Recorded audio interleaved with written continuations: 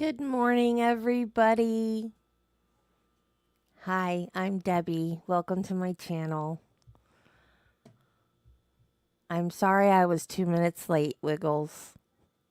You weren't even here. You bailed on me yesterday. You don't get to come in and complain because I'm 2 minutes late. Hey, Jennifer. Hey, Judy.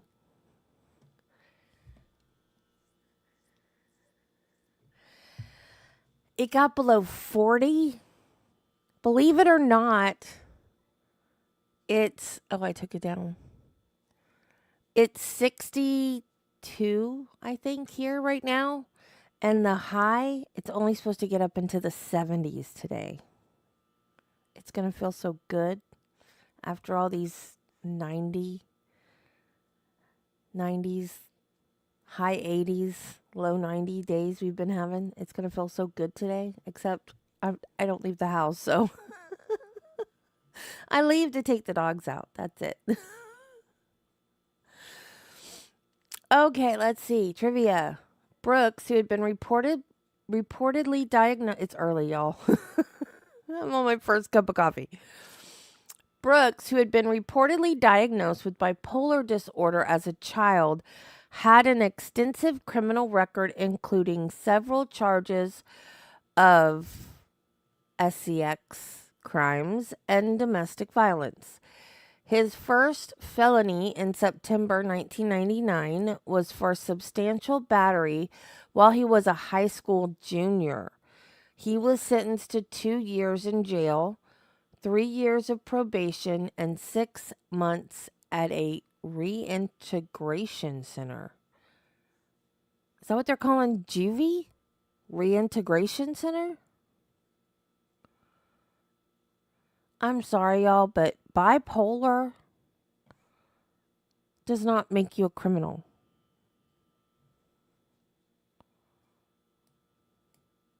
I mean, you can use that as an excuse if you want to break the law.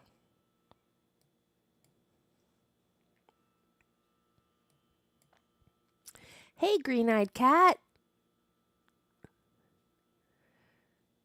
Judy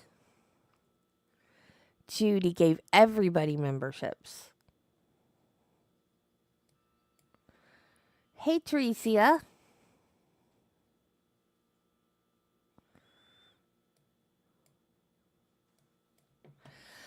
Okay, so we're on our part 4 because this man never shuts up and he delays the proceedings.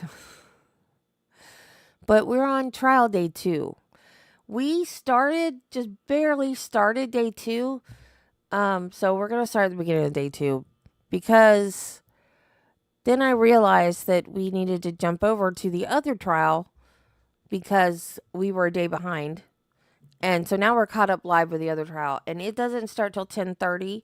So we're going to do this until 11, and then we'll jump over to the live trial. So we're going to start with day 2. So yesterday, I'm not taking notes on this trial because it's crazy, and he never makes any sense, and it's really hard to take notes when it's nonsensical garbage. So we heard from the police officer that originally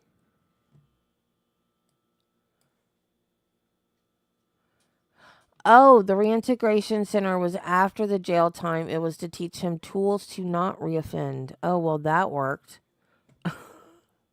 He needed an anger management class is what he needed.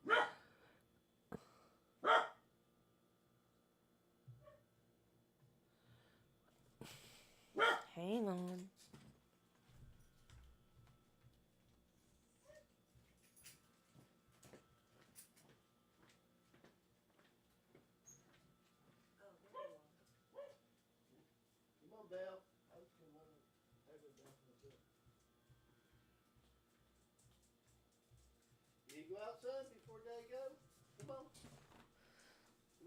Okay, sorry about that.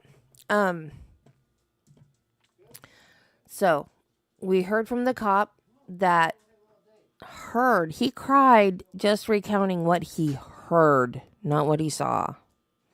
And then we heard from Corey, which was Erica, his ex-girlfriend's friend, who Darrell, I don't know what he was trying to do, but he questioned her, and it was a mess.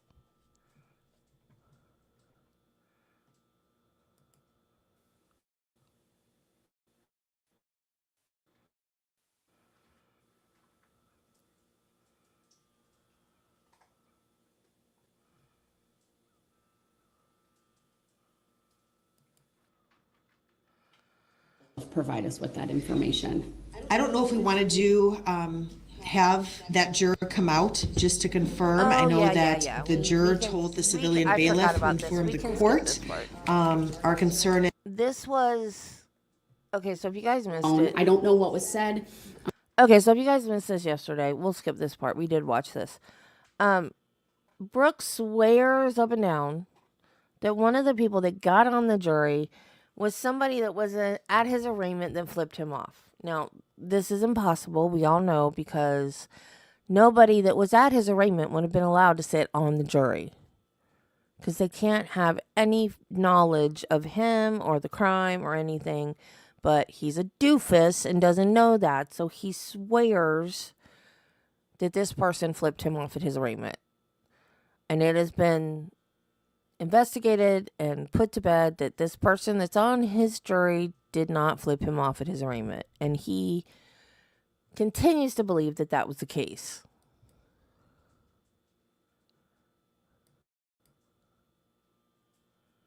And that case was affirmed. Do you want that citation again? No, I'm not interrupting, am I? No, go ahead.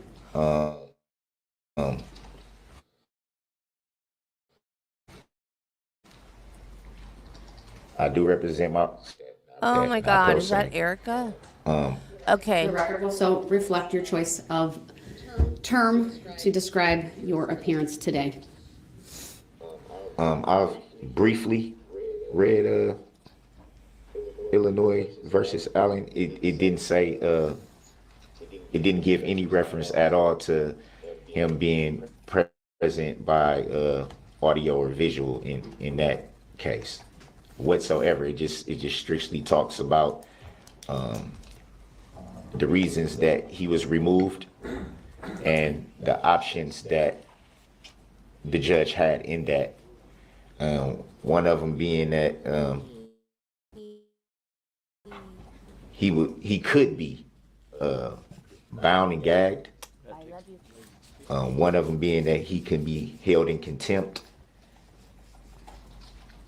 and removed from the courtroom while the trial would continue, but it did not say anything about being present visually or audio or by audio. Well, I appreciate you reading the case, sir, and providing that information. I'm well aware of what the case says. And as that case says, the Supreme Court talked about there would be no one formula for maintaining the appropriate courtroom atmosphere. And no one formula will be best in all situations. But the Supreme Court said this: we think there are at least 3 constitutionally permissible ways for a trial judge to handle an obstreperous defendant so right, like Wiggles. Allen. Going through the 3 things that you identify.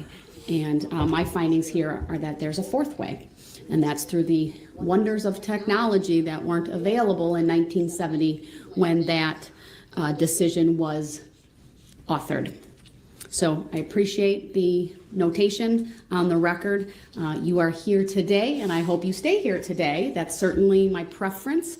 You've demonstrated you're able to prepare, you're able to ask questions, you're able to articulate in a clear, coherent, cogent, and responsive way. And I'd like to bring the jury out, and that's what we're going to do next. I'm interrupting real quick. I just want to say something very quick to that. Very quick, sir. I don't see that 4th way, Your Honor. Also, when they Mr. talk, Brooks, my decision stands from previous. If you believe there's any error that I made, that is for you to address if there is a conviction and on appeal. But my decision stands. And the record speaks for itself. may I put on record that I intend to appeal that judicial decision, Your Honor? Understood. You may appeal as you deem appropriate. Thank you. All right, thank you. Let's bring the jury out. I will ask everyone stand for the jury out of respect for them.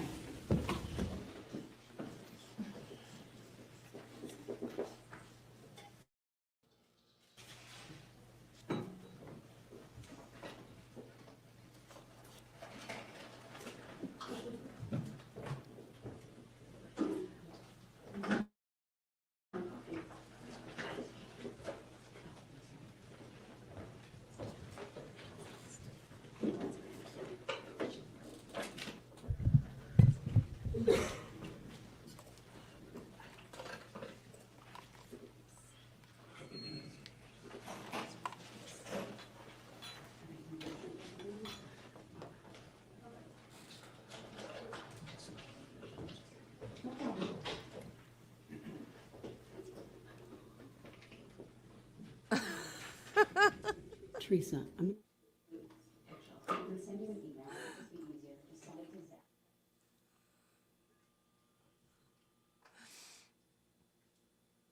Maybe Laura, I don't know. Oh, poor guy. So I'm going to send you this email. I just need the cases printed off. I don't want to interrupt with printing here. Or do you want to send it to the G20? I'm not going to send it. I'd have to search for it, so. Or why don't you email it to me and I'll print it out? Sounds good. Hey, Carla.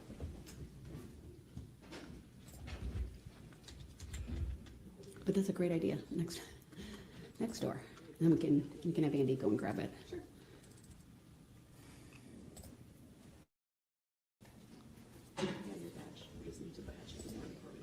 I will print the email.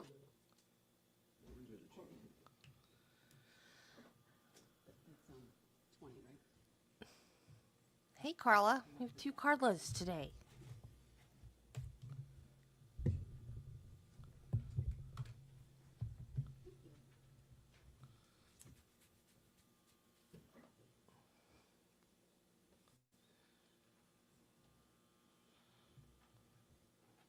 I don't even want to fast forward through stuff like this in this in this trial because I never know what he's gonna do. Like Judy has seen this what 3 times. I've not seen this in 3 years. It's been 3 years now, right? Good morning, ladies and Judy gentlemen can of the probably jury. tell me Writing materials every time where to take to look notes for if you stuff, so but choose. For the record, It's been a while for I me. have received exhibits 1, 3, and 5. With that, the state may call its next witness. Thank you. The state calls Erica Patterson. Okay. Did she testify more than once, Judy? Because I don't remember where I came in. You've seen this 6 times? Good morning, Ms. Patterson. If you would please make your way to the witness stand, which is up a riser and to my right. I watched him. When you get there, please raise your right hand. I watched My clerk, him Teresa, who's cross-examine standing over her. here, will swear you in. Oh, Do you Nichelle. Good solemnly morning, swear that the sweetie. testimony you're about to give shall be the truth, the whole truth, and nothing but the truth, so help you God? Yes, ma'am. Thank you. Have a seat. First thing I will have you do is to state your first and last names for the record and then spell each. Okay. Erica Patterson, Erika Patterson. All right, thank you. Go ahead, your witness. Thank you. Good morning, Ms. Patterson. How are you doing today? I'm fine, thank you. Sorry. All right. Can you tell us, do you know a man by the name of Darrell Brooks? Yes, sir. Your Honor, I'd ask that the court have Mr. Brooks temporarily remove his mask. Mr. Brooks, you're advised to remove your mask, please. Thank you. Ms. Patterson, do you see Darrell Brooks in the courtroom today? Yes, I do. Can you tell us where he's sitting and what he's wearing? On the left side, and he's wearing an orange shirt and a mask. I'd ask the record reflect that the witness has identified the Oh, defendant. look at that look. The record will reflect that this witness has identified the defendant. Can you tell us how long you've known Darrell Brooks? Since I was 15, How old are you now? 32 today. Oh, happy birthday. Thank you. What's the nature of your relationship with Mr. Brooks? We have a 15-year-old daughter together. Okay. In what state did you meet Mr. Brooks? Reno, Nevada. And when did you come to Wisconsin? Last year, 2021, June 13th. Why did you come to Wisconsin? We were coming out here. I was going to be out here for 2 weeks and go back, but I never went back. Who did you come to Wisconsin with? Darrell Brooks, Where did you live when you got to Wisconsin? Atlanta, Georgia. Oh, we lived with his mother, sorry. Mr. Brooks' mother? Mm-hmm. In what city was that? Hold on, was that a yes? Yes, I'm sorry. That's okay. That's what my job is, to make sure their record is correct. Yes, ma'am. Milwaukee, Wisconsin. Okay. At some point, did you stop living in Milwaukee and start living in Waukesha? Yes, I did. Do you remember approximately when that timeline was? November 2nd, 2021. Okay. Where were you staying in Waukesha? The women's shelter in Waukesha. That's downtown? Yes. Okay. Do you know a person by the name of Corey Runkle? Yes. Where did you meet Corey Runkle? The women's shelter. Were you roommates? Yes. I want to direct your attention to the date of November 21st, 2021. Yes. Did you know anything about a parade happening in Waukesha? Okay, what about that afternoon? Did it become apparent to you that something Yes. was going on? Yes. Did you come into contact with Darrell Brooks on the afternoon of November 21st, 2021? Yes.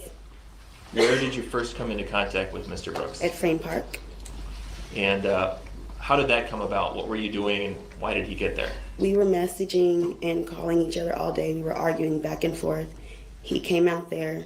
Well, I told him I was with Miss Corey, and he came out there. I told him where I was.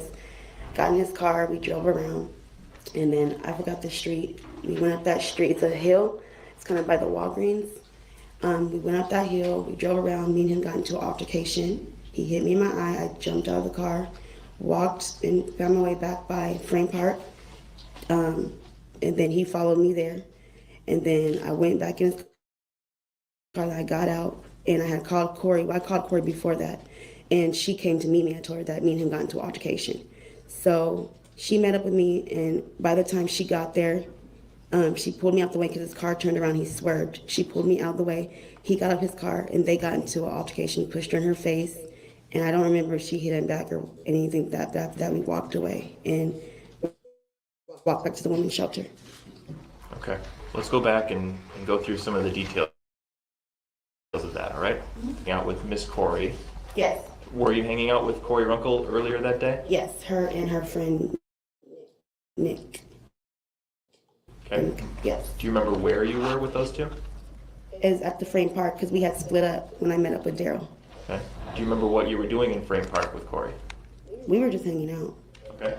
Any alcohol involved? Yeah, a little bit. Do you They had remember? like a Mike's Hard, the little Mike's Hard beer. Okay. Yeah. Would you say that you were intoxicated after consuming one Mike's Hard beer? No, I was not. Okay. And at what point did you split up with Corey? When Darrell was on his way, Corey and Nick had left. So I sat there and waited for him. We were still arguing on the phone, but I waited for him. You were in Frame Park? Yes. How did Darrell arrive? That is, he didn't walk to Waukesha. He drove in his mother's car. It was the red, was it a Ford, I believe? I'm not sure what kind of car, but it was the red. Had you seen him driving that car on previous occasions? Yes. Had you ever been in that vehicle before? Yes. When you were staying with Mr. Brooks' mother, were you staying in the house? No. Where were you staying? We were outside. Sometimes we'd sleep in that car because his mom, he was not allowed to, be in the house. So, yes. And you slept in that car with Mr. Brooks? Yes. That was before November of 2021? Yes. Okay. Describe for us what happened when Mr. Brooks first arrived in Frame Park, when you first saw him that day. We were still arguing. Pretty much. He was already in a bad mood when he met up with me anyways. This is an argument that face-to-face using words, not messaging, Yes. right? Yes. Okay. Did you get in the vehicle? Yes. Okay, and what happened next? We drove around and were arguing, and that's when we got into the altercation in the car, and that's when I jumped out and we're up the hill. Do you remember exactly the route that the two of you took while you were driving around? Objection, relevancy. Overruled. She may answer. Yes, I do. I'm not sure the exact street names. Like I said, I'm not from Waukesha, but I do know the route. After, the next day you met with Detective Steve Guthier, is that right? Yes, it was the same day. Okay. And you got in the squad car with Detective Guth Oh, that was the next day, yes. Sorry. and showed him the route that you took with Mr. Brooks? Yes, I did. Okay. All right. You described going up a hill, right? Yes. Did you cross the river before you did that? No. Okay. What happened once you got up at the top of the hill? He drove up farther more, and then that's when I jumped. It was on my, up the hill. It was farther more, and then that's when he hit me, and I jumped out of his car. Well, his mother's car. Where were you sitting when he hit you? The passenger side front seat. Where was he sitting? Driver's side. What did he use to hit you? His hand. Was it an open hand, a closed fist? Yes. What was it? Like this, sorry, like his open hand. Okay. But it was hard. Cause So it, the record should reflect that the witness raised her right hand and yes. kind of waved it almost like a back slap? No, harder than that. Okay. What did you do after Mr. Brooks struck you? I cried, and then I just jumped out of the car. And then going towards down the hill, that's when he was following me. Describe how you were going down the hill. Walking down the hill. And how was he going down the hill? Driving. The red Ford Escape? Yes. Okay. What happened next? He just followed me all the way to the park. Okay. He tried to take my phone from me at the light going down the hill, and he just kept following me and arguing with me out the window. Do you recall being near a gas station while this argument was happening? Yes. Objection, irrelevant. Yes. Hold on. Overruled. She may answer. Light. The gas station's on the, oh, that's a gas station on the left, and then Walgreens is towards the right. And Terry. do you remember what was being said at the gas station? I do not remember. What happened when you got past the gas station? I kept walking. He was still following me. Did you at any point attempt to contact anybody for help? No, just Corey. But towards the frame park. That's when I called her. When I got closer to there. Did she answer? Yes.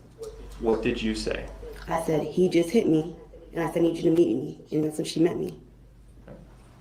Where did you go? Corey, and I got into his car and then got back out, and I met Corey at White Rock School, I believe it is. When you say his car, you're talking about who? Darrell Brooks. And were you familiar with White Rock School at the time? Did you ever No. been there before? No. You just know that from That's talking about this afterwards? Yes. What happened when you got to White Rock School? That's when because I had got there, got back in his car, talked to him, got back out. Corey had met. She snatched me out of the way because he swerved his car when he made a U-turn, and then that's when he got out of the car and they were arguing, and he hit her in her face, and then I think she pushed him back. I don't recall, and then I was trying to split them up at the time. After that, we just kept walking and went to the women's shelter. Who's we? Me and Miss Corey. Madam Clerk, could we please have the state's rear table projected for the witness?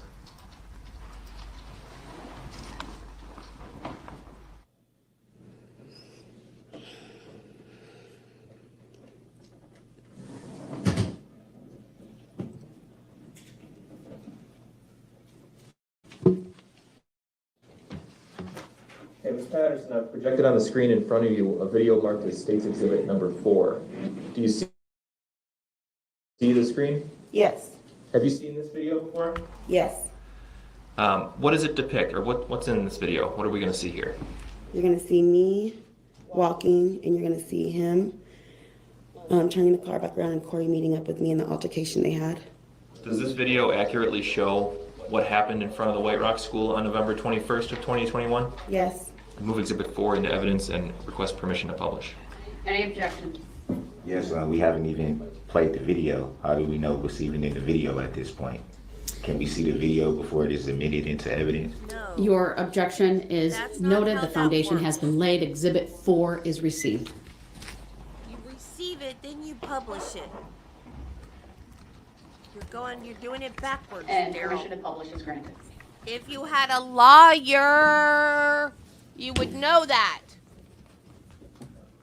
Can we also shut off the I think it's the Polycom system that's Oh, taking yeah, up we the certainly screen? can. Yep.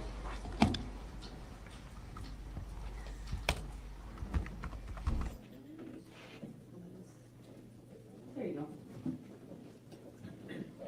All right, we're going to play from a timestamp of 51 seconds in this exhibit.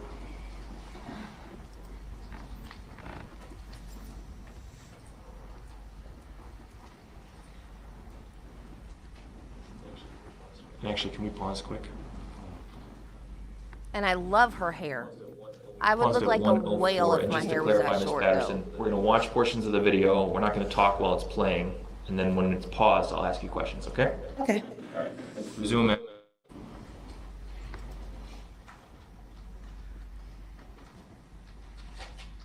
StreamYard, what are you doing? Stop it.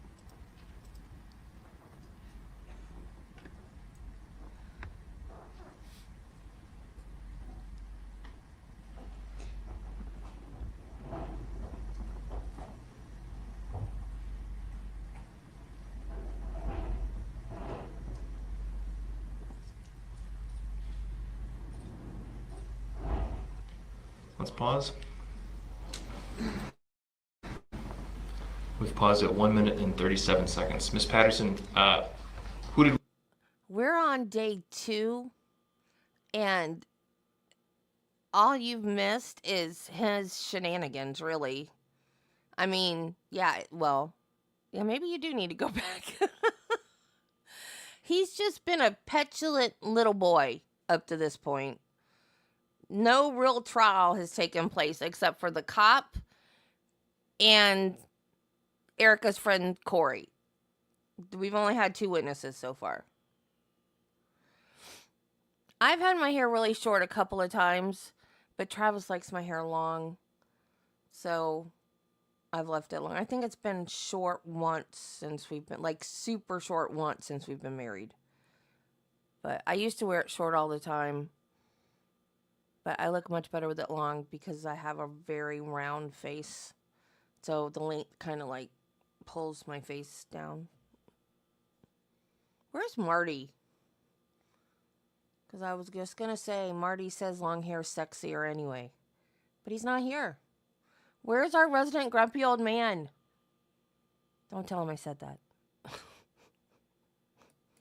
we see in the video there walking? Me. Okay. And we saw a red SUV, right? Yes. Who was driving that SUV? Darrell Brooks.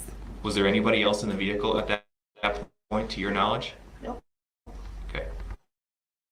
Let's resume playing.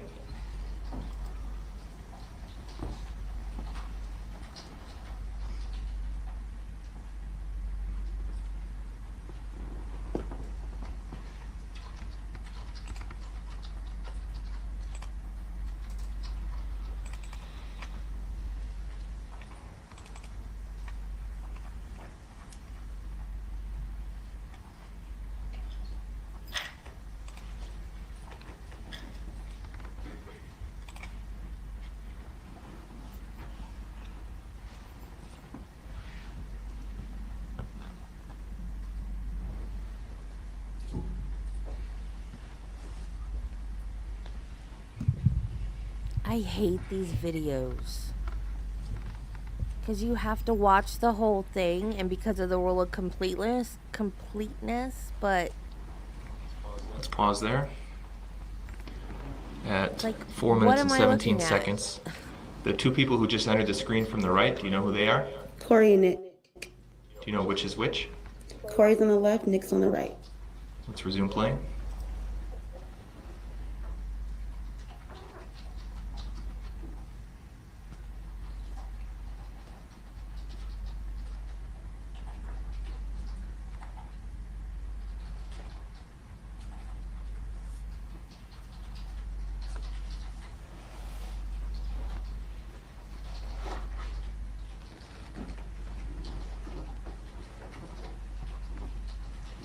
Well, they're almost out of camera range now.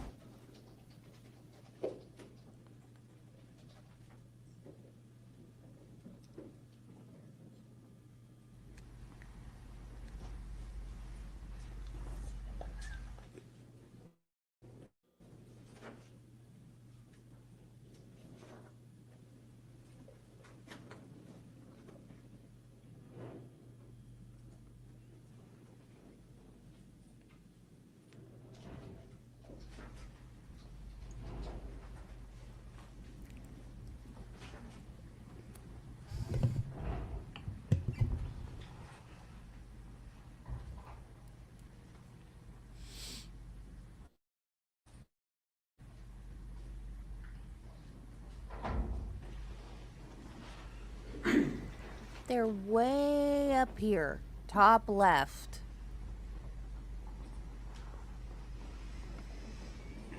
You can't even see anything.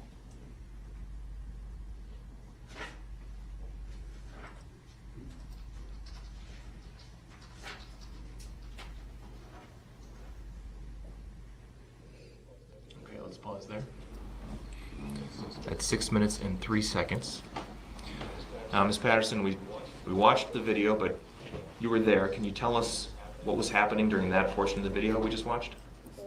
Corey and Mr. Brooks were arguing, and that's when he pushed her in her face, and I don't recall what she did back, and then that's when he drove off.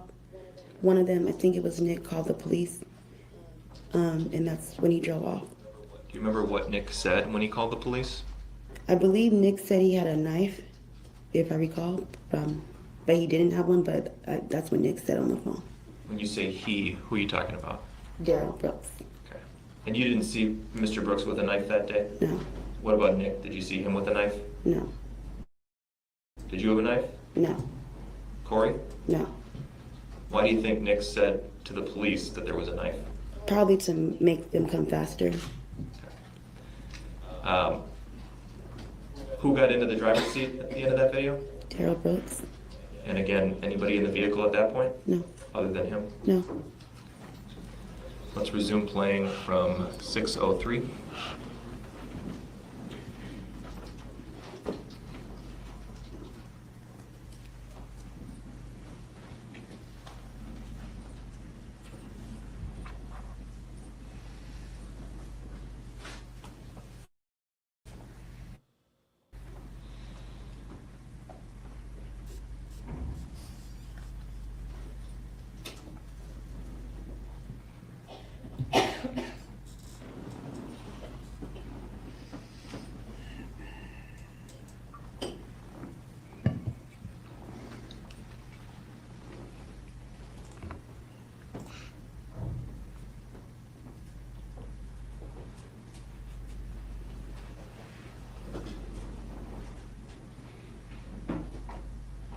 And we can stop it there at 6 minutes and 54 seconds. What did we see in that clip, Ms. Patterson? I walked away from Corey and Nick because I was mad because me and her started arguing after that because she was mad that I even met up with Mr. Brooks. Okay. And then she was running after me. Do you know the direction that you were walking there? Straight. And then... That's fair. Waukesha is confusing. I'm sorry. It really is. I'm sorry. Towards downtown or away from? Towards downtown. Sorry. And where did you go after you walked off the screen here? I just kept walking until they followed me, and then we made a left. I'm not sure which street it was, but we made a left. We didn't know, yeah. We just made a left turn and went straight towards the women's shelter. Before you turned off of the street you're walking on here, did you have contact with a police officer? Yes, we did. Okay. And you spoke briefly with that officer? Yes. And then where'd you go after you spoke with that officer? Then we left. That's when we made the left across the street and went towards the shelter, women's shelter. At the moment when Mr. Brooks left the little physical scuffle that we saw there and got into the driver's seat, how would you describe his demeanor? He was angry. Okay. How do you know that? What was he saying or doing that led you to believe that? Besides the fact that he was arguing the whole time and he hit me, he was just mad. He just left very angry. He just drove off fast. He was mad they called the cops. You don't recall any specific things that he said at that point? No.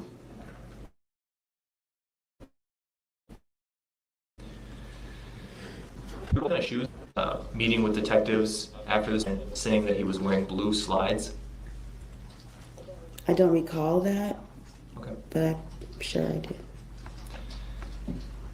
did. Can we please pull up for the witness only?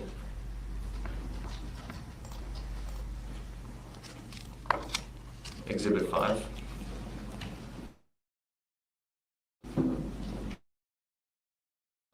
Objection. Why is that for?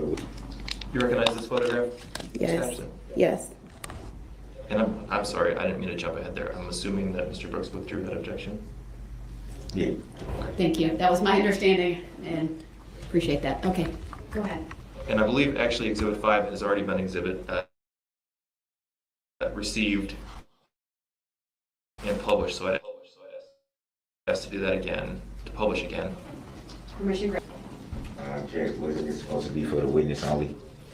The exhibit's previously been received, and the state requested permission to publish it once again, and I granted that request. So when, just so I'm clear, when it's published again, then it's. Correct.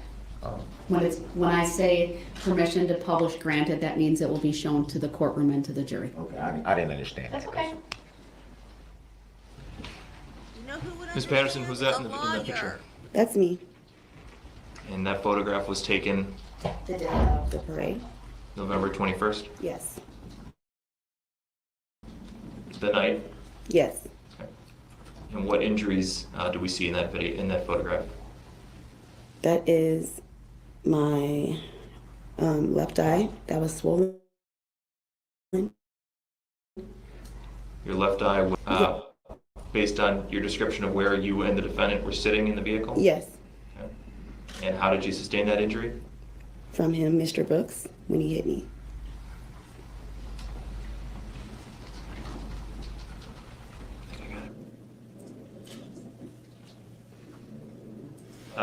Ms.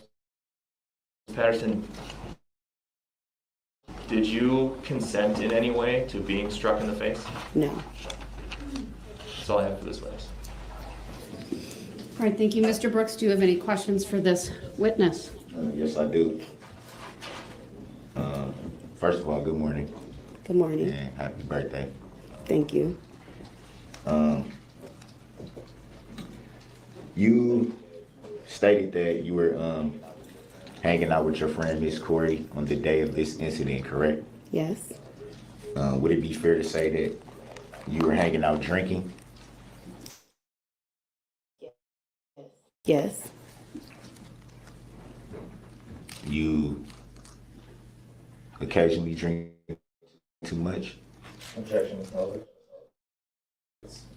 Sustained. Would it be fair to say that, well, let me back up. What were you drinking? Were you aware that it was said that you were actually drinking vodka? No. Hold on. When there's an objection, I need to rule on it first, okay? Yes. ma'am. Sustained that mischaracterizes the previous testimony. Next question. So it would be fair to say that you were drinking. Yes. Would it be fair to say that you were a little intoxicated? I was not. How much did you drink that day? 1 of the Mike's Hard alcohol beverage. And around what time of the day was that? I don't remember. Was it shortly before meeting up with the alleged defendant, or was it sometime before? It was before. Did you have anything to drink after? No, I did not.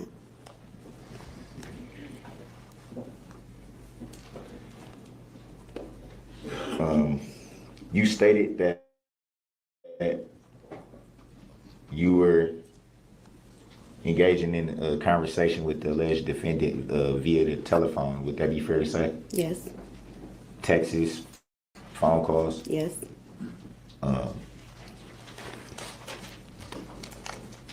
Were those texts and phone calls of what nature were they of? Me and Mr. Brooks were arguing throughout the day. In the texts and phone calls? Yes, we were. If there were, if the conversation was argumentative, why would you agree to meet up with the alleged defendant? I do not know. Do you recall how the meetup was supposed to be set up? I don't recall. Did you at any time ask the alleged defendant to meet up with you? Well, I told Mr. Brooks where I was. Did you at any time ask to meet up with the alleged defendant? No, I did not. So it would be fair to say that the alleged defendant just came where you were? Yes, I told you we were. And obviously, we were going to hang out. I never told Mr. Brooks to hang out with me. I told him where we were. So why would, if there was an argumentative conversation prior to you meeting up with the alleged defendant, why would you tell the alleged defendant where you were? Objection, asked and answered. Sustained.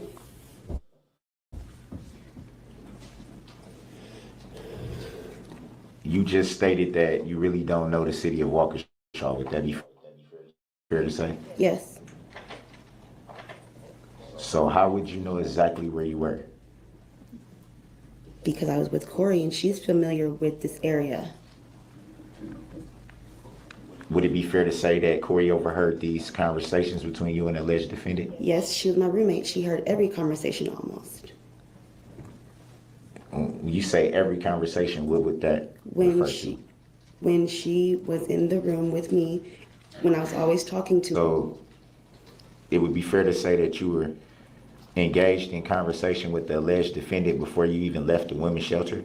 Yes, And those argumentative conversations continue into your hanging out? yes, Would it be fair to say that that's what led you to drink? no, Would it be fair to say you were drinking too. because that's what you wanted to do? yes, Is it true that one of the rules and requirements of being at the women's shelter is no drugs and no alcohol? Would that be fair to say? yes, but when I was drinking, it was at Frame Park. I was not at the women's shelter. Would it be fair to say that you knew you had to come back into the women's shelter at some point that day, that they have a curfew? Yes, and I made it before curfew. Let me back up a little bit. You did state that part of the rules and requirements for being in the women's shelter is no drugs and no alcohol, correct? Yes, it was not in the women's shelter. That's not what I'm asking. It's part of the requirement and rules of the women's shelter, no drugs, no alcohol. Yes, Object, asked and answered twice. Sustained. Next question, Mr. Brooks. Is there any type of drug and alcohol testing at the women's shelter? I don't know. No, No, or you don't know? I don't know. Would it be fair to say that if it was found that you were engaging in drugs and alcohol, that you might have lost your place at the women's shelter? I'll object. I don't see how this is going. Sustained. Next question.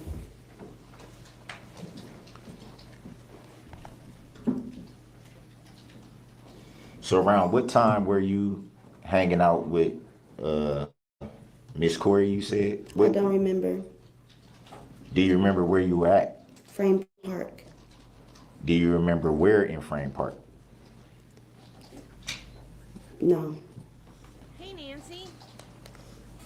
And approximately at what time did you meet up with the alleged defendant? I don't remember. How long were you with the alleged defendant? Do you remember that? Approximately 35 minutes. Do you recall what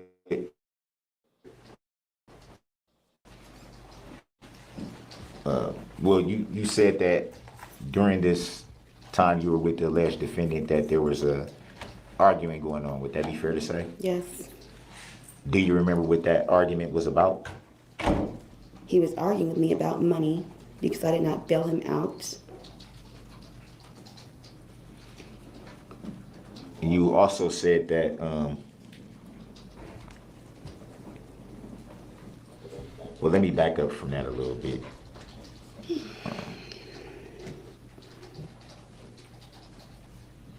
If you knew that the conversation was becoming volatile, why did you still meet up with the alleged defendant?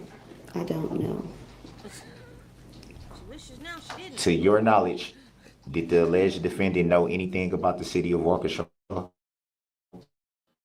Yes. And what did the alleged defendant know about Waukesha? Dude, you are not the alleged defendant. You are the defendant. You are the alleged criminal or the alleged person that did the crime, alleged suspect. You are not the alleged defendant. You are the defendant. First child's mother lives in Waukesha. Do you know that to be a fact? No, that's just what Mr. Brooks told me.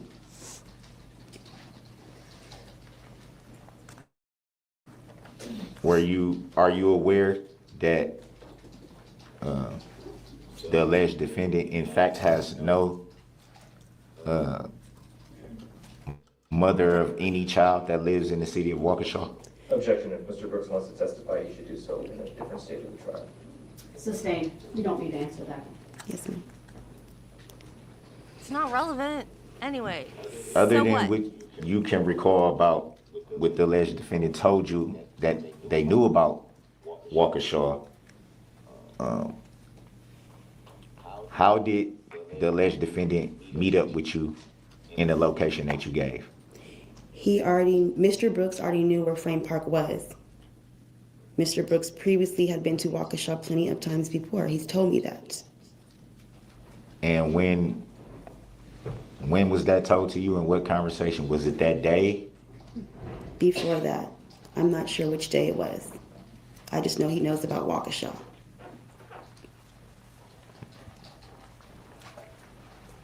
So, would it be fair to say that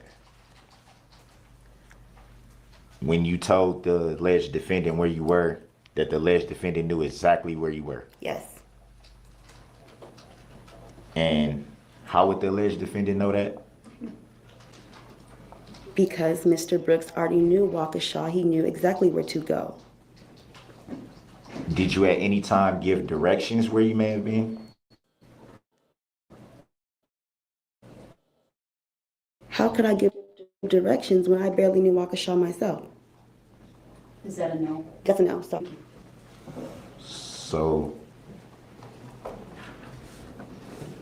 if you barely knew Waukesha yourself,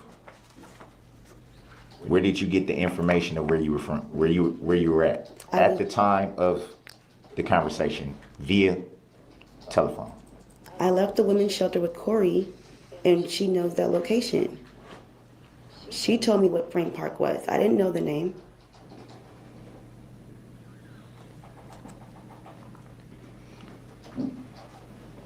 And would it be fair to say, assuming from what you just said, that you were with the alleged defendant for approximately around 30 minutes or so? Yes. And during that time,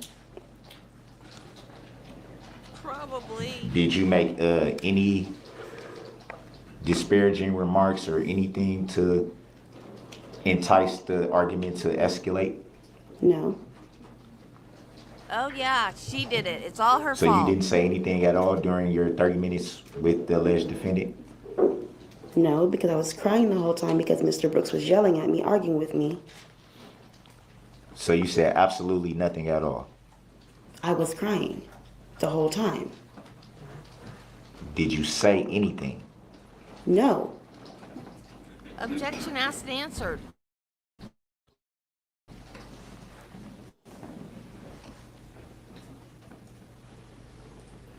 A few more.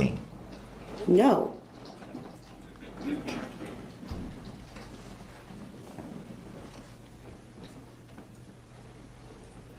A few more questions. Okay. You said that during this, well, once you had got out of the vehicle, as you say, you stated that your friend Miss Corey pulled you away from the vehicle because it swerved. Yes, it was a Video. Would that be fair to say? yes, but there's two angles of the video. Well, we only saw one, so I'm referring to the Yes, video that we saw. and you almost, Would it be fair to say that the video does not show that? there's different angles, but the video does not show that, the video we watched.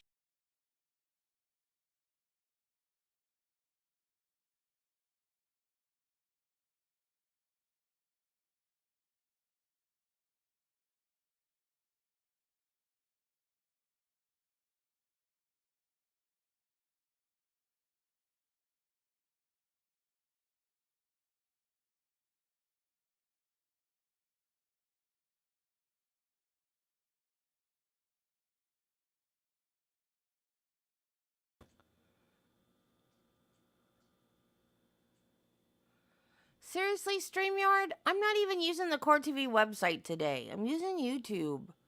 What is your problem?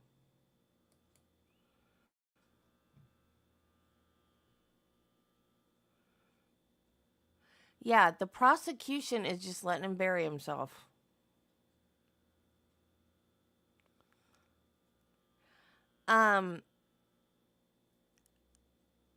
They protect her when they need to protect her.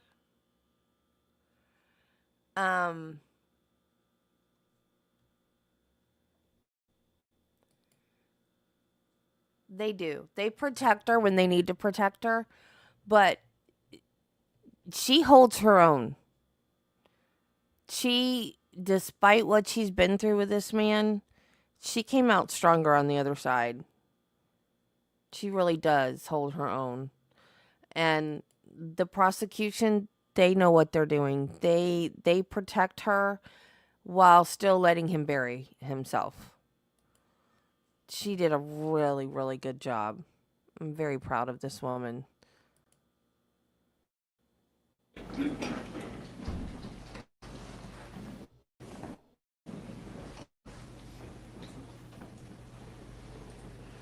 A few more.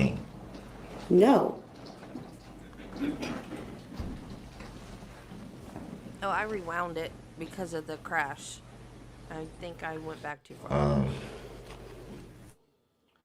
few more questions. Okay. You said that during this, well, once you had got out of the vehicle, as you say, you stated that your friend Miss Corey pulled you away from the vehicle because it swerved.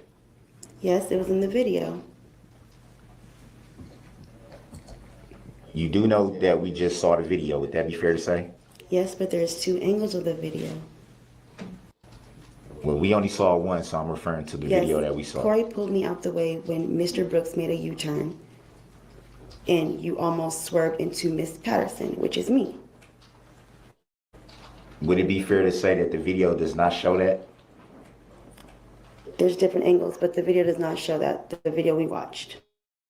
So the video that we just watched, that the jury just saw, there is no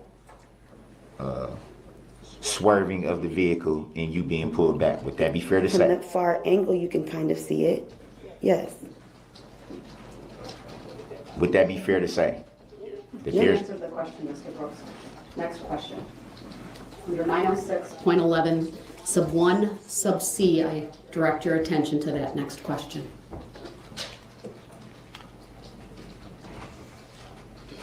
do you recall what was said during the altercation between is it Miss Corey and the alleged defendant? No, I don't remember. Would it be fair to say that you were standing right there? Yes, I just don't remember what was being said. Do you recall reporting anything that may have been said during that incident? No.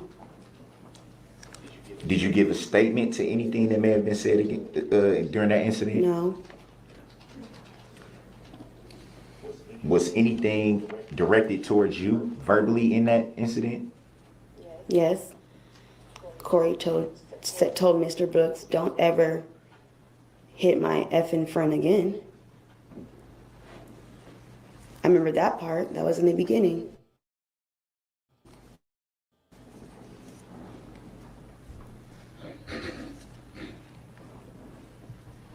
Do you remember anything else that may have been said? No.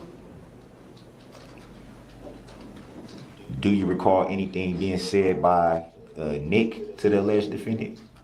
No. Do you recall the alleged defendant saying anything to Nick? No. I don't remember.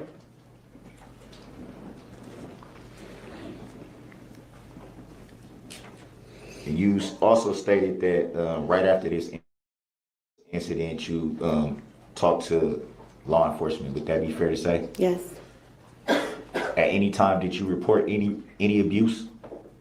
Yes. And what did you report? That you hit me? And you gave a statement to that effect? No, not to that police officer, but the detectives at the women's shelter. Well, I'm referring to right during, well, Oh, I don't directly remember. after the incident. I don't remember what I told that police officer.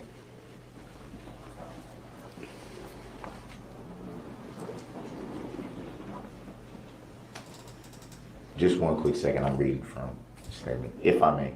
You may.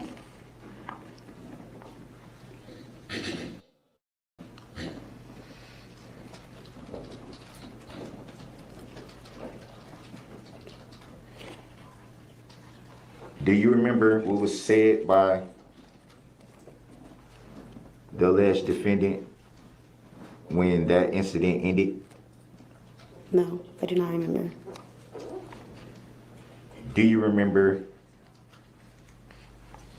reporting in your statement that the last thing he said to me was FUB, erase my number? Do you remember that? I don't remember. Would it be fair to say that you reported that this was said? I don't remember. Do you remember giving a statement to that effect? No. Would it be fair to say that you gave a statement? No, I don't remember. I gave a statement to the detectives at the women's center. So That's would what I it be remember. fair? I'm sorry, I didn't know. We've done answering. Yes. All right, next question. Would it be fair to say that your memory is kind of cloudy of that day because you were intoxicated? No.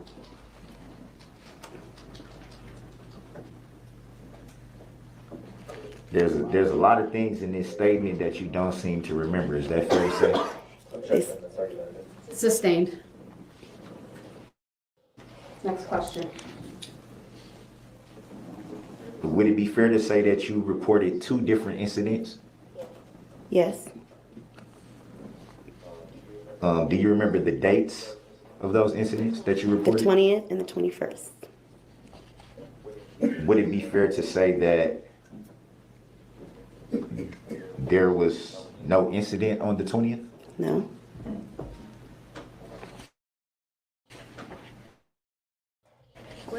fair to say that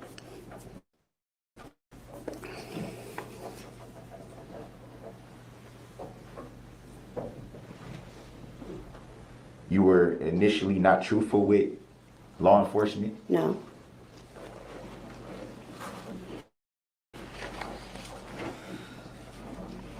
Do you recall making a statement to law enforcement on November the 22nd of 2021? I don't remember. I made this statement on the 21st of the day of the parade when I met the detectives that night. Do you recall making a second statement the next day? Or the next morning, rather, which would have been the 22nd of November 2021? Yes, I did actually. Yes, I did. Do you recall what you reported that day? I told them about the 20th when I met with Mr. Brooks, and all we did was argue. And you hit me then too. So you reported incidents for 2 days in a row. Yes. Do you recall at any time telling law enforcement that you were not truthful and wanted to be truthful at that point? No. So you never made a statement to your knowledge that you fabricated a reported abuse incident? No. 1 second here, I'm reading from you.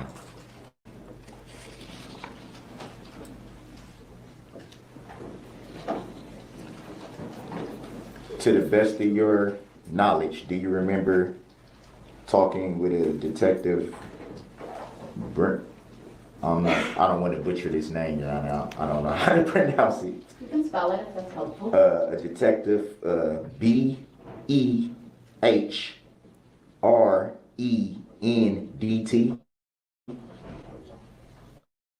Detective Barron?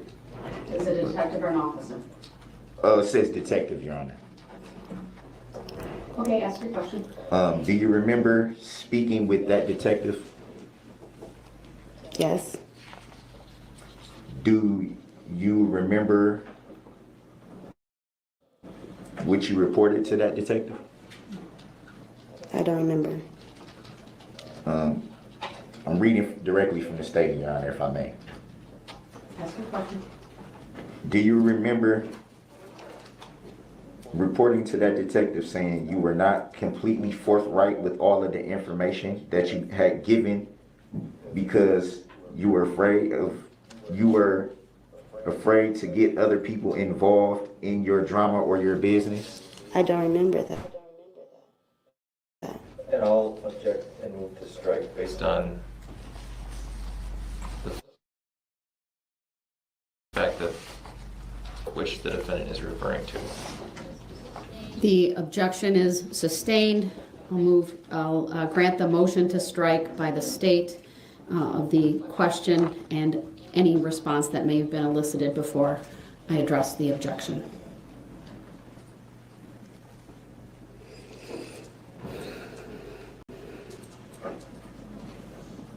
Your Honor, quick question on that. I'm reading directly from the report.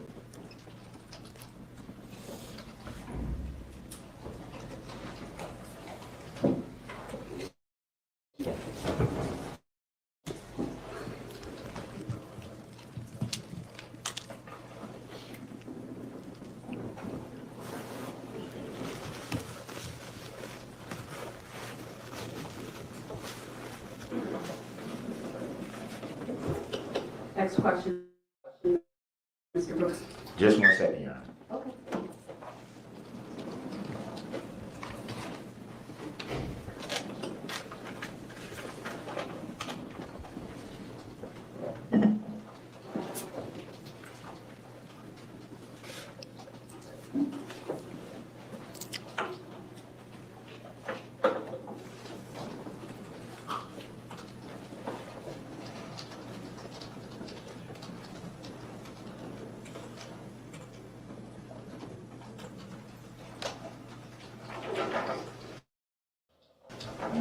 apologize for that, Your Honor.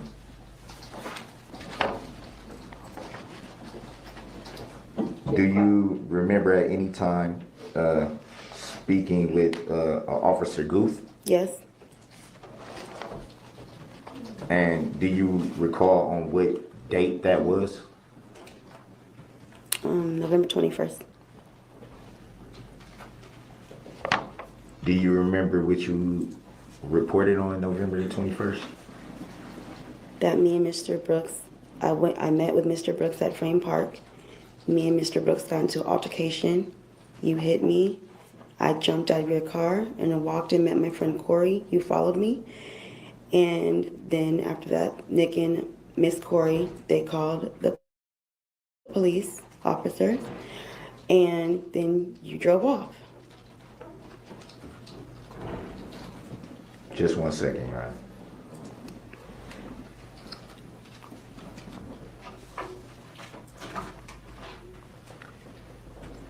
Do you recall reporting to Officer Guth that you were not completely forthright with the information that you reported? I don't remember. And no, actually, no, I did not say that. I apologize.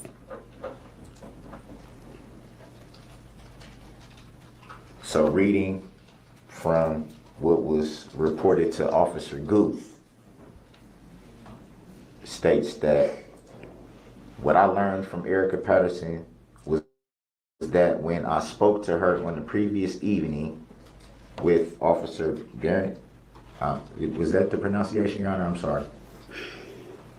I don't have it in front of me, I'm not sure. She was not completely forthright with all of the information she had given. Would that be fair to say? What was your question?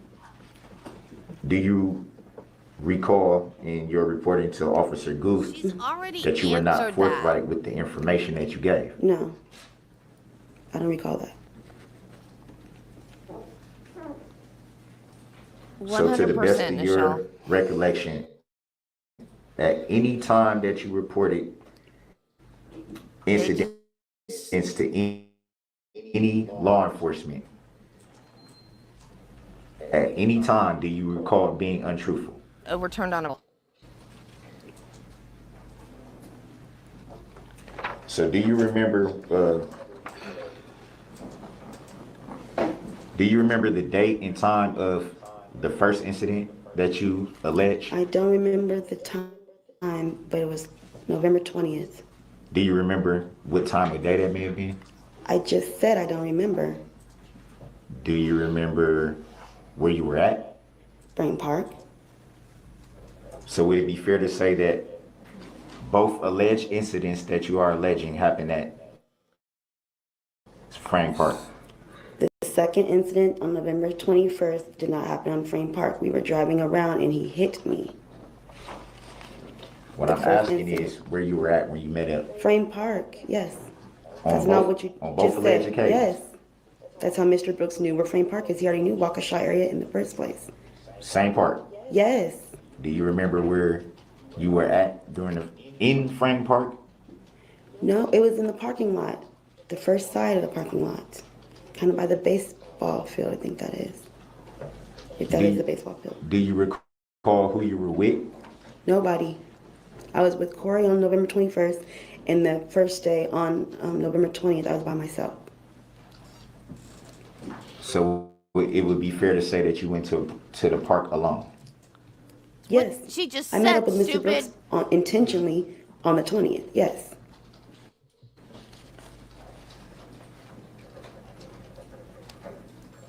Were you drinking that day? No.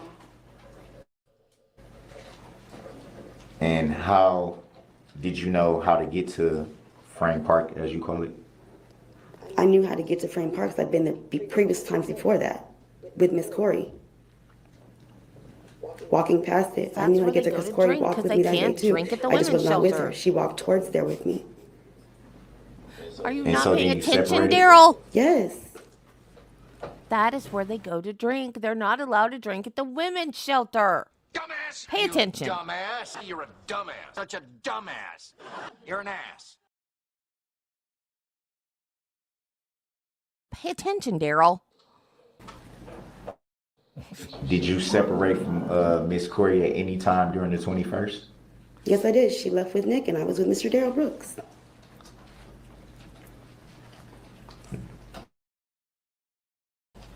Do you recall, to the best of your, that was with you that day?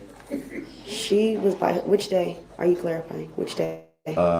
November the 21st of 2021. She was with Nick that day. The entire day?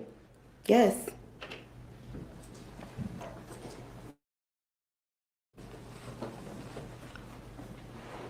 And you guys separated from that point? Yes. Would it be fair to say you guys separated after hanging out and drinking?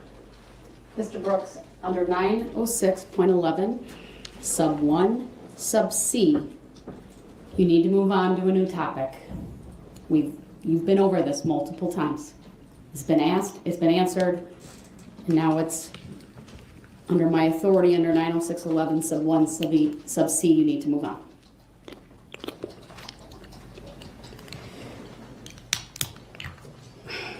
So to the best of your knowledge, well, let me back up.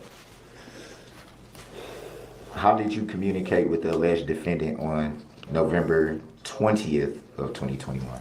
Phone calls. Strictly phone calls, texts? Both. Texas. Mostly phone calls. Texas. Do you remember what was said in those texts and phone Same calls? conversation we had on the 21st. He was mad because I wasn't giving him money from not bailing him out.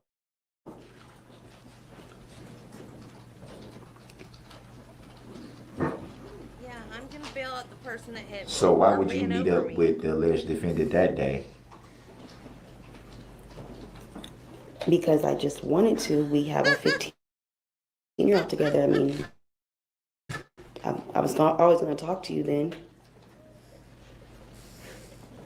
Do you remember if there was any agreed upon meeting up that day? Yes, By you, by the alleged defendant? both. Do you remember the reason why you were meeting up? I just said why. I'm sorry, Michelle. So I it didn't would be have just to subtitles on. conversate, Just to conversate. would it be fair to say that you could have communicated strictly by the phone? Yes. Under 906.11, sub 1, sub C, the objection is sustained. Next topic, if you have one, Mr. Brooks. You said that you came to Wisconsin from another state. Would that be fair to say? Atlanta, Georgia, yes. June 13th, 2021.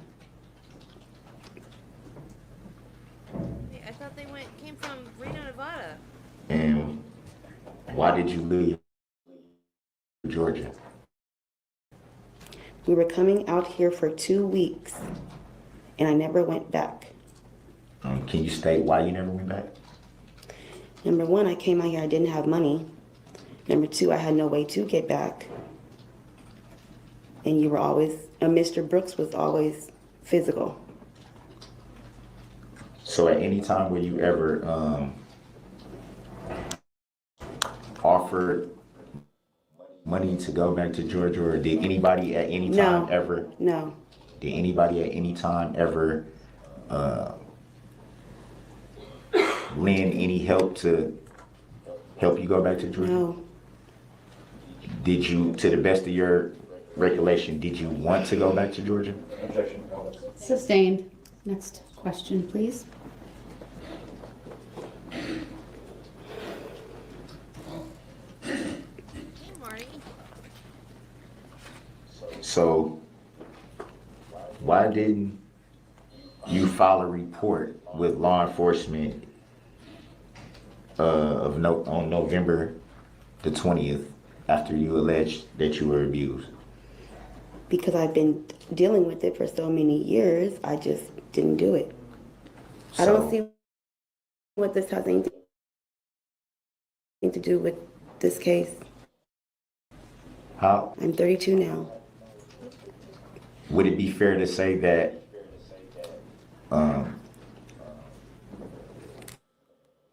you lived lived in different states from the alleged defendant?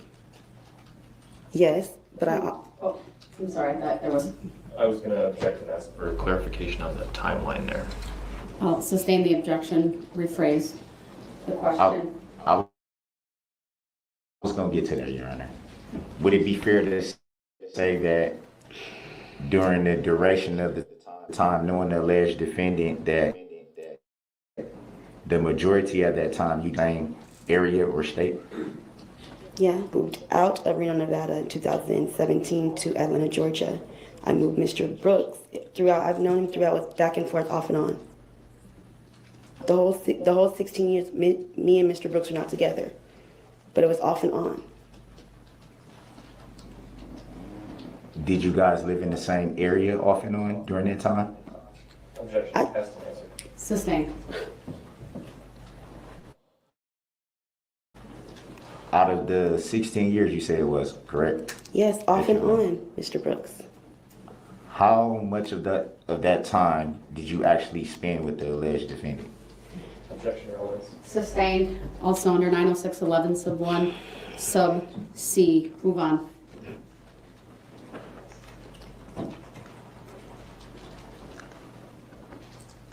At the time of this alleged incident, were you and the alleged defendant in any kind of relationship?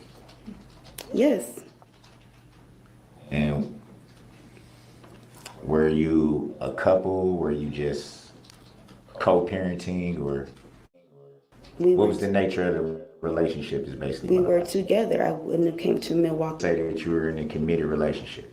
Yes,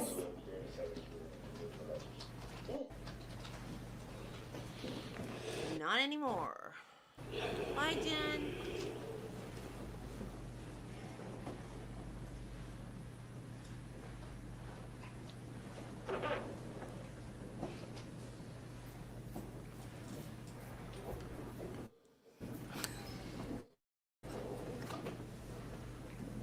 One second. He just wants to hear her say that she's his girl. That's all he wants to hear.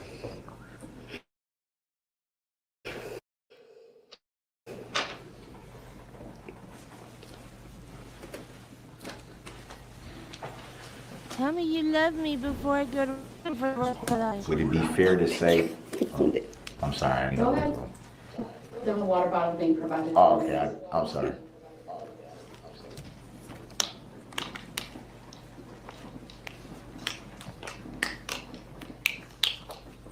How did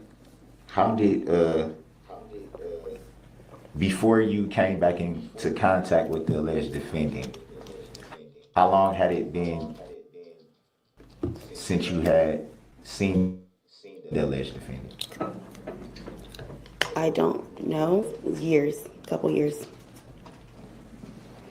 So it would be fair to say that there was a significant gap in between interactions with the alleged defendant. Yes, Relevance. Sustained, however, she provided the answer. It may stand. Next question.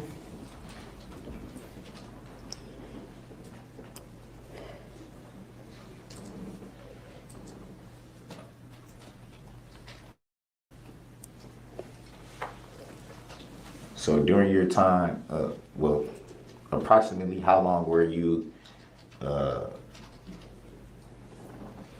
staying around the alleged defendant before this incident on November 21st took place? I don't know the exact time.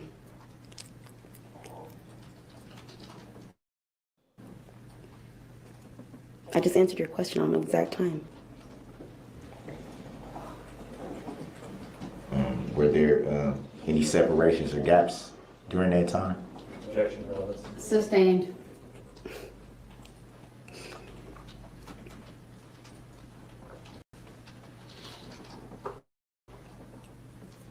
She yelled at me for being 2 minutes late. So I yelled back because she bailed on me yesterday. At any time during these alleged incidents, were you with someone other than Miss Corey? Corey and Nick the day of the 21st, and then we separated and I met back up with them. Any time during that day were you with anyone else besides those two that you just named? Mr. Brooks, you. What about the alleged incident on the 20th? I left with Miss Corey, and then she went a whole different direction, and I went to Frame Park and met up with Mr. Brooks.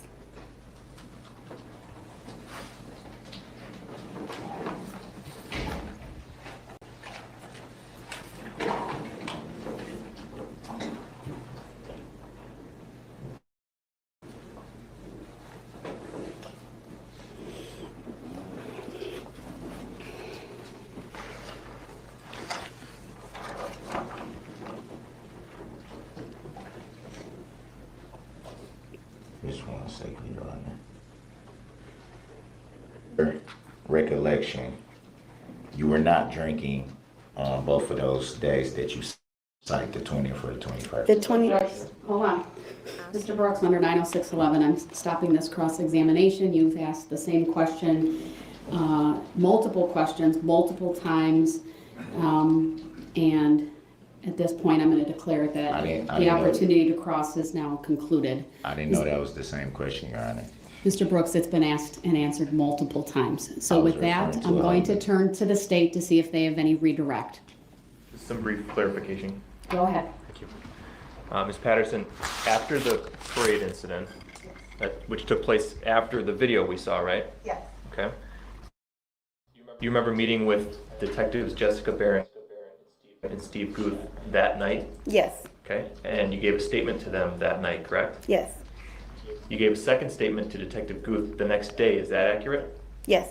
Okay. So let's talk very briefly about that first statement, the night of the 21st, the night of the parade incident. Yes. You told them about an incident that had happened between you and the defendant on November 20th, is that right? Yes. And you also told them about an argument that you had had with the defendant on the 21st, is that right? Yes. But you left out the part about any physical violence on the 21st, is that accurate? Yes. And then when you met with Detective Guth for your second statement, Yes. on the 22nd, Hey! that's when you confirmed that there had been violence with Mr. Brooks on the 21st, is that right? Yeah, yes. Well, they seen my eye on the 21st when they came, so I did let them know about the incident on the 21st. I did. The next day, I let him know about the incident on the 20th, is what happened. Okay. All Yes. right. Thank you. To make it better. Sorry. That's all I have, Judge. Thank you. Thank you. You may step Thank down. you, Your Honor.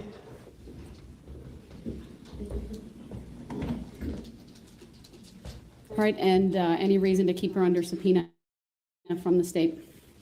No. From the defense? Yes. Did you have a subpoena for her? To my understanding, I was supposed to. All right, I'll take that up in a little bit. For now, I'd ask that she be maintained under the state subpoena until I can clarify that issue. All right, state have the next witness available. Yes, we do.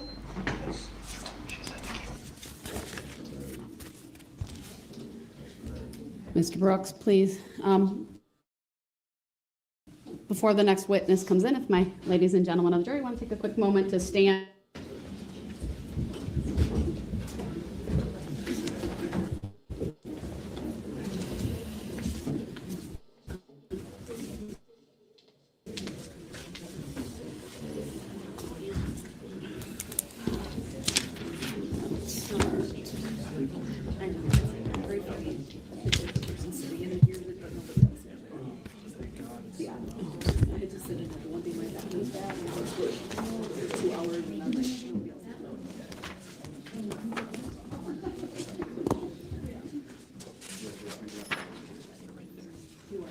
Guys, I sprayed my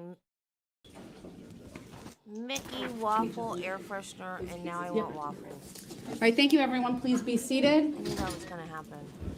I shouldn't have sprayed it. It happens every time. It makes me hungry.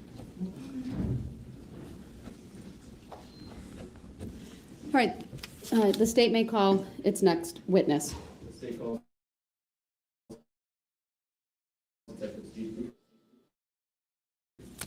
All right, Detective, please make your way to the witness stand. When you get there, please right hand, and my clerk, Teresa, will swear you in.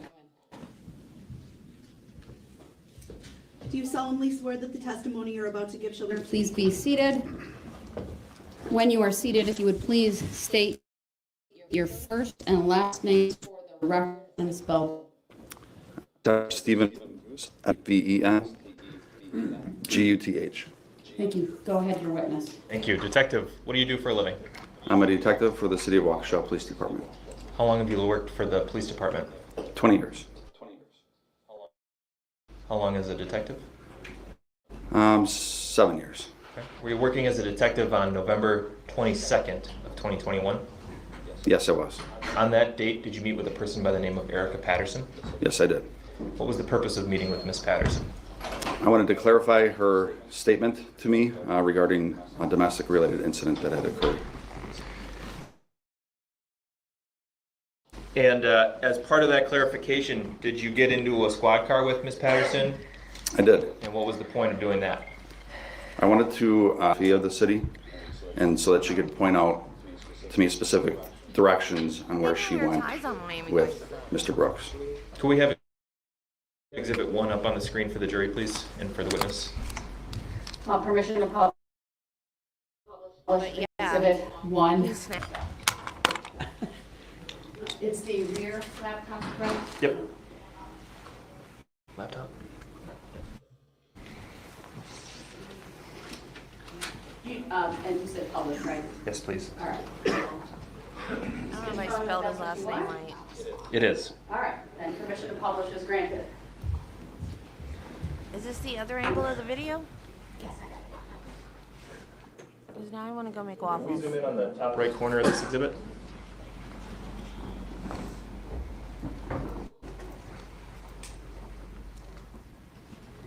Okay, where did you first, or where did this Hey, journey girl! with Miss Phillips, or Patterson, excuse me, Miss Patterson begin? Once I picked her up, we moved to Frame Park, and we parked in the area that's close to where that star is, where it says Frame Park. In the top right corner? Correct. Okay, and where did you go from there? From there, we traveled on Baxter. So the way that the frame park is here, can I touch the screen? Do we have the ability to let the witness touch and Yes. mark?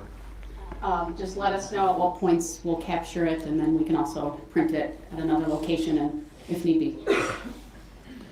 So we met generally in that area that's highlighted now in yellow. We traveled in this direction on Baxter. Okay, and then what? As we continued down Baxter, we got to this street called Buckley, and then from Buckley, we made a right turn and ended up on Carina. Let's go back up. Yeah, don't And move the let's- screen until we can capture it. Let's capture there. And we probably need to, Second, if you saw the little number counting the percentage, that means it's done capturing it once it stops. okay. Can we clear that now? Yes. And let's zoom out. We'll get that printed and we'll have that marked as 1A. Now, from where you left off there, after you made that right turn onto Buckley, can you draw on the screen where you went next? Yeah, so again on Buckley, we did travel down Buckley to Carina. And then on Carina, we made a left turn, traveling along the river till we reached Barstow. And then from Barstow, we northwest Barstow, all the way to the Barstow Hill, where it's highlighted in green there, up the Barstow Hill, and it's going to come off the map, but all the way up to Bidwell. Okay. And did she indicate at what point you should turn around? At Bidwell and northwest Barstow. Did she indicate where she went with Mr. Brooks after that?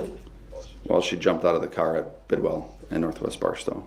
And what happened, according to Ms. Patterson, at that point? At that point, she started making her way back the same path, back to Frame Park. Again, because she was unfamiliar with the geography, she just used the same route that she just went. Okay. Did she at any point mention a gas station on that route? Yes, she did. Do you see that gas station depicted on Exhibit 1? Yes, I do. Can you tell us where it is? Yes, it's the mobile gas station highlighted with a star, and I'll circle it in that area. Do we have a screen capture here? Yes. The screen capture has been done. When we get that color print brought to the courtroom, that will be Area. Do we have a screen capture here? Yes. The screen capture has been done. When we get that color print brought to the courtroom, that will be 1B. And this map is you're familiar with Waukesha, right? Yes. This is an accurate map of Waukesha. Yes, it is. And the markings that you've put on the screen here, that's an accurate representation of the route you took with Miss Patterson on November 22nd. Yes, it is. Move exhibits 1A and 1B into evidence. Any objection? Yes. The objection noted, it's overruled. Exhibits 1A and 1B are received by the court. That's all I have for this witness. Mr. Brooks, do you have any questions for this witness? Yes, I do. Go ahead.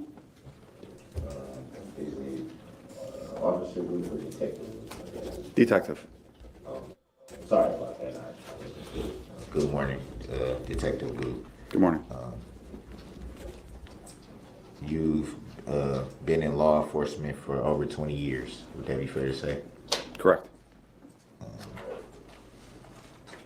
At any time during your over 20 years of service, have you ever had any interaction with the plaintiff in this matter? Objection. I knew that was coming.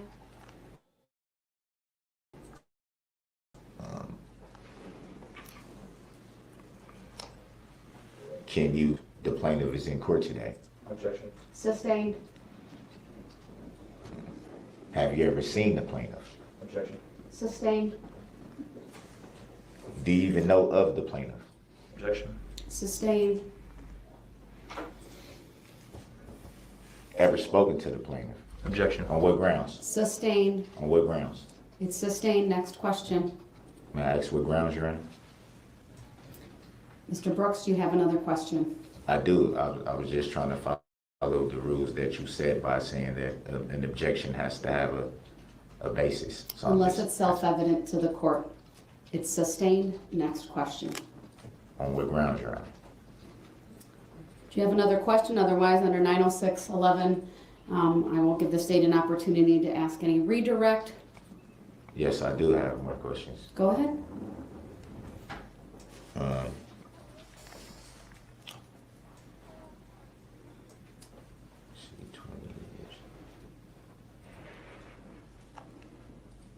Were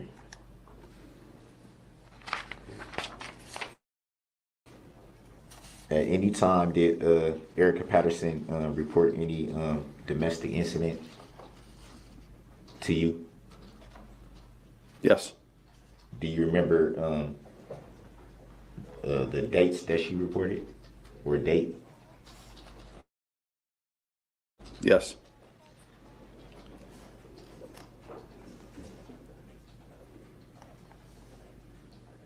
At any time during that report, did you find her to be untruthful?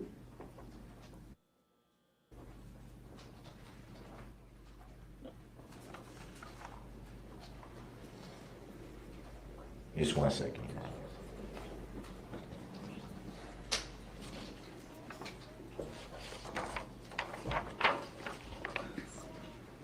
Yeah. I'm reading from the narrative of your report, Yeah, the stupidity is painful. and specifically the part where it says, what I learned from Erica Patterson was that when I spoke to her on the previous evening with Detective Barrett, she was not completely forthright. Fair to say? Correct. So would it also be fair to say that from the report that you wrote that you're acknowledging that there was some untruth in the report reported to you? No, that's incorrect. I don't think so. When I spoke to her Jill. on the previous evening with Detective Barrett, she was not completely forthright. You I said hope not. what you learned was that she was not completely forthright. So is it fair to say that there was some untruth to the report? No.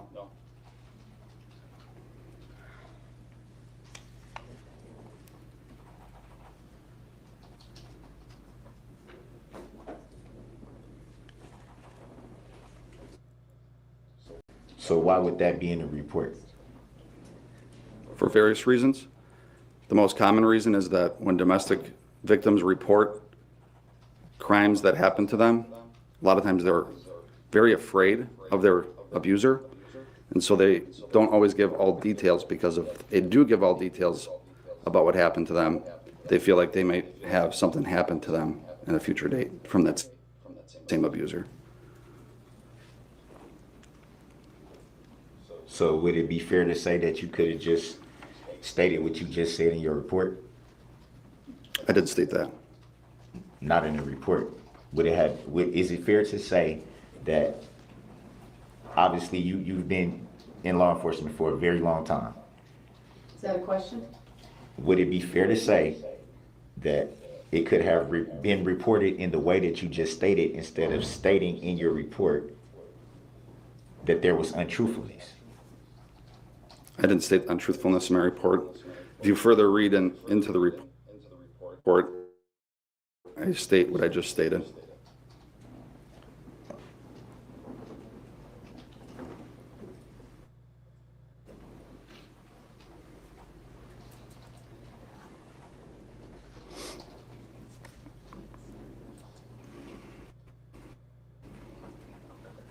So would it be fair to say, though, that the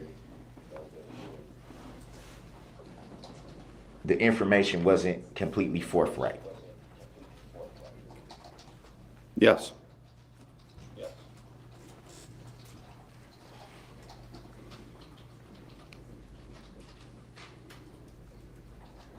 To the best of your knowledge, would it be fair to say that there was in fact only one incident? No. That doesn't mean she lied. It just means she didn't tell everything.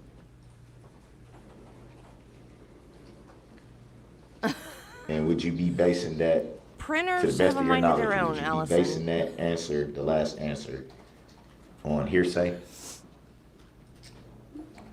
No. So you would be basing your answer on eyewitness account? I'll check that. Relevance. Grounds. I'm going to sustain the objection. Next question, or you can rephrase it.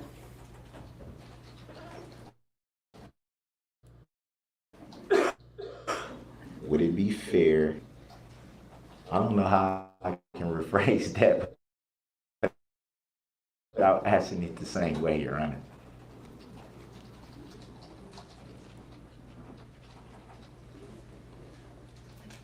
Just give me a second, if I may.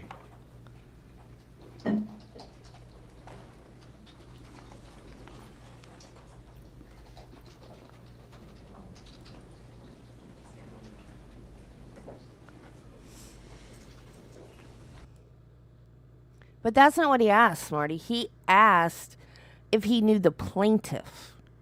He's doing the Sov Sit script, because Sov Sits believe if there's no complaining witness, there's no crime.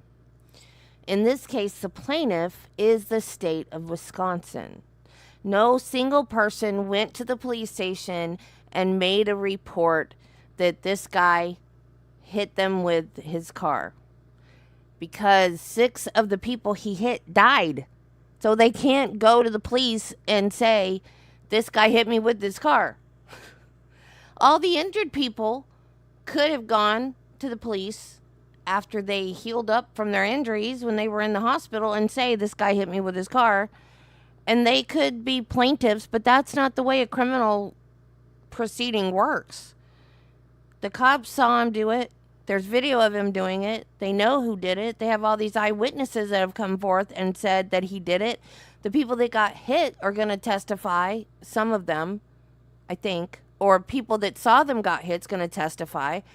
The plaintiff is the state of Wisconsin. But you can't produce the state of Wisconsin, so he thinks he's free and clear because there's no plaintiff. And so they know that, right, and the witnesses didn't get hurt. But they saw him do it. So there's eyewitnesses that proved he did it, but they're not the plaintiff.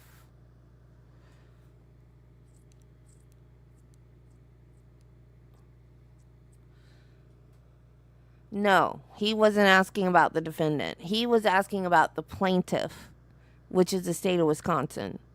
And he knows exactly what he's doing. And he knows it's not going to fly. I think it's just another stalling technique.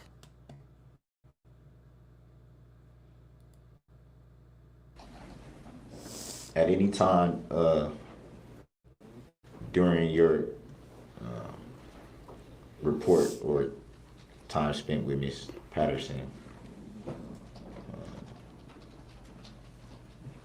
did she state where she may have been on November 20th of 2021? Yes. Do you recall what that was? What she said? I recall what she said, yes.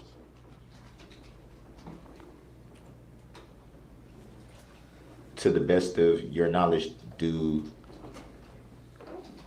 you believe that she was being truthful? Yes. I'm just going to advise the jury that ultimately it's the jury's determination of credibility that matters. And you heard me read an instruction yesterday. That's obviously the instruction you'll follow ultimately in the jury room.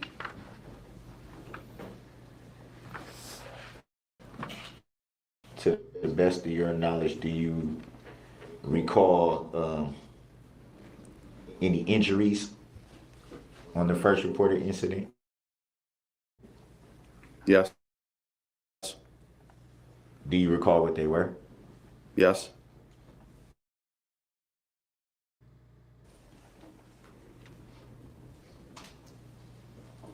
And do you recall the incident from the day of the parade? Yes. Do you remember what they were? Yes. Crap. Can you state on the record what they were?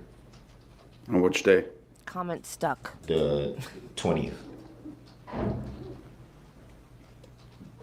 Her mouth was injured due to being slapped in the mouth. Do you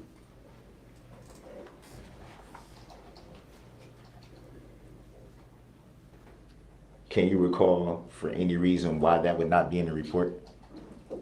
It is. Well, now it popped back up.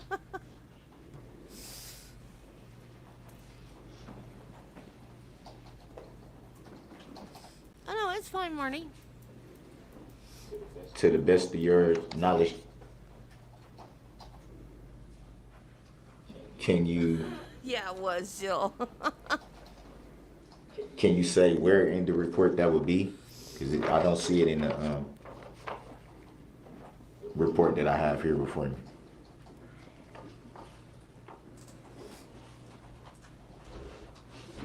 Are you asking me which report states that she was injured in the mouth? Are you asking if it was reported to me that she was injured in the mouth? No, I'm not. I'm asking you, why is there no injuries reported for that incident, alleged incident? It was reported to me that Are you aware that that was not testified to? no. Hold on. It was. It was. It was testified What grounds to. would that be? Truthfulness of anything that's said or testified to in court. Okay. He was not present for any other time. Next question. But it was testified to. She said he backhanded her in the car, right? Is that the slap they're talking about? Would it be fair to say that the reported alleged incident?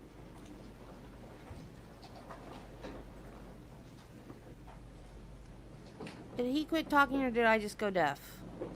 Would it be fair to say that the reported alleged incident from the 20th is very, very vague in your report? Would that be fair to say? And by vague, I mean there's literally 3 sentences. I don't have the report in front of me. If you're I have it in referring front to of me. vagueness, that's why I went back on the 22nd to interview her again to clarify information.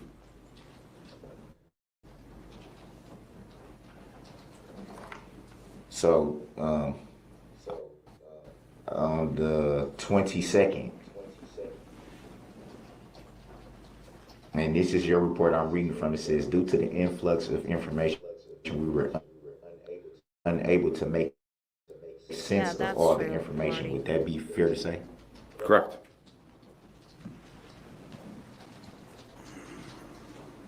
So it would be also fair to say that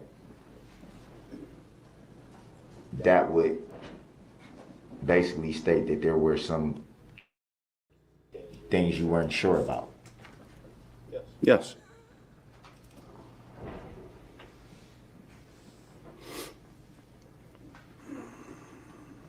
You also say in your report that you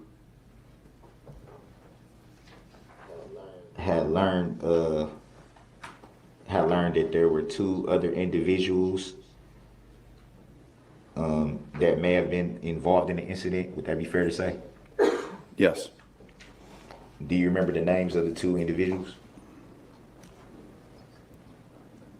Yes. Would you state on the record what the names of the other 2 individuals were? Corey Runkle, and the other individual's first name is Nick. I don't remember his last name.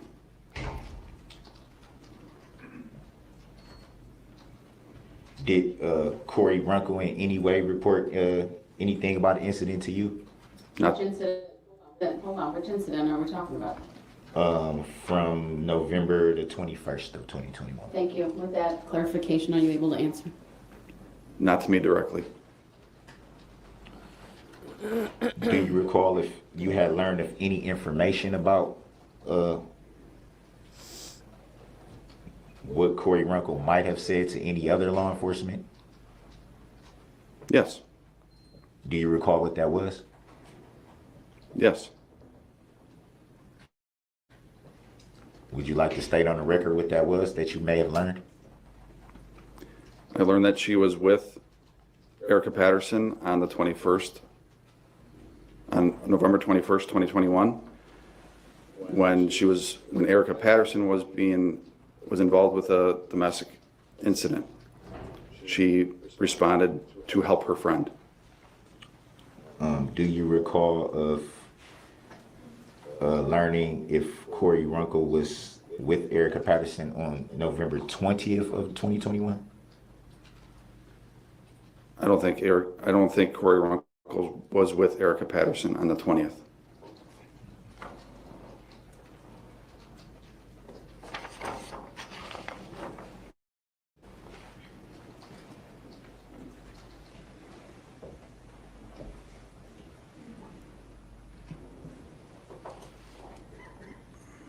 You stated in the report that you were with Erica Patterson to kind of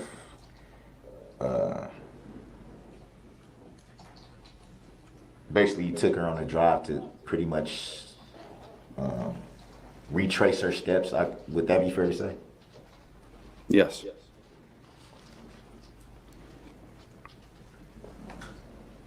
At any time, did any incident about November the 20th of 2021 come into your conversations with Erica Patterson? You're talking about during the drive? During the drive. I'm sorry, Your Honor. No, I just want to make sure that the question's clear. Go ahead. I believe we did talk about it, both incidents from the 20th and the 21st. Do you recall what was said? Yes. Do you recall putting that into your report? I recorded our conversation. I don't know if I put every detail of our whole recording in that report. In fact, I know I didn't.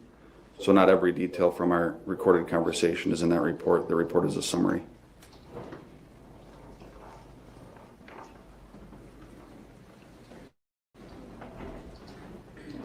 For any reason, to your knowledge, why would details of an incident not be reported accurately? Objection, that mischaracterizes the evidence. It's also vague. Sustained. To the best of your knowledge, why is that conversation that was supposedly had not in your report at all? Objection, this states the evidence. Sustained. Just 1 second.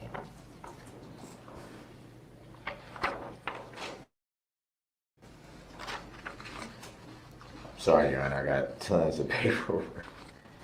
Yeah, and if you were a lawyer, you would know how to organize it better.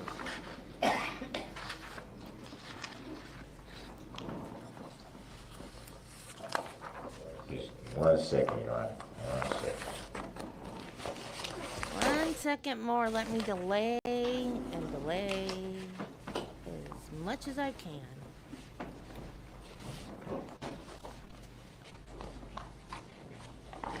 And you stated that you interviewed Ms. Patterson on multiple days. Would that be fair to say? Yes. And on both of those times that you interviewed Ms. Patterson, did the reporting ever deviate?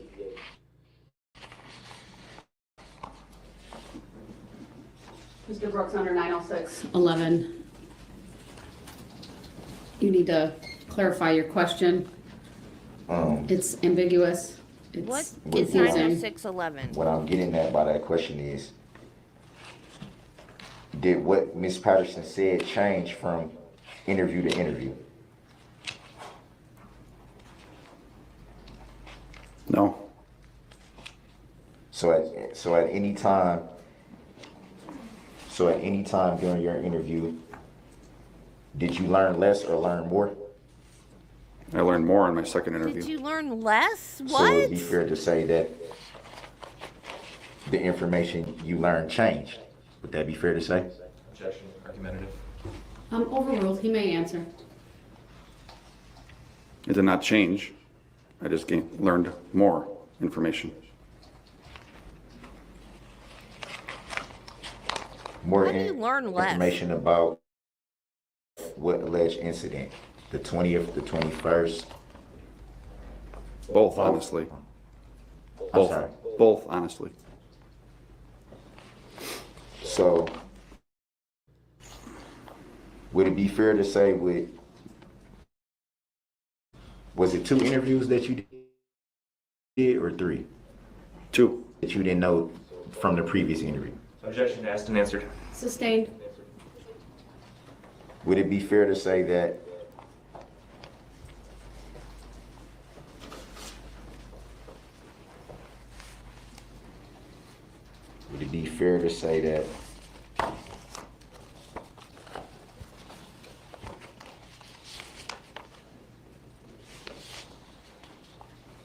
just 1 second, Your Honor.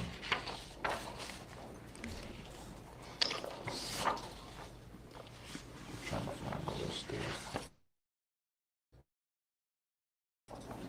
Would it be fair to say you're going to spend the rest of your life in prison? Yes, it would. Report, if I may.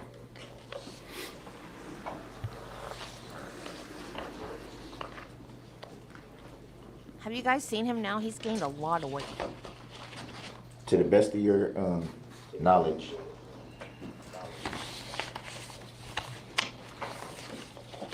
did Erica Patterson give any report to any other law enforcement that you were aware of? No.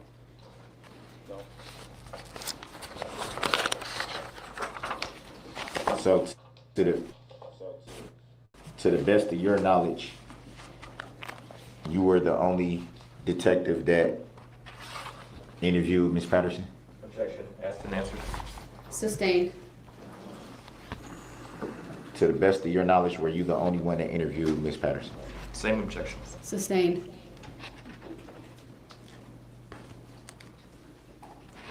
At any time, did you learn anything about the alleged incidents that Ms. Patterson claimed from any other law enforcement? Objection. Same reason. Sustained.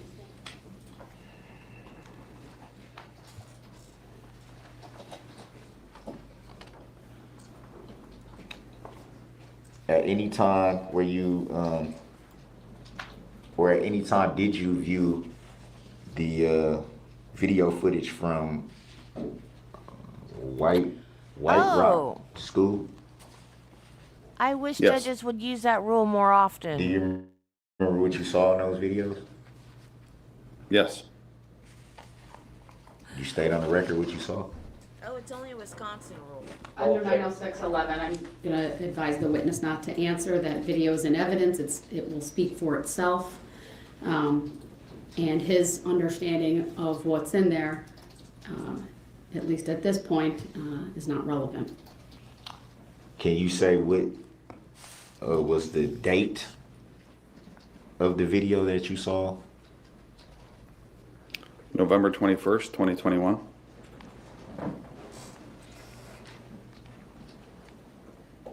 Did you see any video from the other alleged incident from November 20th? I'll object. I don't see the relevance to anything that happened on the 20th. Sustained.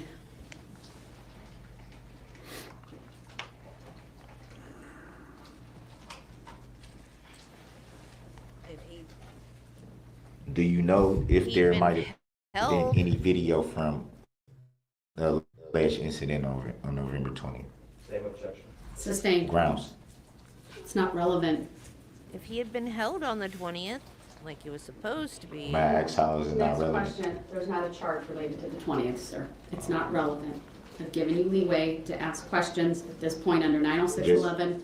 Move on. Just so I'm clear, you have never had NT interaction with the plaintiff. NT? Sustained. You've never seen the plaintiff. Objection. Sustained. Never spoken to the plaintiff. Objection. Sustained. Move on. Just so I'm clear, you have never had NT interaction with the plaintiff. NT. Objection. Sustained. You've never seen the plaintiff. Objection. Sustained. Never spoken to the plaintiff. Objection. Sustained. Never seen. Do you see the plaintiff in court today? Objection. Sustained. Do you know if there is a plaintiff in this matter? Objection. Sustained. Zach was slow on that one.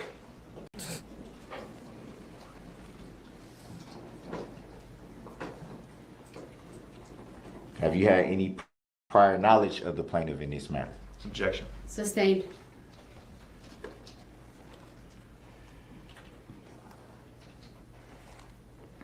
Would it be fair to say that you do not know of any plaintiff in this matter? Objection. Sustained. On grounds? What grounds? Under 90611, I'm declaring the cross-examination now closed. Do you have any redirect for this witness? Briefly, Your Honor. Thank you. Detective, when you reported that Erica Patterson had been less than completely forthright with you, what did she leave out the first time you spoke with her? She left out the incident that happened to her on November 21st, 2021. The incident where she accused Mr. Brooks of punching her? Correct. Okay. You testified on cross-examination that in your general experience, victims of domestic violence did not report 100% of the details all the time. Objection. Hearsay. Overruled. He hasn't asked a question yet. Grounds for the. He can ask this question. This witness testified about his experience based on a question you asked, so the redirect is appropriate. I just say that every situation is different, Your Honor. Which we You're do know attempting to that. testify, so no, you may not say that. The jury will strike that comment made by Mr. Brooks. You'll have an opportunity, if you so choose, to testify at a later point in time in this trial. The state may ask. Thank you.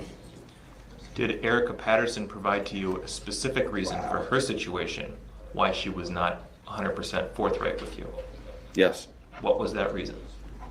She was extremely afraid of Mr. Brooks.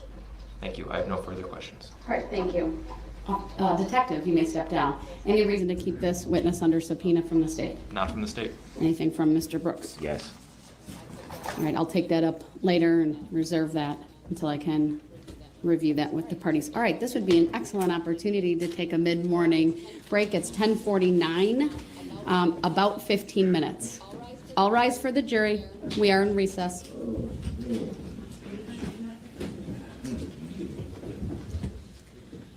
I don't think he was a soft sit before he got arrested. I think somebody in jail told him all the soft sit stuff. I could be wrong.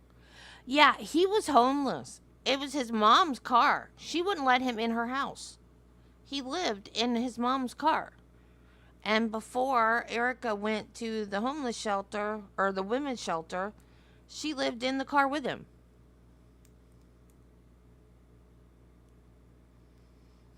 But his mom that wouldn't let him live in the house bailed him out of jail when he ran over Erica. If she hadn't bailed him out, this wouldn't have happened.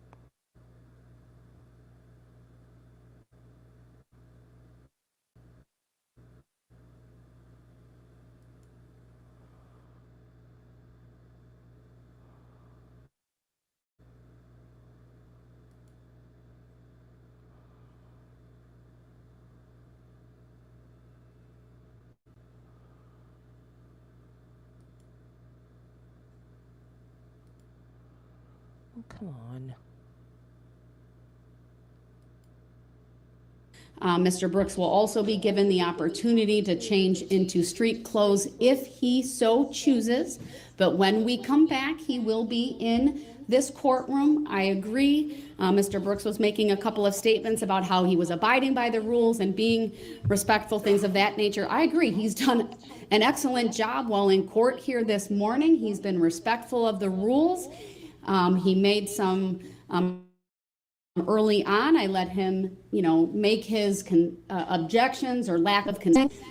He did that respectfully. I said I was moving on. He generally was able to do that. We were able to get through 2 witnesses. He was able to follow along, ask cogent, clear, responsive, and articulate objections.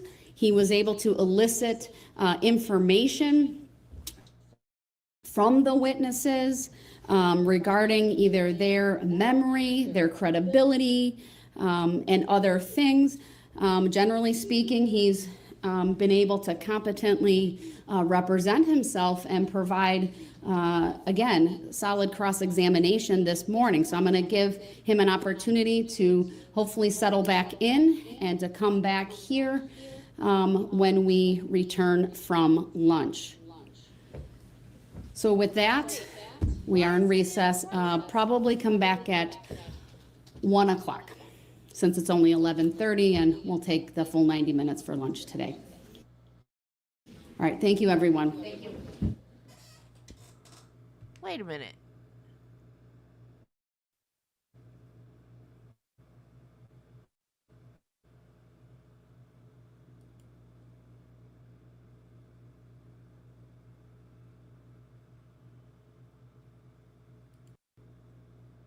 What just happened? At any time where you, or at any time did you view the video footage from White Rock School? Yes. Do you remember what you saw in those videos? Yes. You stayed on the talk? Under 906.11, I'm going to advise the witness not to answer that video evidence. It will speak for us and his.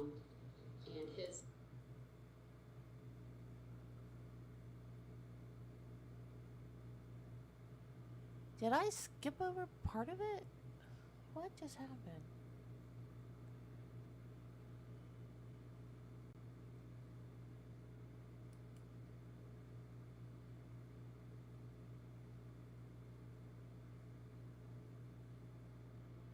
including that I have obtained the test result, so there's an accurate record in this case related to the motion that was raised previously by Mr. Brooks. I want Mr. Brooks to know that I am not removing him from when the juror was very loud when I walked into the courtroom before going on back on the record. He was yelling about his constitutional rights being violated. I advised him that if there was any type of use of force that he wanted to complain about, he could certainly do that through the proper channels with the sheriff's department. But just given his state of agitation and my need to make a record, I had him taken to the other courtroom. He is currently muted. I do not intend to go forward because of this, but I will.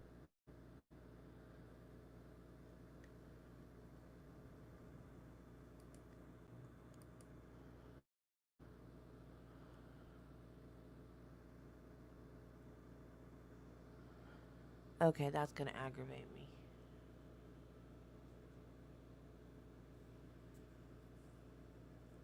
We're on day 2, right?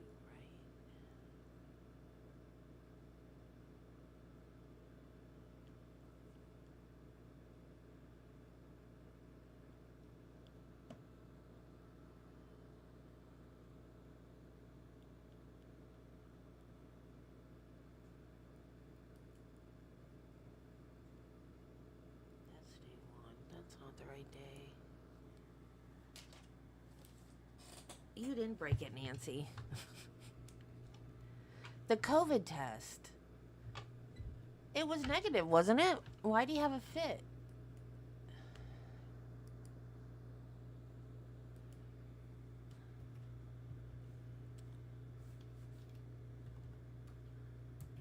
Man, it smells like waffles in here now, guys.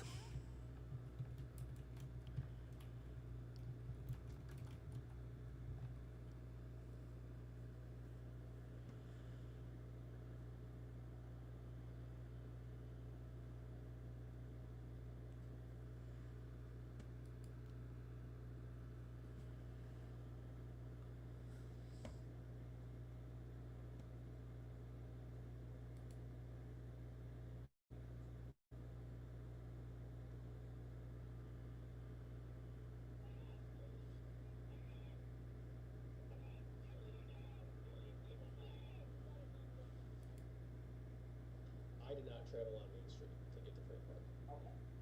Okay. And which direction did you come in from then? Wait, we're on day 2, right?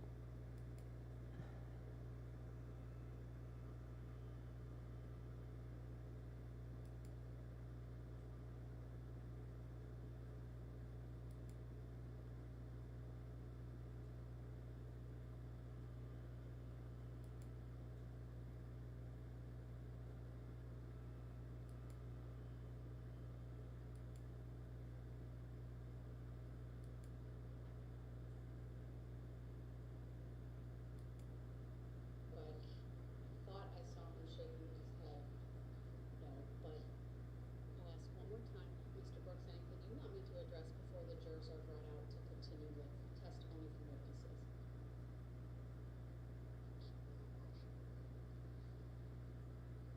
All right.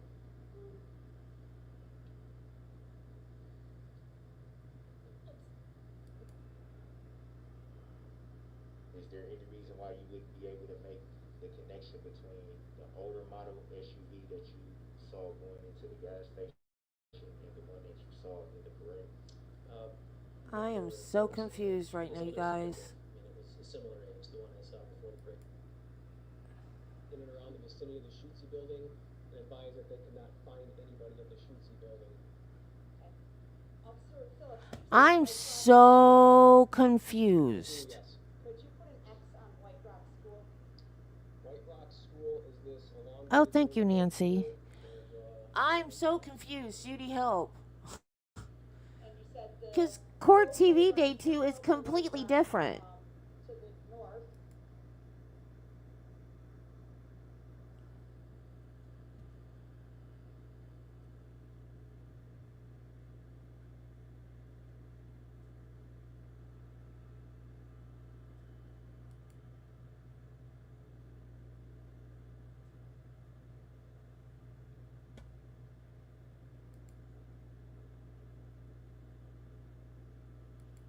make sure we all had accurate information.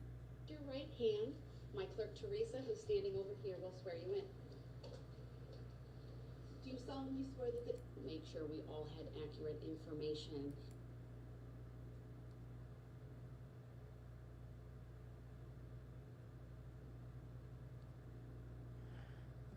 Because Erica and Detective Guth are witnesses on day 2 on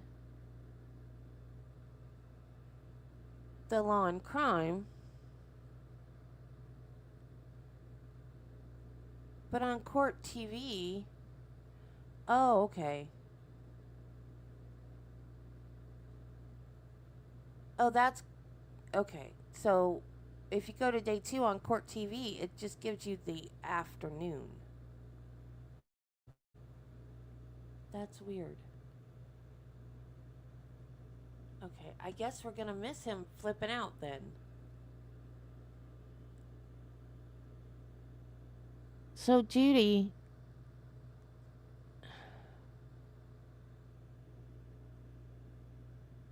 maybe they cut it out. Why would they cut it out?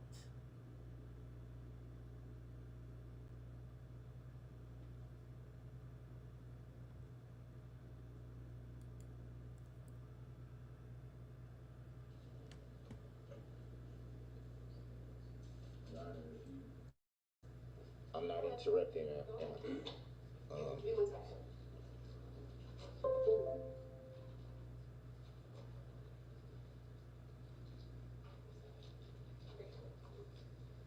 juror will be out momentarily. Go ahead, Mr. Brooks. I would like to state for the record, the prosecution seems to be saying this with firsthand knowledge. You referring to the issue we're talking about right now? Correct, Your Honor. Is there a question with that, or I'm not understanding why you're raising that at this moment?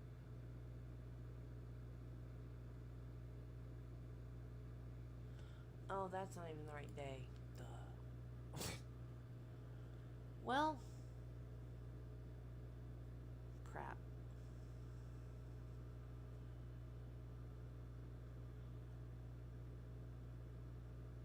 Okay, I guess we're not. I guess they cut it out.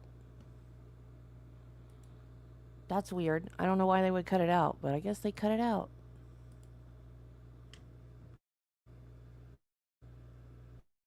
And then the court TV one just after lunch for some reason.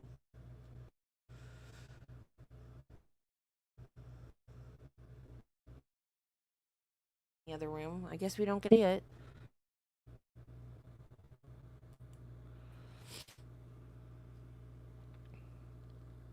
Come on, StreamYard.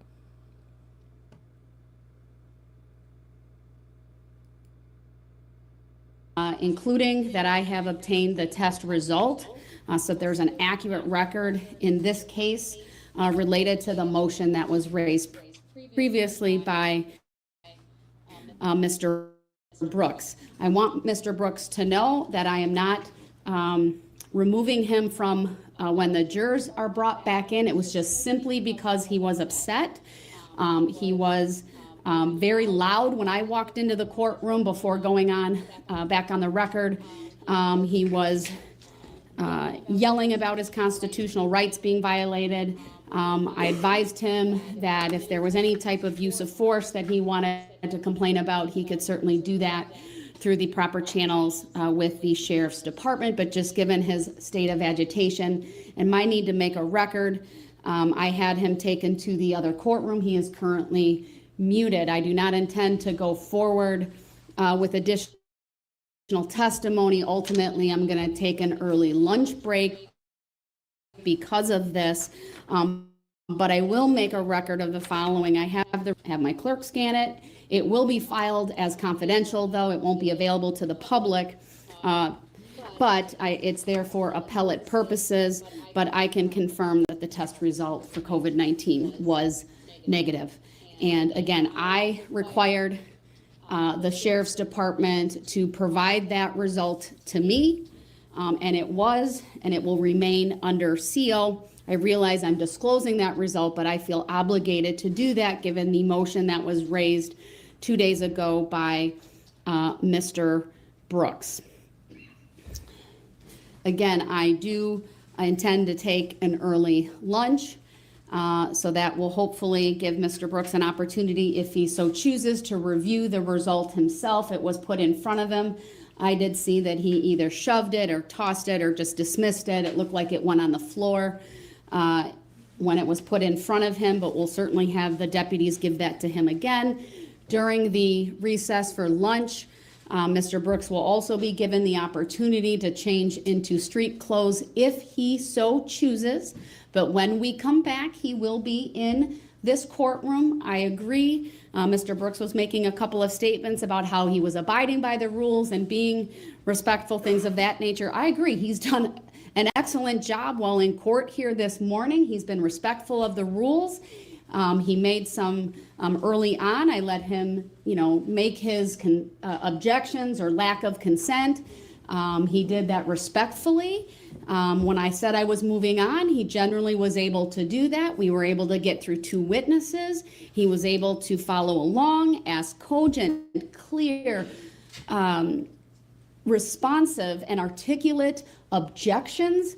He was able to elicit information from the witnesses regarding either their memory, their credibility, and other things.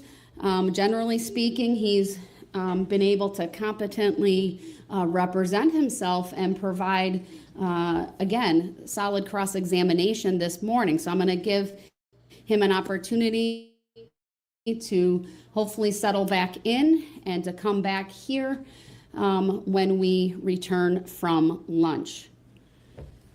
So with that, we are in recess. Probably come back at 1 o'clock, since it's only 11:30, and we'll take the full 90 minutes for lunch today. All right, thank you, everyone. Thank you.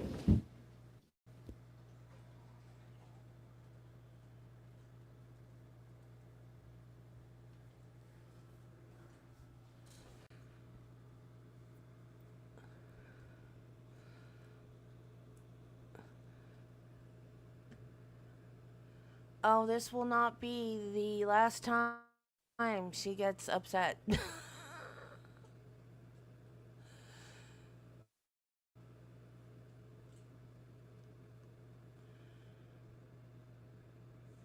Oh, he's back in the regular courtroom.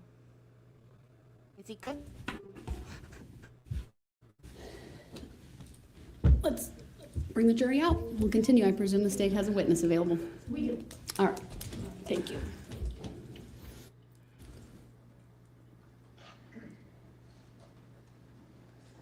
He needs to read that Bible he keeps carrying around.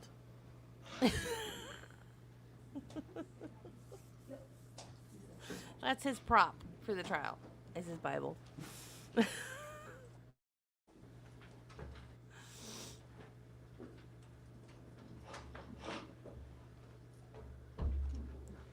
Are you gonna stand?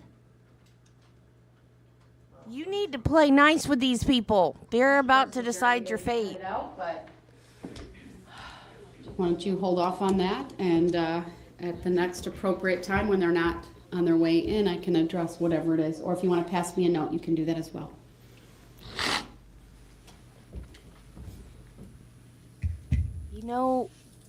You would have a much better life if you hadn't have killed 6 people. It's completely avoidable. They had barricades up so you would know not to drive there.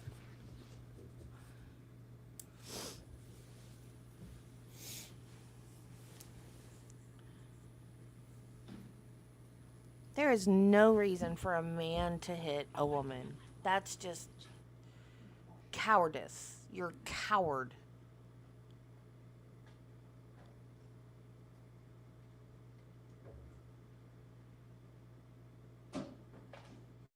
I'm so glad Travis laughs instead of hits.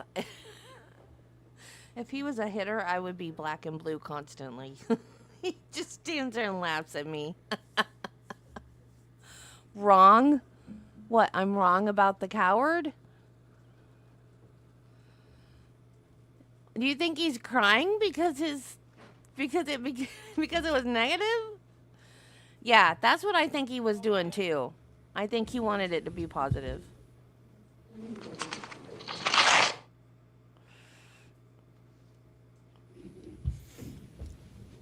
Michael? I was never hit. I had psychological abuse. It was stuff like if you go out that door, you're never coming back. It was stuff like that. Yay, Jill's back.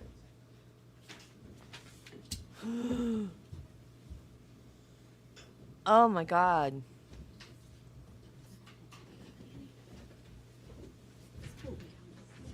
Oh my God. That's awful, Marty. All right, thank you, everyone. Please be seated. And good afternoon to our jury. State may call its next witness. Thank you, Your Honor. The state calls Officer Jeremy Phillips. All right, good afternoon, officer. If you would please make your way to the witness stand, which is to my right when you get there. Please remain standing, raise your right hand, and my clerk, Teresa, will swear you in.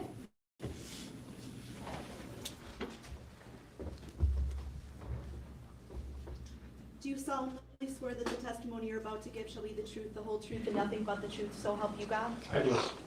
Thank you, sir. Please be seated. First thing I will ask you to do is to state your first and last names for the record and spell Marty, each. that's hilarious. My first name is Jeremy, spelled Jeremy. My last name is Phillips, Philipps. Oh, I forgot the Thank you. Go ahead, your witness. Thank you.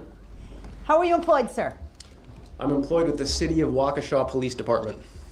And how long have you worked in law enforcement? I've been in law enforcement for a total of 14 years next month. All with the city of Waukesha? I have. Oh, just FYI, this is the same town where the Slender Man stabbing took place. Not that it matters, it's just FYI. About 5 months with the City of Dodgeville Police Department in Wisconsin. The rest has been with the City of Waukesha. All right. Sir, I'd like to direct your attention to the date of November No 21 way, of 2021, please. Were you working that afternoon? Good. I was working that afternoon, yes. What was your duty or assignment? I was assigned a normal patrol beat, squad area 216 with the City of Waukesha on a 11 a.m. to 9 p.m. shift. Were you aware there was... Yeah, Michelle, I'm glad that I never married the jerk because I feel like eventually it would have escalated to physical. I'm almost positive of that. the parade taking place in downtown Waukesha that afternoon? I was aware that there was a Christmas parade downtown Waukesha. Were you directly assigned to work the parade? I was not assigned to work the parade. You said you were one of the officers that was just involved in general patrol of the city that afternoon. That's correct, yes. Okay. I'd like to direct your attention to a time around 4 o'clock or 4:30 in the afternoon. Do you recall getting dispatched to Frame Park? I do recall being dispatched there, yes. Do you know the exact time you were dispatched? I believe it was 4:52 p.m. approximately there. Okay. And where is Frame Park located? Frame Park is rather large, but it's generally located in the downtown area off of White Rock Avenue and Baxter Avenue. What was the nature of the complaint you were responding to? I received a complaint to respond in emergency fashion, which means light and siren, for subjects fighting in the park with a knife allegedly involved. Where were you coming from? I was in the patrol area of East Moreland, roughly at East Main Street at the time. That's where I was responding from. Was Main Street shut down at the time for the parade? Main Street where I was responding from was not, no. Okay. I guess let me ask a better question. Were you able to travel along Main Street to get to Frame Park? From where you were located to get to where you needed to go, did you travel on Main Street? I did not travel on Main Street to get to Frame Park. Okay. And which direction did you come in from then? I came in on Eastmoreland, westbound, to White Rock Avenue, westbound. And as you approached the area, could you see individuals associated with the parade? Yes, I could, as I neared the vicinity. What do you remember seeing? As I neared the vicinity of White Rock Avenue at Baxter, directly in front of me appeared to be a unmarked patrol vehicle, silver in color, which was blocking the roadway at White Rock Avenue and Hartwell Avenue. And I believe off to the side, I could also see a marked patrol vehicle. Could you see any floats or people participating in the parade? At that particular time, as I arrived in the vicinity, I did not. I just saw the side of a squad car with emergency lights activated. It wasn't until a little while later I saw that there were floats and such on the other side of that patrol vehicle. The silver colored SUV with lights, red and blue lights activated, do you know whose squad car that was? That belonged to Sergeant Dave Warner. Where did you go? When I arrived to the area, initial dispatch information stated that this alleged fight involving a knife was somewhere in the vicinity of the Schutze building where the boat ramp was. Based on my training and experience of that vicinity, I know that the boat rental checkout is on the back side of the Schutze building. So that's the initial area I responded to and where my attention was drawn to. This time, Your Honor, I'm going to ask your permission to put up Exhibit 1, which is the map of the area we've been working off of. Permission granted. Yes.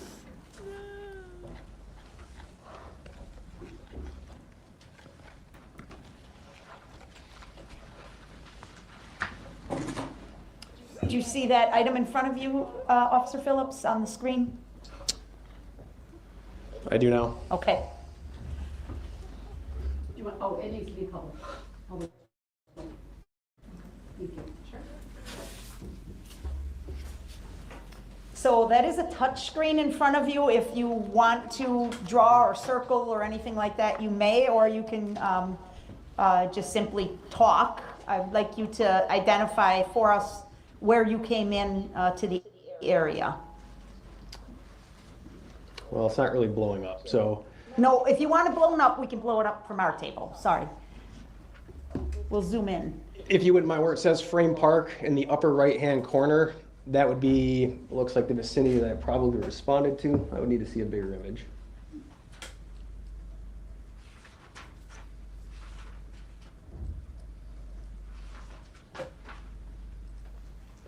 Is that good? That will suffice. Okay. So I responded in a direction on White Rock Avenue, coming this way. This now is Baxter Avenue, which I would have made a right-hand turn. That will suffice. Okay. So I responded in a direction on White Rock Avenue, coming this way. This now is Baxter Avenue, which I would have made a right-hand turn onto. And right about in this parking lot area is where the Schutze building exists. No, it's a And then there Bible. would be a boardwalk and some trails behind that where the boat ramp would be. Okay. And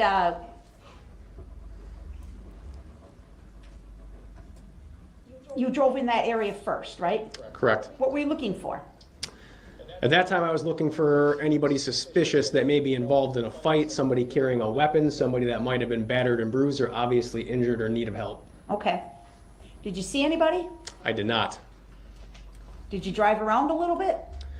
I drove around in the parking lot of the Schutze building.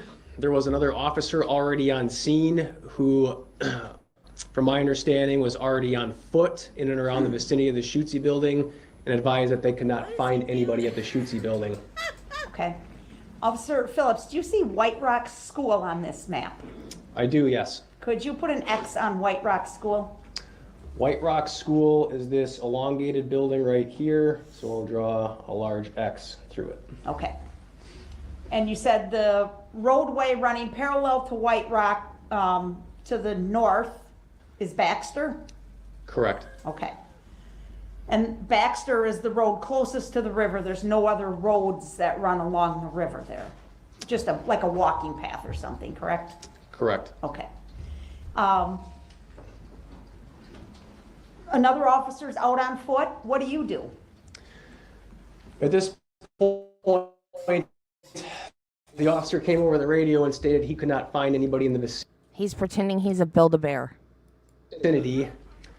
I was listening and monitoring the radio, and at some point, what I thought was a reserve officer came over and said that they were speaking with a couple of subjects potentially involved. So at that time, I got on the radio and said I was going to attempt to meet with the caller, because I didn't exactly know who this reserve officer was speaking to, how many subjects were involved, if they were actually involved or just a witness to the situation. All of that information was completely unbeknownst to me, so I decided I should probably go meet with a reserve officer and figure out who these subjects are and what the involvement was. This reserve officer was working as part of the parade, is that right? He was in the vicinity right at Sergeant Dave Warner's location. Okay. So did you drive down there? I started to drive in that general direction towards White Rock Avenue in Hartwell, which is where Dave Warner and Reserve Officer Troutman would have been. Before I could fully reach that intersection, there was approximately 3 subjects off to my right-hand side on the sidewalk that were yelling, screaming, and waving, like flagging me down. The way that they were doing this, they appeared to be in distress. They appeared that they needed immediate help, and certainly appeared like they needed to speak with somebody in law enforcement. Can you put a small X on the map in the approximate area where you met up with these 3 individuals? Or they were waving at you? It would have been about halfway between Baxter and where Sergeant Warner's squad was parked. So again, this is going to be an approximation, but I'm going to put that X right about here. Okay. So I assume you pulled over. I pulled over, I rolled down my passenger window, and 2 of the subjects started yelling that their friend had been assaulted. So it was right at that point that they started trying to tell me that their friend had been assaulted, that information came over the radio on the primary dispatch channel that something had happened downtown and somebody had been hit. So at that point, my attention started to get a little bit diverted, because hearing that on the radio is not something that just happens every day. That perks you up pretty quickly to figure out, that could be a serious injury, that could be more officers needed, something to that effect. So that took my attention away briefly. As I looked back at the subjects, they started to again say that their friend had been assaulted. So I said, hold on, let me pull over so I can get out, so I can speak with you directly in person and figure out what was going on. I pulled my squad over. Yep, go ahead, I'm sorry. Okay. I pulled my squad over. I exited my driver's side of the vehicle, came around to the front of my vehicle when a short black female who was wearing what appeared to be a blue coat and blue jeans walked in the front of my patrol vehicle. There was 2 other subjects that were with her, and they started to indicate that she had been assaulted by a boyfriend of some type. I started to talk to the female who had the blue coat on, and I said, okay, well, what happened? Who is this person? And she tried to downplay what happened. She didn't want to be cooperative. She made comments to the effect of, nothing happened, it was just a verbal argument, I'm fine, I just want to leave. Did you see any injury on her? So at that time, I did. The 2 subjects that were with her tried to tell her that, they said, no, Erica, you need to tell him what happened, and on it. She had an obvious black eye on one side of her face. The other eye also looked like it was swollen, but it was appear that she had facial injuries that were obvious. You said they referred to this person by the name of Erica, is that right? Yes. Did you eventually ask this person for her name? I did eventually ask for her name, yes. What did she tell you? She told me that her full name is 7 of 1990. Okay. And were you going to investigate her complaint further? I was attempting to investigate the complaint further, yes. And then what happened? So as I was speaking to this woman who identified herself as Erica, along with the 2 other people that were with her who I did not identify, The calls on the radio at that point were 1078 after 1078 after 1078. Okay, And what does that mean? so 1078 in law enforcement jargon is officer needs immediate assistance right now, all available units. As that was being called multiple times, other people were coming on the radio and stating there were subjects down in the street, then it was 10 people down, then it was 15, then it was to 30 or 40. And I had to make a decision at that point, speaking with the subjects, particularly the one who appeared to be involved and the most injured, who was not being cooperative with me, that the greater danger and the clear and present threat that was happening downtown had to draw my attention. I had to leave. All right, the events that you've described for us so far, are those all captured on your squad video, sir? Yes, And at that time, in November of 2021, were you wearing a body camera? I was not wearing a body camera at that time. So you had a video recording device in your squad car, correct? But when you exit your squad, it's no longer recording your activities unless you can be seen on the camera in front of the squad, correct? I have an audio recording device on my person that is synced and connected to my squad exterior. Stationary, is that correct, sir? Yes. Okay. Eventually then, do you leave the area where you're speaking with Erica and the other two individuals and go to Main Street? I leave the area. I tell her I'm sorry that I had to go. I went down White Rock, navigated float traffic, went down East Main Street in a westbound direction, and eventually came to East Main Street at Barstow Street, where I exited my patrol vehicle. Okay, I'm gonna ask, oh yes, before I move away from Exhibit 1, could we please get a screenshot, Madam Clerk, of the drawings by Officer Phillips? And then I'm gonna ask to switch to Exhibit 6, please. So for purposes of the record, I believe I'm at 1C for the capturing using the annotation feature. Think we agree with that? Yes.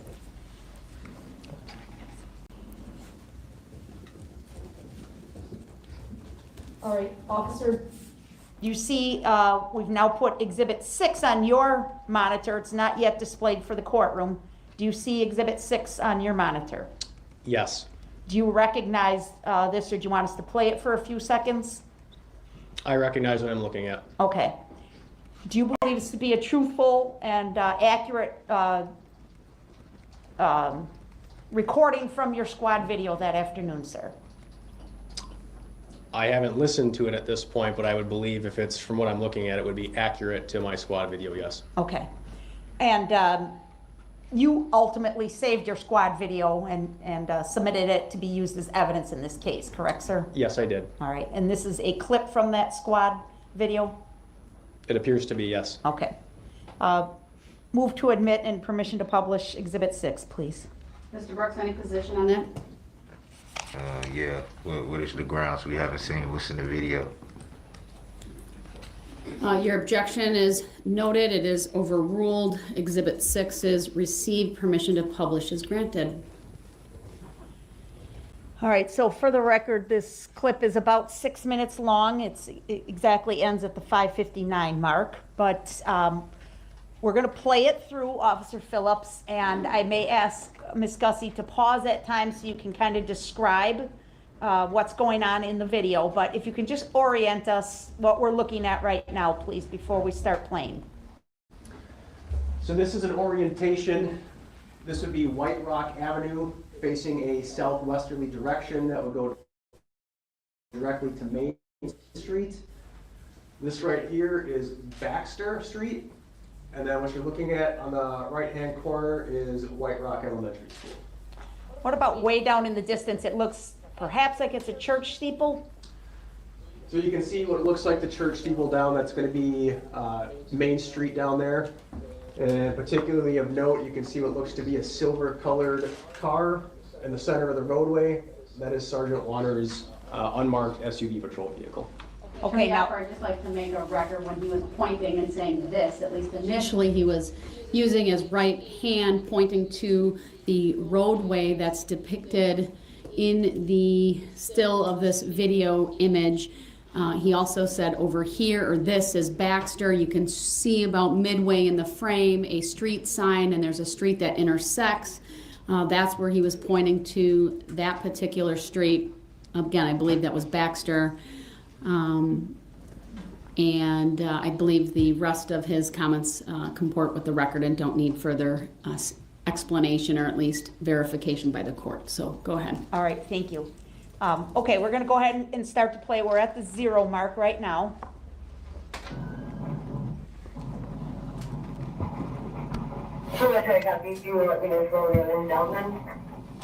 Where are you going now? Pause, please, I'm sorry.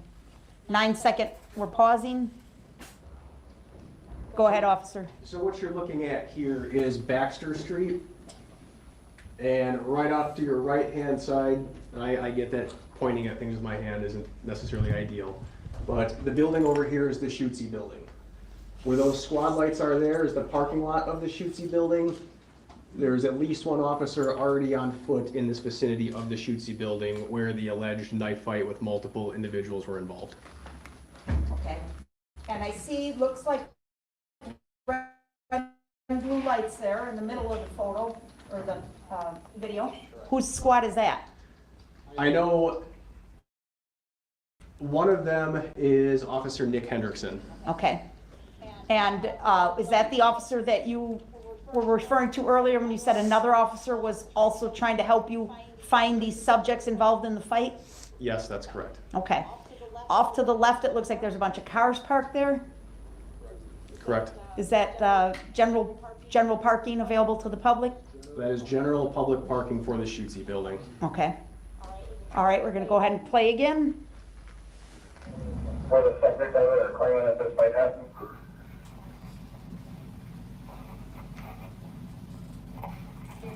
Same time they were at Hartwell and May with the reserve officer. Are you driving on Baxter now? I am driving down The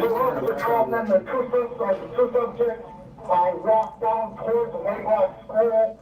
Hispanic male, Hispanic female. Pause it, please. Whose voice was that, if you know? I'm not going to say I know 100% sure on that. Okay, no problem. Thank you. Play.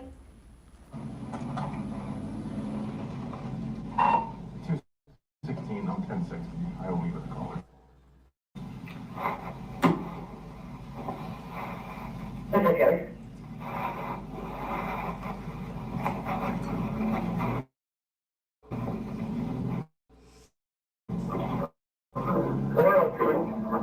Slow everybody down. I don't see anything resembling what's being. I got it. All this was back to brain. Just here.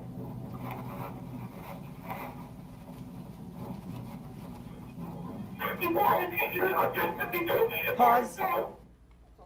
It's a little hard to see, but on the right-hand side, did you see the individuals walking down the street there? I did. My squad just passed. I'm sorry, the sidewalk, yeah. About 2 seconds prior, there were 3 individuals who were walking down the sidewalk. These are the 3 individuals that flagged me down on the passenger side of my car. Okay.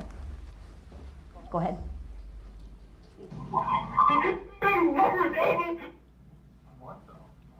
Yes, after 52 main and burn, so somebody got hit.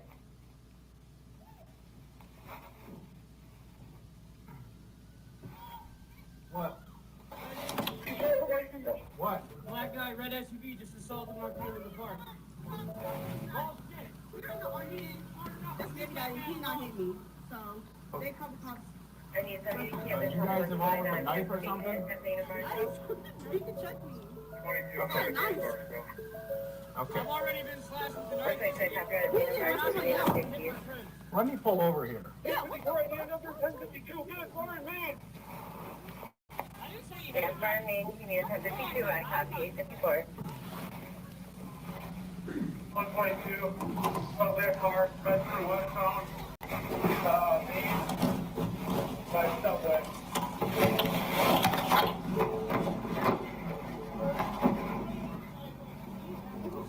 Hey, hold on for a second, okay?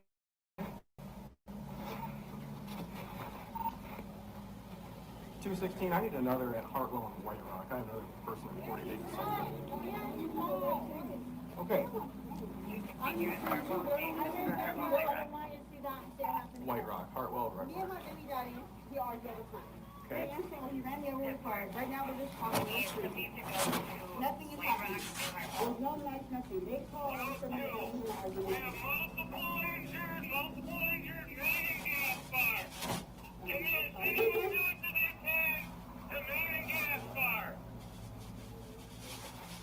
Okay.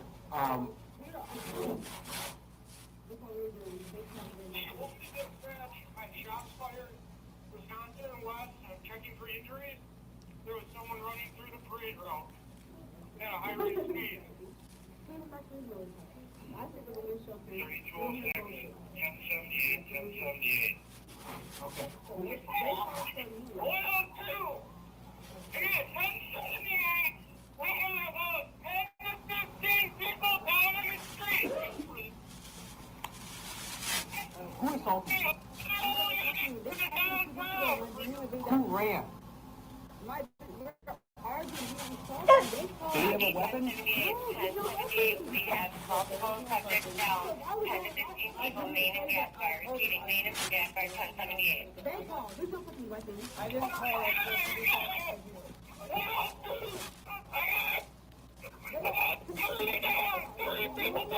You gotta handle that fight. Okay. What is your name? Give me your name. Harris, what's your date of birth? So, 10/7/1990? Erica Patterson? Okay. Okay.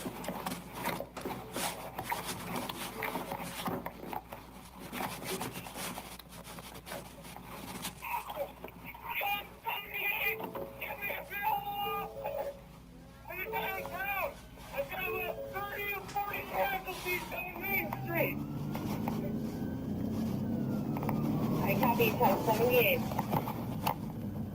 Well, I'm going to type 52. Going to people's parks, female, not conscious, not alert, not breathing.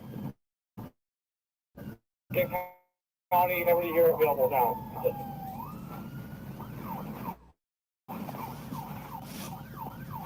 We're on 3 lines, go, move it.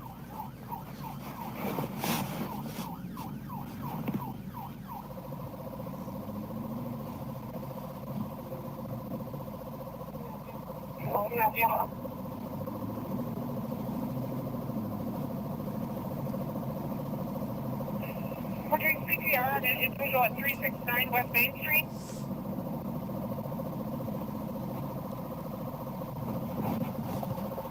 Got an unconscious, unresponsive 5-year-old. I'm trying to get him in the vehicle again.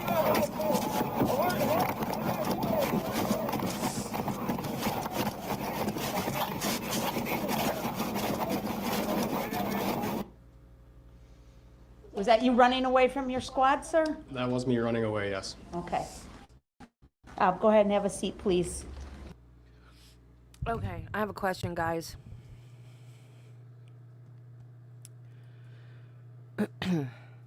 It's almost 11. Do you guys want to watch that other trial, or do you want to keep watching Brooks? I don't care.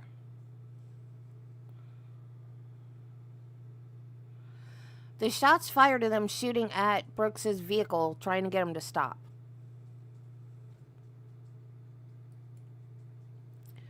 So the shots fired they're not shooting at Brooks, they're shooting at his vehicle. I think they were trying to shoot the tires out.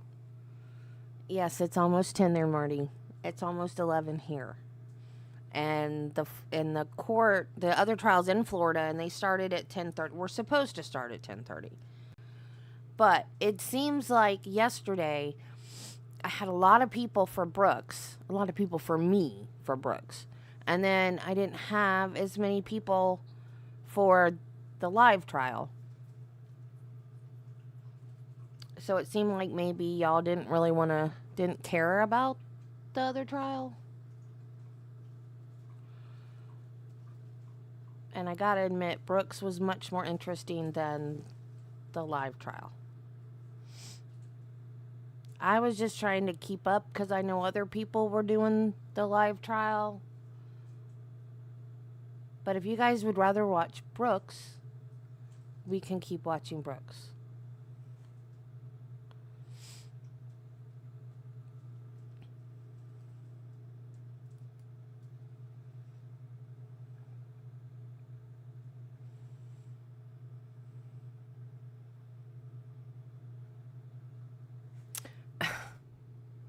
Well, y'all are no help.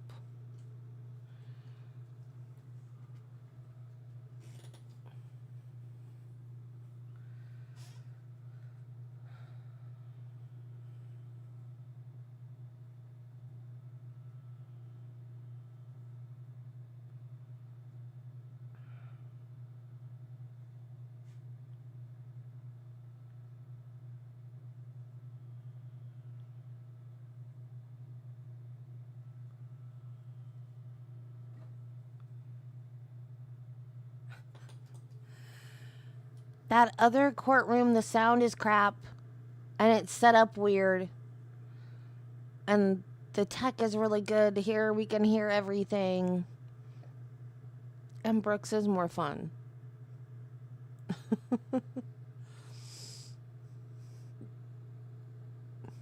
Yes, that's absolutely what happened.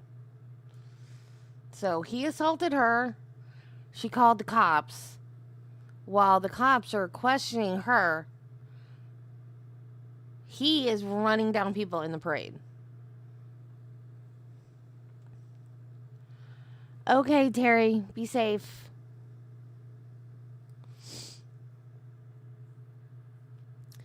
So that's this cop is like, he's talking to her and then hearing in his radio unconscious 5-year-old and people being hit by a car. And Nick called the cops. Doesn't Nick testify later?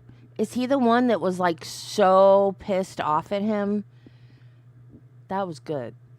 That was really good. I think I started watching it when they had the guy that gave him a hoodie and a sandwich and a phone. I think that was when. Yeah, I think we're going to bail on that other trial. I've never done that before. I've never started a trial and not finished it. Unless I just couldn't. Like, for whatever reason, because they pled out or whatever. But, yeah. Let's stay with Brooks.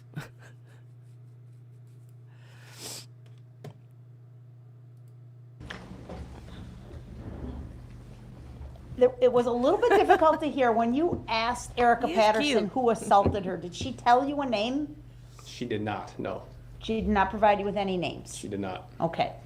You had her name and her date of birth, and that was it at that point. That's all I could gather before I had to burn out of there as fast as I could. Okay. Now, when you got to Main Street, where'd you go? What is he looking for? When I got to Main Street, as most of you probably just saw in the video, I took a westbound direction all the way down to Barstow. There's still floats in the parade. I think there was a lot of people that didn't exactly know what was happening in front of them. When I got to Barstow and exited my patrol vehicle and you saw me running down towards the center of the street, at that point I was just trying to assist any officer, EMS, civilian individual that was around, and it was just mass chaos, carnage everywhere. Did you attempt to render aid to some injured individuals? There was approximately 2 to 3 individuals I can remember talking to directly. They were all members of the band. I don't know which band it was. It was one of the high school bands. They were in the vicinity just west of Barstow on Main. There was a number of them laying in the street, obviously injured. Oh my God, you guys are killing I me. had face-to-face contact with a few of them laying on the ground. There were parents screaming at me to help their kids. I did what basic measures that I could take as far as emergency life-saving goes. I checked pulses. I asked them to squeeze my finger, asked them what hurt, what they could move. The 2 or 3 I talked to could still move. They could still talk. They could tell me what hurt. There were multiple people standing around them, also providing aid. At that point, some of the radio traffic that I was picking up on, I was gathering that potentially a vehicle had driven through the parade and hit some of these individuals. I contemplated throwing some of these people in my patrol vehicle and trying to get them to a hospital. However, my vehicle just simply isn't equipped to have that kind of space or room to do that. So given the fact that I didn't want to try to move anybody unnecessarily that would have caused further damage to them, especially if somebody's involved in blunt force trauma such as a car crash, I said, hey, if you're doing fine right now, somebody will be by shortly, we'll get you an ambulance, just hang tight where you are. And that's basically what I had to ensure at least the 2 or 3 people that I came across. The third person I came across was also a band member. She was a female. Her leg was obviously injured. She was being held upright by a couple of adults.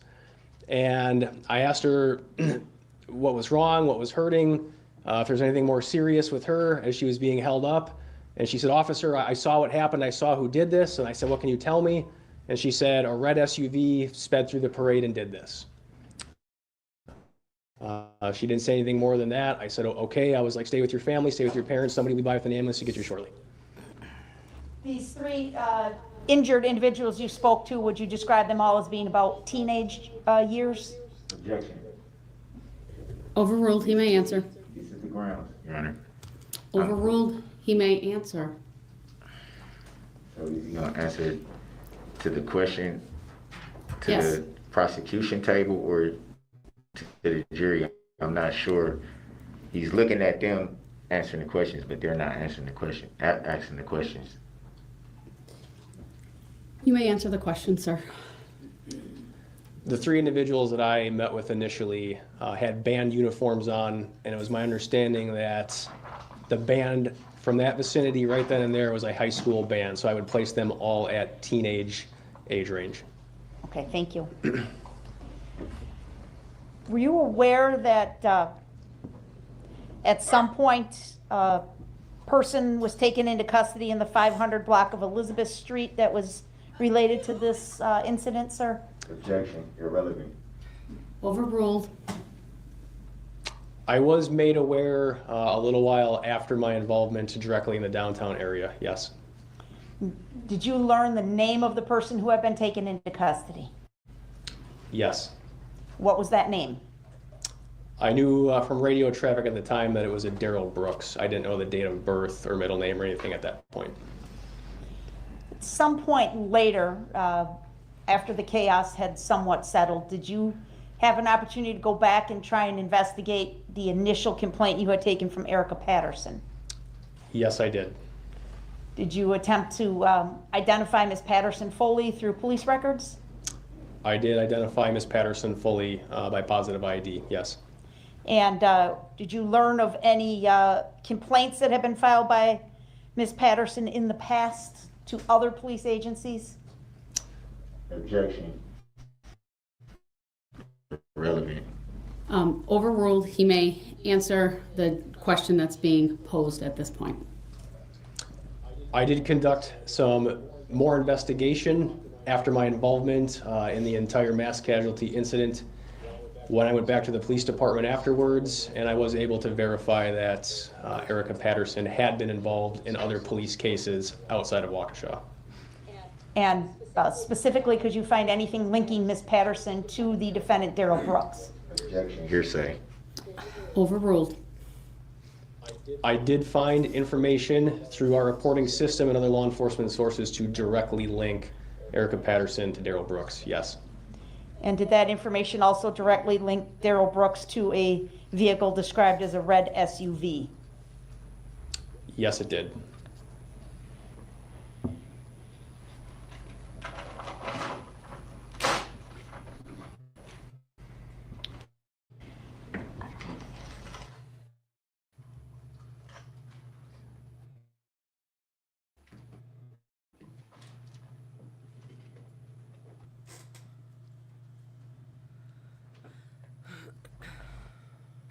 I don't have any other questions for this witness at this time, Your Honor. All right, thank you. Mr. Brooks, you may start your cross-examination.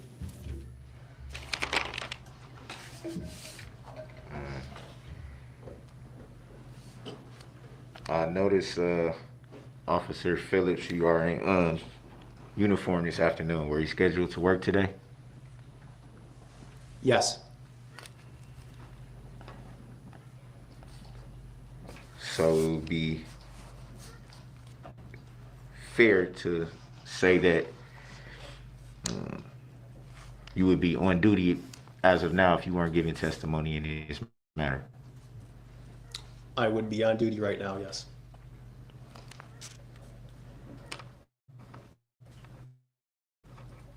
So it would also be fair to ask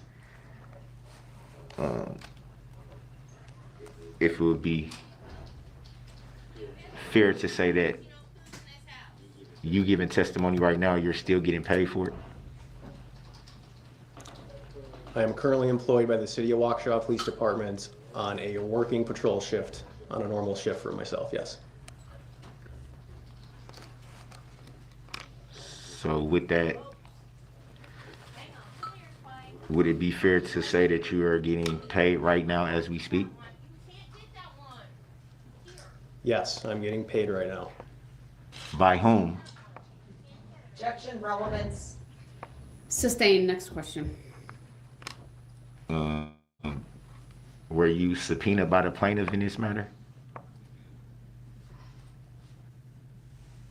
Can you rephrase the question? Were you subpoenaed to testify here today by the plaintiff? Can you explain it in another way? That was pretty clear. Were you subpoenaed to testify by the plaintiff in this matter? I was subpoenaed by the Waukesha County Prosecution's Office to testify in this matter. And can you say that again just for the record? I was subpoenaed by the Waukesha County Prosecution's Office in this matter.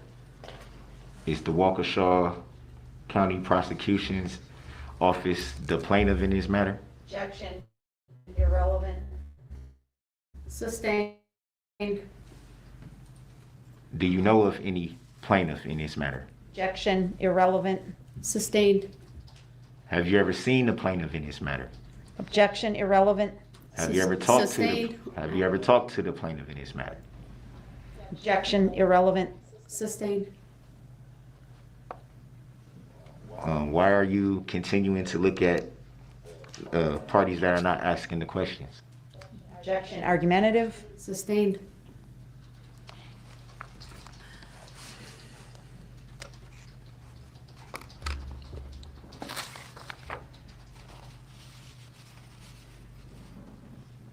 Because the answers are for the jury, numbnuts. So, in the video, it's kind of hard to hear everything that was said when you pulled over and interviewed the three individuals. Can you give a little more commentary on what was actually said? Can you clarify exactly? What exactly were you told by the three individuals that you pulled over to interview? He didn't pull them over. They flagged I don't him. remember or recall exactly what all three individuals said to me, as 1078 and the screams for help by other officials over the radio were directing my attention to figure out what was also going on downtown. What I recall hearing from these individuals is that one of the individuals that was not Erica indicated that their friend had been in a fight or an altercation. So that's when I decided to pull over and try to get more information out of them. Erica, told me that nothing happened, that there was just a verbal altercation, that she wanted nothing to happen and she just wanted to leave. That's when another one of the individuals said, Erica, you need to report what happened. And she still didn't want to. And that was basically about the extent of it when I just tried to get her name as these calls over the radio were coming for whatever was happening downtown that was unbeknownst to me at the time. So would it be fair to say that you do recall the commentary of the interview? I'm sorry. Now I will object as argumentative, Your Honor. Sustained. Travis has a constant name, Darrell.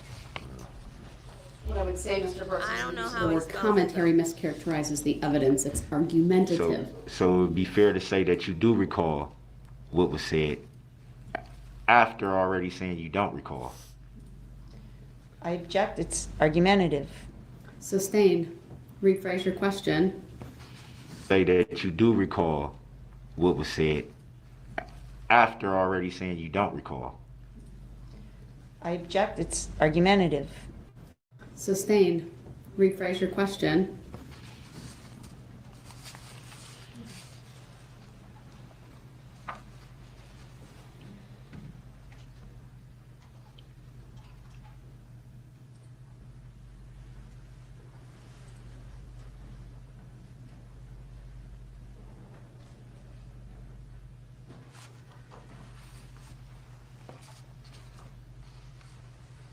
It would be fair to say that you responded to a fight at Frame Park, possibly involving a knife. That'd be fair to say? That is what the initial dispatch was, yes. Was any knife recovered from that scene, or? I did not recover a knife. No. Did you see anybody with a knife? I did not see any individual with a knife. Did you learn who reported that there was a knife involved? I do not know the subjects' names that actually reported the incident. No.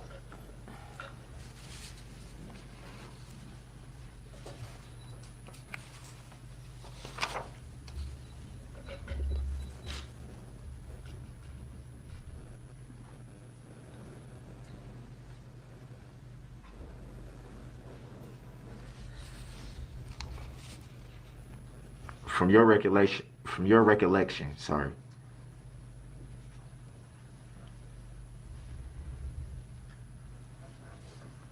Just 1 second.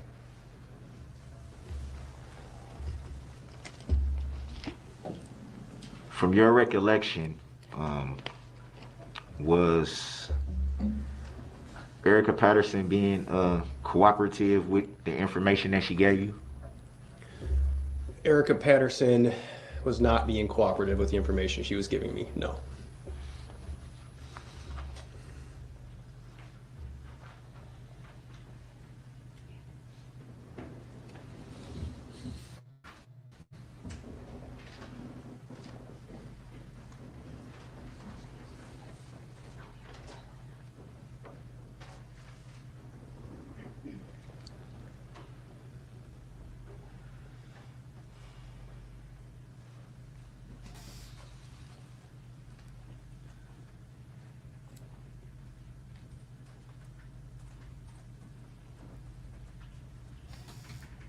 Do you recall if the male individual reported any information to you? I believe I heard a male's Marty. voice during the time that I was flagged down. I don't recall what information he told me directly. But there was 3 individuals that you interviewed at that time. Would that be fair to say? There were 3 individuals present at the time I was flagged down, yes. And one of them was a male. Would that be fair to say? Correct, yes. But you don't recall him relaying any type of information to you at that time? I remember hearing a male's voice. I don't remember what information that specific person told me at that time.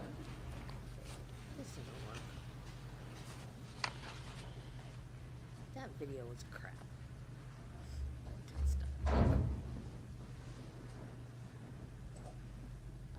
Does it work? What's the other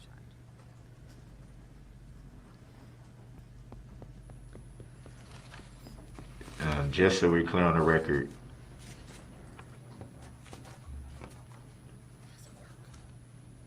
about how long did you conduct that interview? Would you say, was it a couple of minutes or? I'd have to look directly at the squad video for an exact timestamp.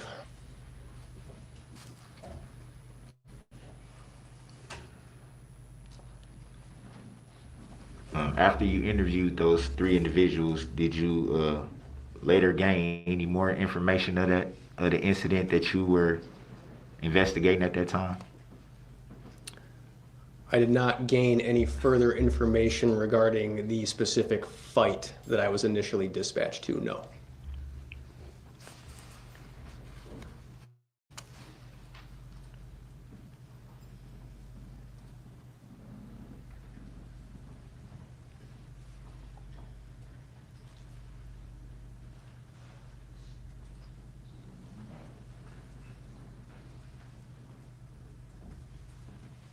And just so we're clear for the record, you did not talk to the plaintiff about testifying. Objection. Say. Sustained. Did you say vague?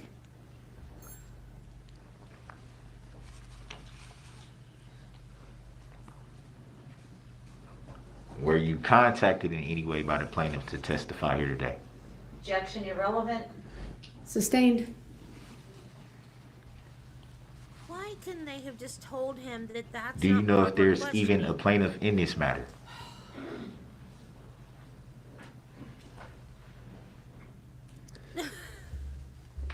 I was contacted by the Waukesha County District Attorney's Office to testify in this case.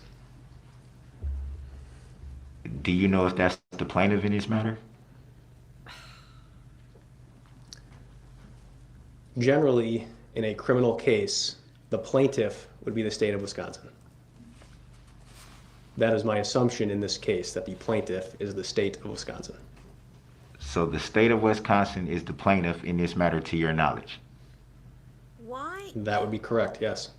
No further questions, Your Honor. Why are you not? All right, thank you. Do you have any redirect?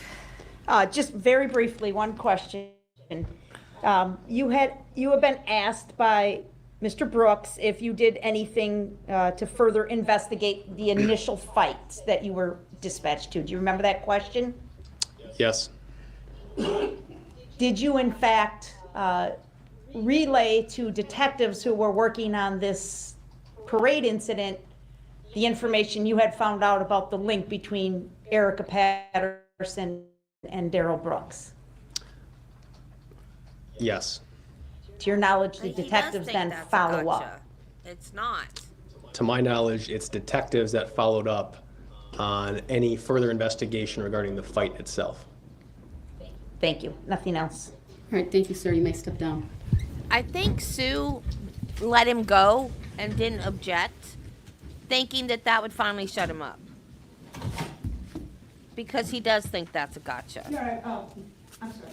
Oh, go ahead. You have your next witness. Yes, I'd also like to move Exhibit 1C into the record, please. Exhibit 1C is received. Thank you. I pay for that, Your Honor. Your objection is noted.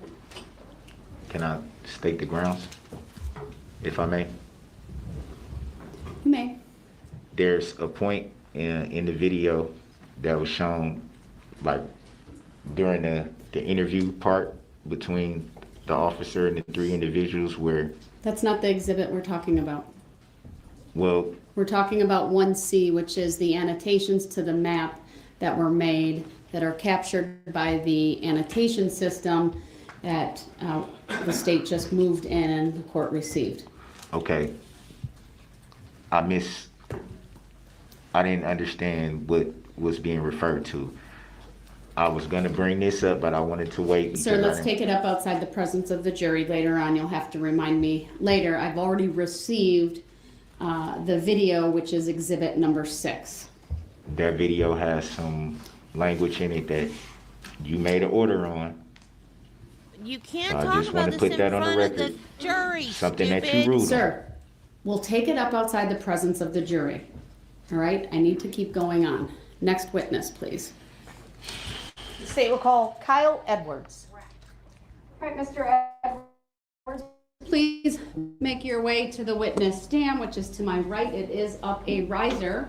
When you get to the witness stand, please remain standing, raise your right hand, and my clerk, Teresa, will swear you in.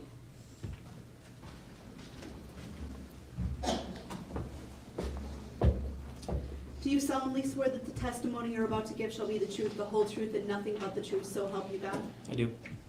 Thank you, sir. Please be seated. First thing I will ask you to do is to state your first and last names for the record and then spell each. Kyle Edwards, Kyle EDWARDS. Thank you. Go ahead, your witness. Good afternoon, sir. Thank you for being here.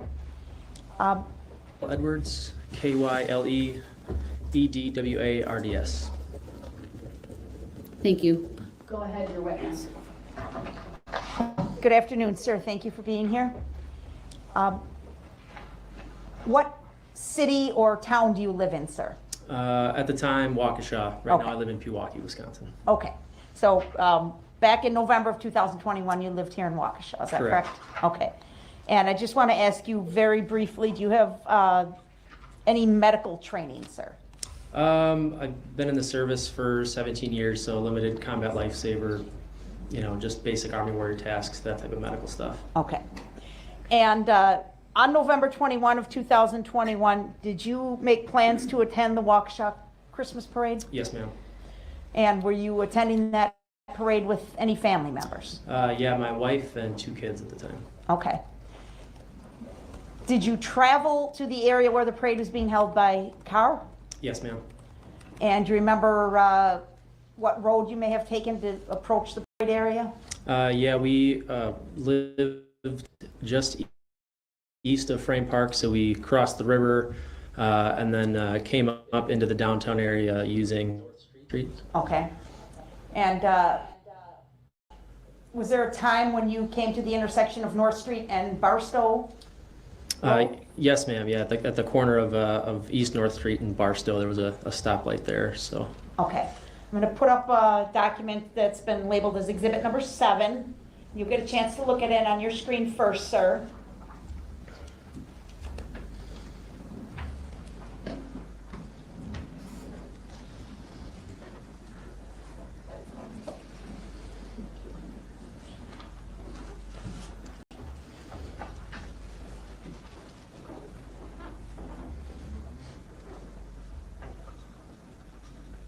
I'm sorry, Madam Clerk, could you? There we go. Thank you. Do you see Exhibit 7 on the screen in front of you, sir? Yes, ma'am. Do you recognize what's shown in Exhibit Number 7? I do, ma'am. What do you see there, sir? So that's the intersection we had stopped at. We were coming southwest on North Street, which at the time was a one-way, and stopped at the intersection of East North Street and Barstow with a gas station on our left. Okay. Does the photograph in Exhibit Number 7 accurately represent that intersection to the best of your knowledge, sir? Yes, ma'am. All right. Move to admit and permission to publish Number 7, please. Any position on that, Mr. Brooks? Yeah, I object. It's irrelevant. Your objection is noted. It's overruled. Exhibit 7 is received. Permission to publish is granted.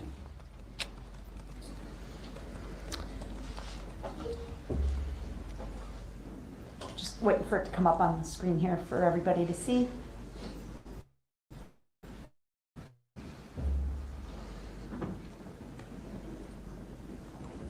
Okay. So the roadway is clearly marked as North Street, and the other roadway is clearly marked as Northwest Barstow Street. Do you see that, sir? Yes, ma'am. And then the big square kind of on the middle right-hand side of the exhibits is the gas station, correct? Yes, ma'am. Okay. This is actually a touch screen in front of you, so I'm going to ask you to please mark with an X where you were positioned on North Street. And North Street is a one-way street, is that correct, sir? Yes, ma'am. What's the direction of travel, if you could mark it in a spot not near where we're going to need to point out other Yeah. things? Yeah, so this is Okay. the one way. Okay, perfect. And what about Barstow Street? Is that one-way or two-way, if you know?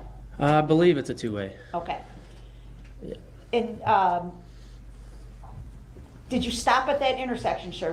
That's a controlled intersection? Yes, we were stopped at the red light. Okay. And you were in that left-hand lane. It's two-lane street there? Or 3 lanes, maybe? 2 or 3. There might be. It looks like there's a turn lane there. So. Okay. And so you're stopped at the lane closest to the gas station? That's correct. And what happened as you're sitting there, sir? So about the same time as we were coming up to stop at the stoplight, there was a vehicle that made a left from Barstow onto the wrong way, to go the wrong way on North Street, and stopped right up against our vehicle. Okay, could you just draw the travel, the path of travel that you just described, please? Yeah. What kind of vehicle was this, sir? It was a red SUV, kind of an older model. Do you know maker model specifically, or not really? At the time, no. No, Okay. I wouldn't be able to say. Just a red SUV, so. Okay, and you've already indicated that's the wrong way to be going on North Street. Correct, ma'am. Overruled. What did you do when you saw this red SUV turning the wrong way into your path of travel? We kind of approached that stop line at the same time, and so we were really with the other vehicle hood to hood, and again, my wife and 2 kids are in the car, and the driver of the other vehicle kind of put up their hands. I could see through the 2 windshields that the other driver put up their hands and was kind of gesturing wildly, like, again, I don't know if mouthing's the right word, but kind of frantically. It seemed upset at us that we were, either going the wrong way or. So I kind of did the same thing. Just put my hands up and just kind of was confused because we were coming up to a stoplight and a car had approached us and was hood to hood. Okay. Did you stay parked hood to hood, or what happened? So the person in the other vehicle kind of made mention with like a knife hand to his right, my left. To go in maybe towards the gas station, but he was kind of pointing to go into the driveway of the gas station. So I looked in my rearview mirror. There was no one parked behind me at the time, and other than that vehicle having to maybe back up into the intersection, I could see that they were motioning to go into the driveway of the gas station. Okay. Can you point out the driveway, please, for the jury? Yeah, it's just an open driveway here. Okay. So I put the car in reverse, backed up maybe 5 feet, and then the vehicle drove into the gas station parking lot. Do you know who was driving that car? Again, windshield to windshield, we were somewhat able to identify basic features, but when the car drove into the parking lot, it kind of stopped, positioned itself at an angle, and the driver rolled down the window. Okay. Should I draw where they stopped? Sure. So the vehicle drove in and kind of stopped on a diagonal like this. All right. And you're still stopped at the stoplight Correct. there? Still stopped at the stoplight. Okay. So the other driver rolled down the window of their vehicle. I just, as a reaction, also rolled down the window of my, I don't know why, it's just a reaction of, so the other driver rolled down their window maybe halfway and stuck his head out and kind of looked back, and he said, why didn't you get out of the way? And I'm trying to get gas. And I said, well, it's a one-way. Okay. You're going the wrong way down the runway. Well, I'm telling you, I need to get gas. And I go, oh, okay, man. And then it was a green light, and then we proceeded. So. Okay. Do you think you can identify the driver of that red SUV? Yes, I think so. Okay. Yeah. Do you see that person present in this courtroom here? I do, yeah. Your Honor, I'm going to ask that Mr. Brooks be instructed to remove his mask temporarily. Mr. Brooks, you're instructed to take off your mask temporarily and look up, please. Thank you. So at the time, it was a lot more dark facial hair features. Again, I would have saw through the windshield once, but then also with the window rolled down, kind of looking back. So maybe just like the forehead and then the long, massive hair. Sure. It's not what I saw. So different than he looks today with kind of a clean shaven or very short hairstyle Yes, and ma'am. scruff or stubble on his chin? Yes, ma'am. Okay, but you do think it was Darrell Brooks that was driving that car based on seeing him in court here today? I do, ma'am. Okay. Did you continue on to the parade, sir? Yes, we did, ma'am. And where did you and your family watch the parade? We were literally on Broadway Street. So that was one of the streets that intersects at the 5 Points, intersects Main Street. And so it was really windy, so we wanted to kind of face away from the wind with the kids, so we were sitting on Broadway. Okay. I'm sorry, I want to back up one step before I leave the gas station. thing Did it happened appear to you before? as though Mr. Brooks was alone in the car? Yes, it did. You only saw one person in that car That's correct. at that? What'd he say? The objection is overruled. His answer may stand. Did you see any black female subjects walking in the area during this time? No, ma'am. Okay. Okay, now let's go back to the parade. You said you were near the 5 points, Yes, ma'am. and you were kind of positioned in area, try to get out of the wind, right? Not out of the wind, but with our backs to the wind. Yes, Okay. ma'am. It was very windy that night, right? Yes. Objection irrelevant. Overruled. Did you see a red SUV go Oh, through the here's it. parade as you were watching it, sir? Yes, ma'am. What do you remember seeing, sir? It was from our left. It approached to right. The direct view in front of us, there were no floats or parade participants. It was kind of a gap in the parade entries. Okay. And so the vehicle approached from our left. There was somebody that flew through the air, and then it exited to the right of our perspective, and that's all we saw. So because we were a little bit, maybe a row or two back from the front of the parade, we didn't have a long view of it coming and it leaving. It was kind of an enter the frame of reference and then an exit pretty quickly. Okay. But you did unfortunately see a person flying through the air? Yes, ma'am. Could you tell anything about the person as far as what group or unit they were with? If you know. If you don't know, that's okay. No, it was just dark clothing. Okay. The objection is overruled. His answer may stand. At that point, sir, near that 5 points intersection, did you hear the horn of the SUV honking as it came through that intersection?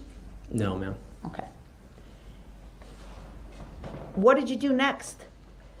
We folded up our two kids in the chair, in the folding parade, lawn chair, and then got them back to the vehicle pretty quickly. Okay. And then my wife went to drive the kids home, and then I went back to help out with the craziness. So. Okay. Why'd you go back to help? It was just a reaction. I think I'll give credit to my wife. She handed me a couple diapers and a bottle of water and said, you got to go back. So we were right there. Okay. So we went back. And again, you have some limited first aid training, or perhaps more than basic training. You're have some good knowledge from your service in the armed. Mr. Brooks may have some questions. Mr. Brooks? I'm sorry. Yep. Thank you, Ms. Basie. Could I please ask the clerk to make a screenshot and mark it as 1D, Why and did then he I would roll his eyes just move then? to admit. 7A. Should be right. Yes.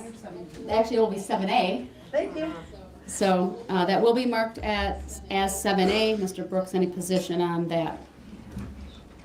Yeah, I object to the relevancy of it. This what's on the screen right now? We talking about this? Yes.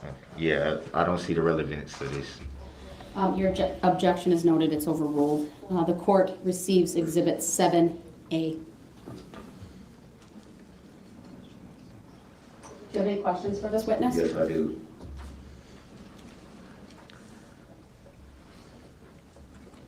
In your, so you have a written statement and a statement that you gave to Officer Barrett. Would that be fair to say? I don't remember the name of the officer that took my statement. Would it be fair to say that you were interviewed by an officer, a female officer? Yes. And would it also be fair that you you gave a written statement to that same officer? I think I signed the statement that she wrote. So it'd be fair to say that the officer wrote down what you told her? Yes. And do you remember the date that interview took place?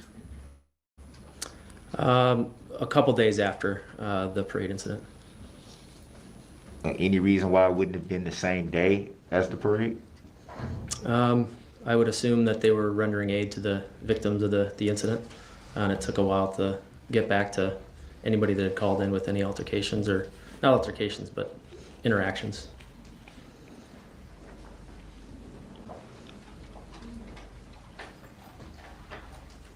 Do you recall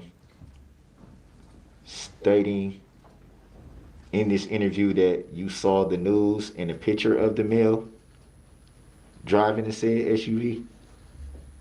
I believe in the statement I said that I wanted to provide a description of who I had the interaction with before I saw any picture of anybody on the news.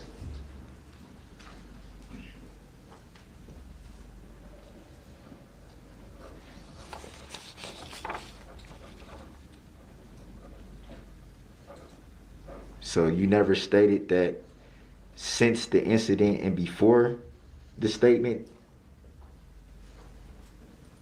that you saw the news and the picture of the male? I guess I don't understand the question. In your statement that the officer wrote down. Well, let me back up.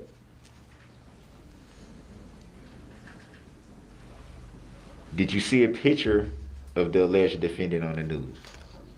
Yes, but not before I provided the description to the officer.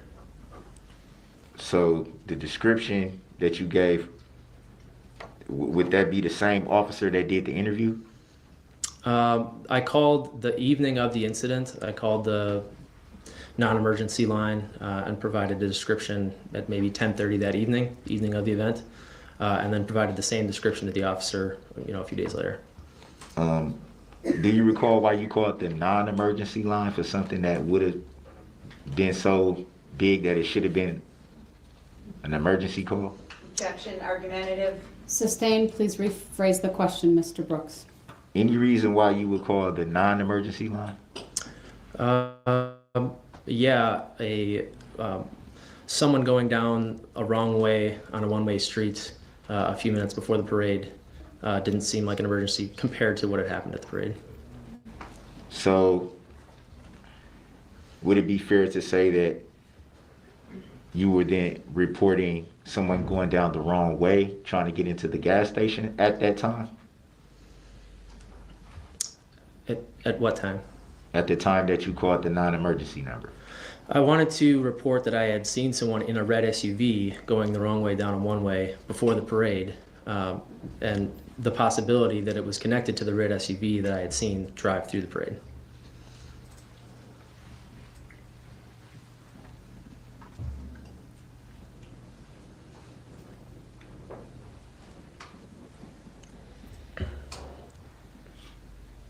So that non-emergency report, as you state, would have been to make a possible connection between the two incidents? I was just reporting what I had seen.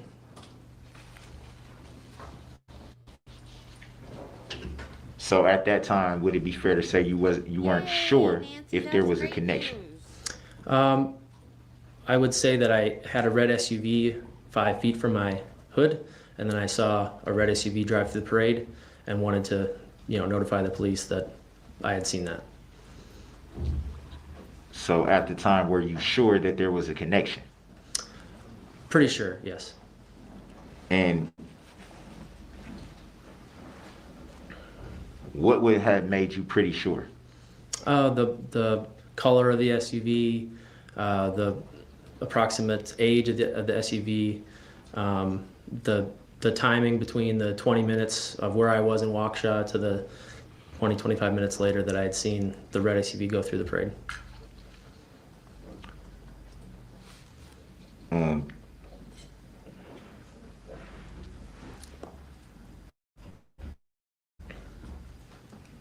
Would it be fair to say that you just described the SUV that made the wrong turn going into the gas station as an older model?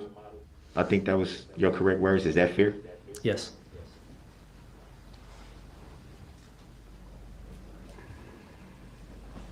Is there any reason why you wouldn't be able to make the connection between the older model SUV that you saw going into the gas station and the one that you saw in the parade?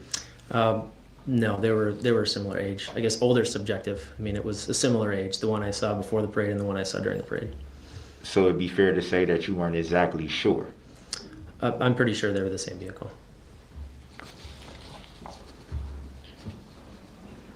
Do you recall in your statement saying that you were 95% sure? That sounds right, yes. 95%. I would give that same percentage, yes.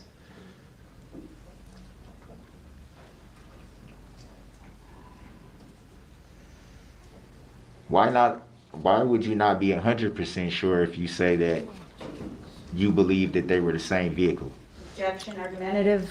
Sustained. Please rephrase the question, Mr. Brooks. I guess I'll say it like, what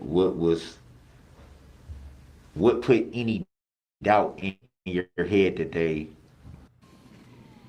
Have no fear. Justice shall prevail. The courts will decide. They say a man who represents himself has a fool for a client. Well, with God as my witness, I am that fool. Weren't the same vehicle. I wasn't able to see the driver of the person going through the parade because it was moving so fast. So I guess there's a very, very small chance that the red SUV I saw beforehand happened to be a similar year, make, and model and color of the SUV that I saw go through the parade. So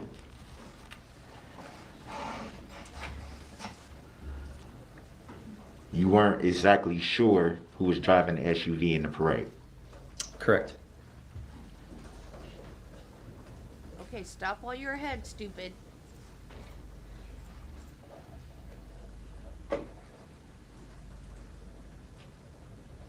Do you recall in the statement that the officer wrote down? Do you recall telling the officer that was writing the report that you're 95% sure the male you saw prior to the parade at the gas station was the one driving through the parade route? As far as I would not be able to identify who was driving through the parade route because the vehicle was moving too fast.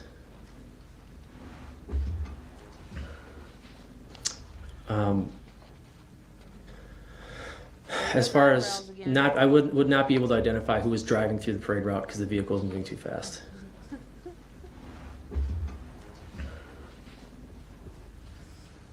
Okay, quit talking just because he's looking at you like that. Do you recall saying No that question. his voice was the same? Yes. So when the second interview had taken place, again, I wanted to provide the description to the officer, the visual description the night of. But just as I did now, I'm 95% sure that the interaction that I had prior to the parade was with you.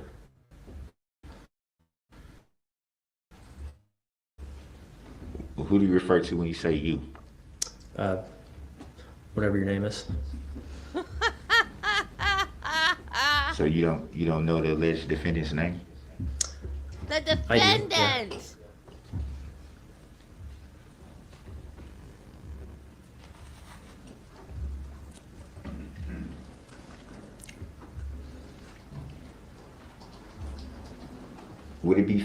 Would it be safe to assume that if you couldn't see who was driving the SUV in the parade route,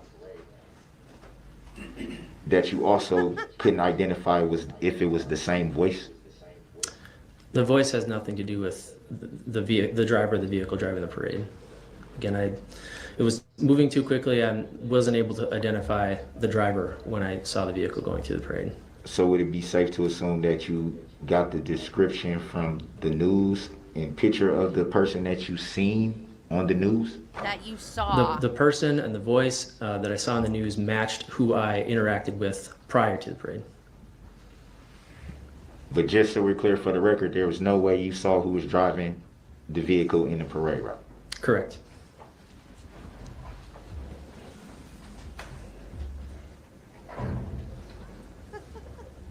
Welcome back, Jill.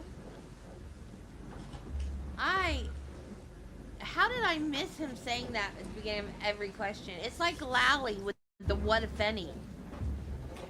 Going back to the interaction at the gas station, Do you recall Probably, Michelle. telling the interviewing officer that the driver of that vehicle rolled down the window to say, "I'm almost out of gas"? Yes.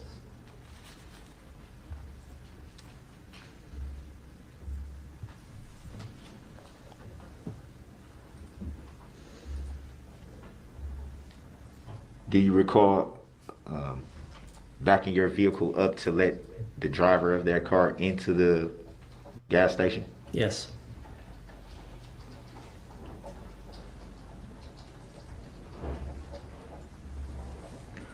Do you remember how far you backed up? 5 feet.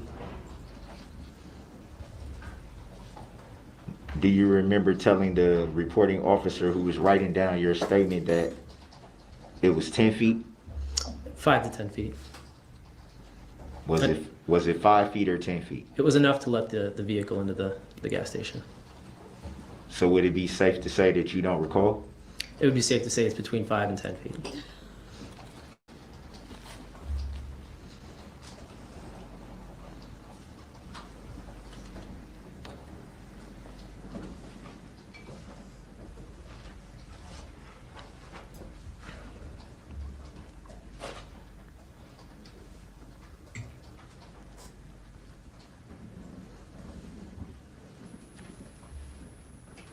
After your initial non-emergency call, it was the night of the parade that you made the non-emergency call, correct? Yes. Do you recall how long after that you were then interviewed by law enforcement? A few days. Did you try to attempt to call and report again? Yes, I think so. I think I'd called again maybe a day or two later, just because again it was when I first called the night of. They seemed to be pretty busy, so I called a day or two later just to make sure that anybody had taken down the statement that I had made the night of, and then it was a couple days later that the officer came out to interview me. Would it be fair to state that at that time you were still seeking to report what had happened at the gas station? That's correct. So you weren't seeking to report any connection between the gas station incident and what you saw in the parade route? Objection, asked and answered. Overruled. He may answer. I was calling to report what I had seen before the parade. And the second reporting was before you actually were interviewed, correct? Just so we're clear for the record. What do you mean by the second reporting? The second time that you called to make a report about the gas station incident, that was before you ultimately were interviewed by law enforcement. That's correct. The second call was just to make sure that they still had my name, and I didn't really file a formal report that second time. It was just a call to see that they still had my name and contact info, and they had said that an officer would be out eventually to interview. At that time, when you called to make sure that they still had your name on file or your report about the gas station incident, at that time, had you made any connection to that incident and what you saw at the parade? Your Honor, I'm going to object. We've been through this. Sustained. It's been asked and answered. Mr. Brooks, I draw your attention once again to 90611. Noted. Next topic, please. Noted.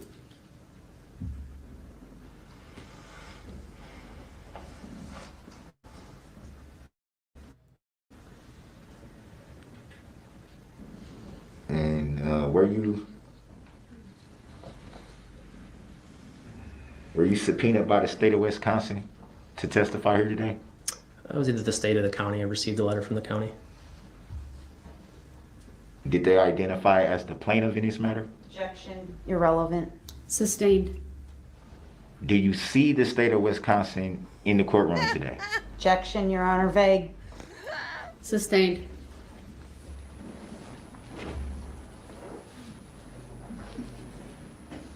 To to the best of your knowledge, do you know if the state of Wisconsin is the plaintiff in this matter? Objection, irrelevant. Sustained. Have you ever had any interaction with the state of Wisconsin? Objection, irrelevant. Sustained. Ever had a phone conversation with the state of Wisconsin? Objection, irrelevant. Sustained. Do you even know the state of Wisconsin? Same objection. Sustained. You have a driver's license, a marriage license, anything in the state of Wisconsin. New topic, or I'll stop the cross-examination under 90611.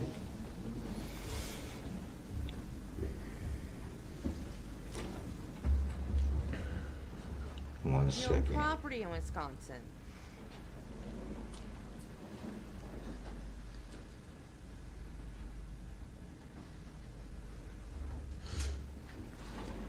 You're registered to vote in Wisconsin. Anything Did like you, that. You've had an interaction. Do you recall how long approximately you were stopped at the red light during the gas station incident? A minute or two.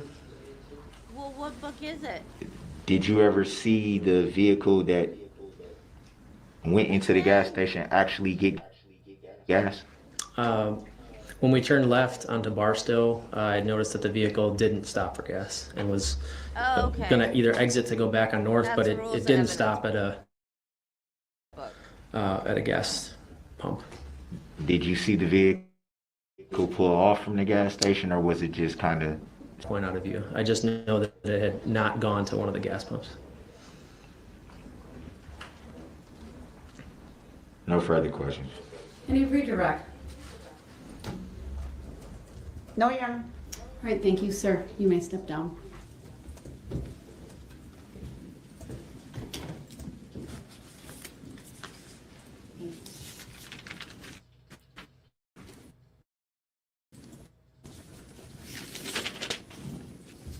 State may call its next witness, please. Thank you. The state calls Holly Berg.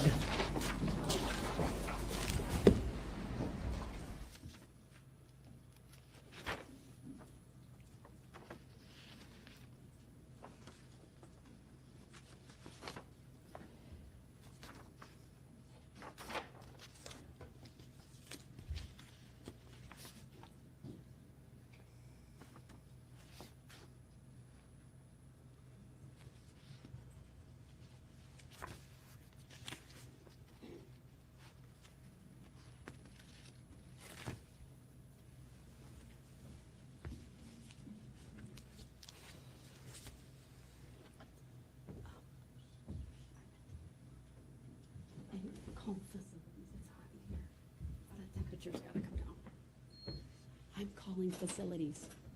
It's hot.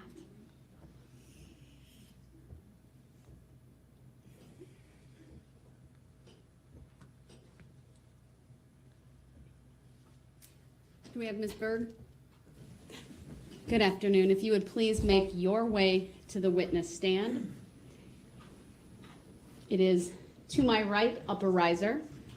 When you get there, please raise your right hand.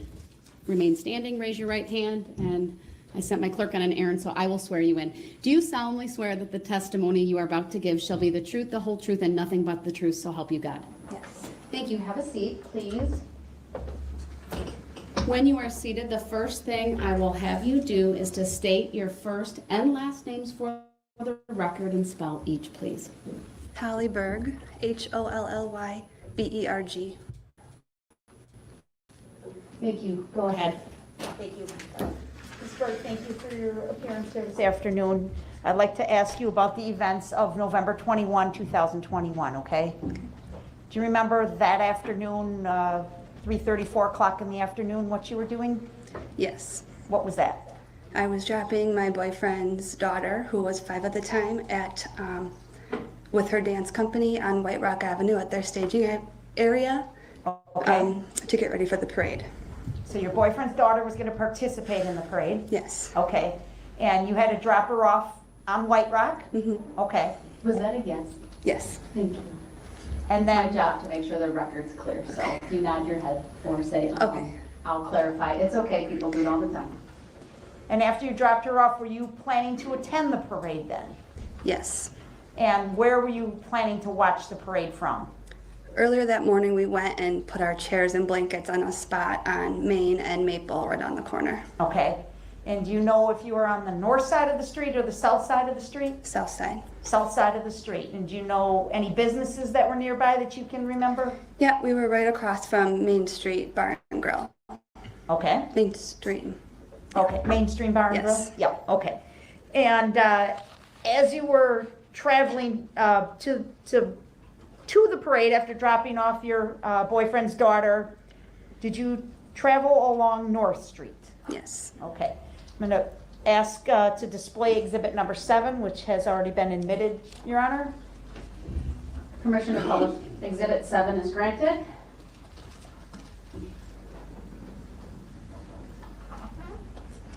All right, so it's up on the big screens. It's also on the monitor in front of you. Okay. And that's actually a touch. I was right here in the second lane. It was probably one lane too close. I drew the X. Okay. We can clear it and she can do it again if it's not accurate. Okay. Yeah, it's not the. So I was right greatest. here in the. Okay. Oh my gosh. In the center lane. Yes. Okay. Hold on, I wonder if she, you may have clicked the arrow, which is okay. There's multiple ways to annotate. So try it again and see what comes up. There we go. Okay. And as you approach that intersection, do you remember if you had to stop for the stoplight there? Yes, it had just turned red. Okay. Did you see any cars around you on North Street? Yes, there was a car to my left. I think it was silver. And I think there was a car on my right. Okay. And the car on your left then would be in the lane closest to the gas station, correct? Correct, right at the corner. Okay, there is a gas station right there, that big box in the middle of the Yes. street. Okay. What do you remember happening as you sat there at the stoplight? So I stopped at the stoplight, and I immediately saw a red SUV come from down the hill on Barstow, and it turned into North Street to go into the gas station. However, it turned on a one-way street, and it was like head-to-head with the car next to me, in the first lane. And so I was right next to the silver car. Sure. And How about, could you draw that for us on the map? Yeah. The best you can, please. Yep, so it came down here and into this first lane right here. Okay. And that's where the silver car was parked? Yeah. Or stopped, I should say. Yes, and there is a driveway to the gas station right here. Okay. And the silver car was blocking that driveway because it's an exit, not an enter. Okay. And so you saw the SUV go kind of hood to hood or head to head, you Yes. said, with the silver car. Yeah, and I was looking, and I'm like, oh my gosh, this guy is coming onto trying to get onto our one-way street, and I saw a bunch of arm flailing from. By who? I think both vehicles, because presumably the red SUV is mad that the silver car is blocking to get into the gas station. The silver car is like, I'm not doing anything wrong, so they were both kind of upset, and then I noticed the silver car backed up to allow the red SUV to get into the gas station. That was a good place for Darrell to object. Could you see into the red SUV and see Because the driver of did that she vehicle? hear that being said? When I was Hearsay anyway. before it had entered the before silver car backed up and red SUV went into the driveway, I could just see outline. Okay. However, after the SUV pulled in, he stopped immediately as soon as he got into the driveway and stuck his head out and was still doing this, like yelling at the silver car. Gesturing and Yes. yelling. Could you hear what was being said? No, I had my window up. You had your window up. Okay, but you could, it appeared he was yelling. Yes. Did he appear angry to you? Irritated. Okay. And could you tell how many people were in that red SUV at that point? Or did you see anybody other than the driver? I did not see anybody else. Okay. Do you think you can identify the driver of that red SUV?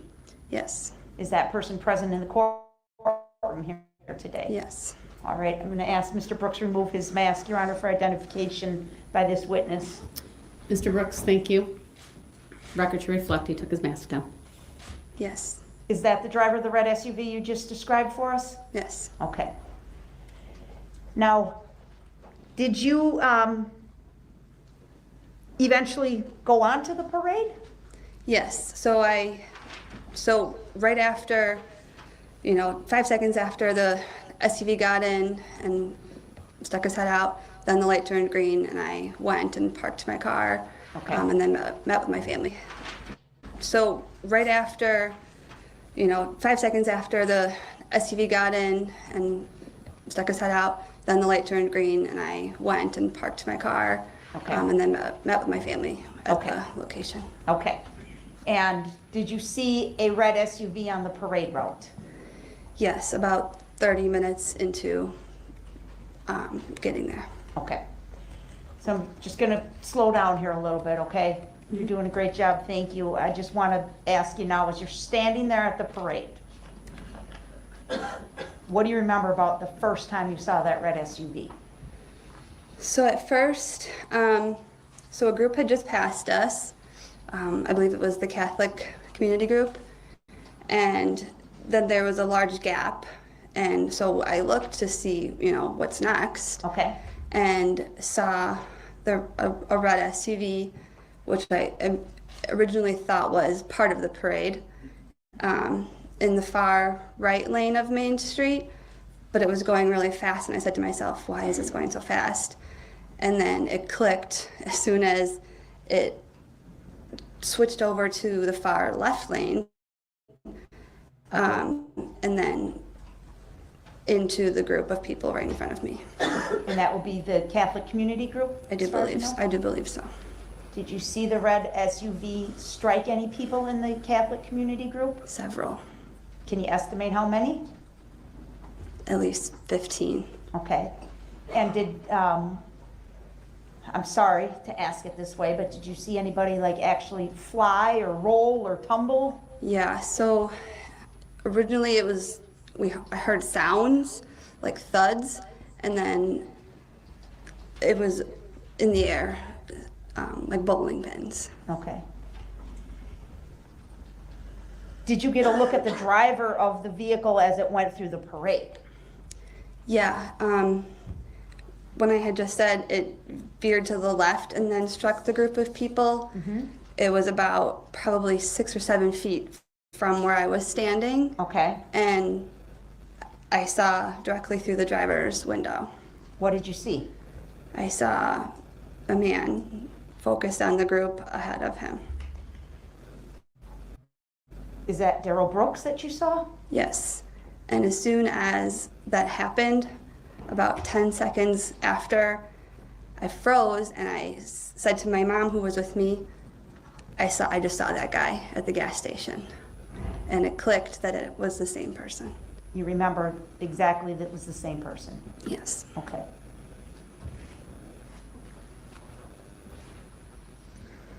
You described hearing some noises that you described as thuds, is that right? Yes. What do you think that noise was? Did you hear Mr. Brooks honking the horn on the vehicle at all? No. You described some driving maneuvers where you saw him going from side to side of the road, is that correct? Yeah, I saw it coming, and I was in the far left, on the sidewalk of the far left, and it was then in the far left lane. Okay. Were you able to estimate the speed of the vehicle at that time? Objection, hearsay. Overruled. Would you be able to estimate the speed? To the best of my knowledge, I would say 20 miles per hour, perhaps. Okay. Did you ever see the vehicle? As many bodies as it did. I remember the brake lights, but then it continued. Did you actually see the vehicle drive over people? I saw it hit the group and people fly. and then there was just chaos in the street. Okay. Had your boyfriend's daughter already gone through? No, she had not. Okay. So she was back waiting to join the parade, or you We did you didn't know where she know was? at the time, no. So as soon as it happened, my boyfriend leaped up to go help people, and I grabbed him. I said, no, go find her. So then he took off and had to go find her down 5 blocks. Okay. All right, thank you, ma'am. I don't have any other questions for you. Mr. Brooks, do you have any cross-exam for this witness? I do. First of all, good afternoon.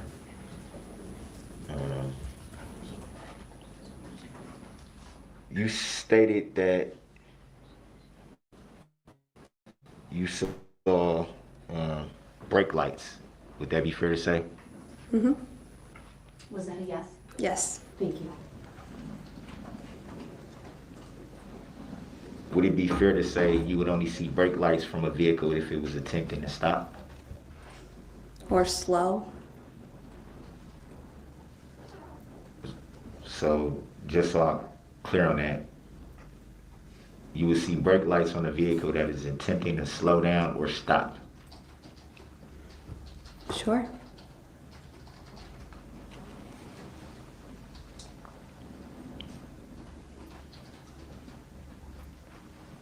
And you stated that you can estimate the speed of the vehicle. I estimated 20 miles per hour.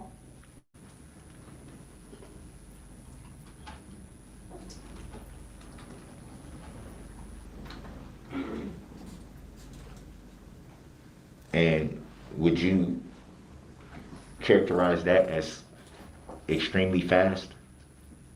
During a parade, yeah. For, yes, for the parade, yes.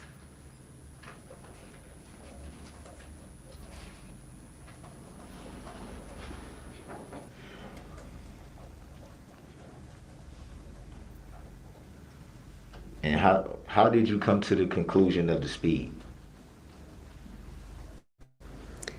With how quickly it went from point A to point B in my range of sight.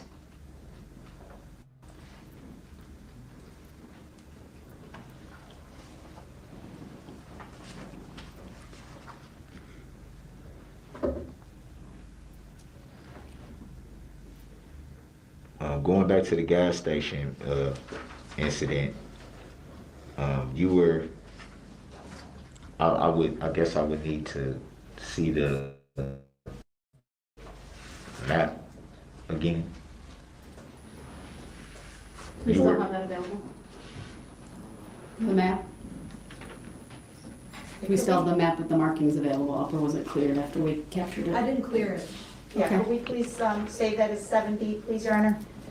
It will be saved as 7B. And admitted. Any position on that, Mr. Brooks? Yeah, I don't see the relevancy of the map. It's directly related to her testimony, sir. It's relevant. Absolutely relevant. Your objection is noted. So, It's overruled. Exhibit 7B is received. yeah, I don't see the relevancy of the map. It's directly related to her testimony, sir. It's relevant. Your objection is noted. So, It's overruled. Exhibit 7B is received. where were you positioned again at the stoplight? I was in the front row in the middle lane.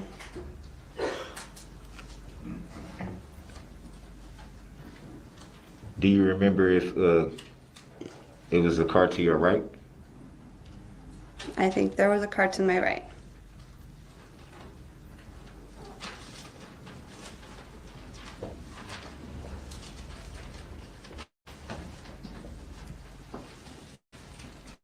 Do you recall if the vehicle you saw going into the gas station had any tinted windows? I do not.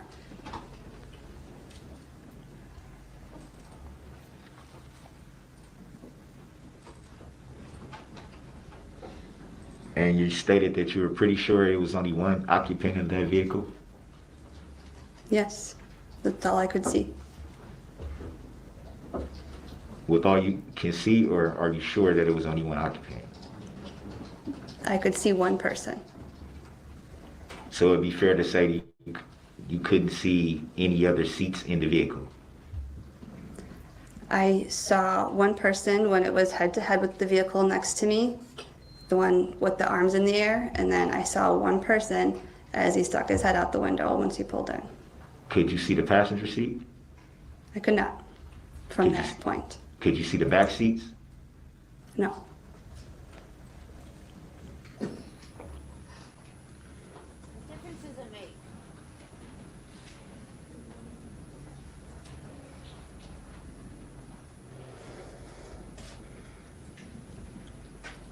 Are we done with the map? I'd like to turn. Oh yeah, I'm sorry. Thank you.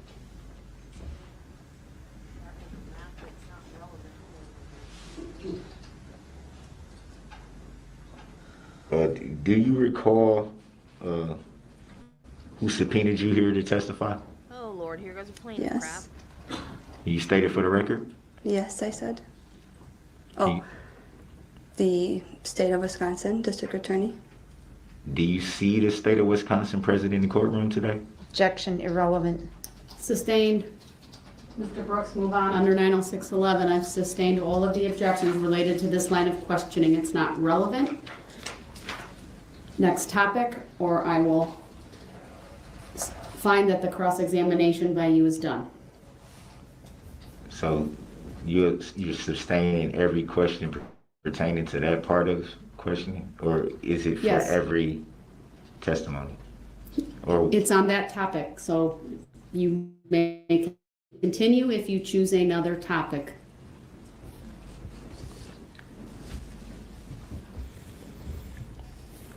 have you ever seen the plaintiff, state of Wisconsin, before? Right, pursuant to 90611, judge controls the order and mode of interrogation, that these questions violate sub 1, and Mr. Brooks will not be able to ask any further questions of this witness. Does the state have any redirect? No redirect, Your Honor. All right, thank you. You may step down.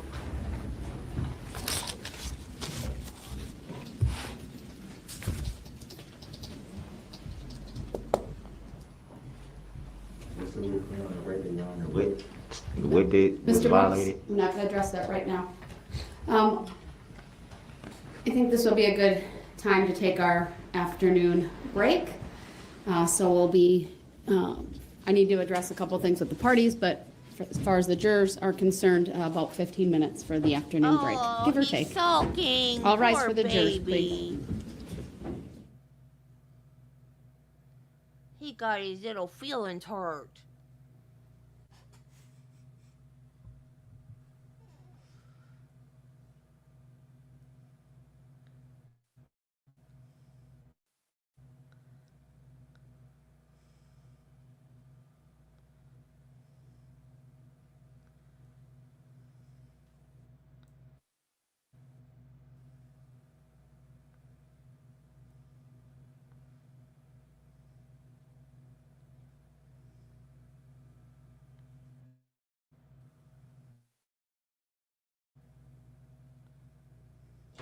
Three notes to the court. I review them as they come in. At times I put no response needed by the court. I initial it, date it, put the time. These will be uploaded into the file at some point. There was one particular request I do want to take up by Mr. Brooks, and that is at 1:11 p.m. he sent a note to the court indicating, I'm very emotional right now, can I go to the other court? I responded to that at 1:20 p.m. and I said the court will address this at the next break. Clerk advised to provide a copy of this response to the parties forthwith. I believe she may have provided even the other note, a copy of the other note in my response at that time, but at a minimum I know my response was copied and provided to the parties. I did note that The other courtroom is not a reward. I saw Mr. Brooks reviewing the papers. They were put on the corner of his table. I wrote down the time. It's not at my fingertips. I'll look for that. But in any event, I did want to address that with you, Mr. Brooks. You've been in the courtroom. You've been meaningfully participating. Are you asking to go to the other courtroom? We went back on the record. I was very emotional at that time.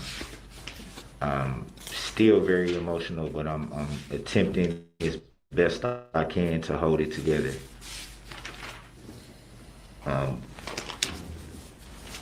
That does lead me to, since we are addressing certain things outside the... Well, I'm addressing this first, sir. Are you making a request to go to the other I'm not courtroom? making any requests at this time. Like I just stated, I'm trying my best to hold everything together considering how this day has been. I can't expect anybody else to know what's inside my head to know what I'm going through right now, but yeah, we'll just leave that there. All right, thank you. That is noted for the record. Nobody feels sorry for you. At some point, sir, after I admitted Nobody Exhibit feels 6, sorry for you. raised an objection. I told you I would allow you to raise that outside the presence of the jury. Now's your opportunity to do that. And which one would you be referring to? Exhibit 6, sir. Oh, the video? We've seen multiple videos, but yes, Exhibit 6 is a video, sir. I think it's very clear what I was referring to in that video. The interview portion of the officer with the 3 individuals has language in it that you made a ruling about, pertaining to a whole different entire... Which part of the video, sir? The interview part, I'm gonna say it again, as I've already said it clearly enough, the interview part between the officer and the 3 individuals. God. What specifically are you referring to? What statement, sir? I need some specificity. Do you need it played? Do you need it played? Mr. Brooks, you're the one making the objection. Please make your offer of proof so I can rule on it. The offer of proof is that there's language said by Erica Patterson in that interview that can be audible, referring to another situation in another county. You made a ruling on that would not be admitted into evidence. So at the very least, that portion of the video that you've already admitted into evidence should be removed, or the whole video should be struck and removed from the record. And I'm saying that because of the ruling that you made, the judicial determination that you made, Your Honor. Let me turn to the state attorney. Opper, I don't specifically recall. If I need to review it on a break, maybe I will, but do you have any idea what this is referring to? I do not, Your Honor. I did not hear anything in that recording that would violate your previous orders. I object to that. It's very clear if the video was played that you can hear language said in that portion of the video that you clearly ruled on. I'll review it at a later point. He in has time. such a chip on his shoulder. Just file that clip on a flash drive so I can. He thinks they're trying to sabotage him. From my perspective, even if there were to be something, it was not offered for the truth of the matter asserted. This was to provide an account of what the officer was experiencing, but I'll review it. If there is something in there, I certainly can. It doesn't change the fact that the video itself is admissible. It might have an impact on whether it's played again for the jury, at least at that particular point. But again, I didn't personally catch that, but there was a lot going on in that video at that time, a lot of audio. There's clearly, in addition to the audio from the squad, you can hear the radio, so I will need to review it again. Mr. Brooks, I'd appreciate if you not roll your eyes at me. There was a lot going on in that video. I don't think anyone in this courtroom would disagree with me. What I'm telling you, I'm giving you the opportunity to raise the issue since you essentially didn't, well, let me state it this way. You raised it when you thought it was appropriate. I told you I'd take it up outside the presence of the jury. That's what I'm giving you the opportunity to do. What I'm telling you is I'm not going to make a ruling specifically because I need to watch the video. And so I don't think that's something you should be rolling your eyes at. That's proper for this court.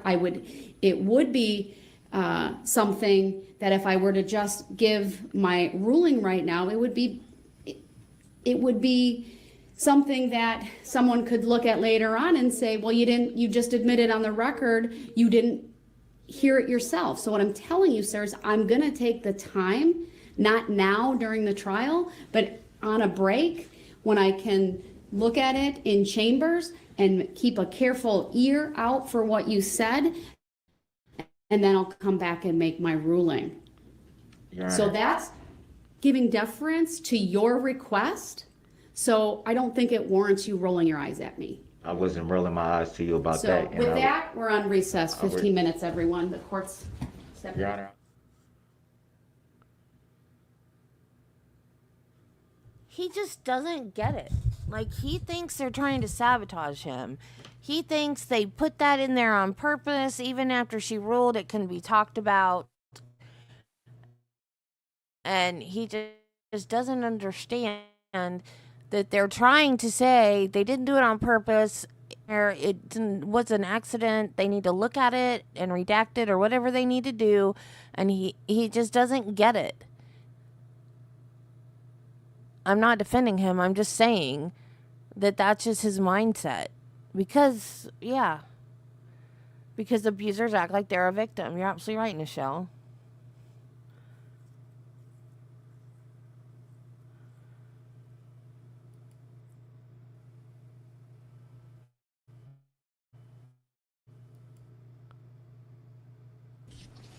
So thank you for bringing that to my attention. Oh, wait a minute. I'm not interrupting. No, go ahead. I can hear Erica Patterson saying,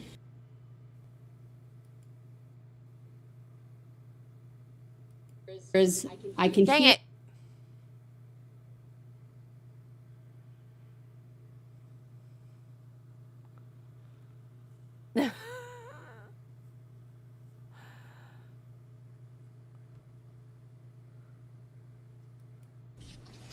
So thank you for bringing that to my attention. Crud. Not proven subject matter jury. Damn it. I can hear Erica Patterson. Okay, I'm not touching it. It'll get there in a few seconds.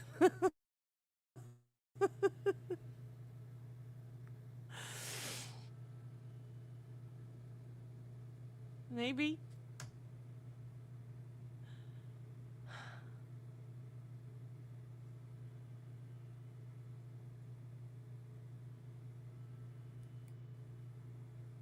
Oh, I think I went backwards.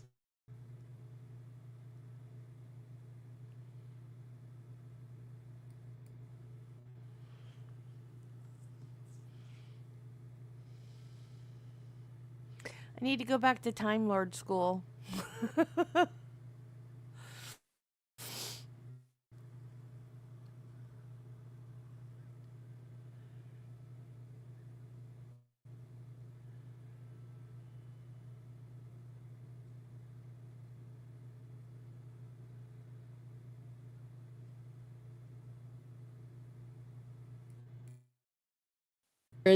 I can hear Erica Patterson saying that I get into an argument, or I argue with my baby daddy all the time, and he previously ran over my foot. So I'm going to take the request under advisement. At this point, I'm inclined to strike this exhibit from the state's case. I'm going to give the parties over the weekend to file any written requests regarding it or further authority, and I'll address it first thing Monday morning. So thank you for bringing that to my attention. I'm not interrupting. No, go ahead. Did you make a ruling on the filing for the demand of verified statement of particulars by affidavit? Mr. Brooks, I'm not going to address that. It is an argument that's without merit. I'm summarily denying it yet again. We're going to bring the jury back out, okay? We're going to continue with testimony. won Does the an state have the next argument. witness available? We do, Your Honor. Your objection is noted for the record. We're continuing, Mr. Brooks. That Thank you. whole video I'm aware might of that, get Your Honor. I struck. was just trying to make sure I didn't interrupt you while you were saying something.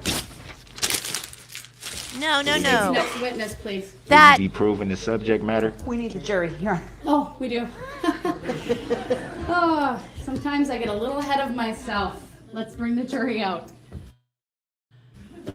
no, that whole Attendance motion that to whole dismiss this I'm not case for interrupting. lack of personal and That whole I'm not interrupting, am I? That's passive aggressiveness. That's what that is. That's not him trying to be polite or trying to right past wrongs or whatever. That's passive aggressiveness. That's what that is. That's him being a douche. subject matter jurisdiction. And I'd like to state that for the record. Your statement is noted. You have not proven subject matter jurisdiction yet, Your Honor. Are you making a judicial And I determination? direct your attention to the Barnaby decision. Are you shackled and wearing an orange jumpsuit, dude? Judicial In determination. a courtroom? I think that proves. I think that does it. I think that's all you need. The record should reflect in that I got no answer.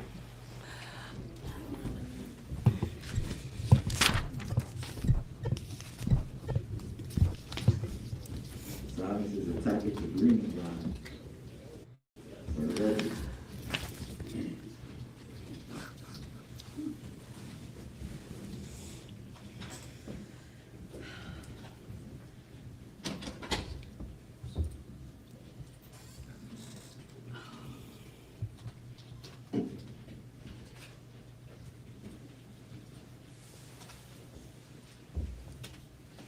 I have a post-it note, Madam Clerk. All right, thank you, everyone. Please be seated. State may call its next witness. Thank you, Your Honor. The state calls Detective Casey. All right, Detective Casey, if you would please take the witness stand. When you get there, please remain standing. Raise your right hand, and my clerk, Teresa, will swear you in. Do you solemnly swear that the testimony you're about to give shall be the truth, the whole truth, and nothing but the truth, so help you God? Yes. Thank you. Please be seated. Would you please state your first and last names for the record and spell each? Thomas Casey, Thomas, Casey, Casey. Thank you. Go ahead, your witness. Thank you. Detective Casey, what is your current employment? I'm employed by the City of Waukesha Police Department. And what is your rank? I'm a detective. How long have you worked in law enforcement? Over 25 years.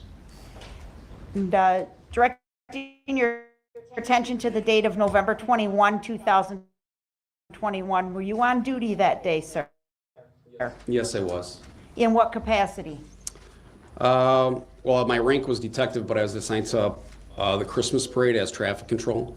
Okay. Just helping out? Just helping out. All right. And have you patrolled the Christmas parade in the past, sir? Yes, I have for many years. Okay.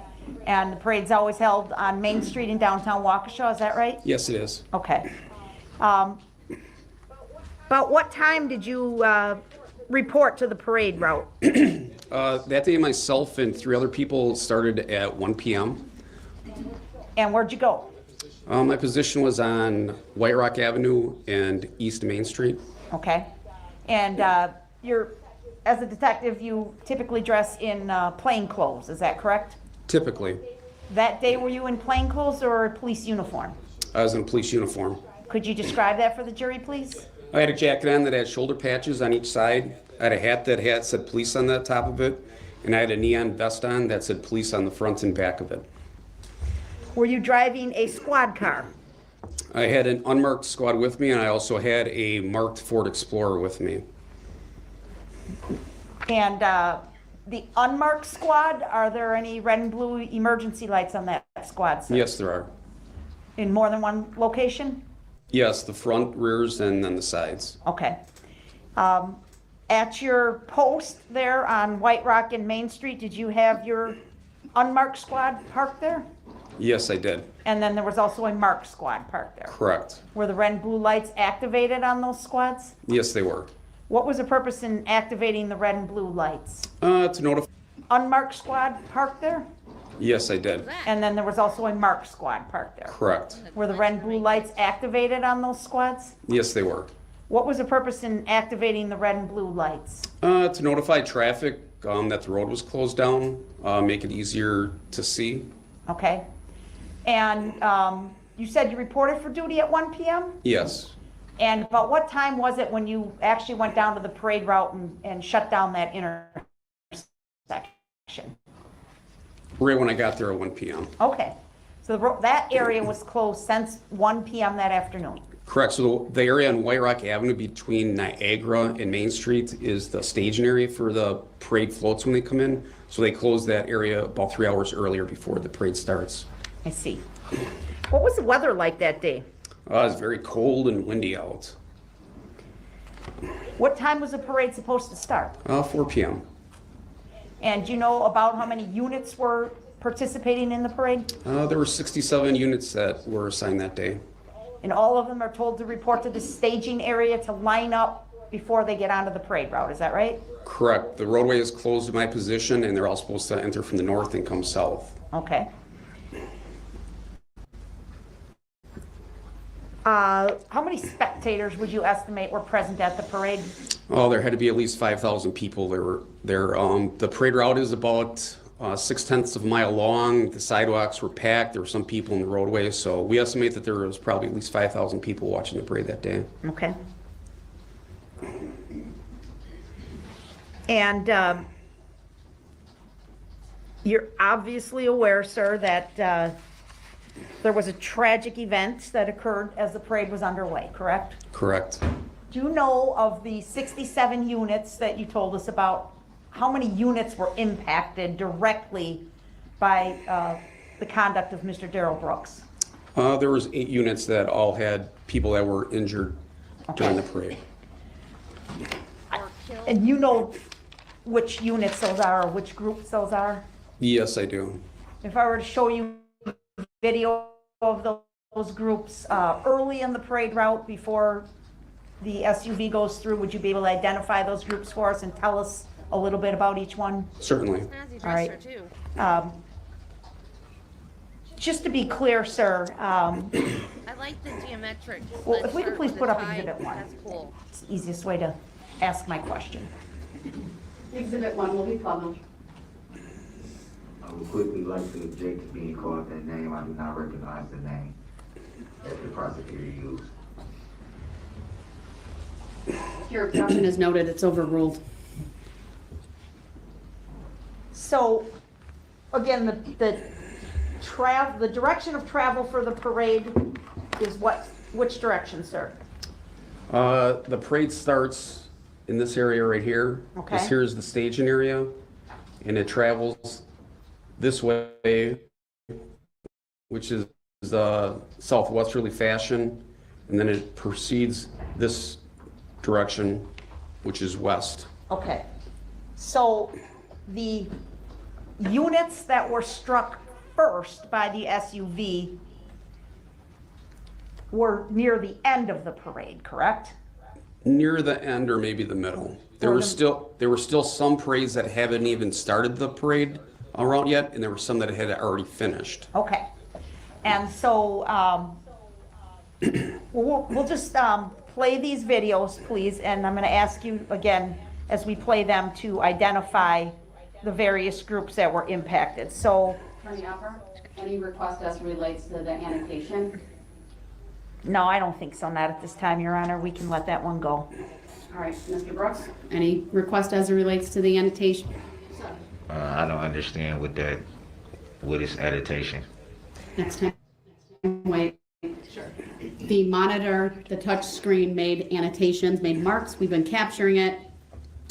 The state said they were not asking that an exhibit be made. Unfortunately, they're no longer on there. So we won't have the specific markings. Would you have wanted those markings to be captured? Okay, because I would give instructions to Detective Casey to redo them if you wanted. No. All right, then go ahead. All right, so I'm gonna ask, we're gonna preview Exhibit 10, please.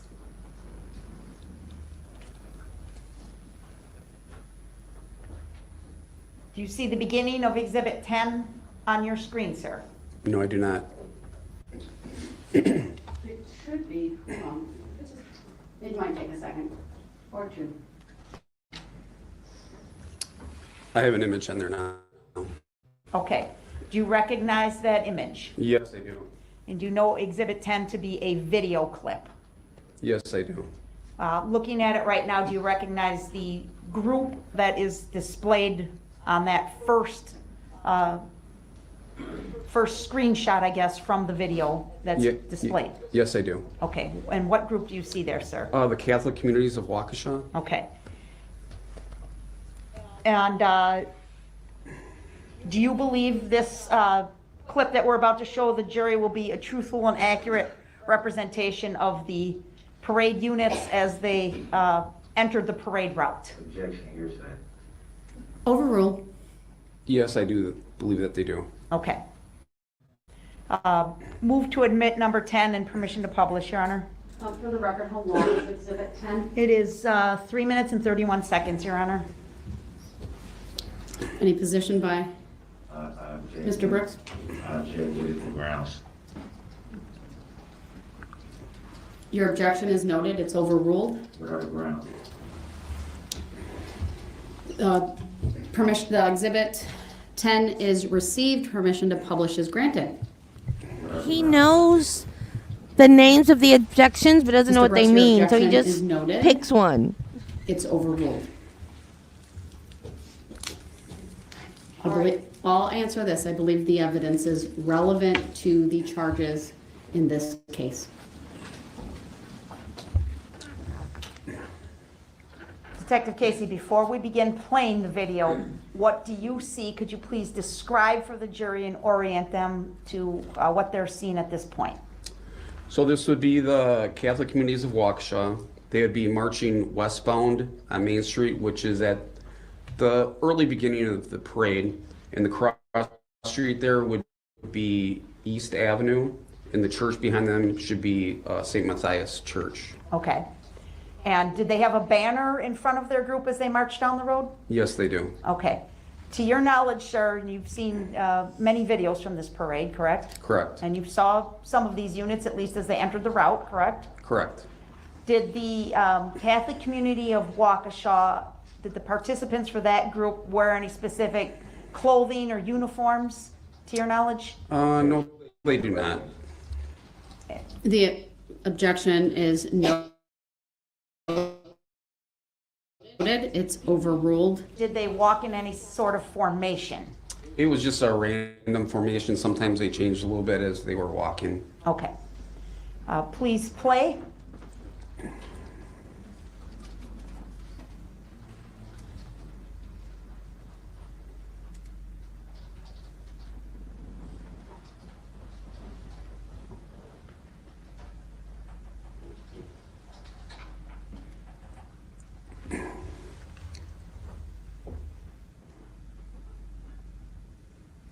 And now at about the 24-second mark, what's the next unit coming into the screen? The Dancing Grannies? Okay, and they had a banner?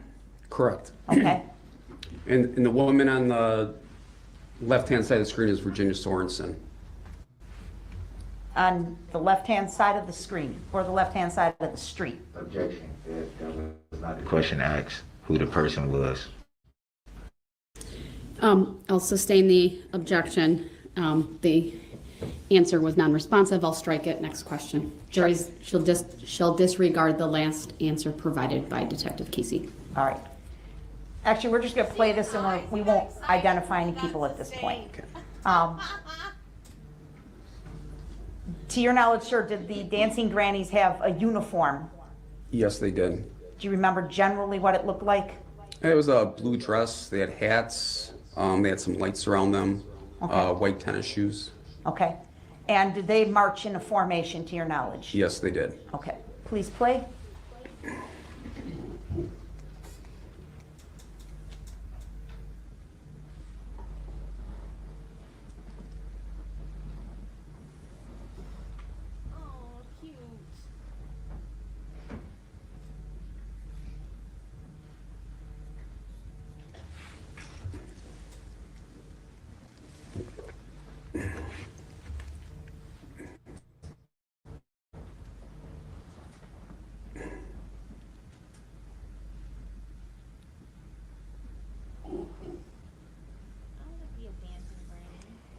I just want to be a granny. My girls need to get busy.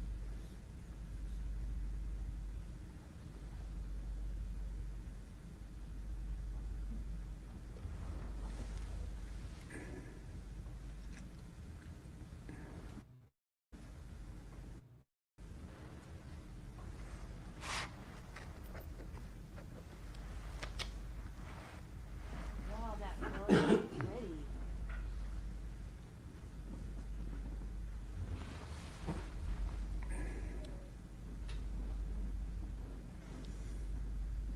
What's that vehicle, sir? It's a support vehicle for the dancing grannies. All right, did you happen to see that, no, strike that. All right, so that they had a banner in front and then a white, looked like SUV type vehicle at the rear of their group? Yes. Okay. Now that was the 146 mark. I paused, and we will continue to play.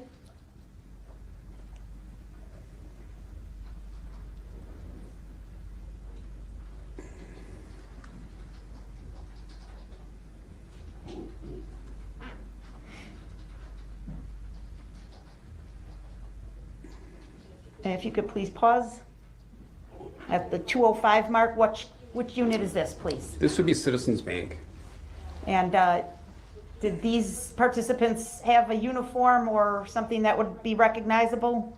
Not really uniform, but a couple of ladies got together and wore the same pants and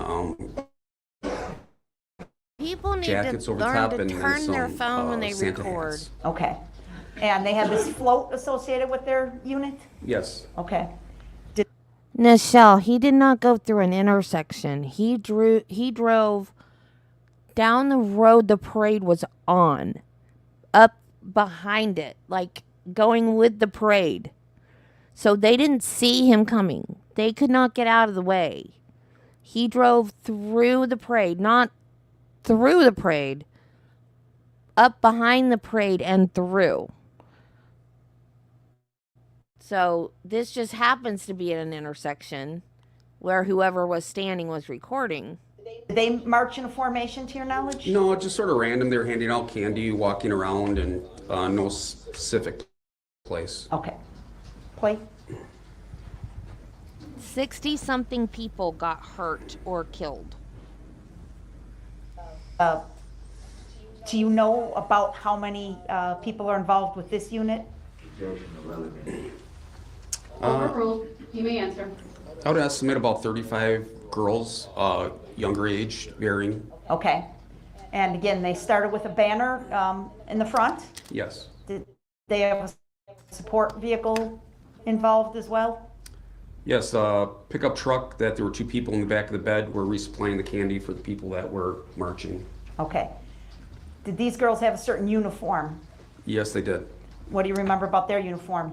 Black tights, black sweater, white tennis shoes, and they all had a headband on that lit up. To your knowledge, did they march in formation? The girls in the front, there was 4 different groups of girls based on sort of their age and their ability. The girls in the front had more of a formation than some of the tiny tots that were in the back. Okay. Play.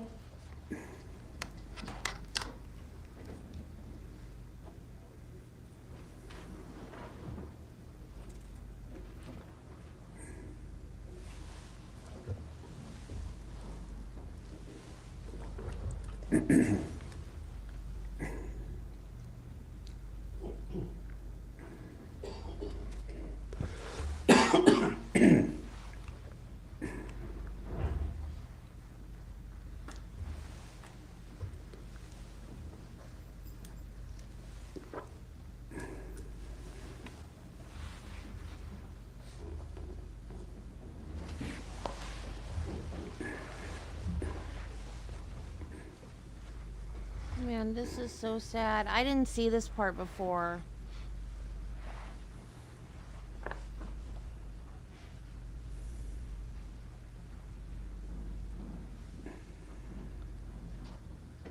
I mean, it was already sad, but actually seeing this happy little community knowing what's about to happen. All right, that's the end of that clip. I'd like to show you another clip that's been marked as State's Exhibit number 11 so that we can continue with the parade units, please. We'll preview it for you, sir. Objection, what is the relevancy? It's relevant because you destroyed all that happiness. Is overruled. And you may question the witness regarding the exhibit. Christmas is now a trauma response for so many people because of you, jackass. Sorry. Would note for Mr. Brooks that in addition to being relevant to the charges, it also goes to background and context. What do you mean by background? Background to the event. Events that led up to Like all detail, of the charges, the reason for why we're here. detail background. It's regarding the parade, sir. I don't understand, but okay. Don't understand. A lawyer would have understood, Two stupid. statements noted for the record. Marty!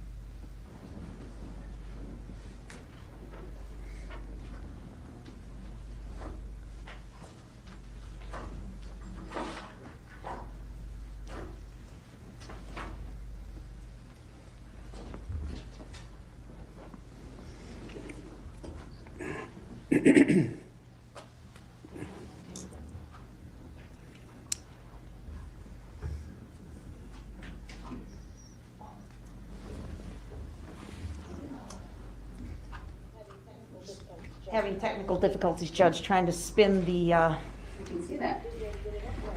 video to get it up right.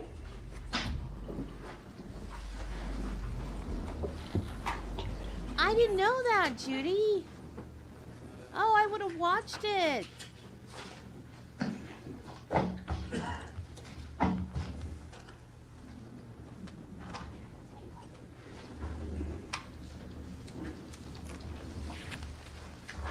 Yeah, I know they were, they wanted to get the sentencing and the impact statements and everything done before the 1-year anniversary.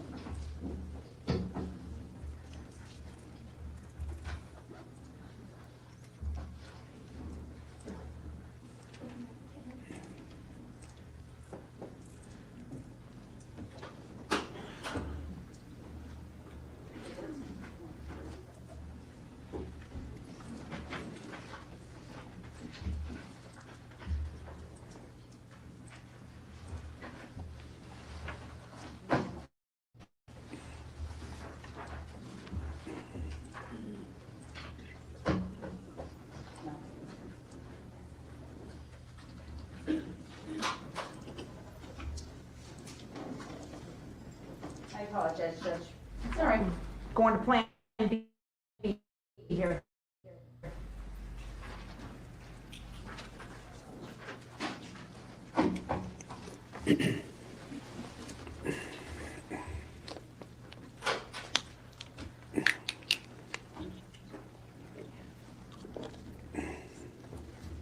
Well, that's neat, Michelle. We don't. Well, my town doesn't, but the couple of the surrounding towns have parades at Christmas. We finally got a Christmas tree in our town. We have a little Christmas festival, but it's lame, to be honest.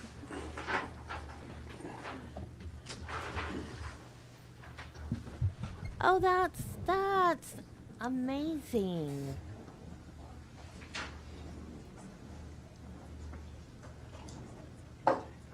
That's cool. Somebody needs to tie Marty to a chair and put those things in his eyes like on Clockwork Orange when we get the victim impact statements for the dancing granny that died. Get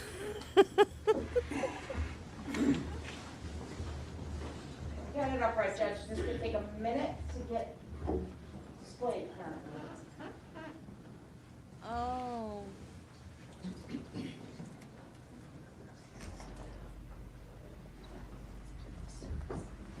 Why does that make you need to be on the phone?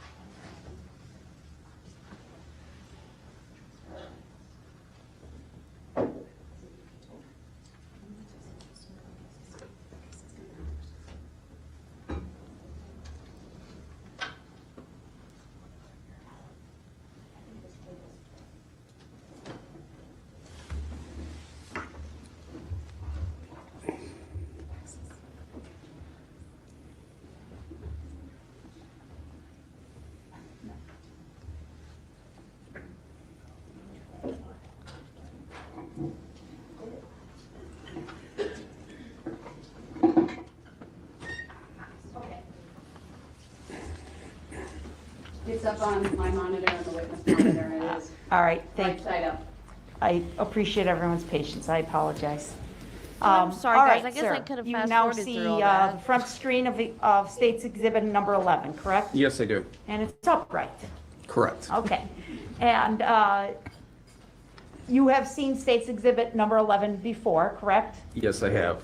Do you believe it's a Hold true? on, there's been an objection. Are you objecting to the question? I'm objecting to, is that the same video?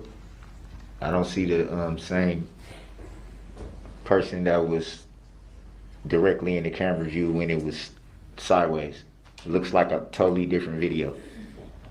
Sir, it's not been admitted yet. The state's laying a foundation for that. And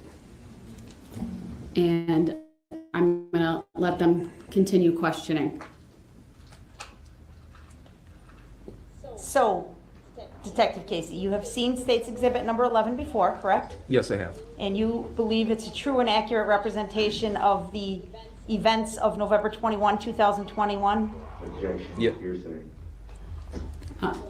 Your objection is noted. It's overruled. Yes, I do. All right, move for admission of number 11 and permission to publish, Your Honor. Mr. Brooks, any position on the admission of Exhibit 11? I definitely object. This is not a totally different video. Mr. Brooks, your objection is noted. There wasn't much testimony about whatever that prior exhibit was, and I'm going off of his testimony about seeing this particular video clip. There's the still image in front of him that he identified he previously reviewed, and it's accurate, true and accurate. So based on that, your objection's noted, but it is overruled. I'll receive Exhibit 11. Permission to publish is granted. You strike the last video then that didn't. The last video wasn't admitted, sir. There were technical issues. They moved on.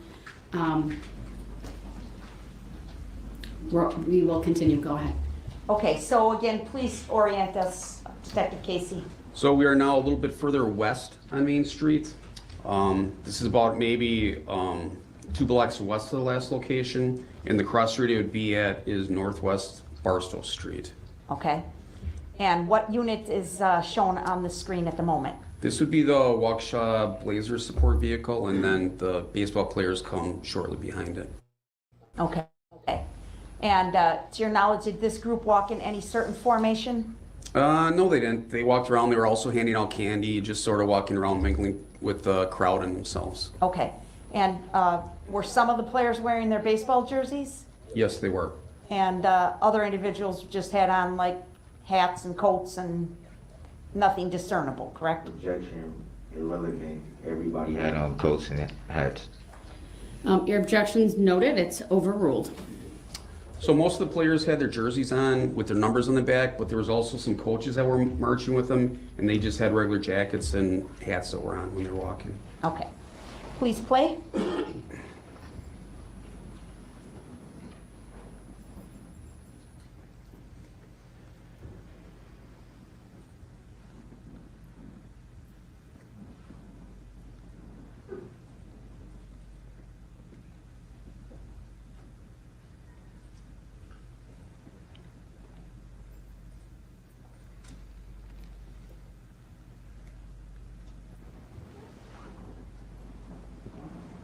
Barris Logistics, you can see the pickup truck that's pulling a float that has the Grinch on the back. Okay.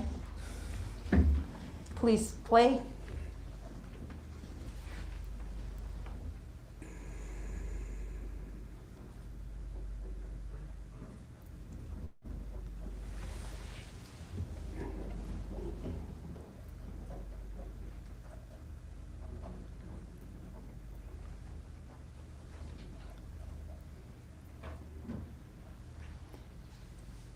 And now at the 103 mark, we've paused it. What's the next unit coming into view?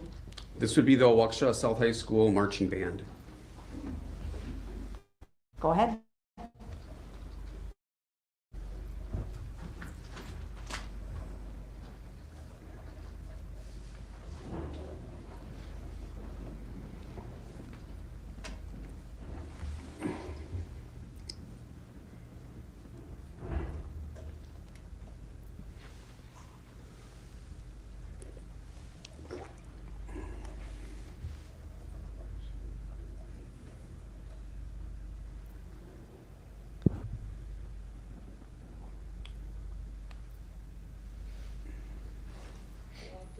And if you could pause, what's that unit right there in the middle?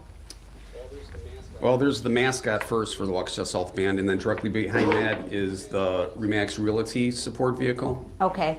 Is it easy to distinguish the Remax vehicle? Yes, they had a big hot air balloon basket on the back, and they had a flame that was blowing out the top. That was Okay. very noticeable. Okay. Please play.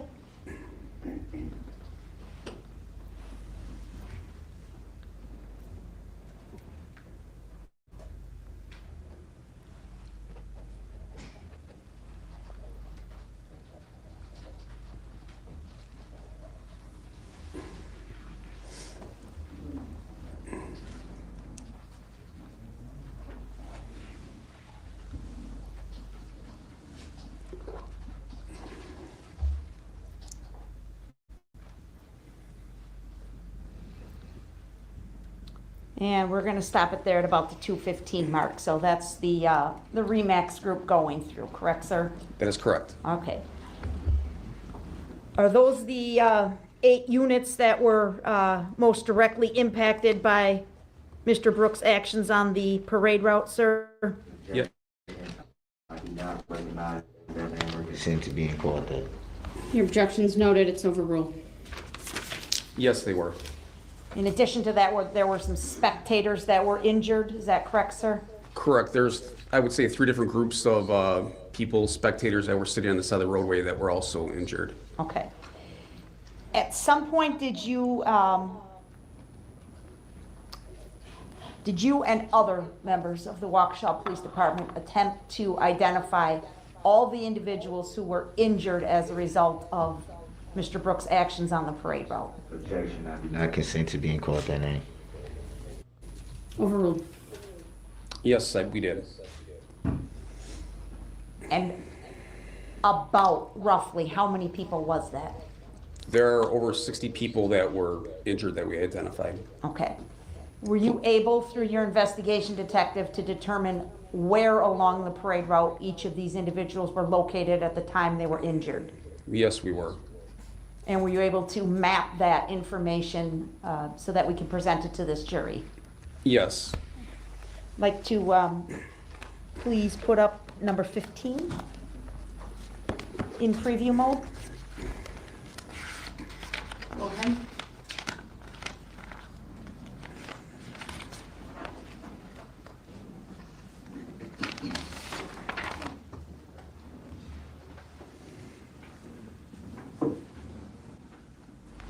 Detective, do you see State's Exhibit number 15 on the screen? Not yet. Okay, sorry.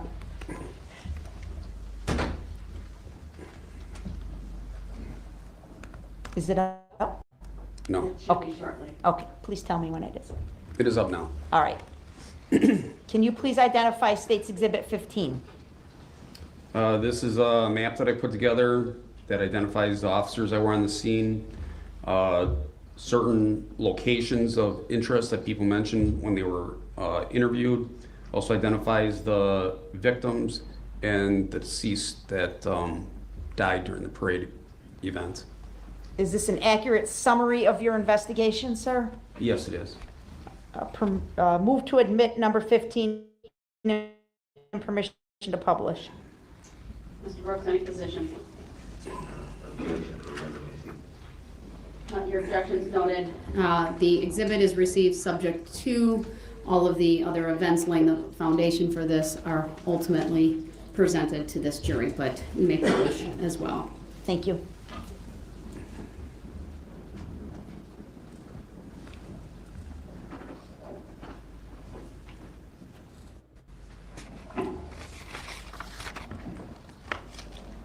All right, and please, Ms. Gussie, if you could zoom in on the upper right-hand corner again, we'll start there again.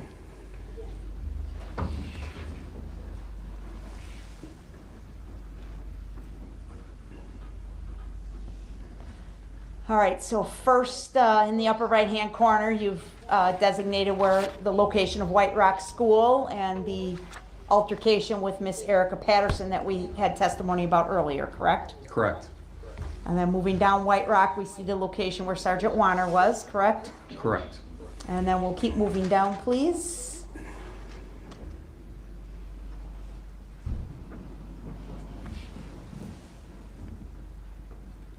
Okay, good.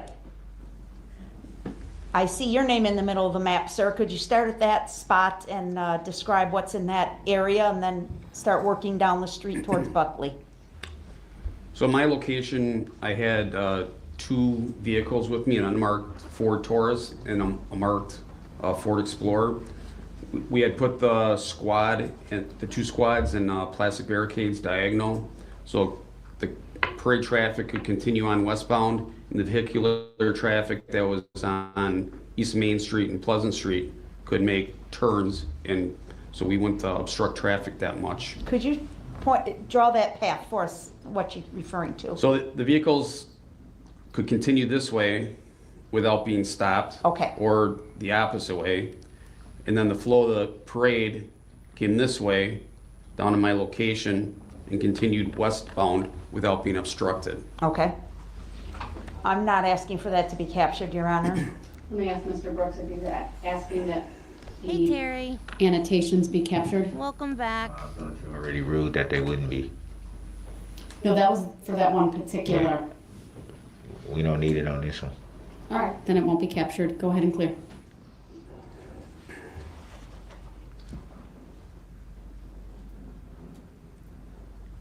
All right, sir.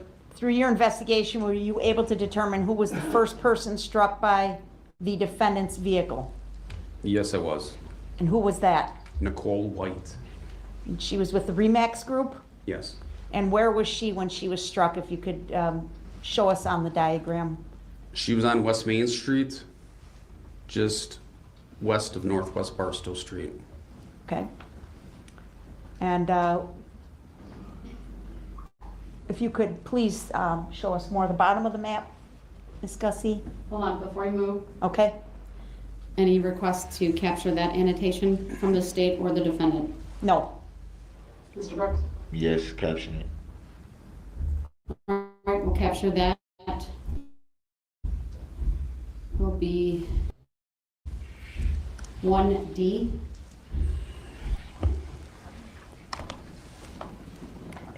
Actually, this isn't 1, this is 15. Oh, sorry, 15D.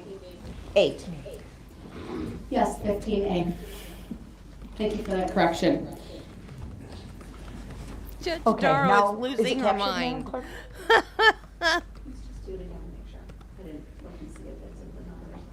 I see it, yeah. Okay, Should I clear it now? please? Yes.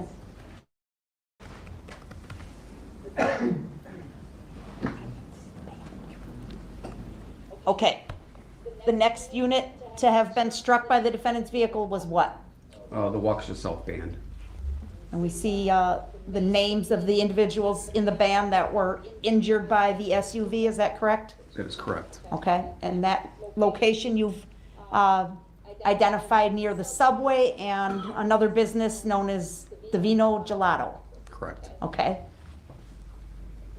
What was the next, well, I guess the next unit or individuals to be struck were spectators, is that correct? That is correct. It'd be Charles Green and Lily Green. And they were near the Martha Merrill bookstore, correct? They were on Main Street, just west of Gasper Street, Okay. sitting on a little bump out from the curb. Okay, and they were spectators? Yes. Okay. The next group to have been struck? It would be, the group is Bears Logistics Group. Okay. And what were they, what business were they to have been struck? It would be, the group is Bears Logistics Group. Okay. And what were they, what business were they struck nearby? They were by Bosco Social Club. Okay. Now we need to go to the top of the map again, please. The next unit that was struck by the defendant's SUV? It'd be the Waukesha Blazers Baseball Club. And how many individuals with the Blazers were impacted by the SUV? 5 directly. And their names are listed there on Exhibit 15? Yes, they are. And Jackson Sparks' name is highlighted in red. Why? He's one of the 6 deceased people from this incident. Okay. The next unit to be impacted? That would be the Extreme Dance Team. And the names associated with that team are listed on Exhibit 15? Yes, they are. And what was the general area and the street where they were impacted? What business? They are right in front of Mama Ducky's Bakery, or Chef Pam. Okay. It's right before the 5 Points in Waukesha, which is an area where Broadway and Main Street cross. Okay. Can you zoom back into the 5 Point area, please? Okay. And were there any spectators injured in that exact area? Yes, there were. And who was that, please? Isaac Foglia and Deborah Ramirez. Okay. And then getting through the 5 Points, what was the next group impacted? It would be Citizens Bank. Okay. And that was Jane Kulik? Correct. And she was fatally injured? Yes. Okay. The next group? Or I guess the next group is actually spectators. Correct. There was 3 children that were sitting on the north side of the roadway on the corner of Clinton Street and West Main, and they were struck by the vehicle when it came through. What business is located right there? The Steaming Cup is on the northwest corner of that intersection, so they're very close to that. Okay. The next unit that was impacted? That would be the Dancing Cranes. And that was just past Clinton Street, sir? Correct, just west of Clinton on West Main Street. Okay. And you've listed the names of the persons that were injured by the defendant's vehicle associated with the Dancing Grannies, correct? The injured and the deceased. Okay. And again, you've designated the deceased with red, color red, Yes, and the others were just injured. correct. Okay. And that was near a couple businesses that you noted on the map, sir? That took up a very large part of the roadway. It was very spread out, but Donnie Boy's Tap, Curry Insurance, Those are the two most common businesses in that area. Okay. And then if we could move on to the last group. Sorry. What was the last group to be impacted Bye, by the defendant's Nancy. vehicle? Have a good day at work. The Catholic Communities of Waukesha. And have you listed there the names of all the individuals who were injured by the defendant's vehicle related to the Catholic Communities of Waukesha? Yes, I have. Overruled. I don't identify or consent to being called the defendant. Your objections noted. And is there a business or entity nearby that in the area where the Catholic community was struck? The closest place would be Planned Parenthood. Okay. All right, thank you. We can take down Exhibit 15, and next I'm going to ask you to please pull up number 12.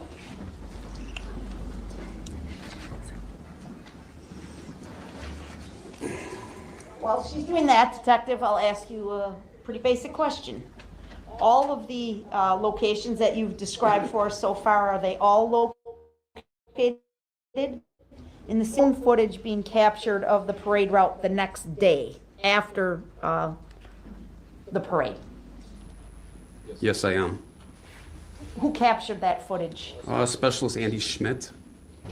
Works for your department, sir? Yes, he does in the evidence department. Okay. And was the drone able to travel the length of the parade route? This captures from the area where the people started being injured. We didn't capture the entire route. Okay. And to your knowledge, sir, you've seen this video before, correct? Yes, I have. Is it a true and accurate depiction of the way Main Street looked on the morning of November 22, 2021 at about 9:56 a.m.? Yes, it is. By now, all of the injured have been removed from the scene, obviously. Injured and deceased. Okay, but there's still objects in the roadway? Correct. And investigators and other people can be seen in the drone footage? Yes. Okay. Move to admit number 12 and permission to publish, please. A position by you, Mr. Brooks. Objection. Your objections noted. It's overruled. Exhibit 12 is received. Permission to publish is granted.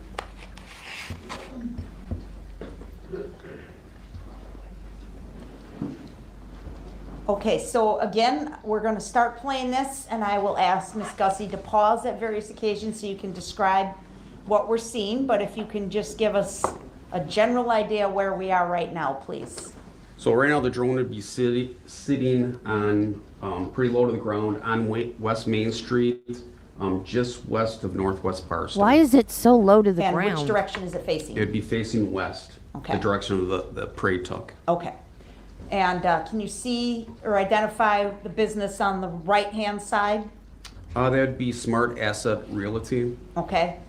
And can you tell us, I don't know if you could tell, what's on the left-hand side? Can you identify anything there Just right a little now? bit further up is Subway sandwich shop, and I know that the Vino Gelato is right next door to that. Okay, that's kind of right above the roof of that vehicle that's parked there on the left, right? It's the Subway sign? Correct. Okay. All right, please play.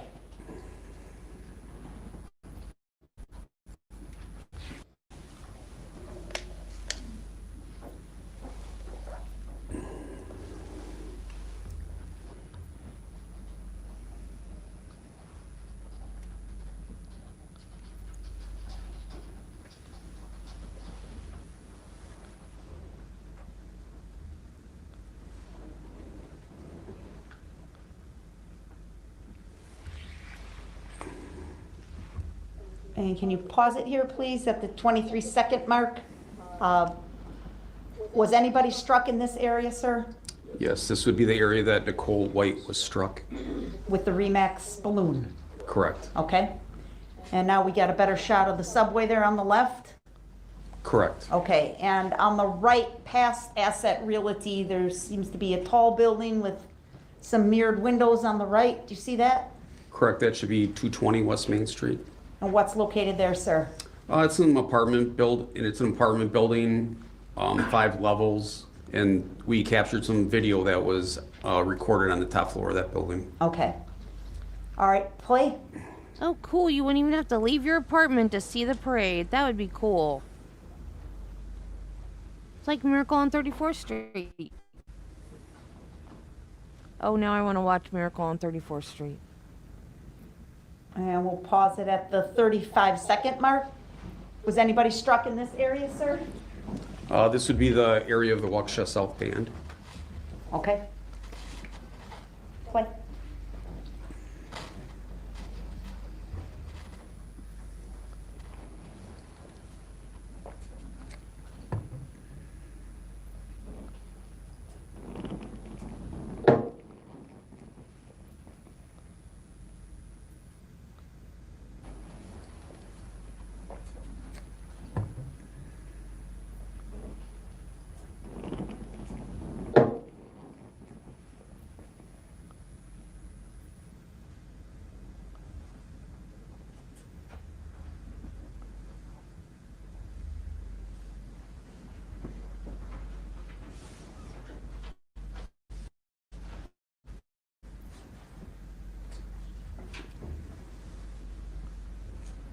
And we'll pause it there.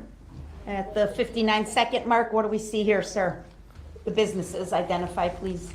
Oh, there's a chocolate shop on the left, and then the Vino and Gelato is just on your left, and the front building on your left with the black roof is Martha Merrill's bookstore. Okay. Was anybody struck in this area?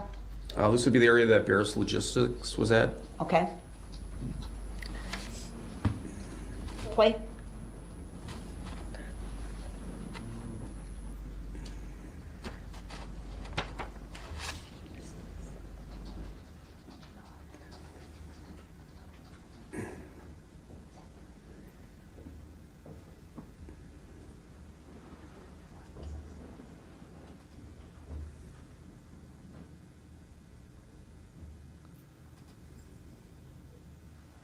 You could just keep it playing. I'm going to talk, but you could keep it playing.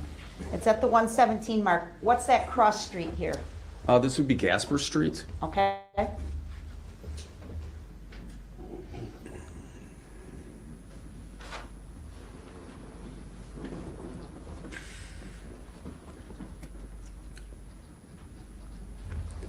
And that area there is where there were some spectators that were hit. Okay.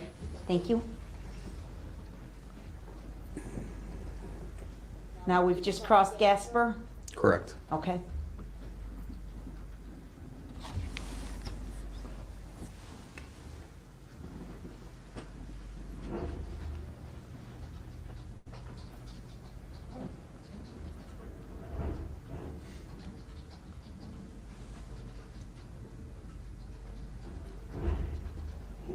And keep it playing, please, at the 157 mark. What businesses are we seeing here? The joke shop is on your left, and the Waukesha Theater's on your right. That's the area that the Waukesha Blazers were in when they were hit. Okay.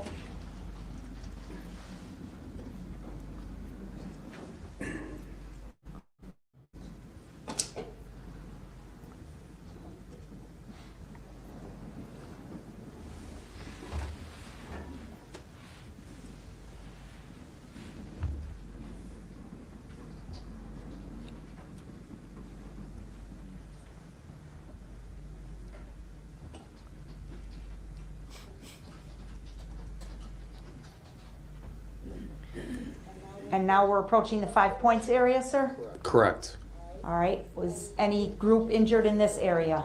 This is where the Extreme Dance Club was when they were impacted. Okay. That was at 234. Thank you, ma'am.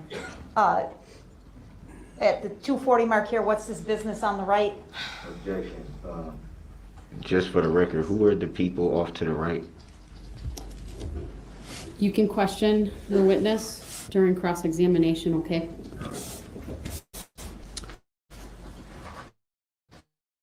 On the right, there's Mama Ducky's and Chef Pam's kitchen. Okay. And this is where we get that weird cross streets. That's why it's called 5 Point. Okay.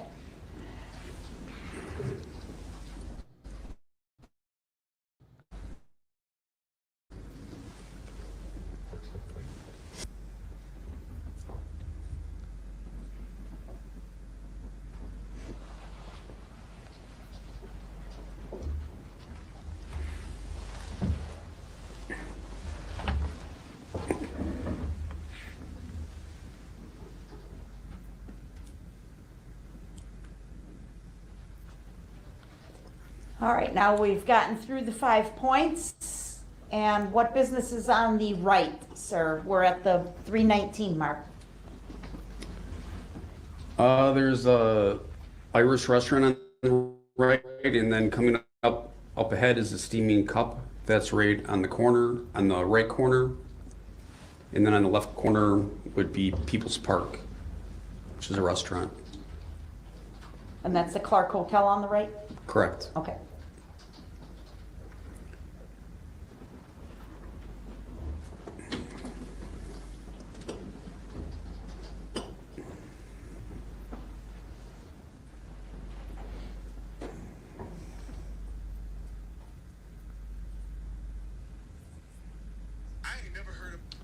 We'll pause it here at the 351 mark. Do you see a vehicle in the picture at this point, sir? Yes, I do. Do you know what unit that vehicle is associated with? That's a support vehicle for Citizens Bank. Is this the area where Jane Kulik was struck and killed? Yes, just up in front of the vehicle on the right-hand side, there's 2 green hash marks that would be the location that she was found at. Okay. Play, please.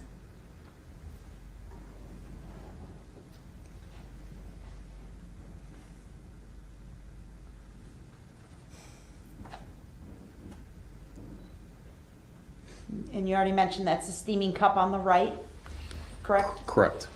And there were some kids hurt on the corner there? Yes, on this corner where the blankets were, there's 3 kids that were sitting there that were impacted. Okay.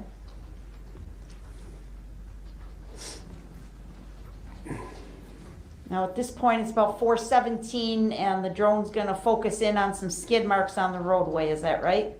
That is correct. After further investigation, did these skid marks have any relevance to this investigation, sir? We believe they have no relevance to this investigation at all. But at the time, we weren't sure, correct? Correct.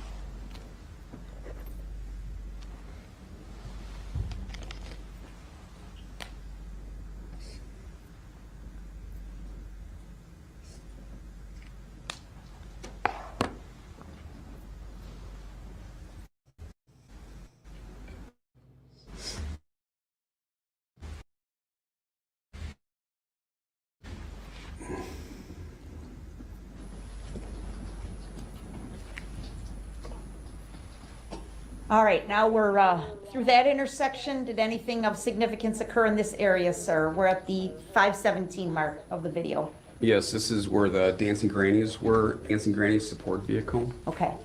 And then directly on the right in front of that is Donny Boy's, which Okay. is a bar. And then up a little bit further on your left-hand side is Curry Insurance. Okay, and we see Magellan's on the right with the big M? Correct. Okay. And you said this is the area where the Dancing Grannies were impacted. Yes. Are you able to tell from this drone the area where the position of 3 of the deceased victims from the Dancing Grannies were located? Yes, As I- we go further. Yes, I can. Okay, I'm asking a foundational question. All right, we'll go ahead and play, please.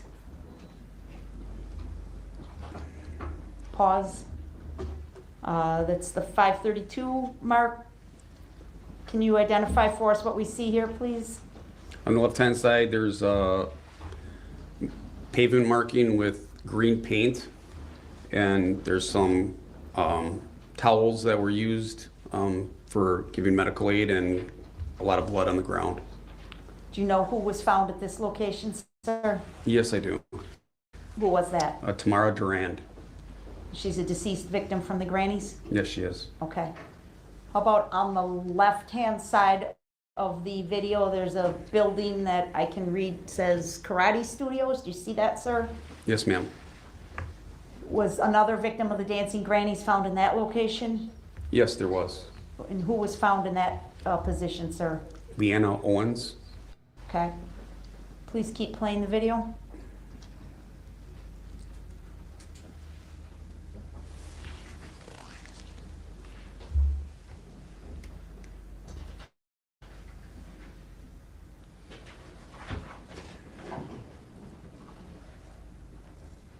That's Curry Insurance on the left. I can see the sign. Correct. Okay. And coming up will be the third position for one of the dancing grannies who suffered fatal injuries as a result of this incident, sir? Yes. Right there? Correct. Who was found in that location? Virginia Sorensen. Okay. Continue playing. What's the side street we're passing here? Maple Avenue. Okay.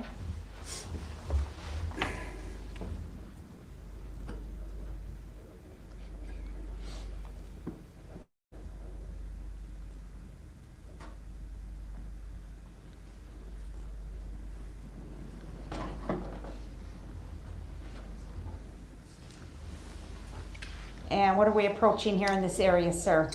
We're coming up to the area where Catholic Charities were impacted, and on the right, there's a building with, it's a one-story building with a black roof that goes around. That would be Planned Parenthood of Waukesha, or Okay. Wisconsin.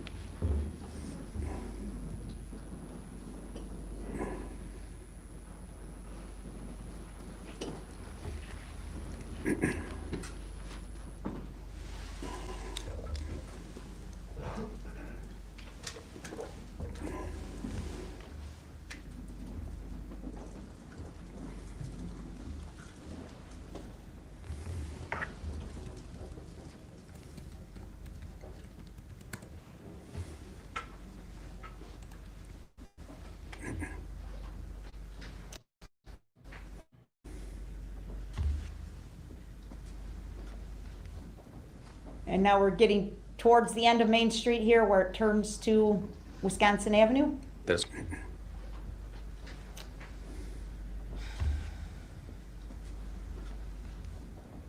And now we're getting towards the end of Main Street here where it turns to Wisconsin Avenue. That's correct. Okay. There's a natural bend in the road to the left, right?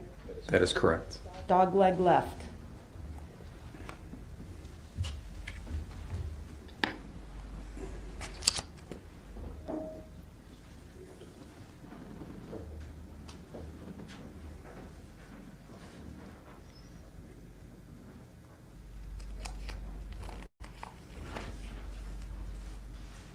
Now we are past the point where anybody is further struck by the vehicle, correct?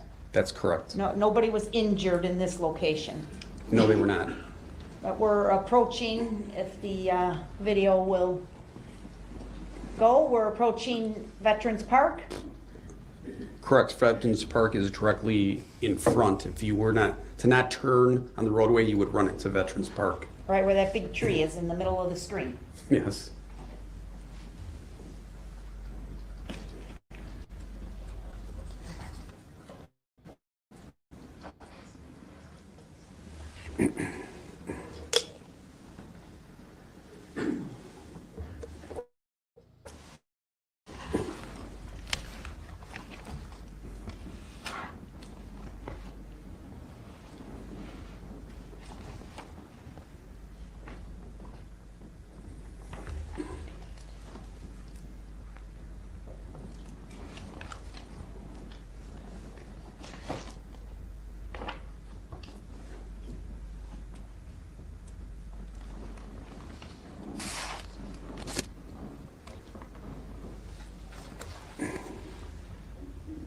All right. I'm impatient, so I'm gonna have you describe for us as we turn the bend, what's the significance of this area, sir? So in this area, when the vehicle that was hitting and killing all these people came up to the bend in the road, it turned to the left, and Officer Schulten was standing there, and he made the decision to use deadly force to attempt to stop the vehicle. Okay. And that's this intersection here that we're seeing where the 2 squad cars are parked?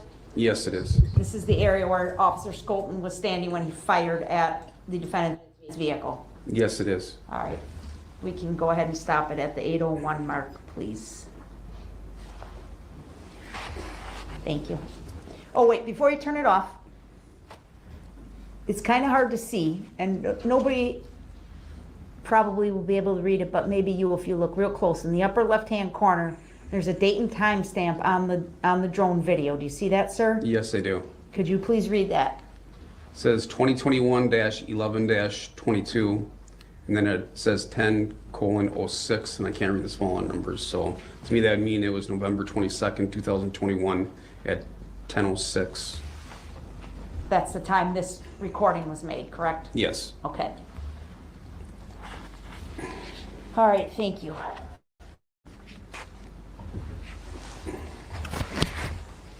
Will we be turning to a new topic?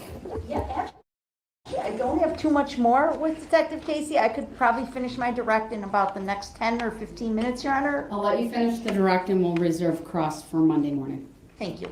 Go ahead. Sir, I want to show you another item that's been marked as exhibit. Exhibit 141. May I approach the witness, Your Honor? You may.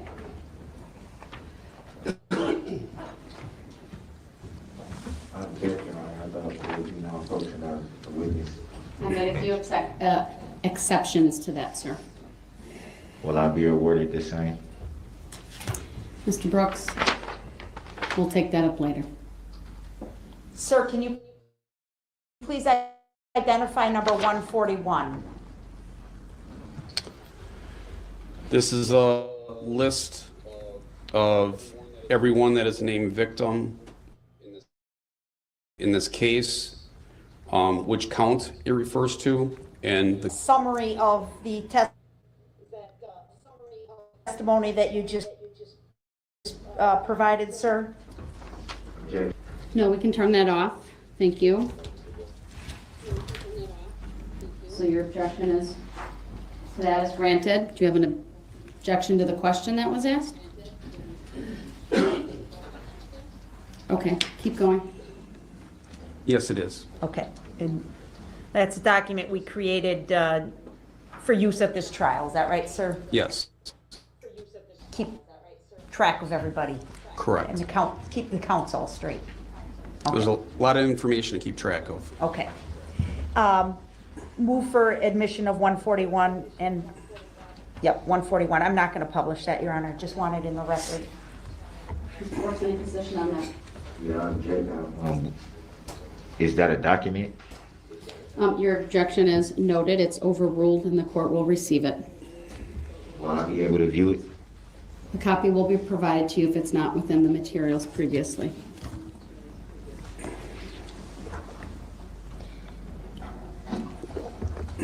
Now, Detective Casey, I would like to return back to your post on White Rock Avenue and Main Street on November 21 of 2021. And do you remember something happening around 4:35 p.m. that afternoon, sir? Yes, I do. What do you remember? You know, it was a normal day. It was windy out. It was cold.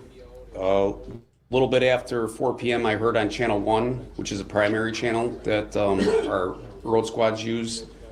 Squads being first, I heard a reserve officer call authorities out with two people, and they reported that there was a fight down by the boat launch. Okay. Did that draw your attention for any reason? It was just a little bit north of my location, and I just wanted to make sure that I was aware in case somebody came my direction. Okay. But you didn't leave your post? I did not. Okay. What do you remember happening next, sir? They dispatched a number of squads there to attempt to locate this incident. What did you do? You know, I started just paying a little bit more attention. I stood up, I started looking in that direction just to try to be aware in case somebody came my way. Okay. At some point, did you hear radio transmission from Sergeant Warner? I am aware. How did you become alerted to a problem? It was about 4:37 p.m. I was standing up. I was sort of in the diagonal part of the intersection, and I heard a horn blaring, beep, beep, beep, beep, and that sort of like alerted me, trying to figure out what was going on White Rock in the staging area. So I started to look up that way. Okay, what did you see? At first, I didn't see anything, and then a few seconds later, I saw the people in the staging area start to spread apart, and within seconds, a red Ford Escape appeared to come through where the staging area was. You saw this with your own eyes? Yes, I did. And did you see where the red Ford Escape went? Yes, I did. Where did it go? Well, first it was coming down southbound. There was a vehicle that was stopped at the intersection in the lane that was supposed to turn to the left that was part of the parade. This vehicle went around that car and then started to make a left-hand turn. Okay. What action, if any, did you take? You know, as soon as I heard the car beeping and I was alerted, I started to head towards the center of the intersection. As the vehicle continued at me, I ran to get in front of the vehicle to try to get it to stop. What was going through your mind at this point? I thought it was just a lost motorist, somebody from the apartment building that wanted to get in their parking spot. You know, it doesn't happen often, but sometimes there's people that come through. They're impatient. What's going on? It's like it's a parade, and we have to tell them, hey, you can't be on the road right now. They always stop. It's So you thought there was some innocent explanation at this point? correct. I thought I would get out in front of the car and he would just stop. We'd have a conversation and we'd safely get him off the parade route. Okay. How did you try and stop the car, the Ford Escape? Well, at first I was a little surprised that the vehicle kept coming at me because I'm in full police uniform. I'm standing in front of it, and it started closing the distance pretty fast. So as the vehicle approached me, I started pounding on the hood. So you were close enough to pound on the hood of the car? Yes, I was in the roadway, and the distance closed really fast. Okay. How fast was the car traveling, would you say? It could be 3 to 5 miles an hour, but in that area with all the people around and a vehicle that weighs 2,000 pounds against a person, I mean, it came upon me very fast and was very threatening. Sure, but I mean, by the speedometer, it's not moving very fast, correct? Correct. At this stage? Correct. Okay. So you pound on the hood. Correct. Do you say anything? I'm yelling stop and pounding on the hood and trying to get the person's attention so they can stop. What happened? The vehicle continued going. It like pushed right through me. Were you struck by the car? Yes. How? The vehicle contacted my body, and as it continued, I pushed down the left front of the vehicle. Okay. And were you the driver of the car as it raced past you? Yes, I did. Did you get a good look? An excellent look. Who was driving that car, sir? Darrell Brooks, the defendant. You're 100%. Anybody else in the car, sir? Not that I saw.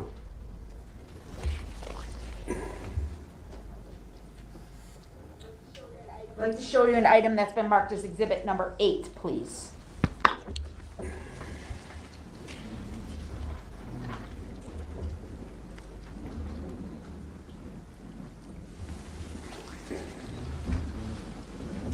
Tell me when it's up, please. Okay. Can I have that number again? Yes, 8. Thank you.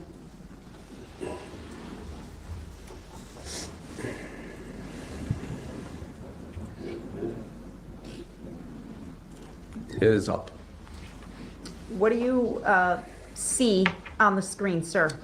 So this is a camera from Randy's Imports, which will be on the southwest corner of where I was located at. There's a number of cars in the parking lot, and on the north side, you can see West Main Street, and there's a number of people that are on the sides of the roads that were spectators in the parade, and then there's people that were actually marching in the parade that you can see they have red shirts on. You've seen this video clip before, sir? Yes, I have. Do you believe it's a true and accurate representation of the events of November 21, 2021? Absolutely. And this clip is about 28 seconds long, is that right? Yes. Move to admit and permission to publish number 8. Mr. Brooks, any position on that? What is the relevancy of it? Is that an objection? Yes, Your Honor. Your objection's noted, it's overruled. Exhibit 8 is received, permission to publish is granted.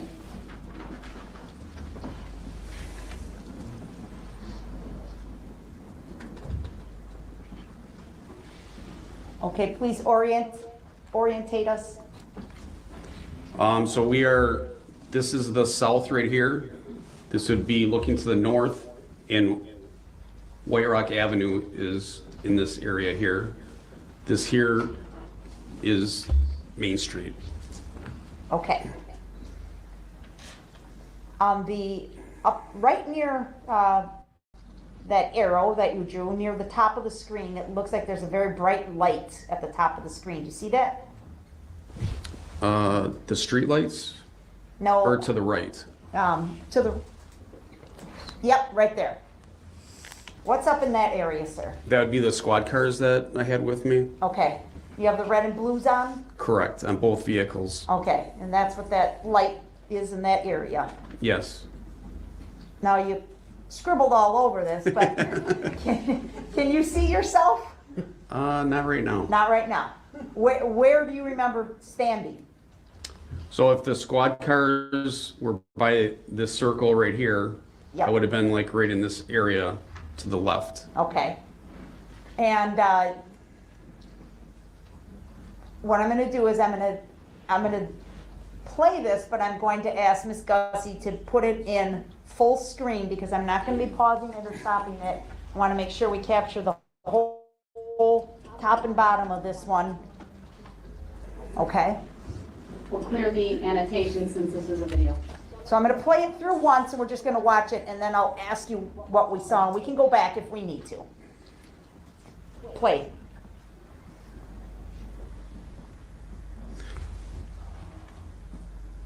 Spike, stop.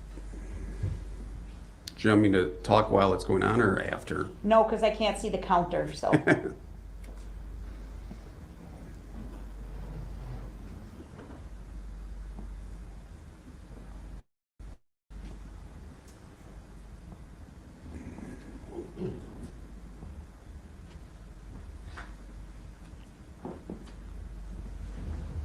Okay, we're going to do that one again with the counter up so I can pause it and have you point out. It's really hard to see what the heck we're supposed to be looking at on this one, isn't it? Yes. All right. So here we are. We're paused at, whoop, you're going to start. Okay. That's okay.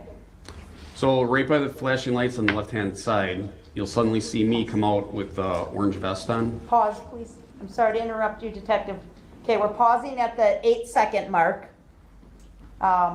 Show us, circle where the jury's supposed to be looking right now. And what are we going to see up there? You should see me walk from the right-hand side to the left-hand side, slow speed at first and then speeding up towards the end. You are. In other words, you picked up the pace. Correct. And then shortly after, you'll see the red Ford Escape come down the street here and traverse westbound on Main Street. Okay, now, is this video good enough to see you actually pounding on the hood? Unfortunately, this black pickup truck is blocking where that happened at. If that pickup truck wasn't there, you would be able to see it. Okay, and just to remind us, you're in a bright fluorescent yellow safety vest, right? Yes. Okay. Okay, play, please. Right there, is that you? Yeah, that is me. Okay, 12 seconds. Circle yourself, please. We're paused at 12 I seconds. just fed him cheese. Okay. That's what he's doing, looking for more. Okay, go ahead and play, please. There's the red SUV. Correct. Okay.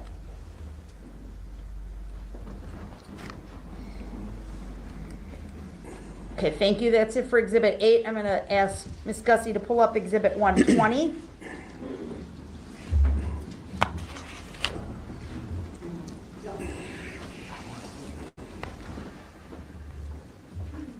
Tell me when it's on the screen, please, sir.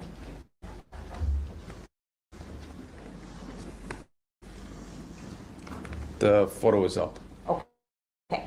Have you seen this photograph before, sir?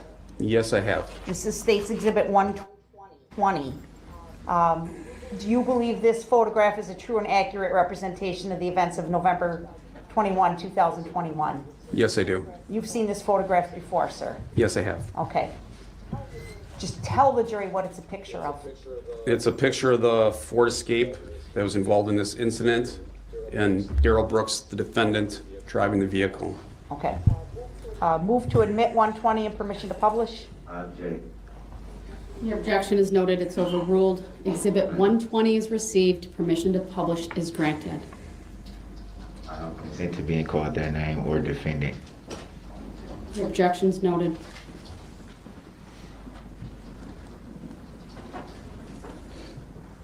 Objection for hearsay as well. Overruled.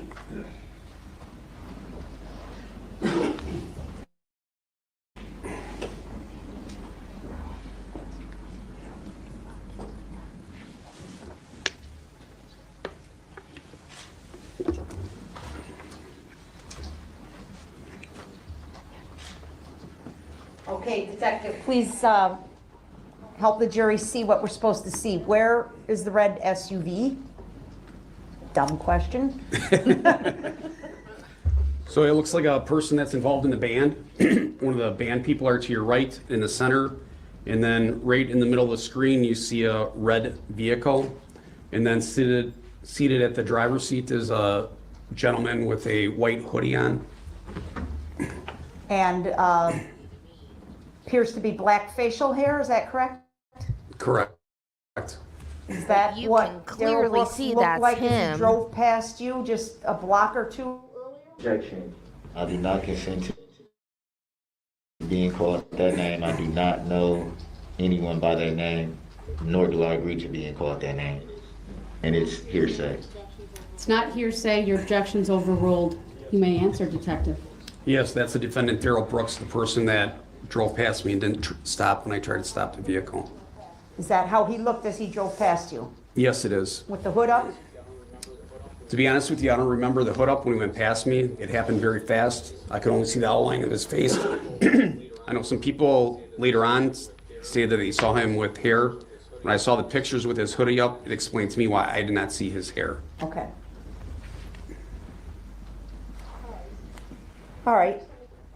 Just let me consult here 1 second. I think I'm done for right now. He says alleged defendant, Ken, which ticks me off. Because he is not the alleged defendant, he is the defendant. He's the alleged suspect. But he is the I don't have any other questions for this witness at this time, Your Honor. All right, Mr. Brooks, I will give you an opportunity to cross-examine, but that will be Monday morning since it is 4:41. Now 4:42. We've had a long week for the jurors and a couple of long nights, so I'm going to break now. I do need to read through an instruction. May Detective Casey step down? He may step down. Thank you.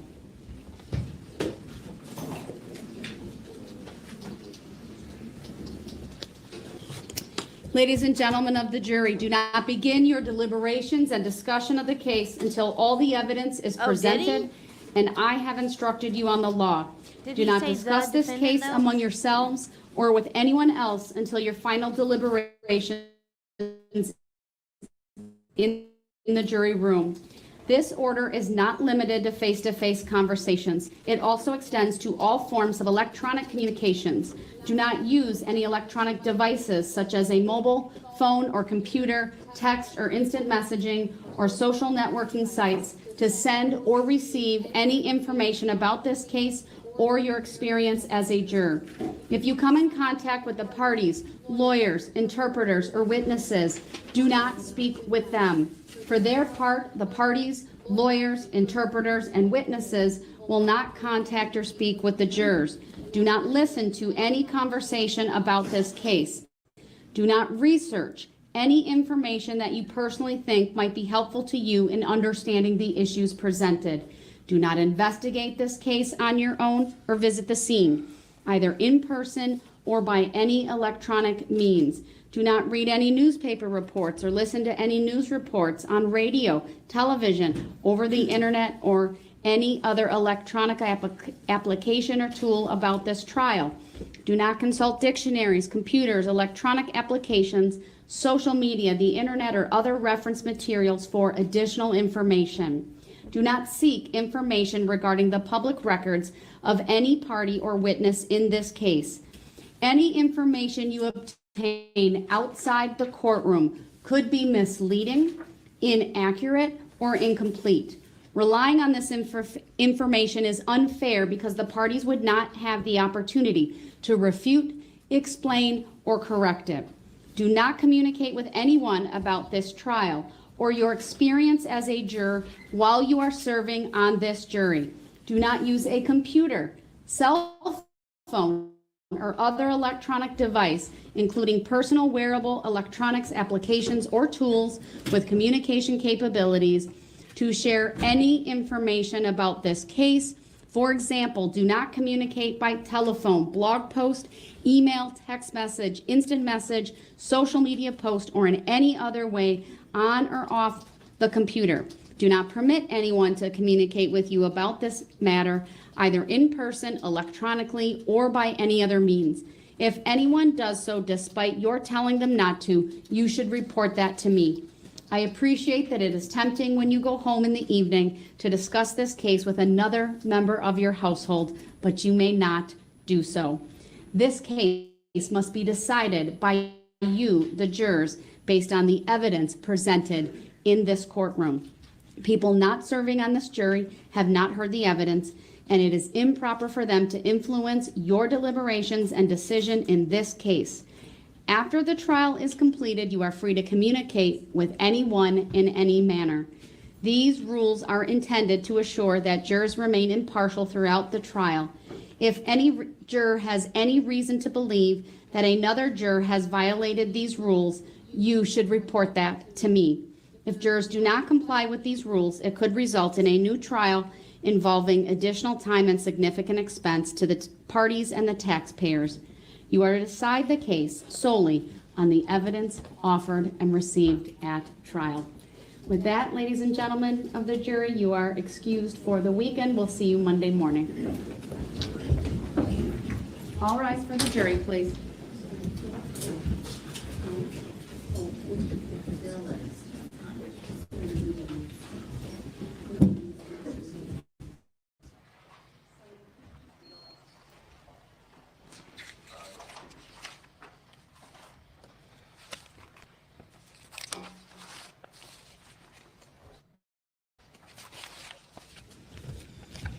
You have to rise too, stupid.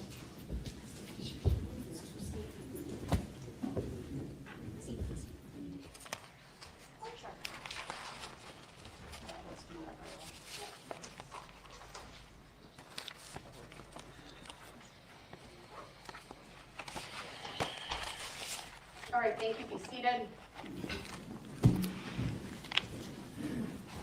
Record to reflect that the state has provided to the clerk Exhibit 120. That's 141. Sorry, 141. You look back a page. 141. That's the summary exhibit that the court admitted pursuant to Section 910.06 of the Wisconsin statutes. A copy of that exhibit will be provided to Mr. Brooks right now, and that's being handed to him by Deputy District Attorney Leslie Basie. All right, anything else we need to address before we conclude for the weekend from the state?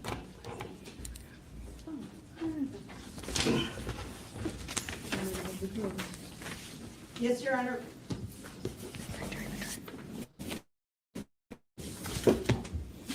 Your Honor, the state is excusing from its subpoenas, with the court's permission, please, Officer Phillips, Kyle Edwards, and Holly Berg. Have you received any of the subpoena forms from Mr. Brooks related to any of these witnesses to assist with? Oh, I'm sorry. I apologize because I was speaking with Ms. Basie. So she also reminded me that you were going to rule later as to Detective Guth and Erica Patterson. So we do not intend to recall these individuals. We would seek to release them from our subpoenas if they are on Mr. Brooks' witness list, which he has due on Monday, and he wants them subpoenaed. We would make arrangements to have them return. I guess the question is the exclusion order. Or maybe we should wait to see his witness list on Monday. Let's wait to see the witness list on Monday, please. That's your due date. So I expect that will be filed, and then I can take up the issue of releasing individuals from their subpoenas from the district attorney's office. And then, of course, I'll take up Monday morning the issue with Exhibit 6. Yes. All right. Mr. Brooks, anything from you at this time? Yeah, I'm definitely gonna have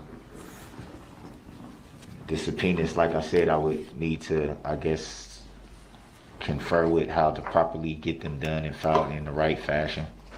Mr. Brooks, I've advised you previously, I would be willing to review for completeness. You need to get those to me in a timely fashion. Your witness list is due Monday, and so I expect those subpoenas to be brought with you first thing Monday morning, so I can address with you and the state how any of those witnesses who are also listed on the state's witness list, we can address the logistics of that. If they're not on the state's witness list, that's a different situation, but the state has offered for any witnesses, and the state can correct me if I'm wrong, but it's my understanding you have offered for witnesses that are on the state's witness list, that if Mr. Brooks names them, and absent, I guess, any objection by you for some lawful reason, you would assist in getting those subpoenas to those individuals. Yes, and he wouldn't necessarily be limited to our list. We've offered, in addition to that, if there are relevant witnesses and it's reasonable to get them served, that is the southeastern Wisconsin area, we will assist in that, Your All Honor. right, thank you. That you brought that to my attention, and I didn't quite remember that. So get all your subpoenas together, get your witness list, and the state's offered some assistance in doing that. I do want to state that I previously touched on that whole topic, that was one of my concerns when I was compiling my witness list was I gonna be calling anybody that they already had on their list. If you recall, I stated that for the record. That was. You mean witnesses they actually call, or just witnesses who are on the list? Both. Well, if you want to question a witness and the witness is called by the state, that will be your opportunity to do that. Generally, that's how it's done.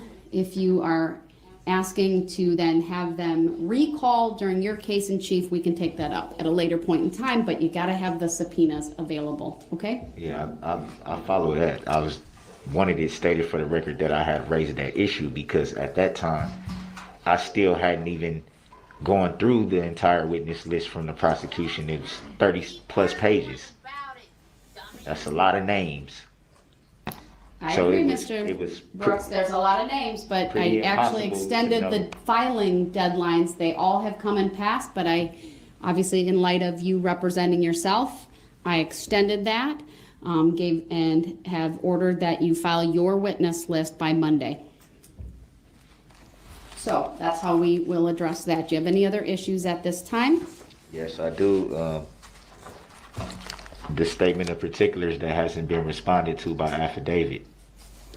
The notice of special appearance hasn't been I responded direct to. your attention to the Barnaby decision, sir. The court's not going to be addressing that topic any further. So what about the subject matter jurisdiction?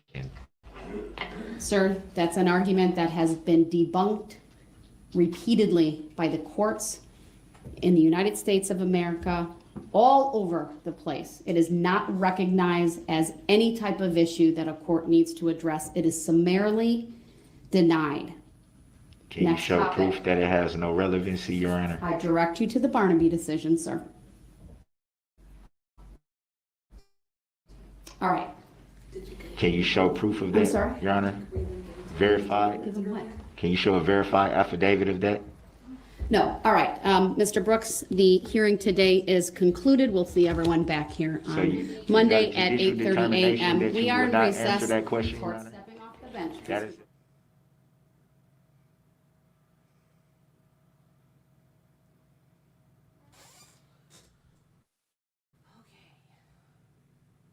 End of day 2.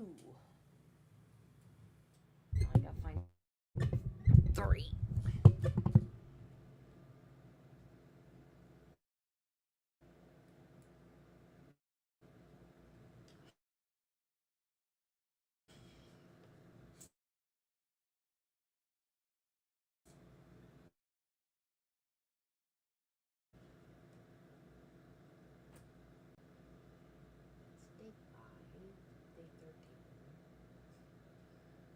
Day 3.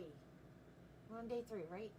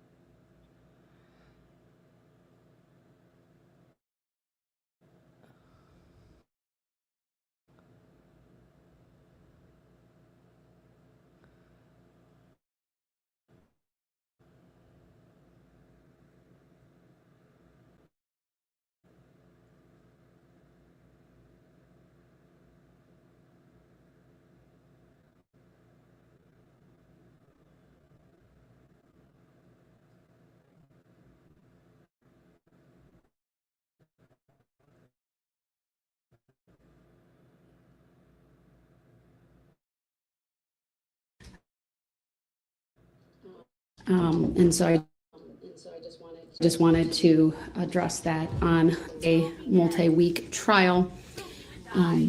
Typically, individuals, whether it be the state or a defendant, would put the first day of trial on the subpoena unless there's some other information to suggest a different date.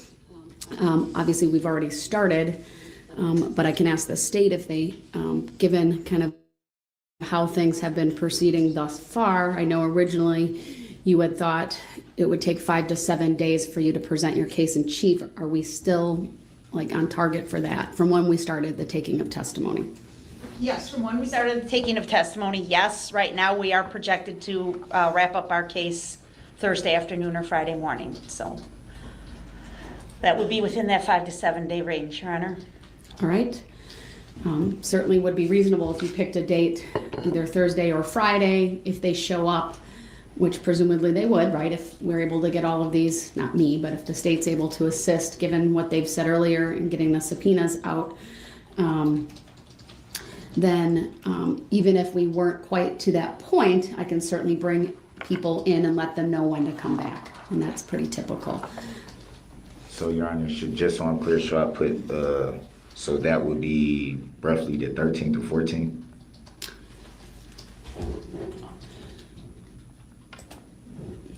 Today's the 10th, so Thursday would be the 13th and Friday would be the 14th.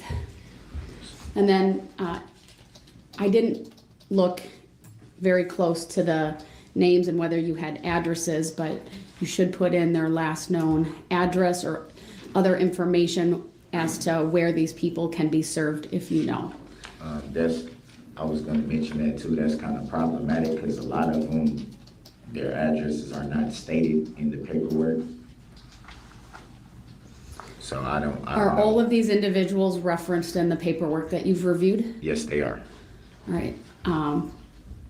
presumably then, Attorney Opper, you'd be able to look at that and perhaps assist with that information? Yes, to the best of my knowledge, everyone's address is somewhere in the paperwork, but yes, I'm sure we will be able to find addresses.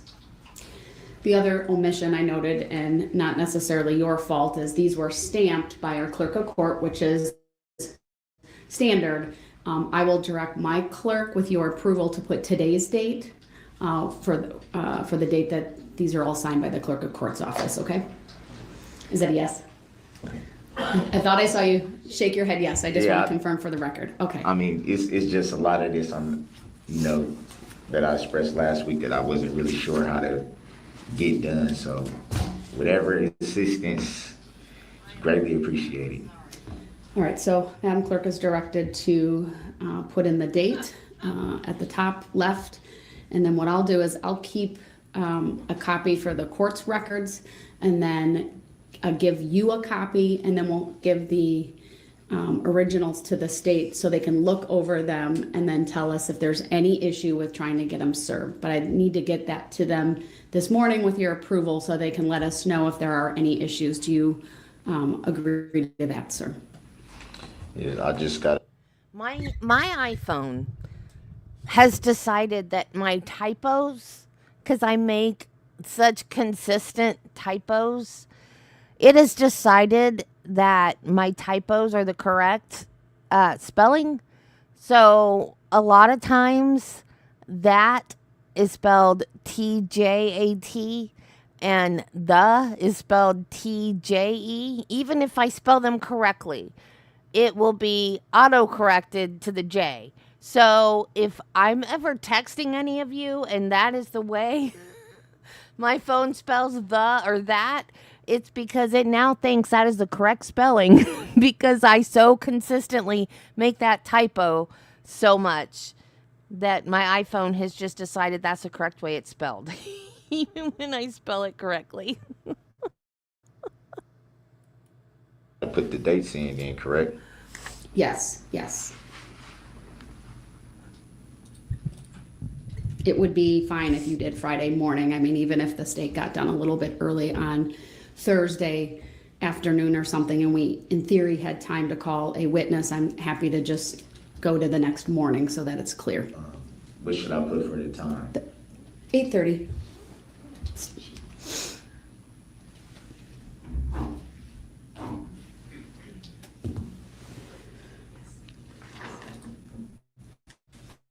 And then just let me know when you're done so I can address a couple of other issues.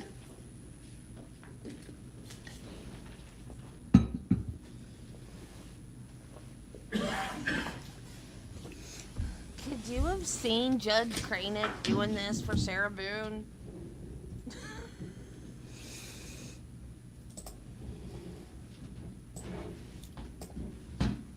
There's no way.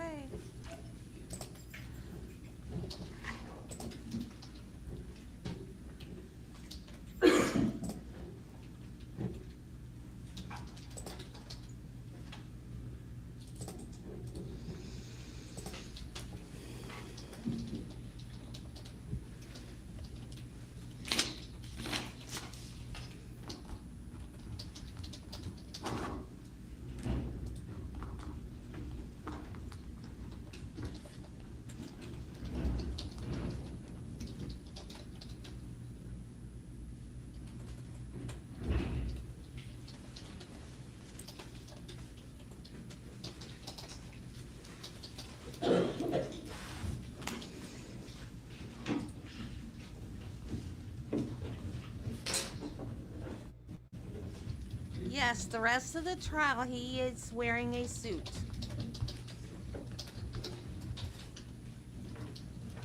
The shenanigans do not end, though. They get worse.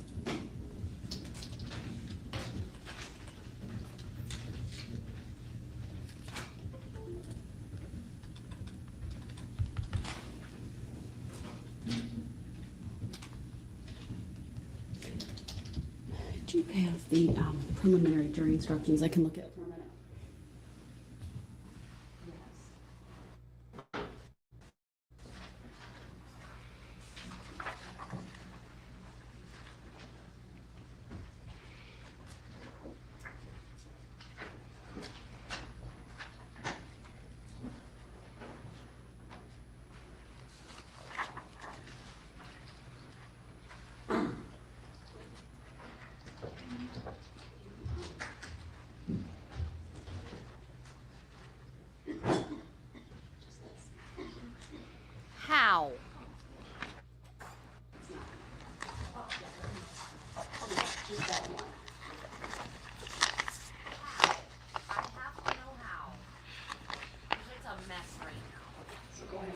copies of those. It is a mess right now. If you tell me the I number, need to do I can it. also look that other thing up.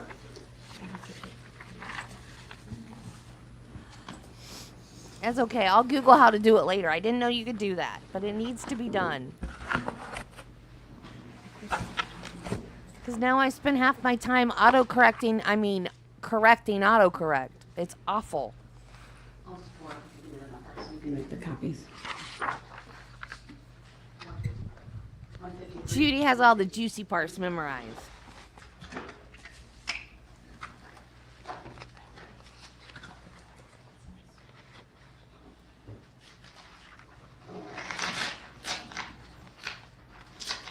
Right, while Madam Clerk is copying those subpoenas so that the court has a copy, Mr. Brooks has a copy, and then the originals go to the state to review and assist with service, I do want to address Exhibit 6, which was previously received by the court. This is the 6-minute squad cam and audio footage from Officer Phillips. As I advised last week, after I went back into chambers to review that, I did note what Mr. Brooks had said. I may have been a little bit off on the language in terms of what Ms. Patterson is heard saying, but it's a pretty clear reference to one of the incidents that is the subject of a prohibition by this court related to other acts. And I indicated I was inclined to strike that exhibit and so advise the jury, but I would give the parties an opportunity if they had any arguments on that to address that this morning. So since the state offered it and there is that violation, I'll turn to the state. Thank you, Your Honor. First, I do offer my apologies to the court and to Mr. Brooks because the previous occasions where we had watched that video, we did not catch that. I think the record will speak for itself, but there was a lot going on in that video. As you had mentioned previously, the officer's radio was talking. You can hear the dispatcher, you can hear other officers, and you can hear some people talking in the distance as well. So we did mistakenly include that. However, that being said, Your Honor, I think it's a clear reference to the other acts only if you know there's other acts. Truthfully, I think it's a vague and ambiguous statement. What I heard the statement to have been at about the 2:52 mark in the recording, I heard Miss Patterson say, "Me and my baby daddy, we fight all the time. We had an incident, he ran me over with a car." That's what I heard her to say. She does not say it happened in Milwaukee. She does not say it happened 3 weeks ago. She does not say I suffered a broken leg. To me, in the context of Miss Runkle's testimony last week, in which she testified that Mr. Brooks had swerved at Erica Patterson, and that Miss Runkle had pulled her out of the way, I don't think the jury would have immediately thought Erica Patterson, when she made that statement, if they heard it, was referring to something weeks earlier in another county at another location. Really, the only thing objectionable about that whole quote I just issued would be the very last phrase, "He ran me over with a car." And again, if she's referring to the Milwaukee incident, it's not clear from that statement. I certainly understand with the knowledge of the Milwaukee incident, there's a reasonable interpretation that's what she was talking about, but she may also have been talking about the events of November 21st, even to an objective standard on this record, Your Honor. I don't think the jury would have realized or appreciated she was talking about another incident. So I think the exhibit can stand as is. We could redact just, about a 2 or 3 second audio from that recording where those words are removed. And I listened to it several times over the weekend. I think if we did that, it would not be that obvious, so that the exhibit could stand in place. The officer, if you recall, the timing is he's getting out of his car and he's approaching them, and she makes that statement about he ran me over with a car, but then her very next sentence is, there's nothing happened, nothing's going on, nothing to be worried about here. And she's essentially trying to convince the officer not to do anything. So again, I think that also supports our contention that if we strike the exhibit or we strike words from the exhibit, we may be calling undue attention to something that was very vanilla to this jury, that they really wouldn't have thought twice about, given the testimony of Corey Runkle and Erica Patterson that was already on the record. So we would offer to redact that portion if appropriate, but it may also be appropriate just to leave it stand as is. And should they ever ask to see that exhibit again, we would prevent that from being played a second time. Thank you. Mr. Brooks, do you have a position on this? Yeah, I mean, it's obvious to me. I can only hear out of one ear, and I was able to hear clearly what was said. With all due respect, Your Honor, you made a ruling about this previously, in ample enough time before the trial even started. You made the ruling. I see no reason why the exhibit should be admitted into evidence. From my perspective, it's clearly obvious what was being referenced. I mean, if she was able to give any type of statement at that time to the officer, then obviously she wasn't hit at that time on that date, on the 21st. She would clearly be referencing some other incident. Hence the reason why we argue all the time in this, that, and the third. It was clear to me what was being referenced, and because of the ruling, because of the implication in that statement, I believe the exhibit should be striked altogether. Thank you for your position, Mr. Brooks. And the reason why last week I said I'm inclined to strike it, but I wanted to give the parties an opportunity to review it over the weekend is, in some respects, because of what the state just said, there's information on that clip, at least from Ms. Patterson, that I didn't know if you wanted to come in or not, about nothing happened here, right? Those types of statements. So that's why I give the parties a chance to look it over and then come back to court and tell me what they want to do. So your position has been made clear. You believe it should be struck or stricken, as we say. And I agree with you, Mr. Brooks. This court gave a very clear prior ruling related to other acts, and the state had an obligation to abide by that ruling. While I have options available to me, meaning I could redact it if the jury wants to hear it later on, my concern with redaction is it may possibly highlight that portion. We don't know whether any one of these jurors heard it and made a note about it. And that's certainly not something I'm going to ask them to reveal. And because of the violation, and even though there's other things going on, even though I could redact, I am going to strike this exhibit and so advise the jury.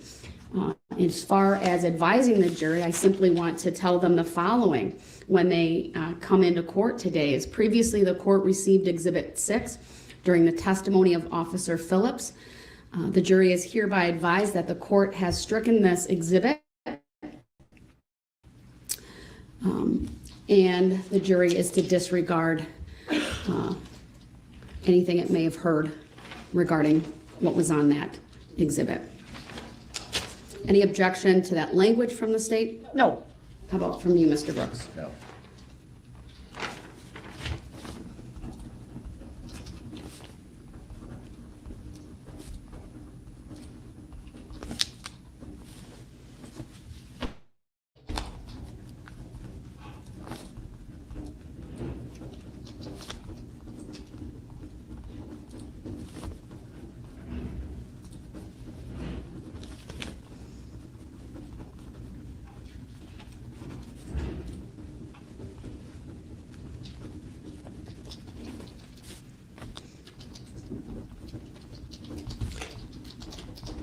All right, then, I know last week I also had indicated I had asked the Sheriff's Department to prepare an incident report regarding one of the occasions Mr. Brooks was removed from the courtroom.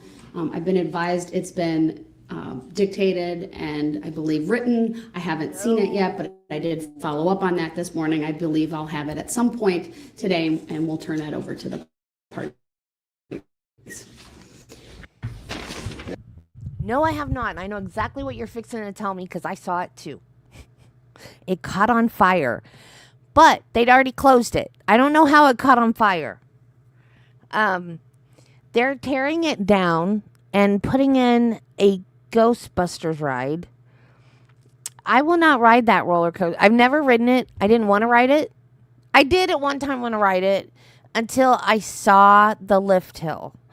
The lift hill, you're on your back.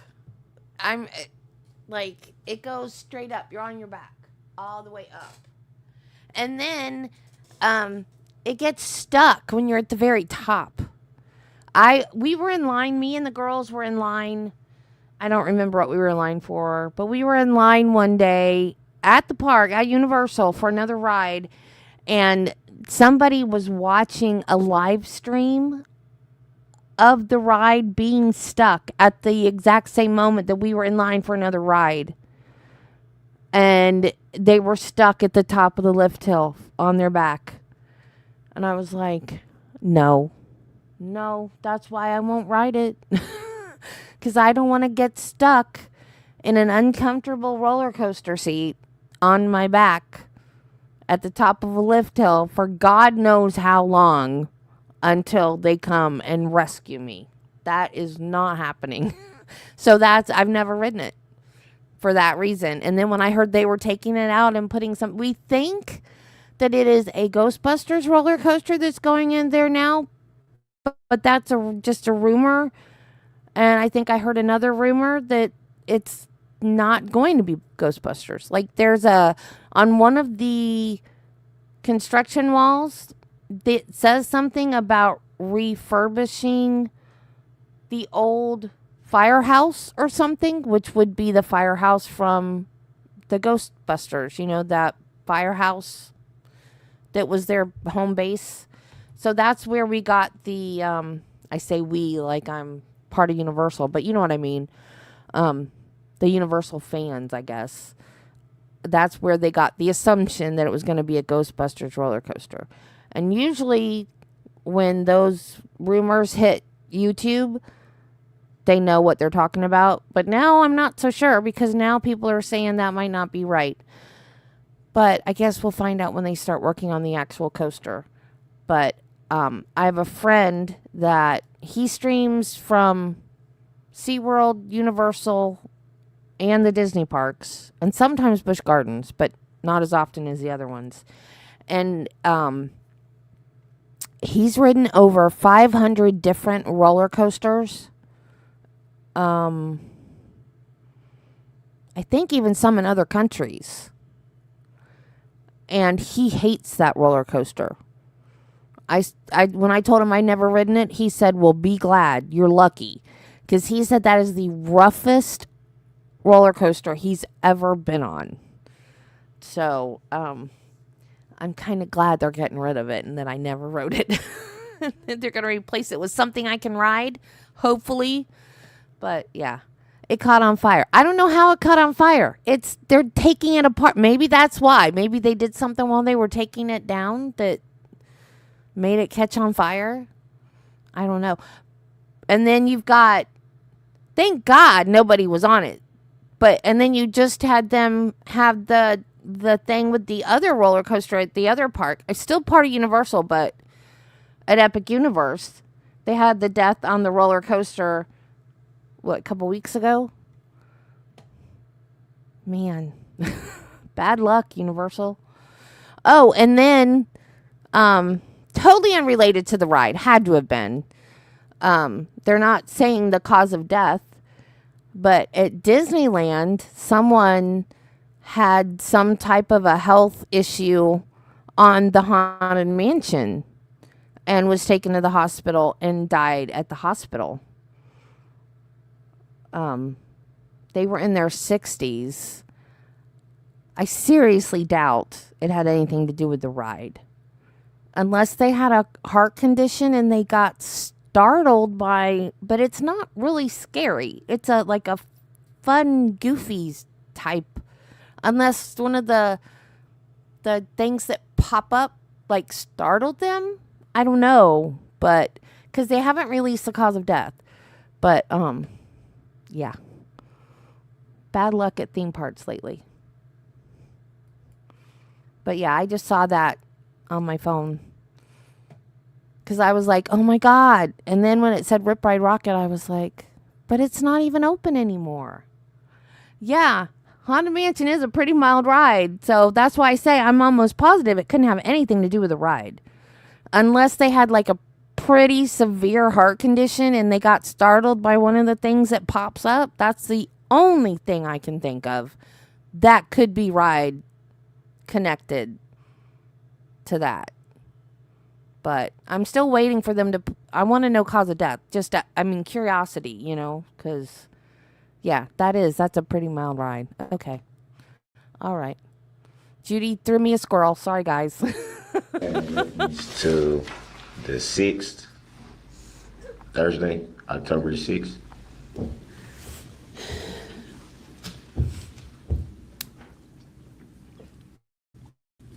That was in reference to the incident where, if my memory is correct, where there was not about the COVID test, but about the needing you to sit down so that, I don't remember if you were over there or here or what, but they needed to get those restraints either on or off so that you could be situated, and that's where you had indicated you had been hurt. So that's what I'm talking about. I wanted to have a record of that here. I think that was the 6th. I also want to state for the record that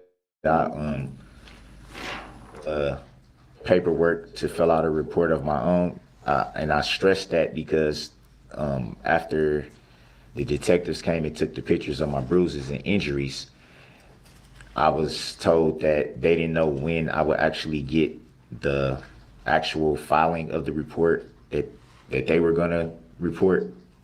So I just went ahead and asked for my own. I filled that out. I don't know if it's been given to the right parties yet. You're talking about the inmate complaint form to have the either the jail or the sheriff's department review that related to the use of force. Yeah, it was the top paper was from the sheriff. All right, you know that that's not my responsibility to address what happened, other than how it impacts this trial, which is why I wanted to have a record of. If there's anything you believe should be in the record from you regarding that, then you should turn that in. Okay. All right, I didn't have anything else on my list of things. I don't know if the state does or Mr. Brooks, so I will ask the state first. If there's anything you believe I should address prior to the jury coming things, I don't know if the state does or Mr. Brooks, so I will ask the state first. Things, I don't know if the state does or Mr. Brooks, so I will ask the state first. If there's anything you believe I should address prior to the jury coming back out. Yes, Your Honor, I would ask that some of the witnesses that testified last week be released from their subpoenas, especially now that we have Mr. Brooks' witness list. Specifically, I'd be referring to Corey Runkle, Officer Phillips, Kyle Edwards, Holly Berg. I note on his list today, he does still have Erica Patterson and Detective Guth. At some point. We'd like to be heard about that, but we don't need to delay the jury at this point. All right, any position on their request, Mr. Brooks? I guess my objection to that would be Officer Phillips. That would be one that I would still like to be under subpoena. Everybody else is, I'm fine with. That's the officer whose squad video I just struck. So you didn't have him in your subpoenas. So you'll need to, for now, I'll tell the state they can't release him. You'll need to fill out a subpoena, and I need to have that by the lunch hour today in order for him not to be released from the state subpoena. And I definitely don't want Erica Patterson released from. Right, you have her on your subpoena, so I understand I that. just wanted that for the record. All right, thank you. All right, then I will grant the request from the state as to Corey Runkle, Kyle Edwards, and Holly Berg. For now, Officer Phillips will remain under the state subpoena along with Erica Patterson and Detective Guth. We can take issues up with that either, maybe closer to the lunch hour or when we come back, or even at the end of the day. But I would like to bring the jury out. But of course, Mr. Brooks, I need to turn to you first and see if there's any issues you believe the court should address. Very briefly, I just want to state this for the record that I would like to issue the court an apology for me in regards to my actions last week during the trial.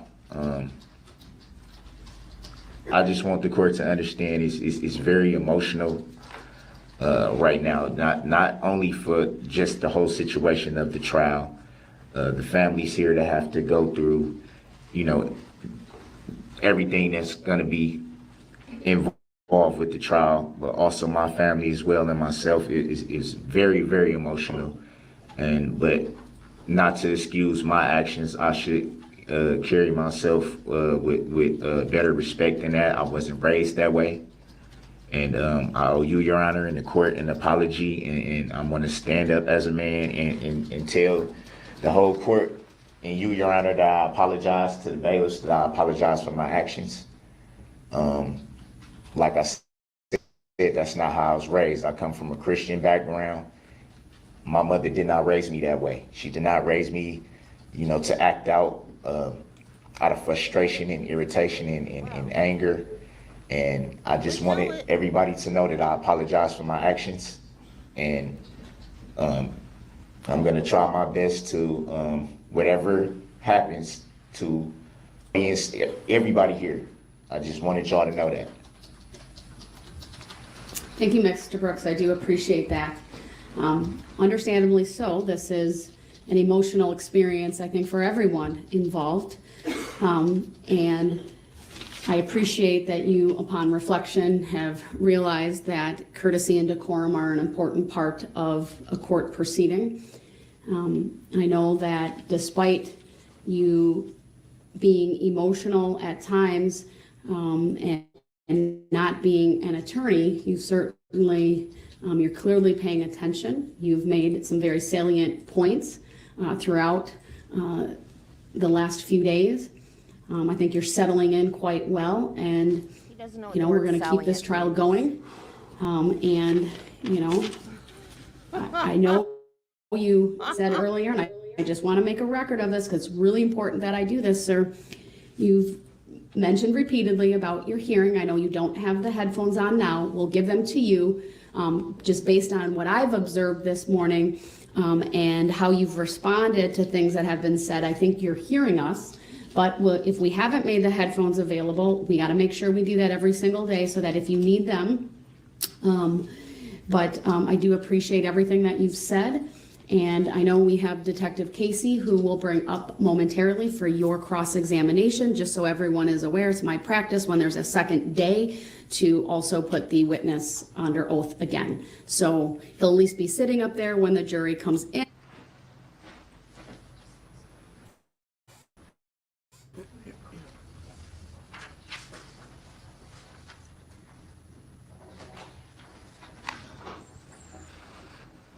That's it cut off?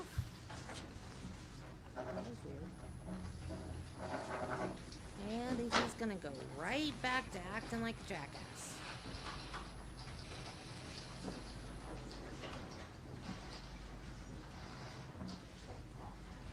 And that's what abusers do. They think they can just say, I'm sorry.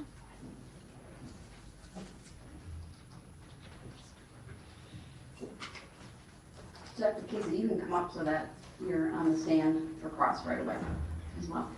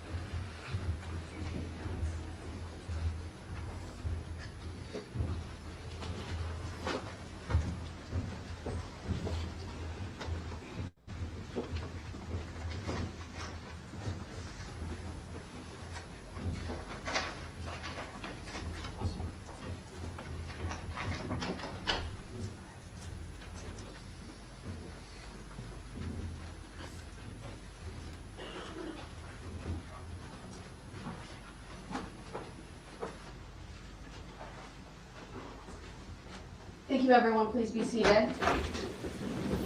You can sit for a minute. We'll wait till our jurors have their notes ready. And good morning and welcome back. Hope you all had a very nice weekend. Previously, the court received Exhibit 6 during the testimony of Officer Phillips. The jury is hereby advised that the court has struck this exhibit.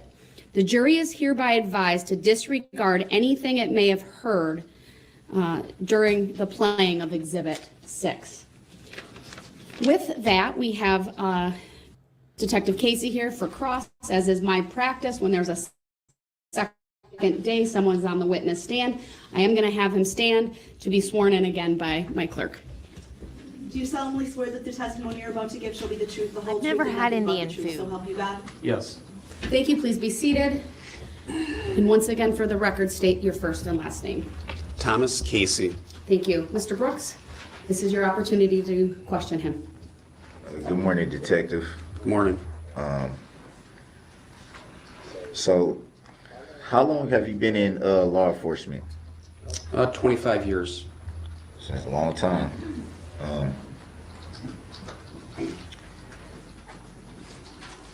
I want to direct you to the evening of November 21st, 2021. You stated that you were on duty that afternoon, correct? Yes, sir.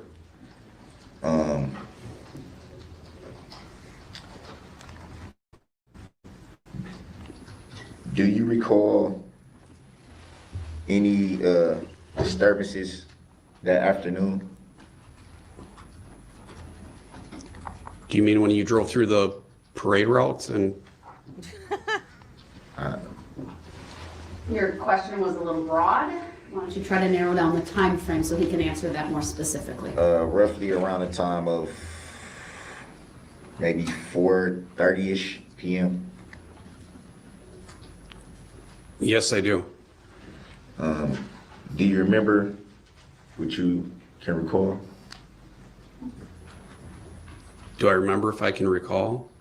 Do you remember the disturbance you recall? Do you remember if you can recall? Yes, I do. Would you state what that is? What that was, rather? Oh, that made me I heard a horn beeping, and then a Ford Escape came through the parade route, and you drove past me and wouldn't stop, and you continued driving into the parade route. Who is you? Darrell Brooks, the defendant. Let the record reflect that I do not identify by that name, nor do I know anybody by that name. Your objection is noted. So, you heard a horn beeping? Yes. Was it coming from the vehicle that you tried to stop? I believe that it was. You stated that you've been in law enforcement for 25 years. That's a long time.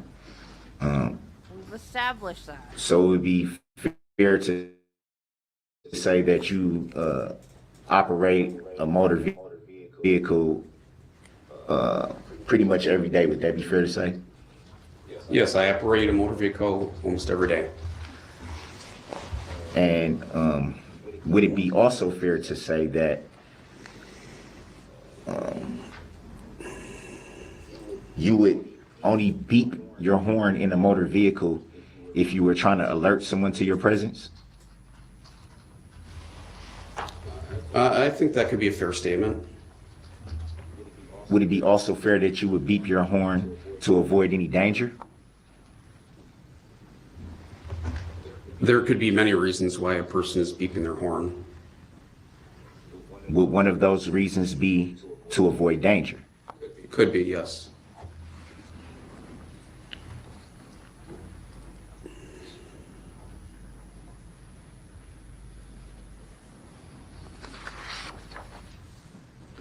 Do you recall if you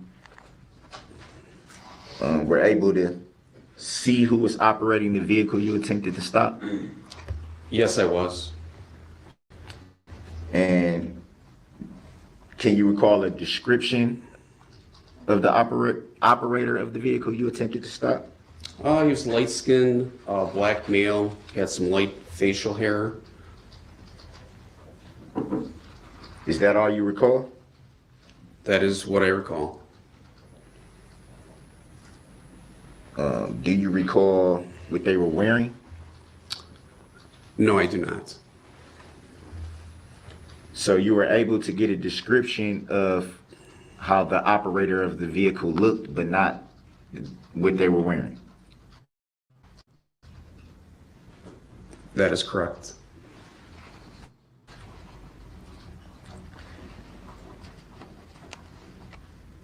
Do you recall how fast the vehicle was going at the time you attempted to stop it? I believe the vehicle was going about 3 to 5 miles an hour when I tried to stop the vehicle, and it continued on past me. Would it be fair to say that 3 to 5 miles an hour is not very fast? I think it's very fast when you're in a parade route, when there's hundreds of people marching in the road and a police officer is standing in front of your car, pounding on the hood, trying to get the vehicle to stop. I'd say that that's too fast. Any speed is too fast on a parade route when you have all those people in the roadway. A car should not have been there. That wasn't the question, but thanks for the commentary. Detective Casey, please just answer his questions. Attorney Opera will have an opportunity to redirect if necessary. He's going with. Would it be fair to say I was that that's not a honking my very horn. fast speed? People should have got out of my way. Answered. Sustained.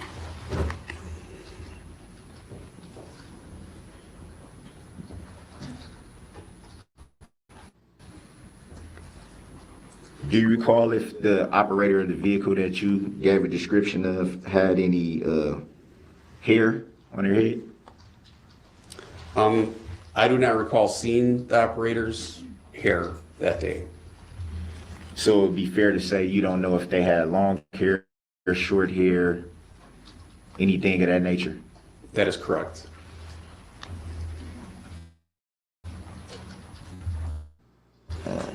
Do you recall testifying at the preliminary hearing in this matter? Yes, I do.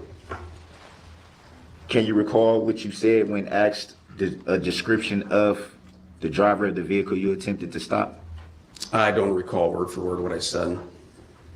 Do you recall being asked the question? I would think that I was, but I don't recall the exact words that I used then.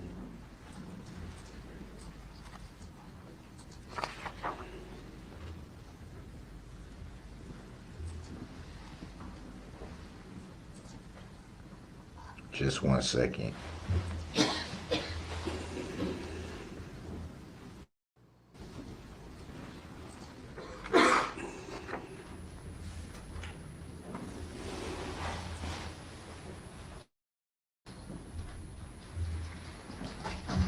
Do you recall saying that the operator of the vehicle you attempted to stop had short hair and a short dark beard? I'm not sure what the context is, but I don't recall saying that the person had short hair. The context was the question of, did you get a description of the driver of the vehicle you attempted to stop? I guess I'm not sure when you're speaking of, because was that when I saw the car or when we saw the vehicle after what witnesses said? It seems like I'm not sure exactly the time period that. So are we talking about what witnesses said or what you actually saw? Correct, that's what I'm confused about. Well, you just said that you recall being asked at the preliminary hearing that you testified at a description of the operator of the motor vehicle. Would that be fair to say?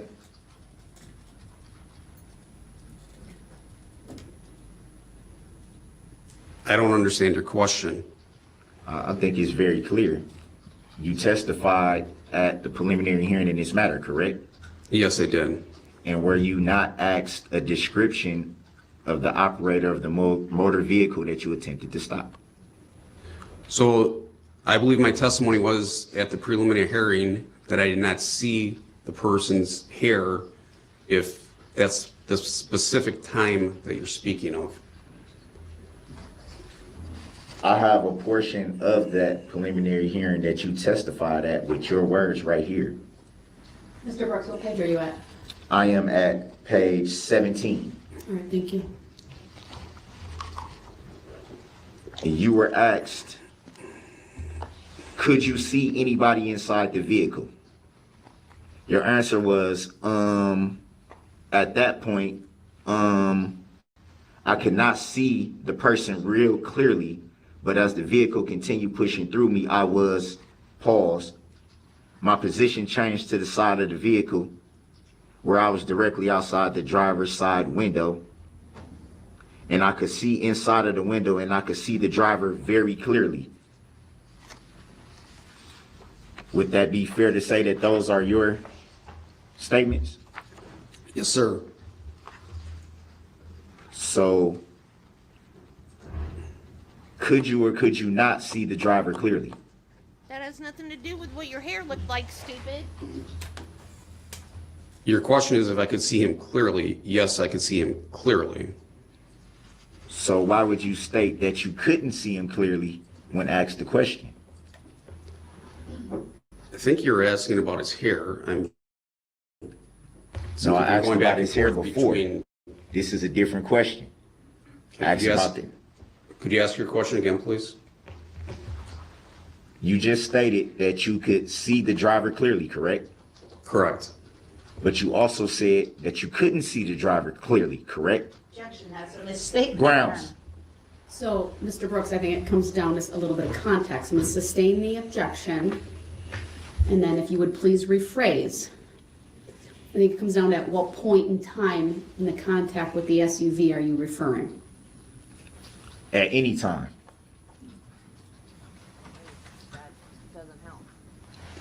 Your Honor, reading the question again, that question is vague. Right. Put it all together, if you would, I'll sustain the objection. At any time, could you see the driver clearly? At any time during your attempt to stop the vehicle? Yes, at any time I could see the person clearly that was driving. The entire time you attempted to stop it, you can clearly see the driver of the vehicle. Well, at one time you asked any time, and then you asked the entire time, so Detective Casey, just answer the question, please, if you can. If not, say you don't understand it. I don't understand it.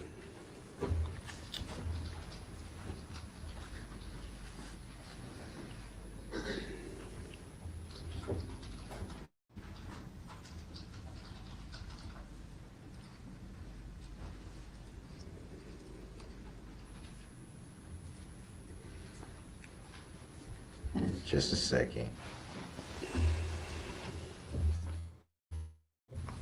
He did. He jumped from a question about the length of the hair to could you see the driver clearly?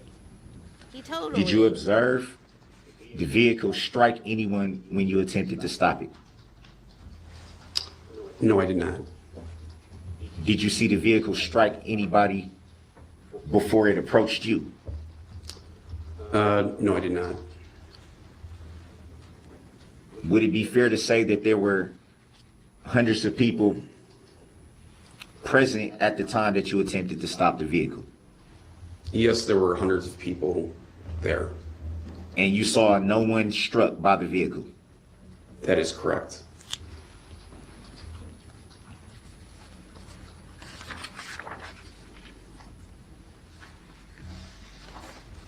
Did you see if anyone else was, could you see rather, if anyone else was in the vehicle? I did not see anybody else in the vehicle when I passed my location. Do you recall there being any tinted windows to the vehicle you attempted to stop? I do not recall the passenger front or the passenger rear being tinted. I believe that the rear windows on the SUV were tinted. So it would be fair to say that from your vantage point, you wouldn't be able to see the entire seating of the vehicle you attempted to stop? Objection, that's a misstatement. Grounds. Overruled. You may answer the question. Could you re-ask the question, please? Would it be fair to say that because of the tint to the rear windows that you cannot visibly see the seating of the vehicle that you attempted to stop?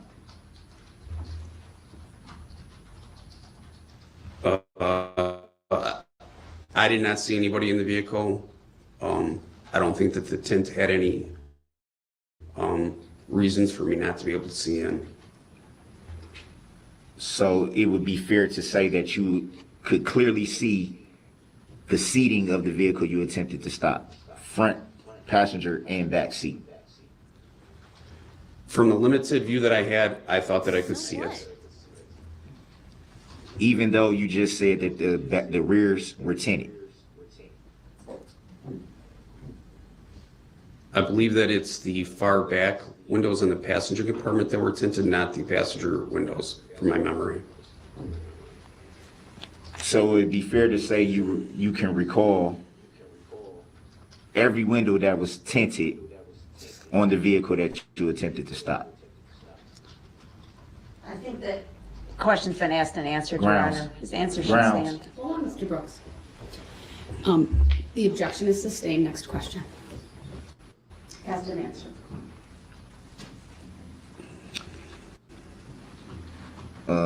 Detective Casey, are you a party to this case in any way? I don't understand the question. Are you a party to this case? I don't understand the question. Have you filed a claim in regards to this case? I have not. Have you read the complaint in this case? I've read the complaint. Do you recall who the complaint was brought by? The complaint is brought by the state of Wisconsin, represented by the Waukesha County District Attorney's Office, District Attorney Sue Opper. So the state of Wisconsin then would be the plaintiff in this matter then, correct? That is correct, the state of Wisconsin. Do you see the state of Wisconsin present in the courtroom right now? Yes, I do. They are represented at the prosecution table by District Attorney Sue Opper, Deputy District Attorney Leslie Basie, and Assistant District Attorney Zach Witchell. You said represented? Yes, sir. Do you see the plaintiff? The plaintiff is an entity. They're represented by the district attorney's office. So the plaintiff is an entity? Correct. To the best of your knowledge, is an entity a human being? An entity is an entity. It is not a human being. To the best of your knowledge, being in law enforcement for as long as you have, would it be fair to say that an entity, which is not a human being, living person, can bring a claim against anyone? I believe they... Object, Your Honor, to the relevance. Grounds. Hold on, let her get her objection out, okay? I mean, I've tried to be patient, but these questions really have no bearing on this. The objection is sustained on relevance grounds. Next question.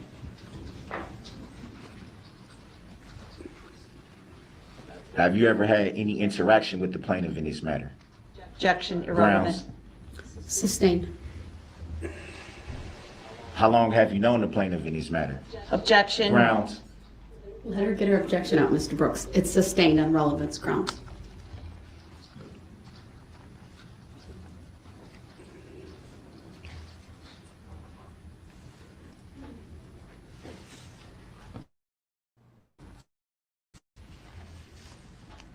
Well, I do respect, Your Honor. I think that those are valid questions to the matter. Mr. Brooks, they've been sustained. Next question.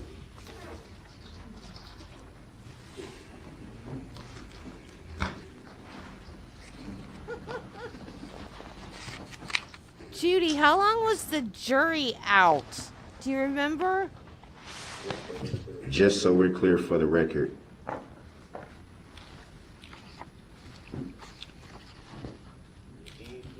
you did hear the vehicle that you attempt to stop blow numerous times. Blow its horn. Yes, I heard the horn blowing as it was approaching my position.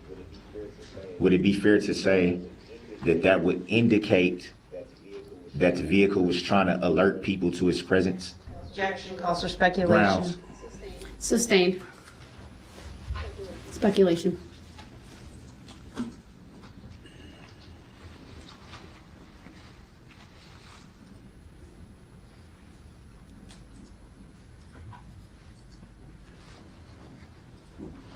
Just 1 second.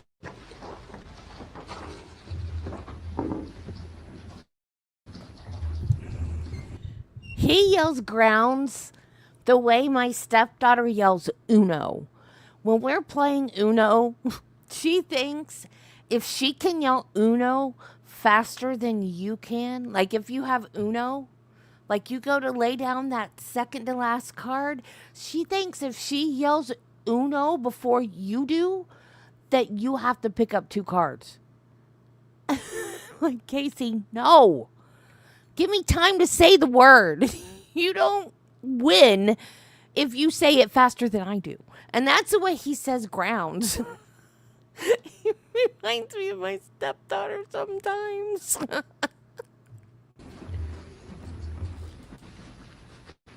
So, would it be fair to say that the beeping of the horn was coming from the vehicle that you attempted to stop? Objection asked and answered. Grounds. It has been asked and answered. One last time, he may answer though. Go ahead. The objection's overruled.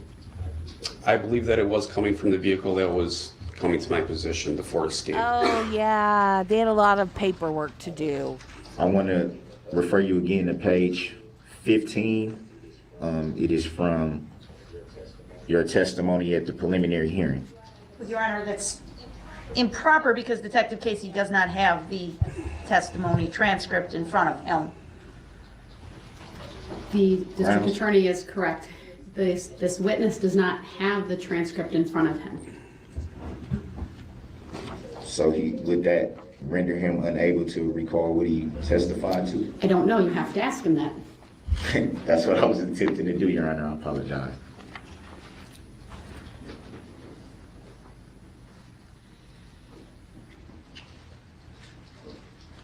So just so I'm clear, am I allowed to read from this or no? Just ask your question, Mr. Brooks. from the best of your knowledge, do you recall stating in your testimony at the preliminary hearing that it was in fact the vehicle you attempted to stop that was blaring its horn? Objection, that's not what the Grounds. transcript says. Grounds. And it's been asked and answered. Sustained.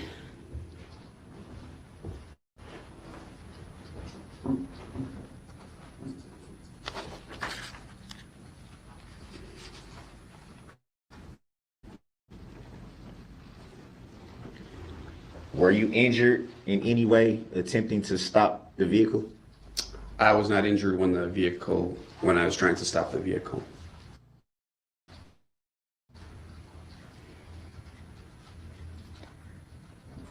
What did you do after attempting to stop the vehicle?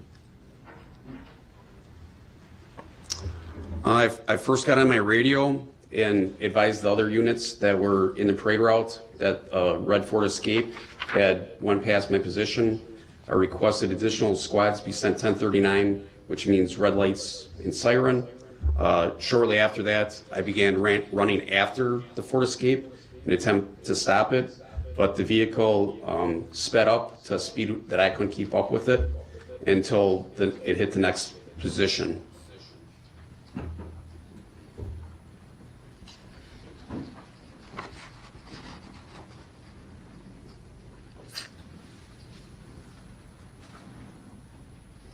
Reading from the transcript, page 18. Do you recall making a statement? Initially, I began, it's sort of what you just said. Initially, I began chasing after the vehicle to try to get it to stop. And as I was following behind the vehicle, I could see that it was on the north side of the roadway, at times beeping its horn. Would that be fair to say that you made that statement? That is a fair statement. So even after you attempted to stop the vehicle, you still observed the vehicle beeping its horn? I heard the vehicle beeping its horn after it passed me. No further questions, Your Honor. Can you redirect? Yes, just briefly. I'd like permission to put up Exhibit 120 again, Your Honor. It's already been admitted and published. Permission granted.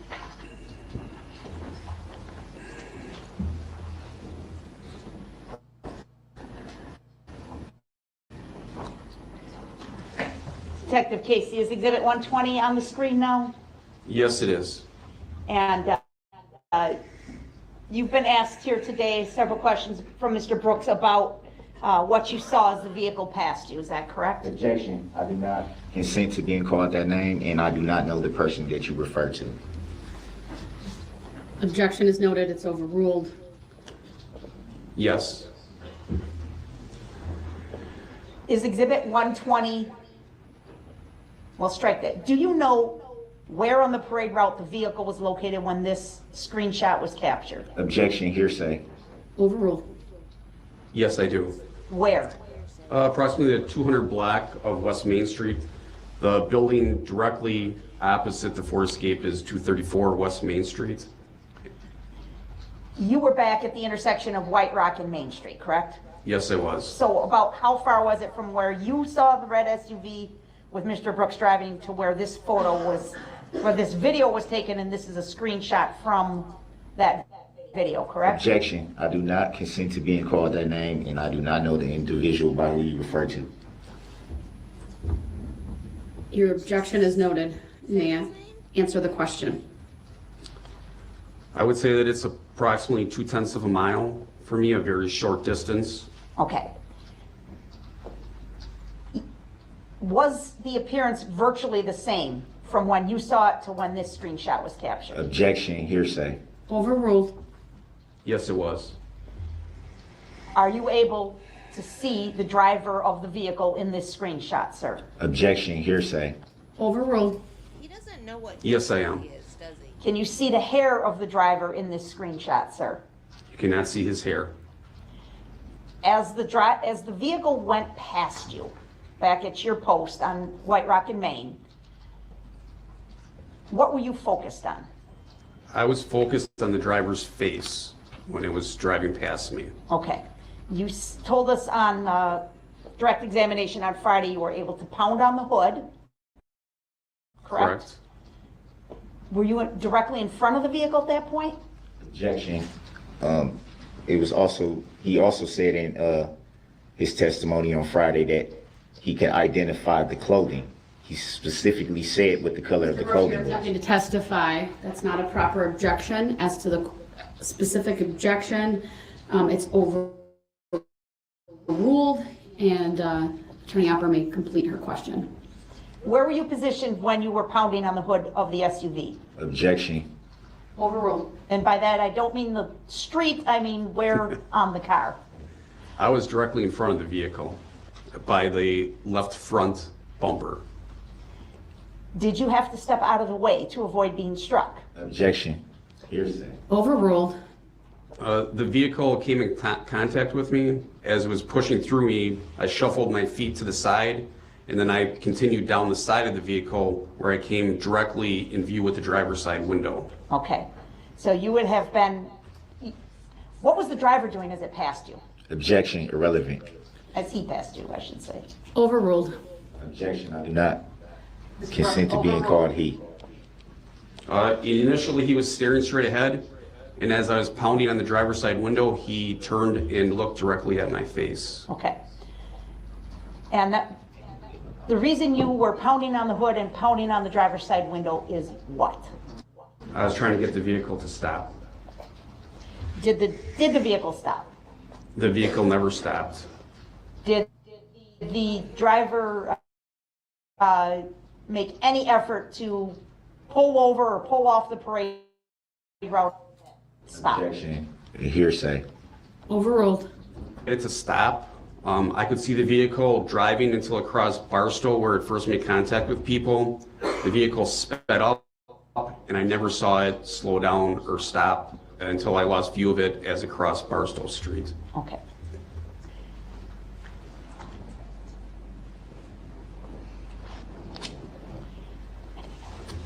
Okay, thank you, sir. All right, thank you. You may step down.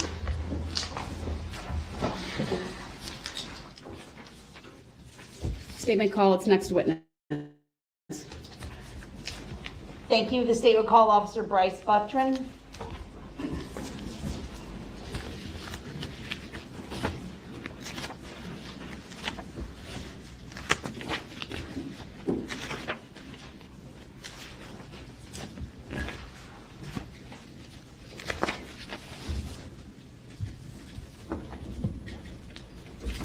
Officer, please make your way to the witness stand, which is to my right up a riser. When you get there, please remain standing. Raise your right hand. My clerk, Teresa, will swear you in. Do you solemnly swear that the testimony you're about to give shall be the truth, the whole truth, and nothing but the truth, so help you God? Yes. Thank you, sir. Please have a seat. First thing I will ask you to do is to state your first and last names for the record and spell each. First is Bryce, B-R-Y-C-E. Last is Butryn, B-U-T-R-Y-N. Thank you. Go ahead, your witness. Thank you. Sir, how are you currently employed? As a police officer with the City of Waukesha Police Department. How long have you been a police officer? Approximately 5 years. Were you on duty on the date of November 21, 2021, sir? Yes, I was. And what was your duty? I was assigned to a traffic control post for the annual holiday parade. And what time did you start that afternoon? I believe it was approximately 3 p.m. Okay. And you were given a specific assignment of an area to patrol along the parade route? Yes, I was. Where was that location? I was initially assigned to East Avenue at Arcadian Avenue, and I had repositioned to East Avenue and East Main Street. Okay, I'm gonna actually ask if we could please put up Exhibit 1. Go ahead.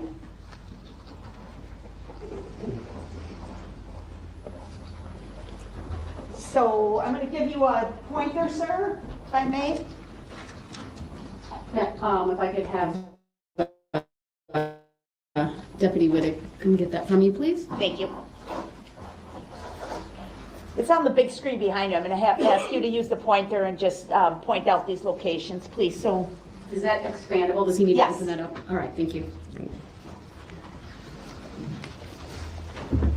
okay, you told us first you were monitoring traffic at East Street and Arcadian Avenue, is that correct? Yeah, so I was at East and Arcadian, which would be right here. Okay. What was your purpose in working that location originally? Originally, it was to prevent any northbound traffic from entering the parade route onto Main Street, so to divert any traffic from East Avenue to travel eastbound on Arcadian. Okay. And then you said you moved up? Correct. Where did you go at that point? I had repositioned my squad, which was a marked police SUV, to the intersection of Northeast Avenue and East Main Street. When did you make that move? From what was the parade lineup that we had when there was approximately 10 spots left that we had thought, which was inaccurate at that time. Okay. So as the parade was starting or As the parade was nearing the end. nearing the end? Okay. Okay, you can have a seat again, please, sir.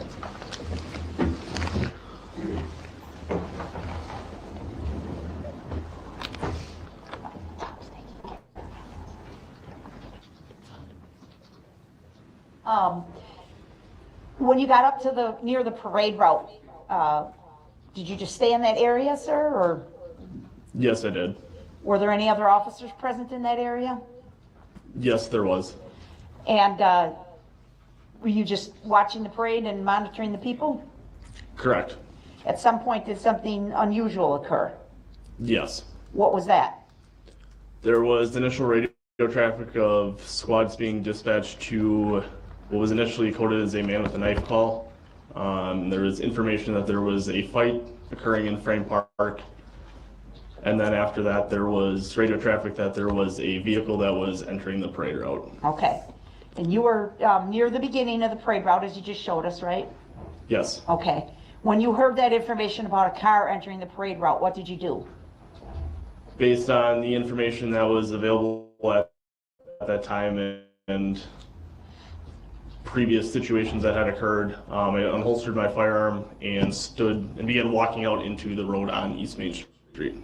What were you doing? Trying to get the attention of the driver to divert them off the parade route. Okay. And how far into the road did you go? I was initially positioned right at the intersection on the south side of Main Street. I had made my way to the north side of Main Street, and I would estimate maybe 50 feet or so from the intersection of Northeast Avenue. Okay. Were you able to visually see the red SUV at that point? Yes, I was. What was it doing when you first saw it? The vehicle was traveling on the north side of Main Street. It was honking its horn, and I estimated the speed to be traveling at approximately 25 miles per hour.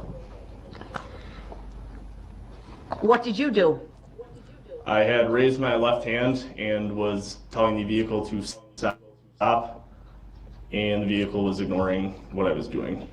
When you say raise your left hand, can you demonstrate that for us, please? So I placed my left hand out in front of me, indicating to the vehicle to stop. Okay. Were you dressed in a full police uniform, sir? Yes, I was. Just for the record, when he raised his left hand, I would say about chest high, was with a palm facing out as if in the stop position. Thank you. Officer Buttrin, as you stood in that position with your hand straight out trying to stop the car, would you say the car was off to one of your sides or directly in front of you? Could you tell us the position of the SUV? The vehicle was directly in front of me. I would estimate my position to be where the front license plate would be on a vehicle, so right in the middle. And what distance was the SUV away from you when you did this? I would estimate the vehicle was approximately 200 feet or so. It came extremely close to me as it was making its way towards me. Did you maintain that same position that you just described for us? Yes, I did, until the vehicle was getting to the point where I believed that it was going to strike me, so I moved out of the way. Were you saying anything? I was saying stop to indicate to the driver that stop the vehicle. Were you saying that in normal conversational tone, or did you raise your voice at all? I was yelling to get the attention of the driver as it was loud outside and it was cold, so I believe the windows were going to be up on the vehicle. Okay. And your testimony is that you stayed in the position with your left hand extended in a stop motion for about as long as you could until you felt you had to move away to avoid being struck by the SUV? That is correct. If the SUV was coming directly towards you, did you step to the right or the left of the SUV? I would have stepped to the right of the SUV, which would be the driver's side of the vehicle. Okay. Were you able to see the driver of the vehicle as it went past you? I was able to get a general description of the driver. What do you remember? I remember the driver to be a male black, wearing a gray or white shirt, and appeared to be wearing a hat or have their hood up. Okay. Would you say you got a good look at the driver's face? I would say yes, I got a relatively good look at the driver's face. Okay. Did you observe any facial hair on the driver? At that time, I did not. And did the car go right past you, sir? Was that a thing 3 Yes, years it did. ago? As it went right past you, did anything obstruct your vision to see into the car? No, it did Maybe it not. was. Were you able to see into the car, the SUV? Yes, I was. Did you see any other Yeah, persons he's a in the baby. SUV? I did not. There was only one sole occupant, which would be the driver of the vehicle. As you grow up were to be yelling nice at the looking, but he's a SUV to baby. stop and holding out the stop sign, did the vehicle stop? The vehicle did not stop. Did you see what the driver was doing as he went past you? The driver appeared to be emotionless and was looking straight ahead, clearly ignoring anything that was to the sides of the vehicle. Okay.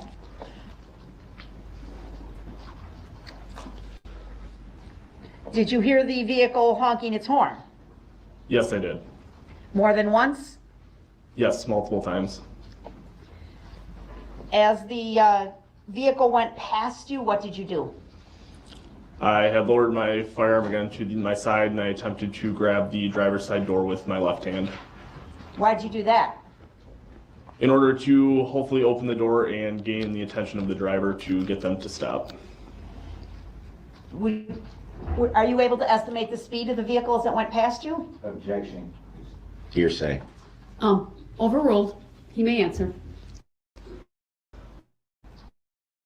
Based on my training experience, I estimated the vehicle to be traveling at approximately 25 miles an hour at that time.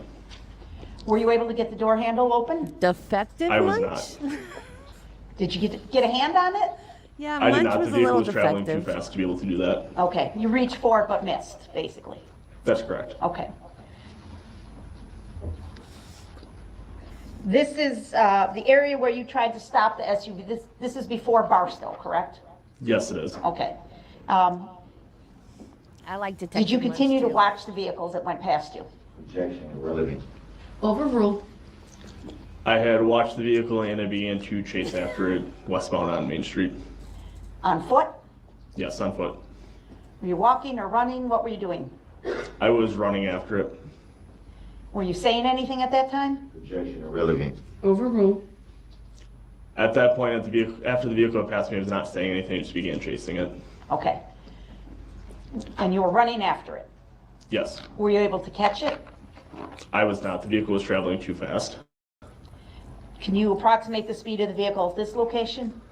After the vehicle had passed me, I appeared to have begun increasing its speed.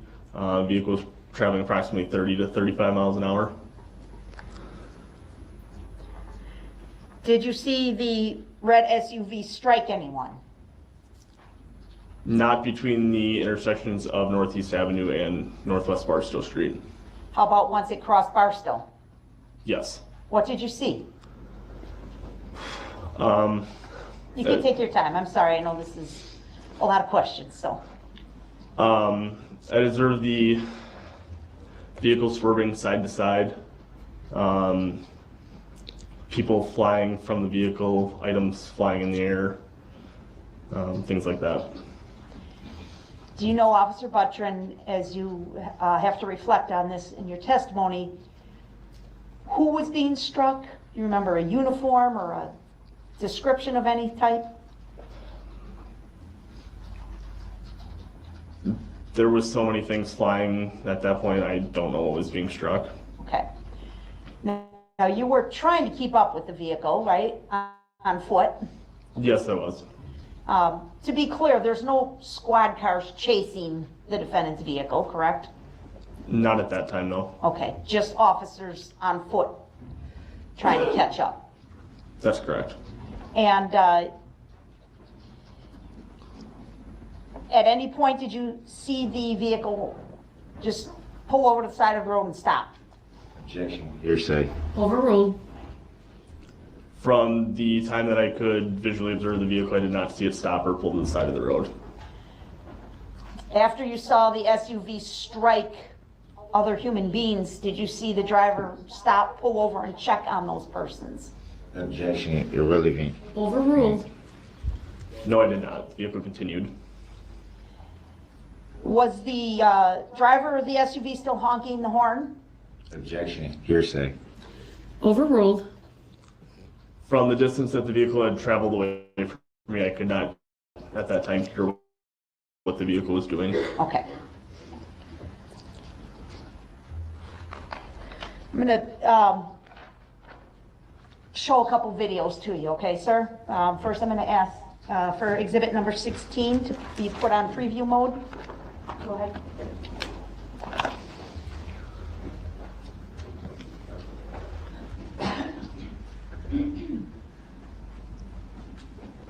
All right. Do you see exhibit 16 on your screen, Officer Buttrin? Not yet. Not yet, okay.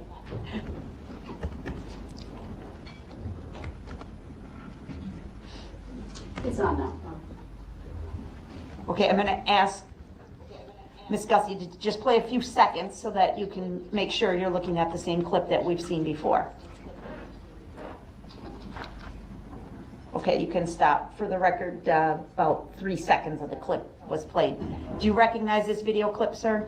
Yes, I do. In the preview that you just observed, did you see yourself in the clip? Yes, I did. Okay. And I'm going to ask,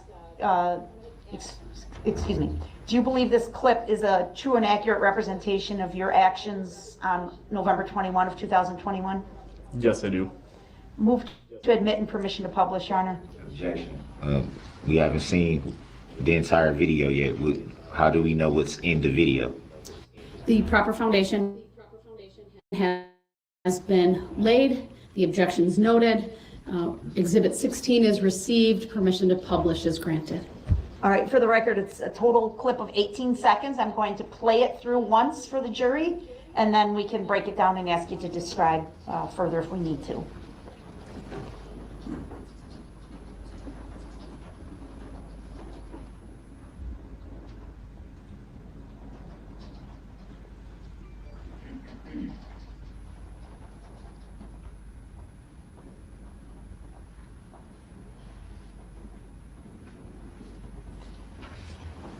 Officer Buttrin, is that the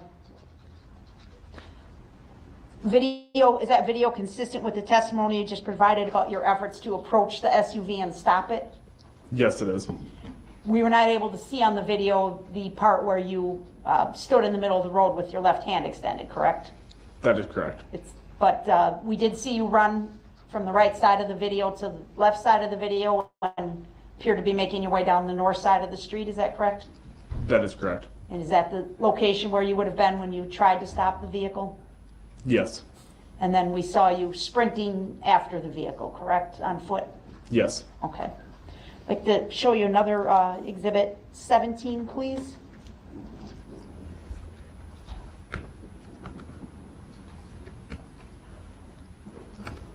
And again, we'll preview it, ask you to take a few seconds to look at it and see if you recognize it, They okay? put on their best clothes.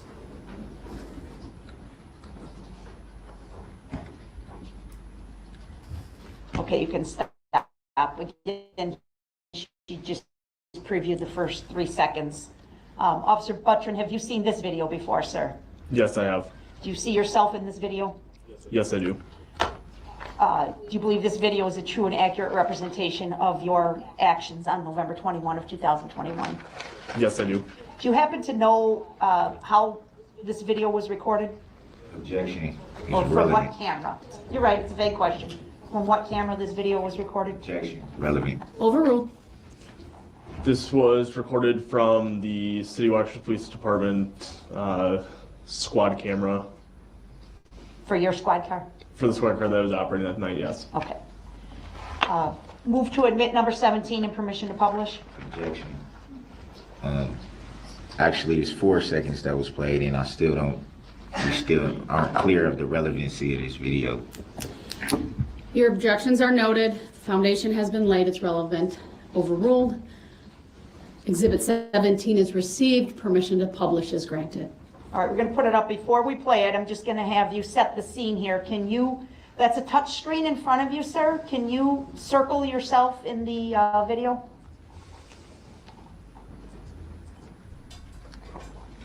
All right, and next to you, it looks like there's a person in a yellow vest that reads police. Is that correct? Objection.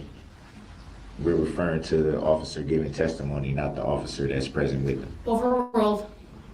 Yes, that is correct. Who is that officer? That'll be Officer Schneider. Okay. And what's the crossroad here again, if you could just remind us? Objection. We'll start on the south side of the street. The objections noted. It's overruled. He may answer. On the south side of the street where the squad is parked, that is going to be Northeast Avenue. Okay. And on the north side of the street? I believe that'll be Buckley Street. Okay. So can you erase, you can clear the screen, please? Oh, clerk did it, thank you.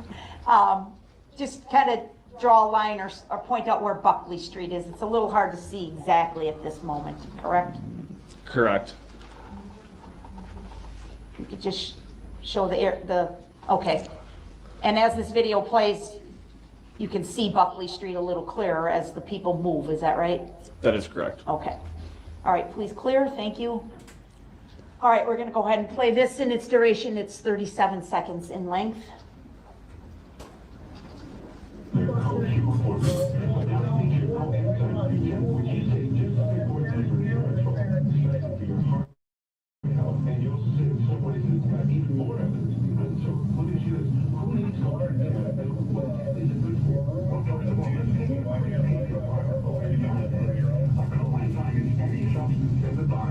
There you go.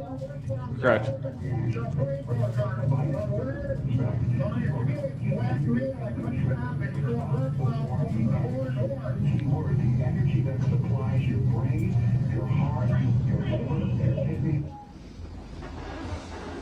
All right, Officer Butron, again, it's not a 100% clear shot, but you can see you making your way around the front of that white pickup truck, correct? Correct. That was one of the entries in the parade?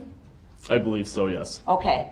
And then you kind of go out of view behind that white pickup truck, correct? That is correct. Is that the area where you encountered Mr. Brooks in the SUV? Objection. I do not identify by that name, nor do I consent to it.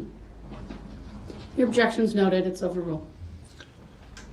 That is where I had initially placed my hand out in front of me and advising the vehicle to stop. Okay.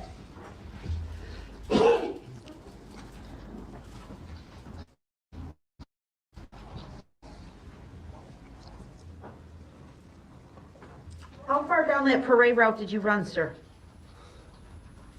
I made it all the way down to there's a tattoo parlor, I believe the address is in the 400 block of West Main Street, so almost all the way down Main Street till it makes the curve and ends. Okay. And you were not able to catch up to the SUV, correct? No. But again, as you previously testified, the SUV had not stopped anywhere along that route, correct? Objection. I already asked this question, and it was answered already. It's foundational, Your Honor. Overruled. Correct. I never observed the vehicle stop at any point that I was making my way down the route. As you were running down the route, did you encounter people who had been struck and injured? Objection. I already asked question. Overruled. Yes, I did. What do you remember about that, sir?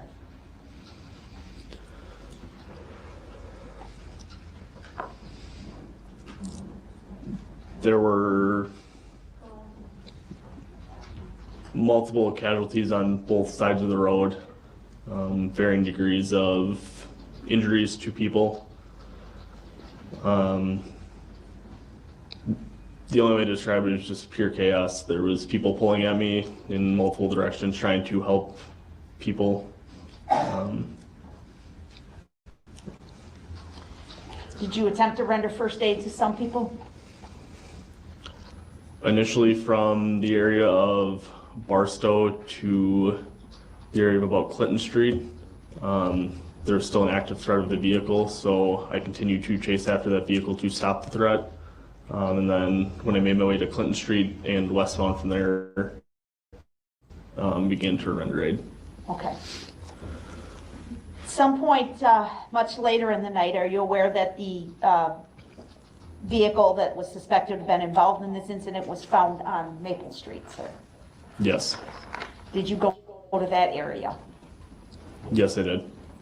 Did you take a look around the area where the vehicle was located? Yes, I did. Were you able to determine, well, strike that. Do you remember where the vehicle was parked? Objection, irrelevant. Overruled. I do not recall the address in which it was parked, but I do know the position of where the vehicle was parked, yes. Could you just briefly describe how the vehicle was parked? Objection, irrelevant. Overruled. The vehicle was backed into a driveway at a residence on Maple Street. Okay. And do you remember looking around the area where the vehicle had traveled near the residence on Maple Street? Yes. Do you remember finding a hat at that location? Objection, irrelevant. Overruled. Yes, I do. I'm going to ask for Exhibit 92 to be previewed for the witness, please.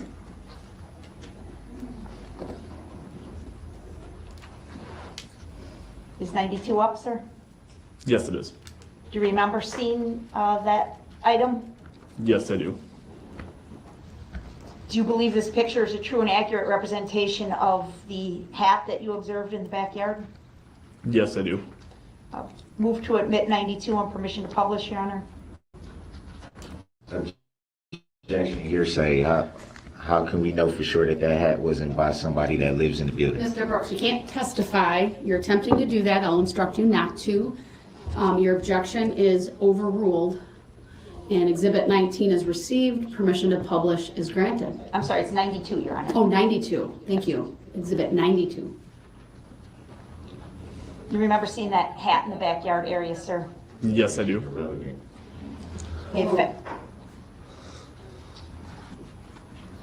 In fact, you remember asking the people at the residence if any of them own that hat? There was one male that came out that had taken a picture and asked the rest of the residents at that location if it was any of theirs. And did it belong to anyone at the residence? They indicated that it did not.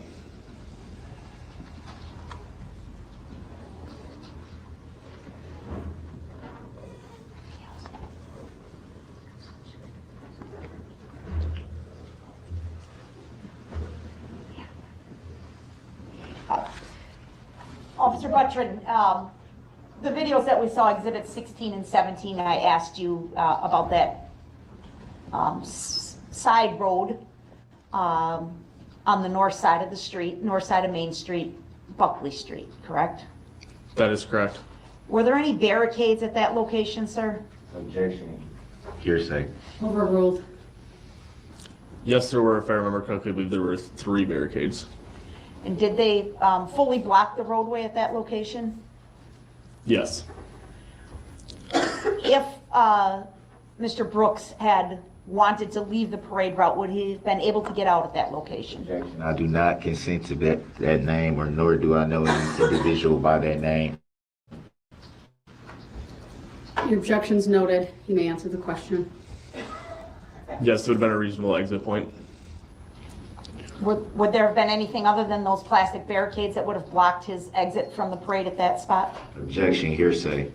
It's not hearsay. It's overruled. You may answer. No, the only thing that would have been struck was the plastic barricade. Okay. Thank you. Those are all my questions, sir. You may ask this witness questions, Mr. Brooks? Yes. Officer, is it butchering? Correct. Good morning, officer.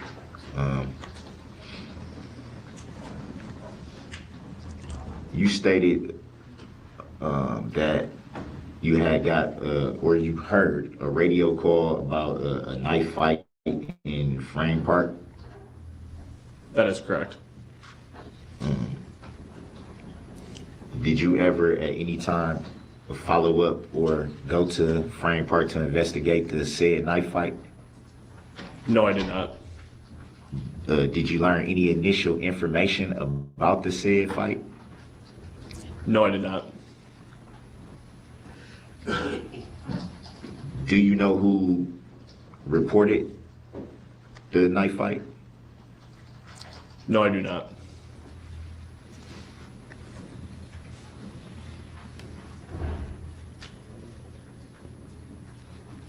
So you also stated that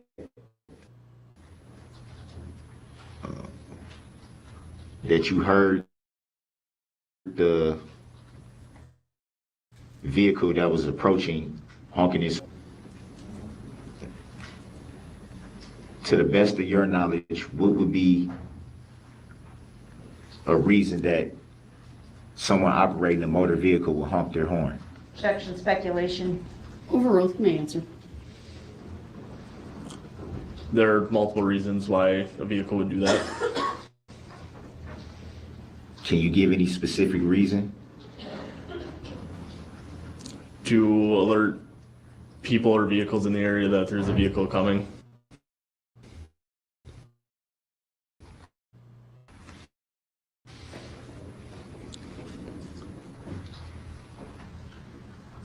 And you also stated struck when while the vehicle was approaching you?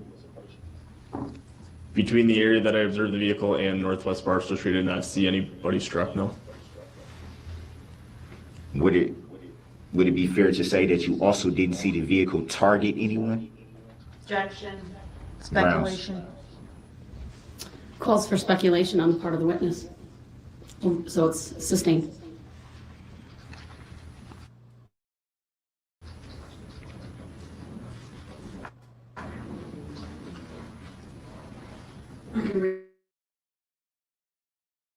Rephrase your question. Did you while the vehicle was 100 feet away, I think is what you said, would that be fair to say? Yes.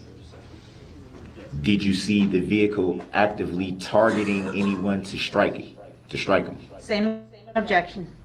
Sustained as to the form of the question.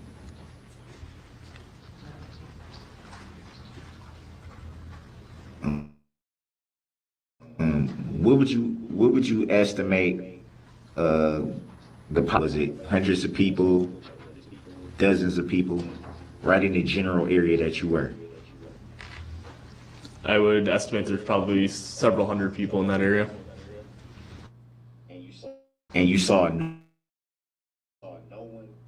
one struck.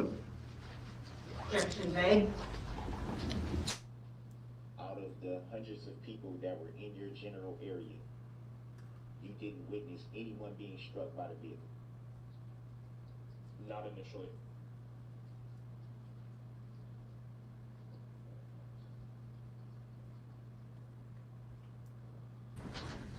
You also stated that there were barricades in the general area that you were? Yes. Were they off to the side? Were they in front of you? Where were the barricades located? They would have been located on Buckley Street and on Northeast Avenue.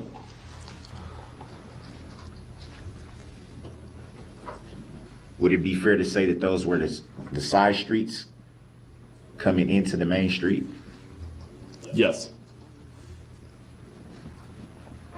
So would it be fair to say that a vehicle that was on the parade route would have to go down one of those side streets that was barricaded off to exit the parade route? Are you suggesting that Yes. as a question for him to ask? Yes, he did. And from your, I guess from your perspective, with a vehicle that was on a parade route know that they can exit from those areas that were barricaded? That was his defense, was I honked, Sustained. you should have got out of my way.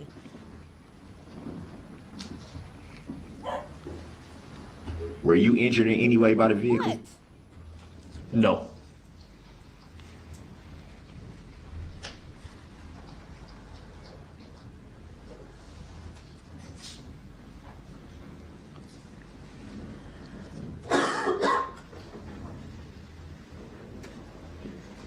And in the video was pretty short video.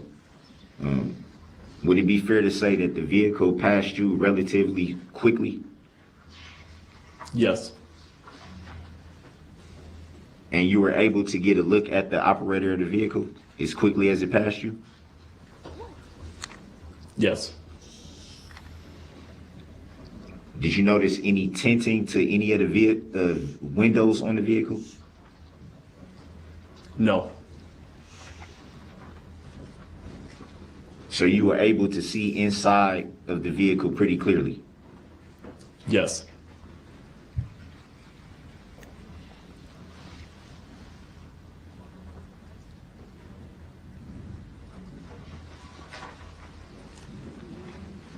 Did you get a description of what the operator of the vehicle was wearing?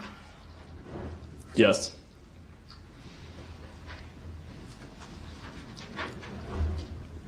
You stated that the operator of the vehicle was wearing a hat. Would that be fair to say? The operator of the vehicle appeared to be wearing a hat or have their hood up.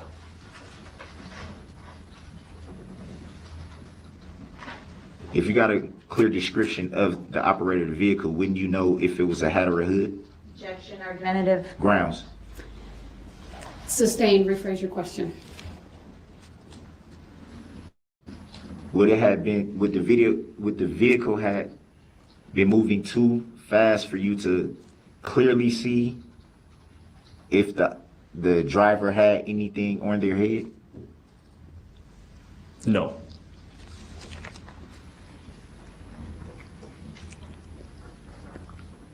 About how fast would you estimate that the vehicle was traveling when it passed you? Approximately 25 miles per hour. About how fast would you estimate the vehicle was traveling when it was approaching you? Approximately 25 miles per hour.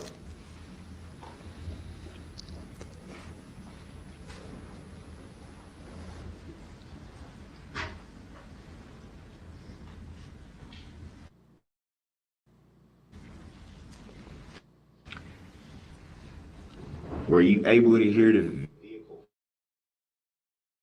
honking before it approached? I was able to hear the vehicle honking before it approached me. Did you hear the vehicle honk after it had passed you or came in contact with you? No, I did not.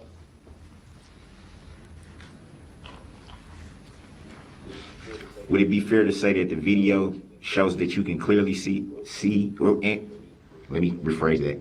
Would it be fair to say that the video that was shown, you can clearly hear the vehicle honking? No.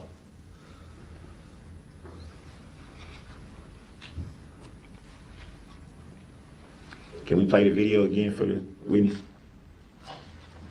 You want it? Which one? Which video? Exhibit 17. The squad video? That's the one you're requesting, the squad video? Yeah, Exhibit 17. All right, permission Whatever to is publish exhibit. and show is granted.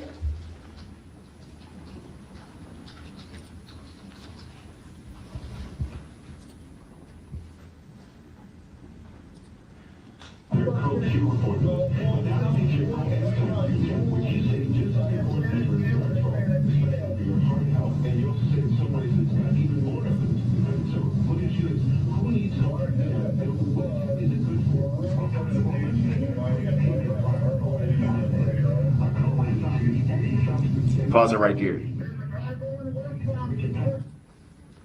So at the time, we see you running over to where this white, I think that's a pickup truck. Is that you? Yes. At that time, had you heard the vehicle honking? I don't recall. What prompted you to move so quickly to jog towards the area that you were jogging to? The radio traffic that I had heard. So at that time, did you see a vehicle approaching? Wait, I still want to play that.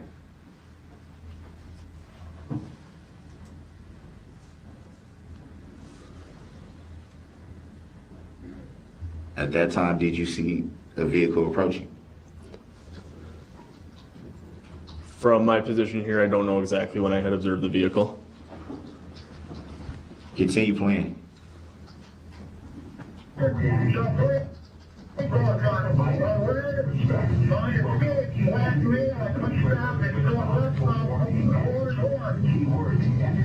Pause right there. Would it be fair to say that that was not just a horn that was heard honking after the vehicle was past you?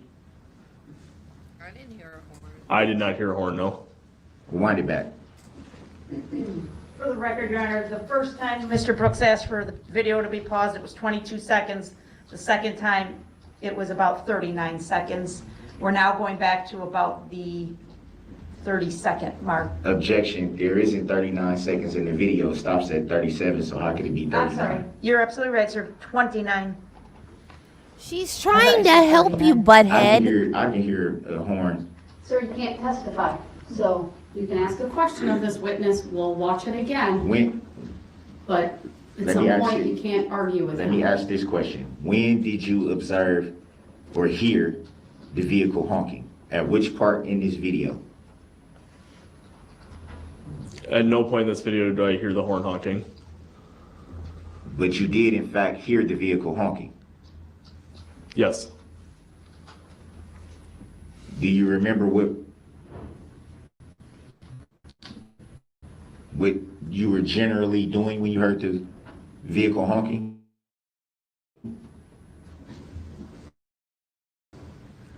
Making my way to the north side of Main Street to get the vehicle to stop. So that would be when you were sprinting over to the white pickup truck. Correct. That's when you heard the vehicle honking. Sometime in between there, yes. And you heard it multiple times. Yes.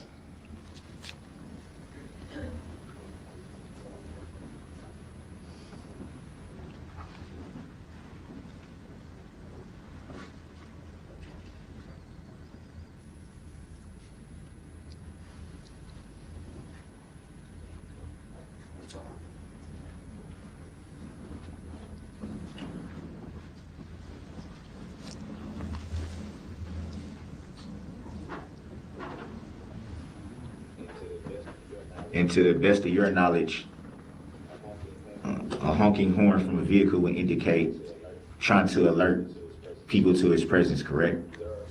There are several reasons why a vehicle would honk the horn. Would you honk your vehicle to alert people to your presence? Objection, irrelevant. Grounds. It's not relevant, sustain.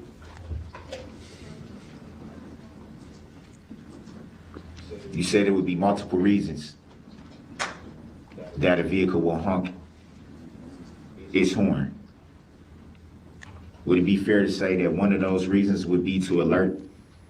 Objection asked and answered. Overruled, he may answer it, you may finish your question, but Would it be fair to ask that that would be to alert the many people that we can see in this video right now to the presence of the vehicle approaching? Yes.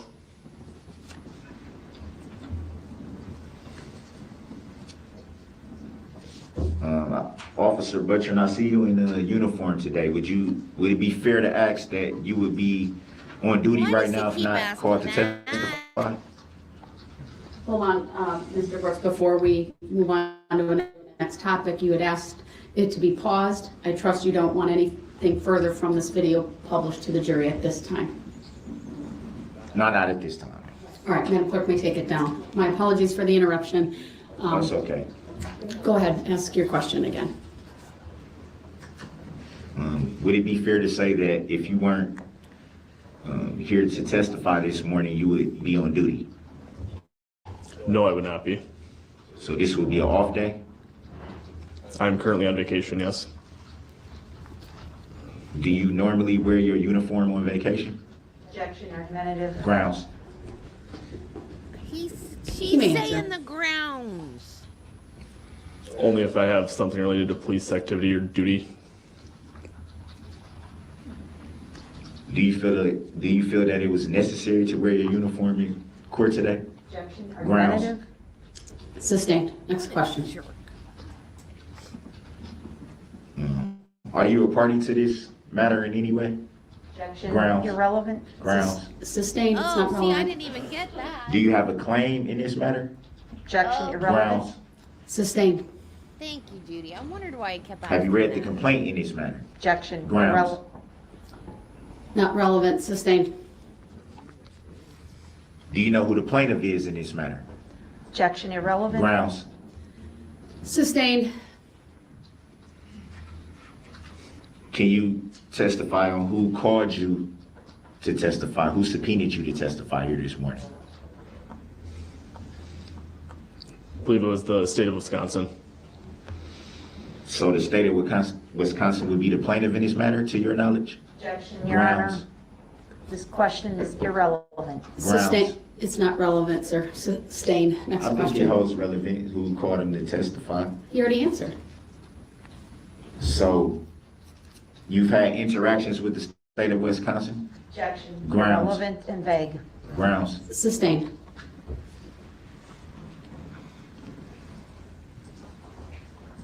Can you testify if the state of Wisconsin is a living human being or an entity? Objection, Grounds. irrelevant. Sustained.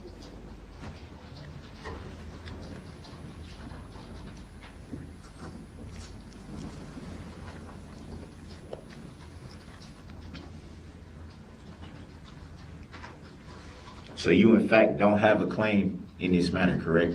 Objection, irrelevant. Grounds. Sustained.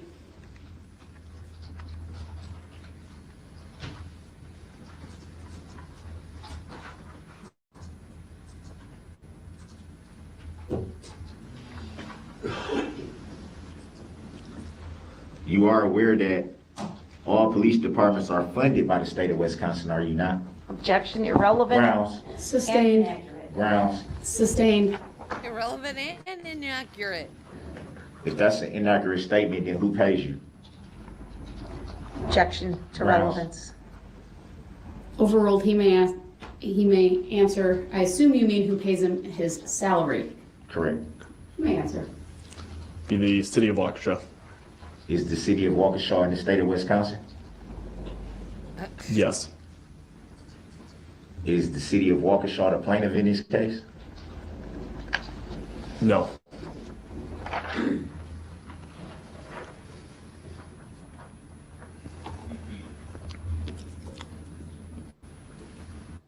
Have you ever, how long have you known the plaintiff in this case? Objection. Grounds. Irrelevant. Grounds. Sustained. Next question. So to the best of your knowledge, you've never even had any interaction with the plaintiff in this matter? Objection, Grounds. irrelevant. Sustained. Mr. Brooks, under 906.11, if you need to move on to a new topic of cross-exam, otherwise I will declare the cross-exam opportunity closed.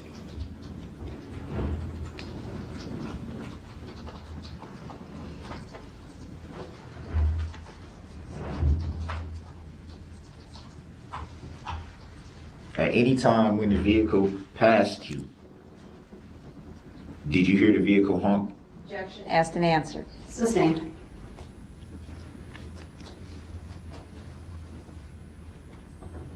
Is it fair to say that in the video clip that we were just shown, no one was struck? Correct. Would it also be fair to say that in the video we just saw, no one the vehicle did not attempt to strike anyone? Objection. Speculation. Grounds. Sustained. Calls for speculation on the part of the vehicle operator. We can clearly see in the video that no one was attempted to be struck. How is that not relevant? The jury will disregard the last statement made by Mr. Brooks as he may not testify at this point in time.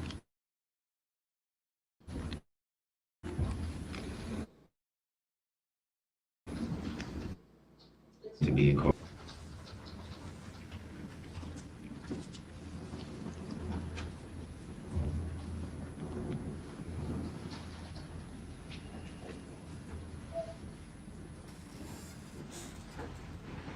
Is it fair to say that by the video footage,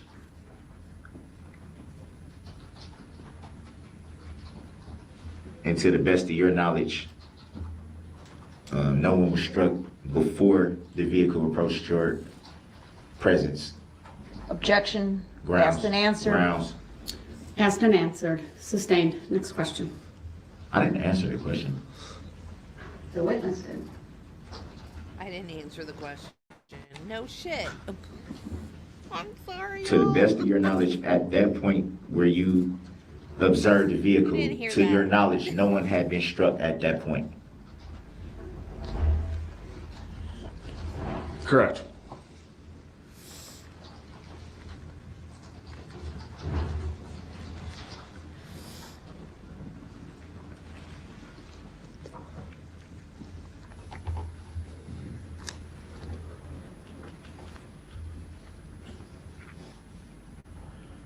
And for the record, you have no filed claim in this matter whatsoever. Objection. Irrelevant.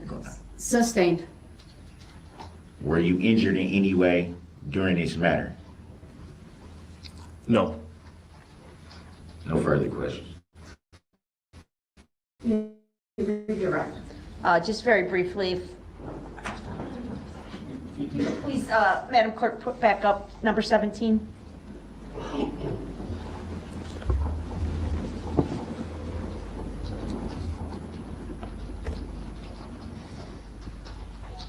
And as it's being displayed right now, we are paused at the 33-second mark. Officer Buttrin, can you clearly see north on Buckley Street from this vantage point, sir? Yes, I can. You see one plastic barricade obstructing travel to go northbound on Buckley Street at that location, sir? Objection. You can clearly see officers there too. Jury will disregard at least the attempt to testify by Mr. Brooks. Your objection is noted, it's overruled. He may answer the question. Yes, there's at least one barricade visible there. Okay. And I am going to ask the exhibit be replayed in its entirety with no one talking, so we can all listen to hear if the horn is honking. So, Ms. Gussie, please play it again from the beginning. Permission granted. Thank you.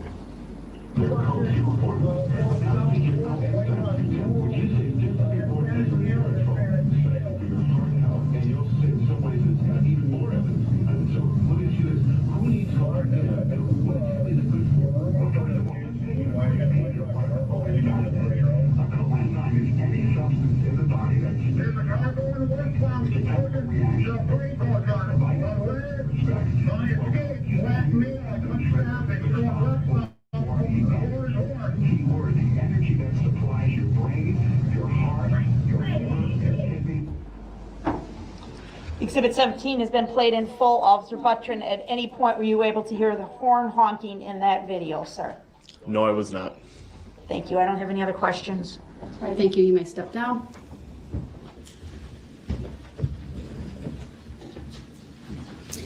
All right, this will be a good stopping point for our mid-morning break. We'll take a 15-minute break. All rise for the jury, please.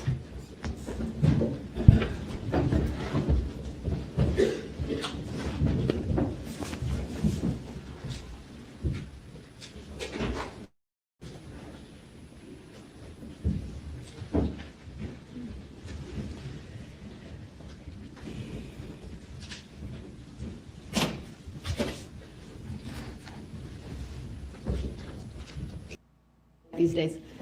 All right, have the jury brought back out, please. I'll state very briefly for the record, Your Honor, that we still have yet to address the subject matter jurisdiction. Would that be addressed at some point? Mr. Brooks, that's a frivolous matter. We've already addressed that. I direct your attention to the Beneby decision, United States versus Beneby, found at 654 F 3rd 753. So I have addressed it.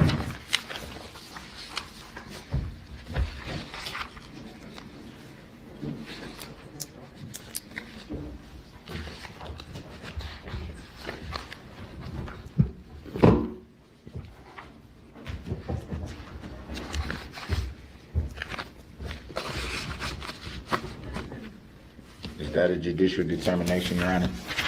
If you want to address the subject matter jurisdiction? The record stands, Mr. Brooks.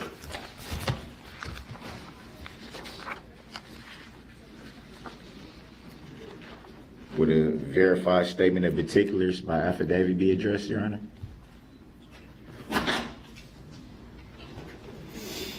All rise. Is that a type of agreement, Your Honor? Here we go with the tacket agreement.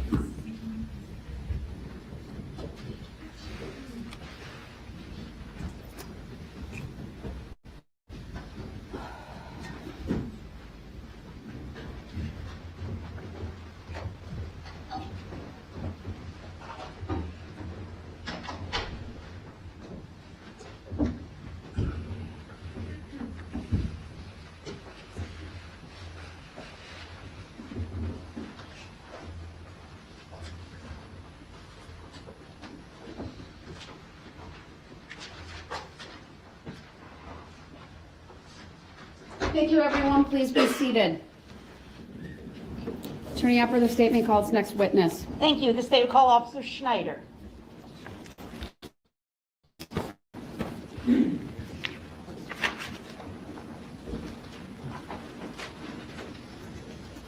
Officer, if you would please make your way to the witness stand. When you get there, please remain standing. Raise your right hand, and my clerk, Teresa, will swear you in.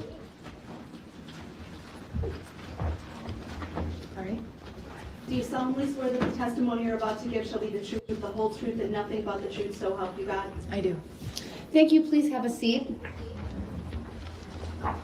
First thing I will ask you to do is to state your first and last names for the record, and then spell each. Okay. My name is Sonia Schneider. Sonia is Sonia. Schneider is Schneider. Thank you. Go ahead, your witness. Thank you. Officer Schneider, how are you currently employed? I'm employed with the City of Waukesha Police Department. How long have you worked in law enforcement? A little over 3 years now. And were you working on the date of November 20, 2021? I'm sorry, November 21, 2021. I was. What were your duties that day? My duties were to secure the parade route and then provide traffic and pedestrian control. Were you assigned to a specific location? Yes, I was to be the intersection of East Main Street and Northeast Avenue. And was that your post throughout the entire event? It was. Do you remember about what time you arrived at that location? I believe it was around 3 p.m. Okay. And when you got there, what were your responsibilities? Or what did you do? We closed down traffic from Buckley to Northeast and put up barricades. Okay. And were you dressed in a police uniform that day? I was dressed as I am right now. And did you also have on a fluorescent vest? I did. Okay. And that lettering on that vest read police? Yes. Okay.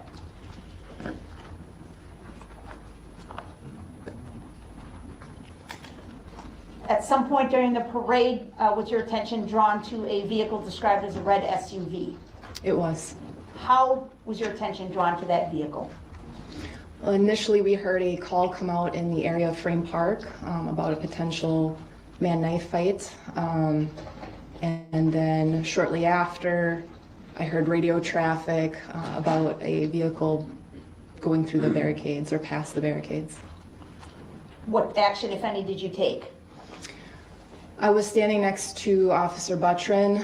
He began to move forward, and as I observed the red SUV coming towards Officer Buttrin and not stopping, I ran forward to also try to intercept the vehicle. What did you do? I positioned myself right in front of the SUV for about a moment and tried to direct the vehicle off to Buckley, which would be to the right of the roadway. Okay, and you said you positioned yourself right in front of the vehicle, is that right? Yes. So, did you go out into the roadway itself? I stood directly in the path of the SUV, which was the entire right lane or north side of the street. Okay, and did you say anything or gesture in any fashion to the vehicle? I was just gesturing with my hands to try to get the driver to observe me in the street. All right. Do you remember saying anything? Sorry, just Yes. for the record, the witness has put both of her hands up with the palms facing out about between waist high and chest high in a stop motion. Go ahead. Do you remember saying anything? I don't recall saying anything. Now, you said your intention was to try and direct the vehicle off onto Buckley Street? It was. Was that a possibility from where the vehicle was located when you first saw it? It was. The vehicle had time to slow down and make that turn. Okay. And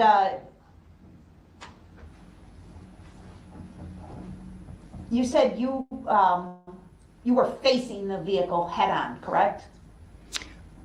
I believe, if not exactly head on, at least, to the side where most of the front of my body would be facing it. Okay. So you could see it coming, in other words. Very clearly. And you could see, because you were able to face the vehicle head on, you were able to see that at some point you needed to step out of the way so you yourself were not struck. Is that fair to say? Objection. Being the witness. Sustained, please rephrase. As you stood in the middle of the road, facing the vehicle, did you stay in that position all day? I did not. I was very concerned the car was going to hit me. So what did you do? I jumped out of the way. Did you make any efforts to interact with the vehicle in any way? I believe that I had hit out at the car. Okay. Were you able to see the driver of the car? I was. What did you observe about the driver of the car? It looked to be an African-American male with brown eyes and brown hair. Did the driver of the SUV react to your presence in any way? When I observed the driver, he had no expression on his face and he was looking straight ahead as if he was looking straight through me. And that never changed? No. Did the driver of the SUV follow your direction and leave the parade route at Buckley? No, he did not. As a matter of fact, he appeared to speed up. Are you able to estimate speeds at this location? Objection. Hearsay. Overruled. I would estimate the speed to be anywhere from 30 to 40 miles per hour. Were you able to see how many people were inside the SUV as it went by you? I couldn't see the back seat clearly, but I observed only one person in the front of the vehicle. Okay. And that was the driver, correct? Correct. That you just described for us earlier? Correct. Okay. I'm going to show you an item that's been marked and received as Exhibit 17, and we'll put it up on the screen in front of you first so you can take a look at it, see if you recognize it.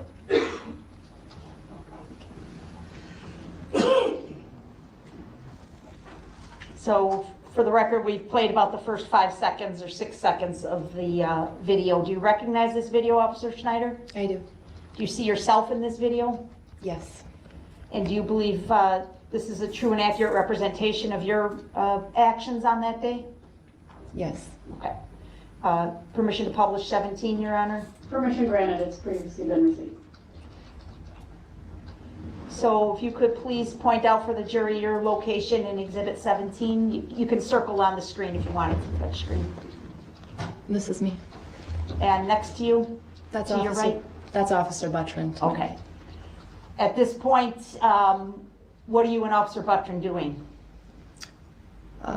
We were, again, providing that traffic and pedestrian control for the intersection. Okay. All right, we're going to go ahead and play this clip. It's 37 seconds long, and we'll just play it through, and then we can stop and ask questions if we need to, okay? And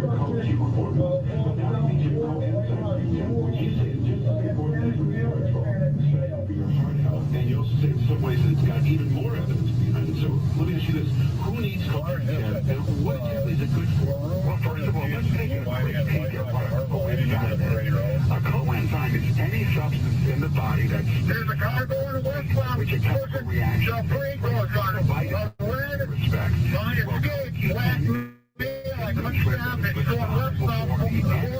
Keyword, the energy that supplies your brain, your heart, your liver, your kidney.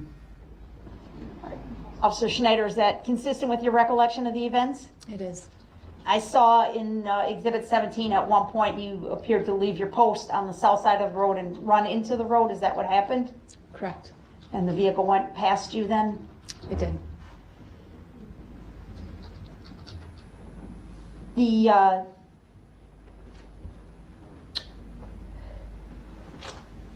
excuse me, at that point, Officer Schneider, did you hear the vehicle honking its horn at all? I've never heard any honking. Never at any point? Never at any point. Okay. I'd also like to show exhibit number 18, so same thing, we're going to preview it for you first before we show it for the jury, okay?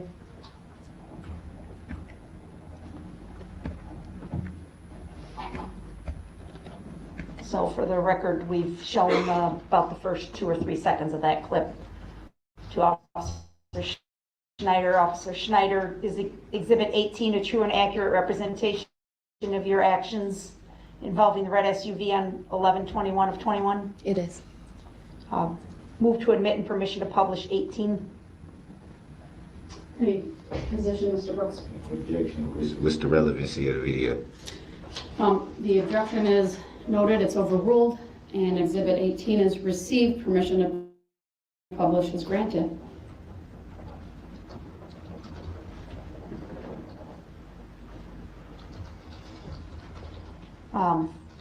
Just 1 second.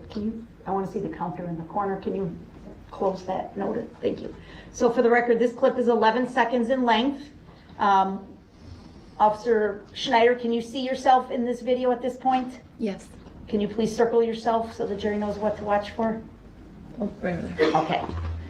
And please clear the screen. All right, we're going to play this video in its entirety now. Oh my God! What the? Come here!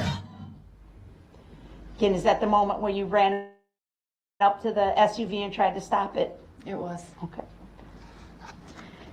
After the SUV had gone by you, at some point, were you aware that individuals further down to your west had been struck by the SUV?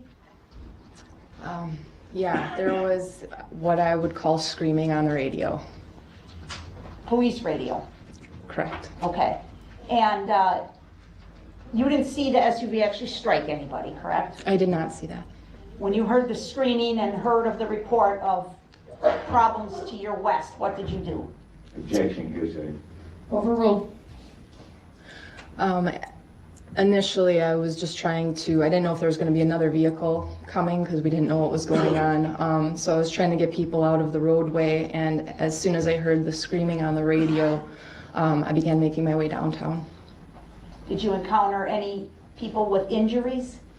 I did. I was stopped by numerous people who said that their children had potentially been nicked. The worst one was a adolescent female that was laying in the road with her family around her. You know the first adolescent female? Jessica. Overruled. Extremely I'm wrong. sorry, your answer may have been blocked by Mr. Brooks' objections, but please repeat it. I do not consent to that name, nor am I that person. Noted. You may answer. Jesselyn. Do you know which group or unit in the parade she was with? She was in a dance squad. Okay. Did you attempt to render aid to Jesselyn? I did. Were her injuries significant? They were. At some point, did you go further westbound on Main Street and try and tend to more individuals? I walked towards the direction of Mountaintop Coffee, and I was directed to stand guard over one of the deceased. Do you know the name of that person? I believed it was Virginia, but I learned later that she was misidentified. Okay. Who was it that you were standing guard over? Overruled. I never inquired the true name of the individual that I ended up being by. Could you tell which group or unit in the parade that deceased person was associated with? Overruled. She was one of the dancing grannies. And what would be the purpose in having you stand by with a person who had suffered fatal injuries? To preserve the scene and relieve a community service officer who was standing there initially. Okay.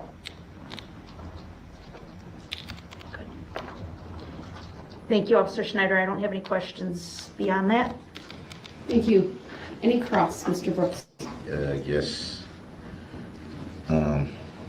Officer Schneider. It would be fair to say from the video footage that was shown that you were standing directly next to Officer Butrin. Is that correct? That is correct. For any reason, would you have, being that you were so close next to him, not heard the same things that he heard? Objection, I think that calls for Grounds. Calls for speculation. It's sustained. Next question. How long before you saw the approaching vehicle? I heard radio traffic about it going past the barricades, and I would say it was a couple seconds later that we saw it coming down the street. Did you observe anyone being struck at that time? I did not. Did you observe anyone being struck after the vehicle passed you? I did not. Would it be fair to say from the video footage that was shown that the vehicle passed you in maybe a second, if that? A second to 2 seconds, yes. Do you think that would be enough time to get a clear description of who was driving the vehicle? Yes, I do, And why do you believe that? because I saw the driver very clearly. You saw the driver very clearly in 1 second. Yes, sir.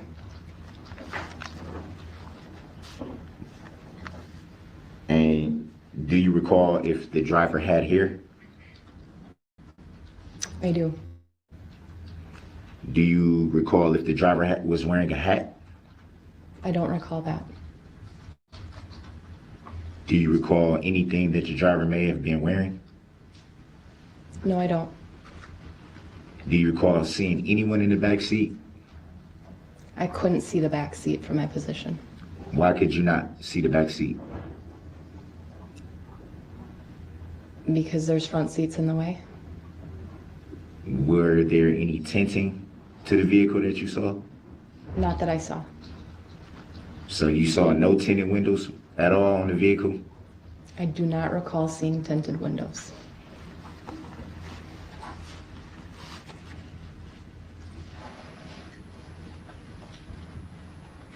Would it be fair to say from the video that there was a barricade set up at the cross street of Buckley? Yes. Would it be also fair to say that you couldn't turn down Buckley Street because of the barricade? The street was barricaded. Could you make a turn down the street that was barricaded? You could make a turn, but it was barricaded. how can you make a turn on a barricaded street? How would you be able to do that? If a vehicle were to slow down, the barricade could be moved. So a vehicle would actually have to stop and then make the turn. That's correct. Were there any law enforcement officers posted at the barricade? On that side of the street near Buckley, we had a reserve officer, I believe. Do you recall if any one of those officers or officer attempted to stop the vehicle? I couldn't tell you about that. Was there any report of the officer that was standing at that barricade to stop the vehicle? Again, I couldn't tell you about that. So to the best of your knowledge, only you and Officer Butchering attempted to stop the vehicle? To the best of my knowledge, yes. And there were other officers present? The other individual who was present is not a sworn patrol officer. Were they law enforcement? No, they're considered a reserve officer. Were they wearing any gear that may have identified them as an officer? I don't recall what that officer or that reserve officer was wearing.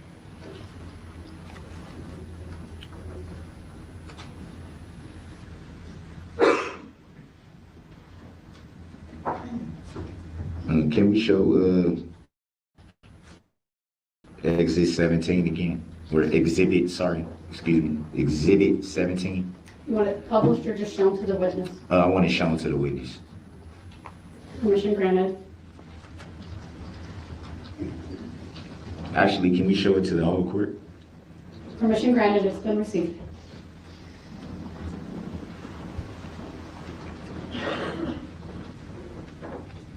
Well, before you play it, can you pause it? Before you play it,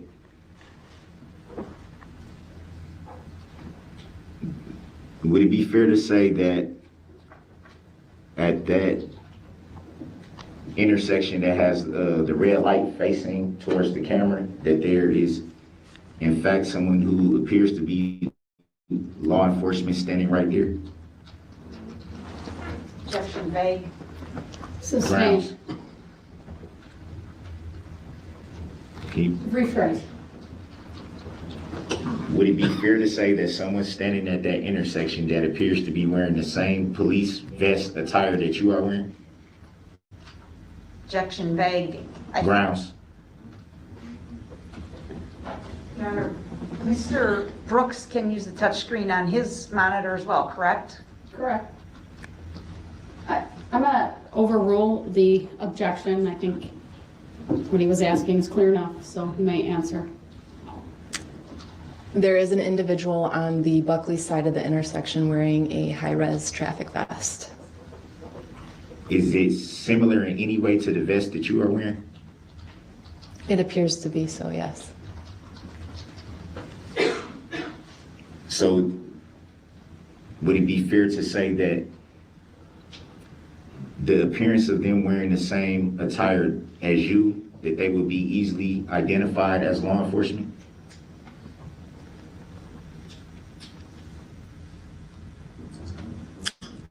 I would go so far as to say that they would be at least highly visible to people, yes. With someone who's not in the law enforcement field, possibly for any reason mistake them as law enforcement? Possibly, yes.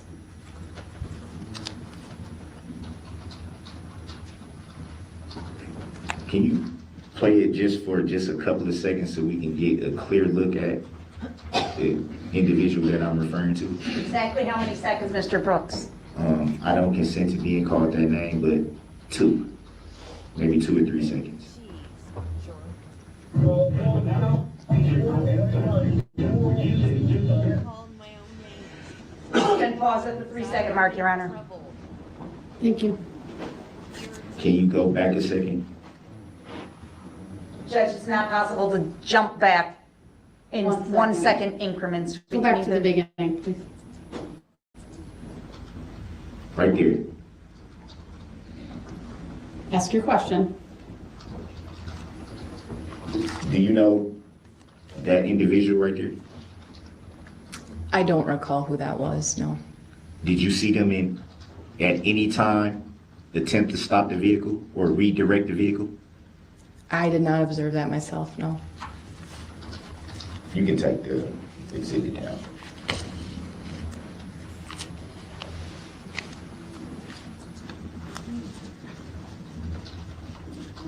You're done with this exhibit? Yeah. Okay, thank you. You can take it down, ma'am.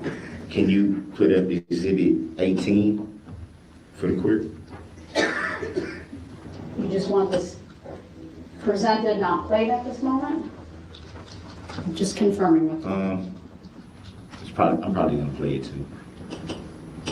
We'll get it up first. For the entire court. For the record, exhibit 18 is on the screens. Do you want it played, Mr. Brooks? Do you have a question at this point? I want it played, Your Honor, if I may. The whole thing? Yes, ma'am. All right, permission granted. Pause it right there.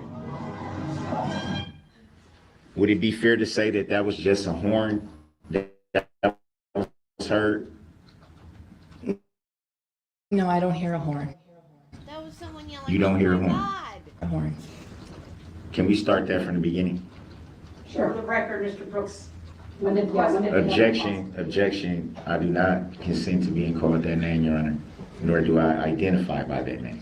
The defendant has asked the video to be stopped. It was stopped at 4 seconds in.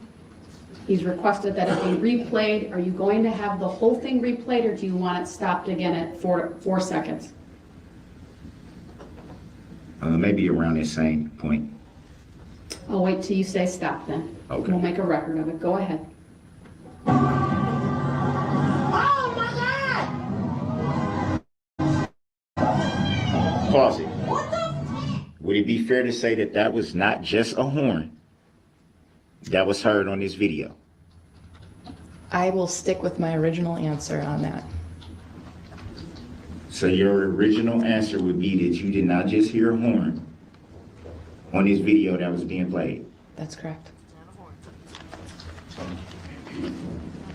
And for the record, it was stopped at 6 seconds. So would it be any reason that anyone else would have heard a horn?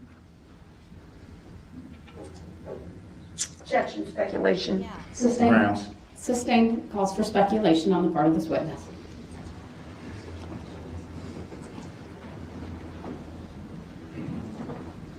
Did you at any time get a chance to read the report by Officer Butcher, who was standing right next to you during this event?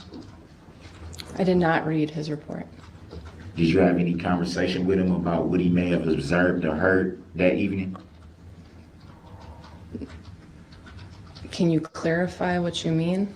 Did you have any conversation with Officer Butcher about what he may have observed or heard on that evening? I believe that the evening that later, after everything had calmed down, we had talked for a little bit. Did he state to you that he had heard a horn beeping at any time during your conversation? Objection, hearsay, move to strike Grounds. question. Grounds. Sustained calls for hearsay. Do you recall what the conversation was about when you talked that evening? I can't recall specifics, no. Did you in any way talk about what had happened that evening at the parade?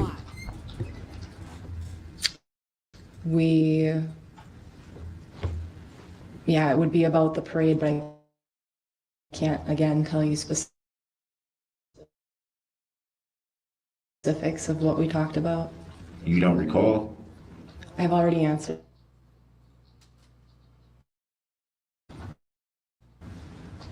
That's an answer.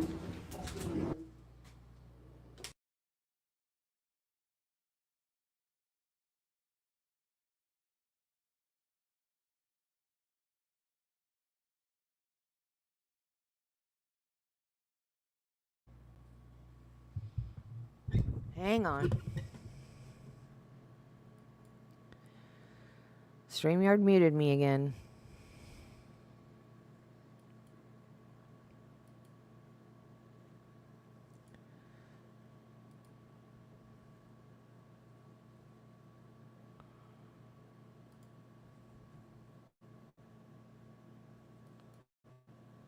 very clear for the record.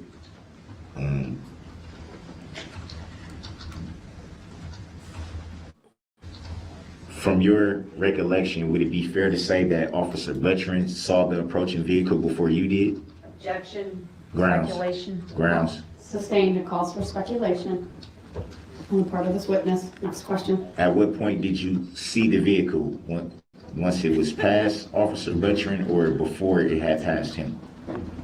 I saw the vehicle coming from the White Rock location, so it was before the vehicle had even approached Officer Buttrin. So, Any reason why you didn't move to attempt to stop the vehicle when Officer Buttrin did? yes, we oftentimes in our line of work have people, meaning no ill will, just disregard police barricades and other things. So initially, I didn't know if the vehicle was being driven by somebody that was just simply distracted or lost or senile. I had no idea. So it would be fair to say that at the time you had no idea what was going on with the vehicle and why it was there. At the time, what I knew was that someone had radioed that a car had disregarded our barricades to keep the parade route closed off. And you heard this on the radio, correct? On police radio, yes. So did you hear a car or did you hear an SUV? I don't recall the exact words that were used. It was a vehicle. Would it be fair to say that you just said that you heard a car over the radio? I don't recall the exact words. Would it be fair to say that it is extremely hard to compare a car with an SUV? Objection, argumentative. Grounds. Sustained. Next question. Would you ever mistake a car in an SUV? Objection, argumentative. Overruled. She may answer. I think I'm pretty good at knowing the difference. Oh, Judy, you were right. So when you heard the radio call, were you expecting a car or an SUV? I was expecting a vehicle, red in color, to be coming my direction. Would it be fair to say that you, before didn't state the color of the vehicle that you were expecting?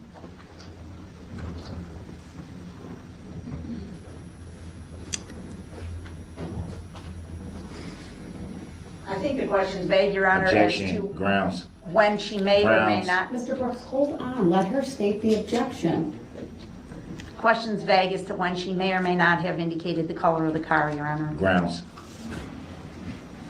I'll sustain the objection. Darrell, Please why? rephrase. It's sustained as to the form of the question. At any time during the radio report, was there any report of the color of the vehicle, as you say,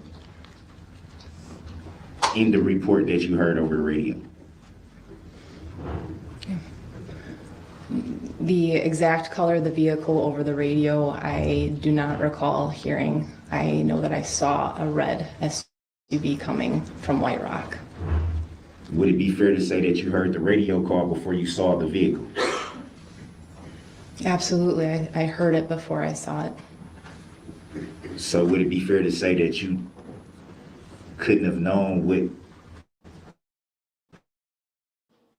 the color of the vehicle would be and what vehicle is being referred to? There was only one vehicle on the parade route, from what I saw.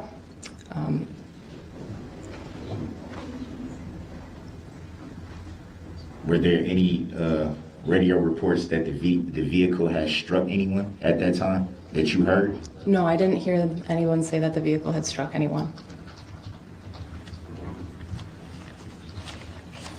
Was there any reports at that time over the radio that you heard of a description of who may have been driving the vehicle? No, I don't recall a description coming out over the radio prior to me seeing the vehicle come across my path.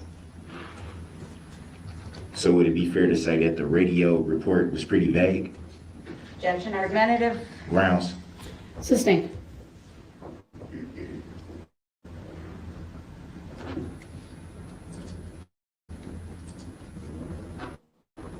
Were there any reports that you know of, rather by radio or from people who were present in your area that you were, that they may have heard honking from the vehicle that approached?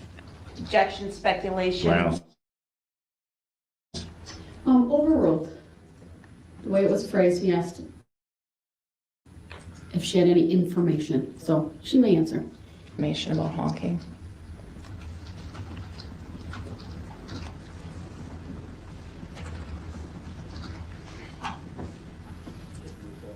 Can you recall about what time you saw the approaching vehicle? I don't know the exact time, no. Were you injured in any way by the vehicle? I was not injured. So it would be fair to say that you haven't filed a claim in this matter, correct? Objection, irrelevant. Grounds. Overruled. She may answer. I have not filed a claim for this. So it would be also fair to state that you are not an injured party in this matter, correct? Objection, asked and answered. Grounds. Sustained.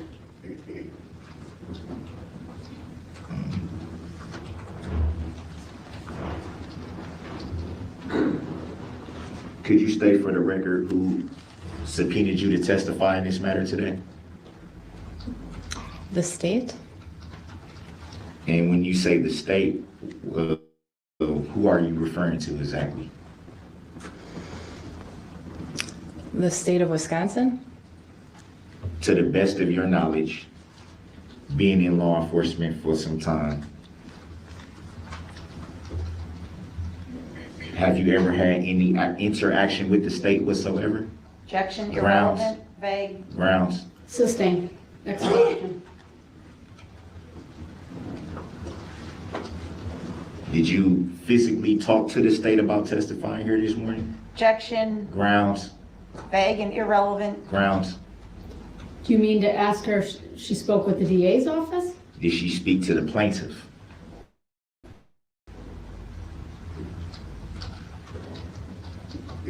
Sustained.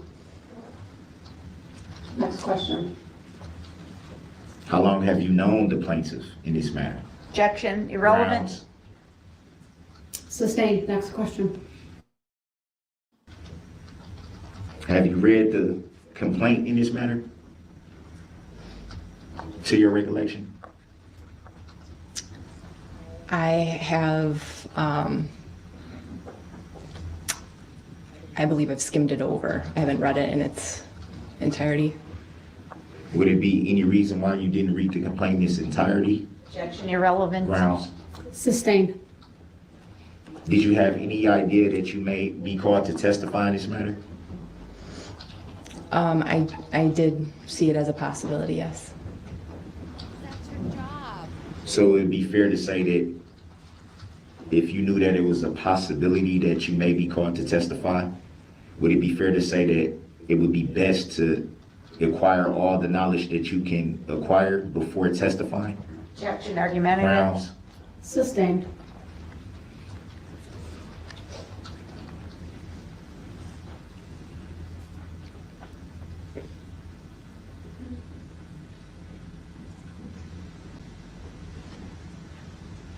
Are you aware that all police departments are funded by the state of Wisconsin? Objection, irrelevant. Grounds. Sustained. If you weren't testifying here this morning, would you be on duty? Yes, I would be. Is that why you came in uniform? Yes, it is. So it'd be fair to say that right now you're on a clock, Yes, I am. being paid by whom? By the city of Is the city of Waukesha in the state of Wisconsin? Yes, it is. No, it's on the moon. And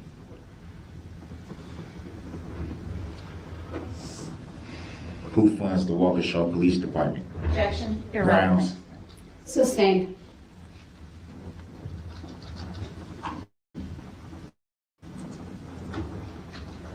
This is what Darrell did with his weekend.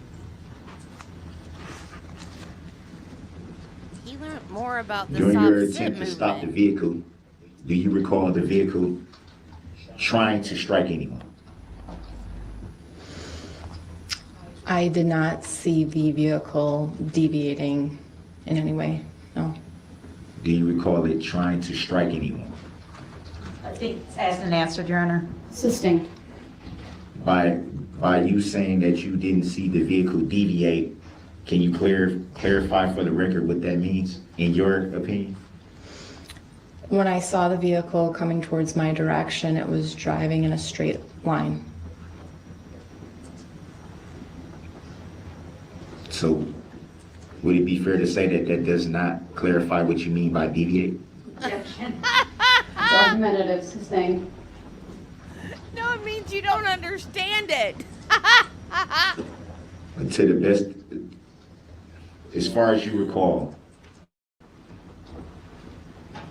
you didn't see or hear that the vehicle has struck anyone.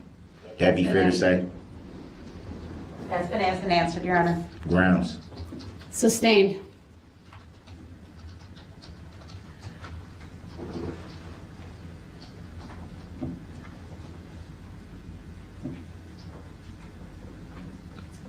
Do you know of any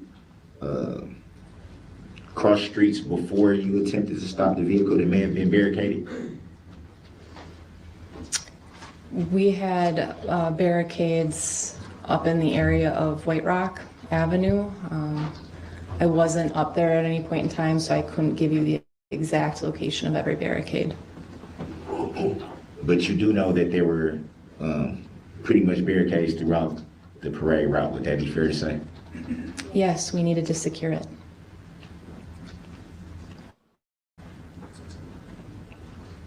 Do you know of any attempts to stop the vehicle before it came to the area that you were in? Well, I personally observed Officer Buttrin attempt to stop the vehicle. Do you know of any attempts to stop the vehicle before the vehicle approached your area? Based on the radio traffic I heard, it sounded like officers had attempted at that time, but I didn't see it, so I couldn't say for certain. So it would be fair to say that you don't recall? Objection. That's not Grounds. fair to say, Your Honor. It's a Grounds. misstatement of her testimony. Grounds. Sustained. It mischaracterizes the testimony.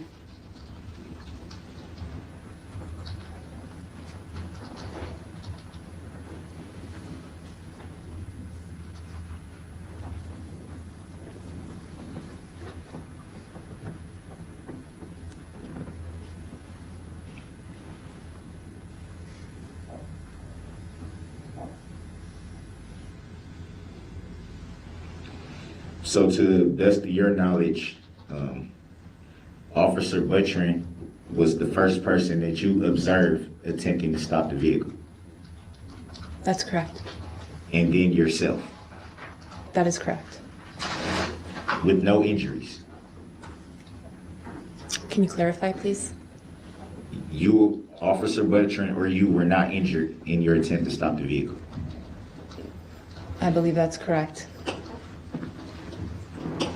You believe that was correct? I don't recall Buttrin complaining of any injuries, so I couldn't say for certain. Were you yourself injured? I have already answered that.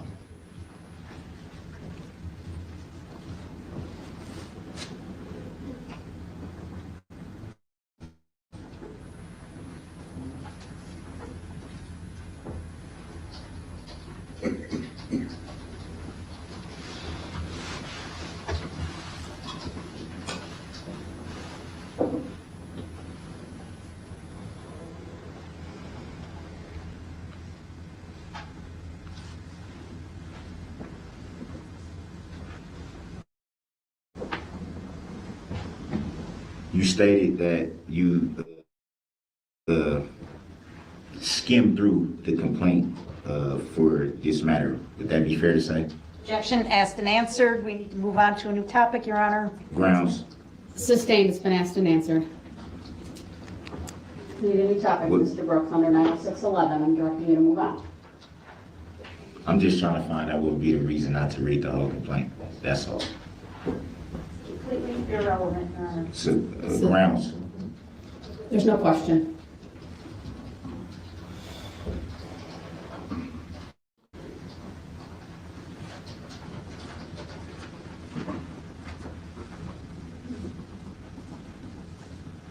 Did you hear of any incident at Frame Park? Objection asked and answered. I didn't ask this week. Overruled, she may answer. I did answer that earlier in my testimony. You may answer it again.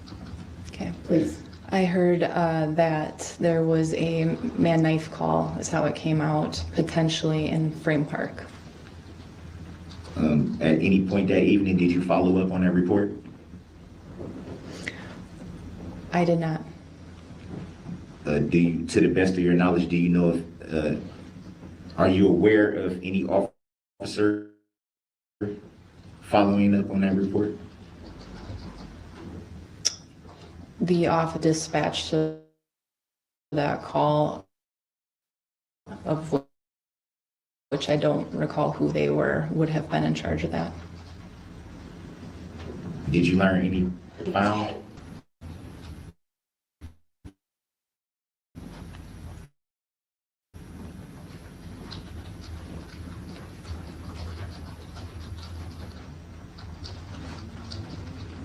To the best of your knowledge, do you recall any domestic dispute coming over the radio? At what point in time? The evening during the parade, November 21st.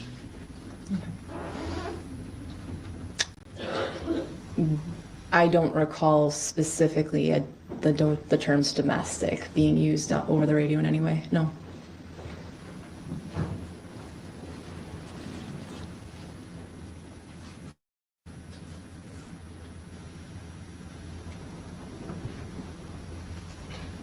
To the best of your knowledge, do you recall a vehicle being found on Maple Street? Yes, I do recall. Did you respond there directly, or do you know if, well, let me take that back. Did you respond there directly? No, I did not.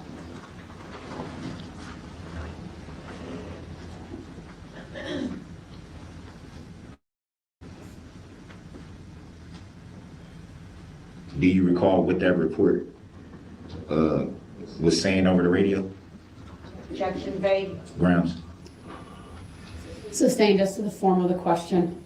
It's also beyond the scope of the direct exam. Unless you have information she was involved in that. Mr. Brooks, move on.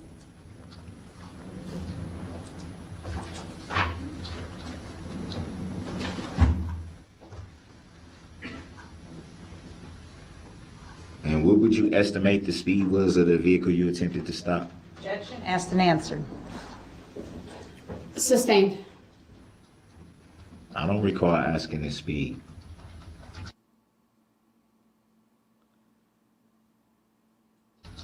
This witness has answered about speed multiple times, but if you want her to state it again, overruled. You may answer. I said approximately 30 to 40 miles.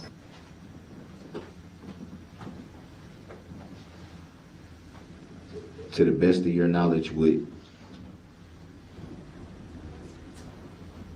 there be any reason why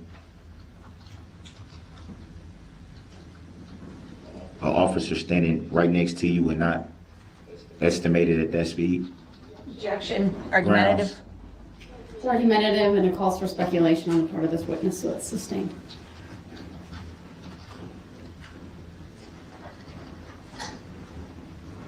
Do you know of any officer that was in your vicinity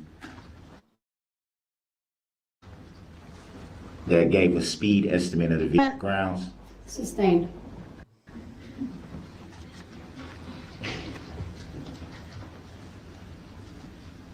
No more further questions.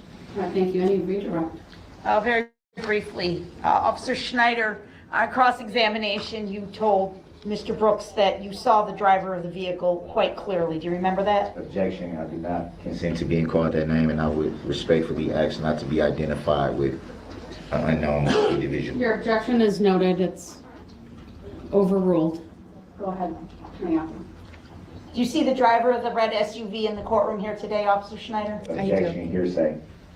Overruled. She may answer. I'd ask Mr. Brooks be directed to remove his mask so that Officer Schneider can identify him, please. Objection, I never heard an answer to the question. It has not been answered. Mr. Brooks, please remove your mask. Thank you. Officer Schneider, is the driver of the red SUV that you've just described for this jury present in this courtroom today? Hearsay. Can you please point him out by where he's seated and what he's wearing? He is seated over here at the table wearing a gray suit. That's the man you saw driving the red SUV as it sped past you? Yes, it is. Thank you. I don't have any other questions. On the issue of identification only, do you have any questions for this witness? Yes, I do. You did state that you saw the driver of the vehicle and the driver had hair, and you stated brown eyes and brown hair, correct? That is what I said. You also stated that you can see somewhat what they was wearing by a hat or... That's incorrect. I did not say that. So you were able to see the driver of the vehicle's entire head?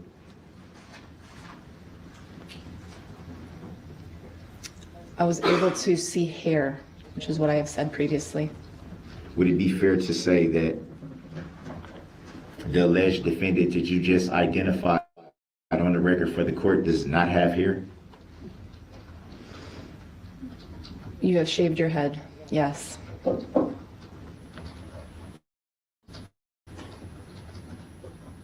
Would it be fair to say that you have not seen the alleged defendant shave his head? Objection. Relevance. Grounds. Overruled. She may answer. I presume you mean the act of. The act of. I have not witnessed him actively shaving his head. So would it be fair to say that, to the best of your knowledge, you do not know, in fact, if the alleged defendant shaved his head? I am looking at the individual who was driving the SUV, and he now has a shaved head.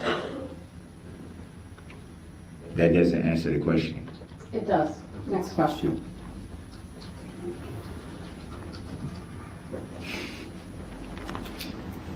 And you stated eye color, correct? Yes. Can you see the alleged defendant's eye color from where you are sitting? I cannot. No further questions. All right, thank you. You may step down.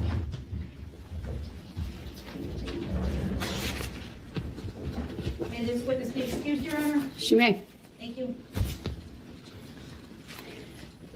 Well, we're going to take our lunch break now. I have information that the lunch for the jurors will be up in about 10 minutes. So rather than start a witness, just to take a break around that time, we'll take our lunch now. It will be at least an hour, maybe an hour and 15 minutes, but I'd ask the parties be back in an hour. And then also advise the jury and Mike and Pete what time I need them back. All right, thank you, everyone. I'll rise for the jury.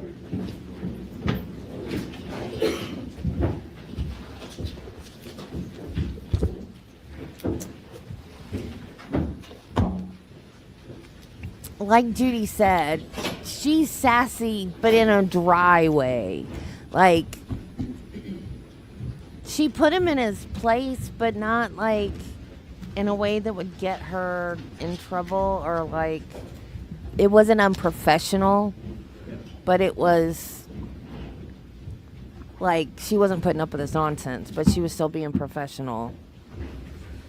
Okay, guys, it is almost 5 o'clock. All right, thank you.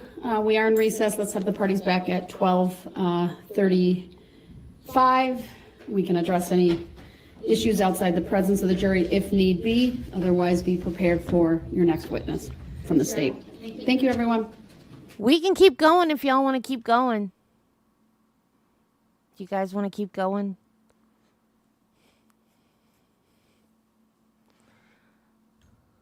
Travis isn't home yet. He has to go to the store. He's bringing me a salad from Zaxby's. So I don't even have to cook or anything. I got nothing to do. So we can keep going. There's 12 people in here.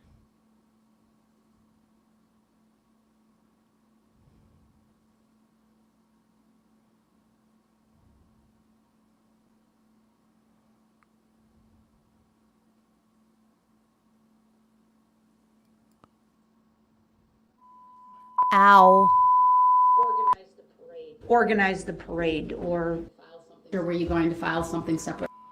Ow, sorry. Or were you going to file something separately? I was intending for this to be my witness list. I think that would probably be easier. Any objection from the state? No, we understand. I think we've been given fair notice, Your Honor.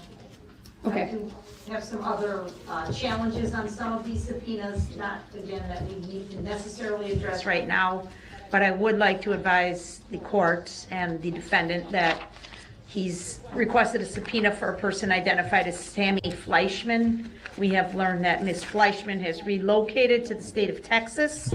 Therefore, we will not be able to secure her appearance here at the trial on behalf of Mr. Brooks. If he wishes to make arrangements I for called him and told him I for sent Ms. him a Fleischman, he message. may do so So he would himself. click on it. Ms. Fleischman, it is my understanding, was the woman who organized the parade, or was one of the people that organized the parade, but that's how she's identified in the reports, and therefore her relevance may or may not be an issue as well. All right, did you hear the state advise you of that? Yeah, I wouldn't even begin to try to know how I can do something like that from a jail cell. I'm pretty much broke. Well, you're advised, though, if she's out of state, there's other procedures would have to be followed, and the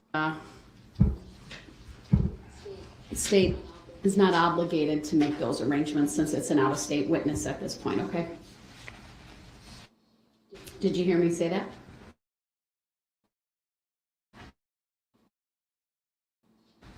I follow. All right, thank you. Anyone else in the subpoena list? Well, I'd like to have you put him on the record so that Mr. Brooks knows, and if he wants to respond now, that's fine. Otherwise, we can take it up a little bit later. The other two would be Erica Patterson and Detective Steve Guth, seeing as they have already testified and were subject to cross-examination. We would request an offer of relevant testimony, if any they may offer. And then there was one of the... They don't.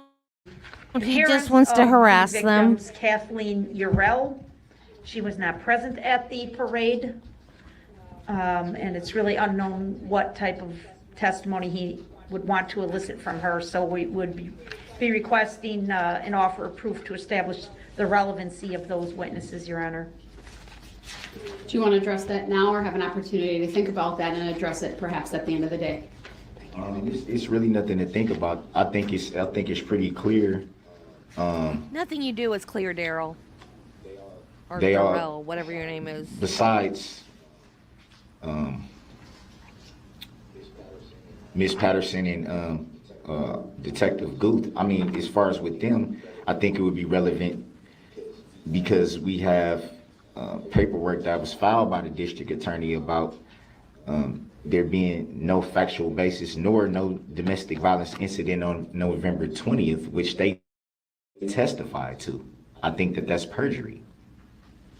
So that should be. Well, you're giving me an argument, I guess, on the relevance of their testimony, sir, but as I recall the testimony, you are the one asking the questions about the 20th. The state dismissed that charge. I granted that request to dismiss it.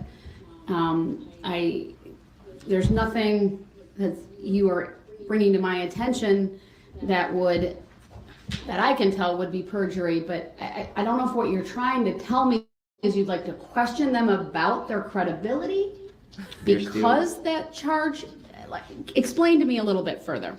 It would be a lot to do with credibility and also a few questions that I believe would still be relevant to even the events of the 21st. There's still some relevant things that I feel should be answered, that I feel the jury deserves to know. Well, I'm going to give him some leeway. He's a pro se defendant. He has a right to call witnesses. These are two witnesses that testified. He did have the opportunity to cross-examine them, but I think it's further, and I'll keep them on your witness list. And instruct the state to assist as they have already offered. What about this Kathleen Urell? I know she's on their potential witness list that was filed. To correct, I apologize for interrupting, but I did misspeak. She was at the parade, but she did not see, she cannot testify to anyone being struck or injured by the SUV other than her own children that she learned after the fact. And she cannot identify the driver. All right, Mr. Brooks? There's still relevancy there. She was at the parade, and as we just heard right now for the record, that she would be directly affected by it, by her family being victims in the matter. Also, she gave statements and she filed a report. I feel like her testimony would be relevant to the matter. All right, I'll keep her on the list as well. Anyone else on All she's going to be able to tell you are the injuries that you No, did to Your her Honor, we'll kids. just wait to receive the corrected subpoenas and then we will endeavor to have them served. Quick, Your Honor. Go ahead. And if I misspeaking right here, feel free to correct me. You said something to the effect about getting more paperwork in during the lunch hour. What was that referring to? Was that referring to the subpoenas? I believe it was referring to a witness list. If you had one, but what you're indicating is you'd like the grouping of subpoenas and the witnesses who are identified to be reflective of your witness list without filing an independent witness list. Well, I missed this subpoena. It's only one, but I would have to change it because it was filled out in the same way as the other ones. My mistake for missing it. I got a lot of paper. What's the name on it? Catrice Babayis. I don't know. It's spelled. All right, I don't want to butcher it. That's okay. Hand it to the bailiff, and then I'll take a look at it. It's filled out in the correct. The incorrect, just like the other one. So I would have to essentially change it, but I just wanted that for the record that was lurking in my paperwork. He does not know how lucky he is that he got this judge. He has no idea how lucky he is. If he had gotten a different judge, this would have been even worse of a fiasco for him.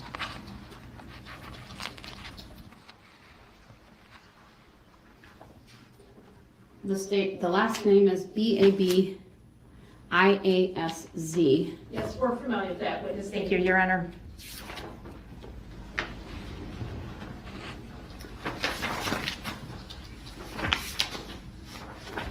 All right, we'll add that to the list.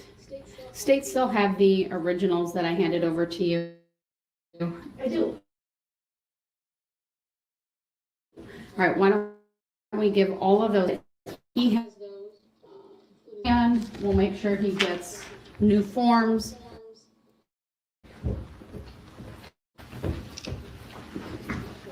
And then if you could just make sure you provide those at the end of the day today, or by the end of the day. But I don't know if I'll be able to fill all those out on a break. If need be, I'll let you sit here at the end of the day until you get them filled out, so make sure the state gets them right away. Okay? I can try to knock out as many as I can during the breaks to make it easier. We'll give you time. I'm not sure that, We'll give you time. Don't worry about it. All right, anything else from the state? No, thank you. Mr. Brooks, anything else from you? Yes. At this point, I'm probably beating the dead horse, but I just have to stay for the record anyway. Sure. I would like to direct your honor to, I believe it's Milo versus United States, 505 F2D 1026. Are you familiar with that, your honor? Not off the top of my head, but I can pull it up. And also Higgins versus Levine, 415 US. And those cases are being brought up because of the continuing asking of me about the jurisdiction that I've been challenging. Yep. I believe they're very, very relevant to this matter. Oh yeah, Michelle. Repeat those numbers again. For both? Yes, please. For Milo, I believe it is, or it might be Milo, but Milo. M-I-L-O? Milo? Is it M-I-L-O, the spelling? MELO. F2D 1026. And it's awful. Higgins versus Levine, 415 US 533.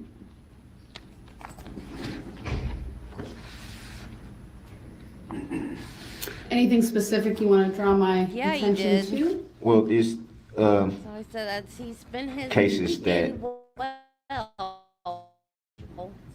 challenge the jurisdiction, which I've been doing, challenging the jurisdiction. Milo versus United States states once jurisdiction is challenged, it appears that the court lacks jurisdiction. The court has no authority to reach merits, but rather should dismiss the action. For the record, Mr. Brooks, the Higgins versus Levine is 415 US 528. Perhaps Whoa. you're drawing my attention to page 533, but the site for the case is 415 US 528. That could be so. I apologize if I'm stating it wrong. What about the other I case? believe it's, well, the information I have is 533. That states the law requires proof of jurisdiction to appear on the record of the administrative agency in all administrative proceedings. We have yet to prove the jurisdiction. It has yet to be proven. I've filed a motion. I've stated on the record numerous times. Did he I have really yet to think get an any of answer. this was going to work and he was going to go free? And you're specifically referring to the documents you filed on October 3rd. I've been challenging jurisdiction since the beginning of trial, probably as far back as when I became a pro per defendant myself.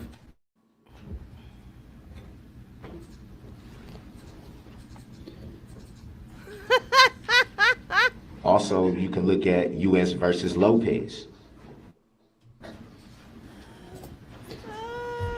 You can look at, I think that's from, it may be from 1995. Oh, Give that's a citation. hilarious. That is hilarious. Oh my gosh.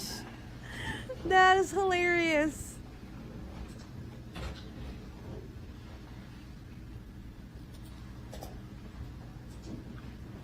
I may have to find it in my paperwork for the Lopez. All right, well, you locate that. When you find it, let me know outside the presence of the jury. I'll take your request under advisement. Well, I'll that talk take a with look Mike at these is cases. in I don't Illinois. believe they're going to change my previous ruling that the issues that you have But he's raised from Michigan. are without merit, as previously ruled on. But I'll take a look, and if I feel I need to address it further, I'll give you an opportunity to argue. I believe it should be addressed. Thank you, Your Honor. All right. Then with that, we are still going to continue, Mr. Brooks, and we'll bring the jury out. I presume the state has the next witness available. When he does court from southern Monica? places. Oh, jurisdiction. Okay. But when Mike does court from the south, he makes fun of the accent, and I always say, Mike, you're the one with the accent. We don't have an accent, you do.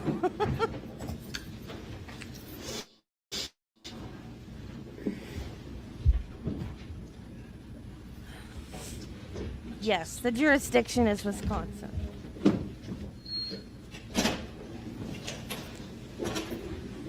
He was living in Wisconsin in his car, or in his mom's car.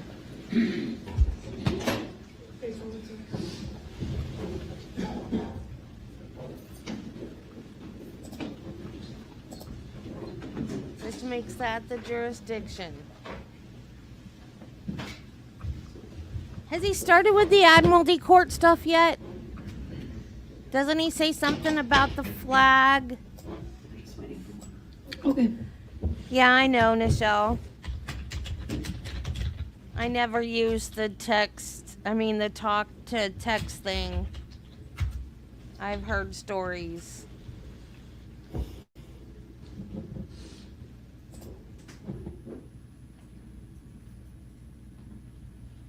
I thought you were going to...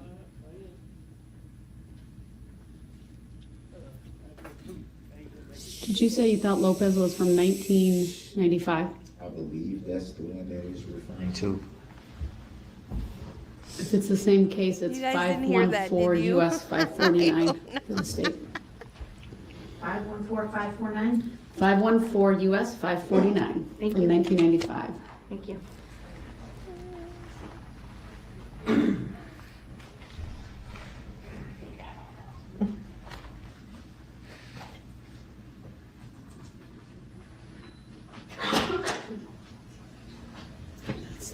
All rise.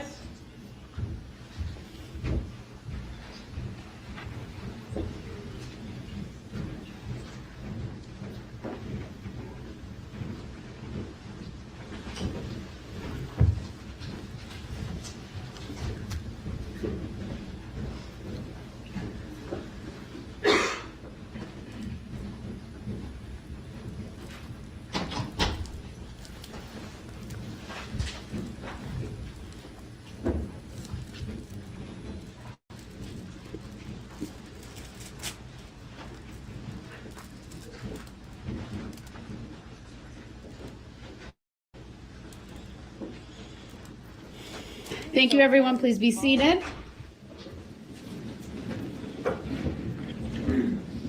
State may call its next witness.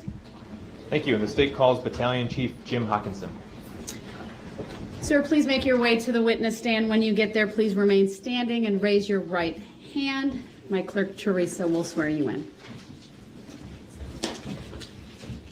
Do you solemnly swear that the testimony you're about to give shall be the truth, the whole truth, and nothing but the truth, so help you God? I do. Thank you, sir. Please have a seat. Please state your first and last names for the record and spell each. Jim Hawkinson, JimHaakenson. Thank you. Go ahead, your witness. Thank you. How are you employed? I'm employed as a battalion chief shift commander for the city of Waukesha Fire Department. How long have you held that position? I've been a battalion chief for 6 years. How long in total have you worked for the Waukesha Fire Department? 22 years.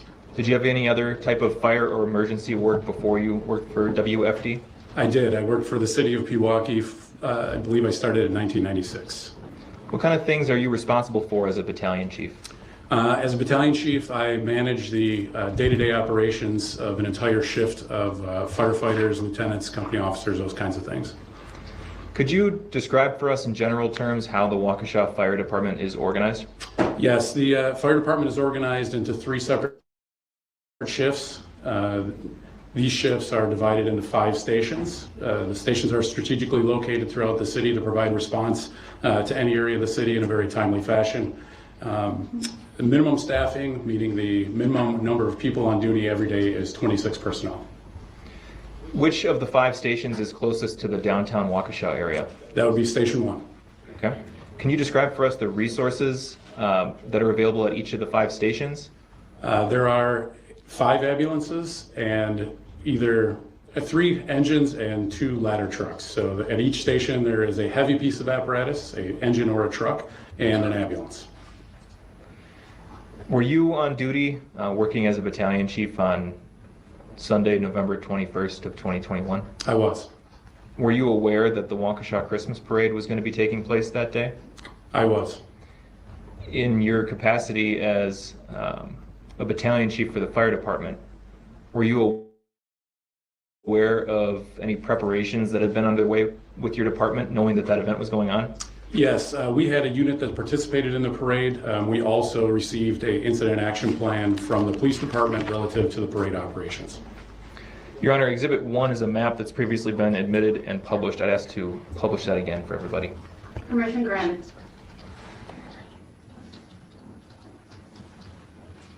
Mr. Hawkinson, if you'll direct your attention to the screen in front of you, this is Exhibit 1. Do you recognize this exhibit? I do. Are you able to point out for us on this map where Station 1 would be, or is it not on the map? It is not marked on the map. However, it is at the intersection of Fuller Street and St. Paul Avenue. Could you, it's a touch screen in front of you, could you just draw a little X where the map, where Station 1 would be if the map were a little bigger? It would be right there. Oh, I see. Okay.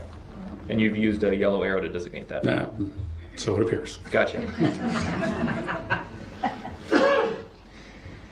Were you at Station 1 that day? I was. Okay. At what point did your department first respond to a parade-related call for service on the afternoon of November 21st? We received an alert at approximately 16:39. That's 4:39 p.m. What was the nature of that alert? Initially, it was an unknown problem, but given radio traffic that we had heard, we assumed it to be a vehicle versus pedestrian. Okay. And what did your department resources do in response to getting that alert? Everyone immediately assembled and began the response that was dispatched. Everyone from? Station 1 at that time. Okay. And what happened next? En route, we began to hear additional radio traffic to numerous reports of other people being struck. At that point, the dispatcher asked if I would like to upgrade the alarm, which I did, bringing all 5 stations immediately to the area. Okay. And let me back up for a minute. Before getting a call about pedestrian vehicle, did your department respond to any other calls for service within the minutes before that call? Not that I recall. We prepared to respond based on radio traffic we had heard referencing a call in Frame Park. Okay, and what was the nature of that call in Frame Park? On the police dispatch, it sounded as though there was some sort of incident with a man and a knife. Okay. And what did your department do in response to receiving that dispatch?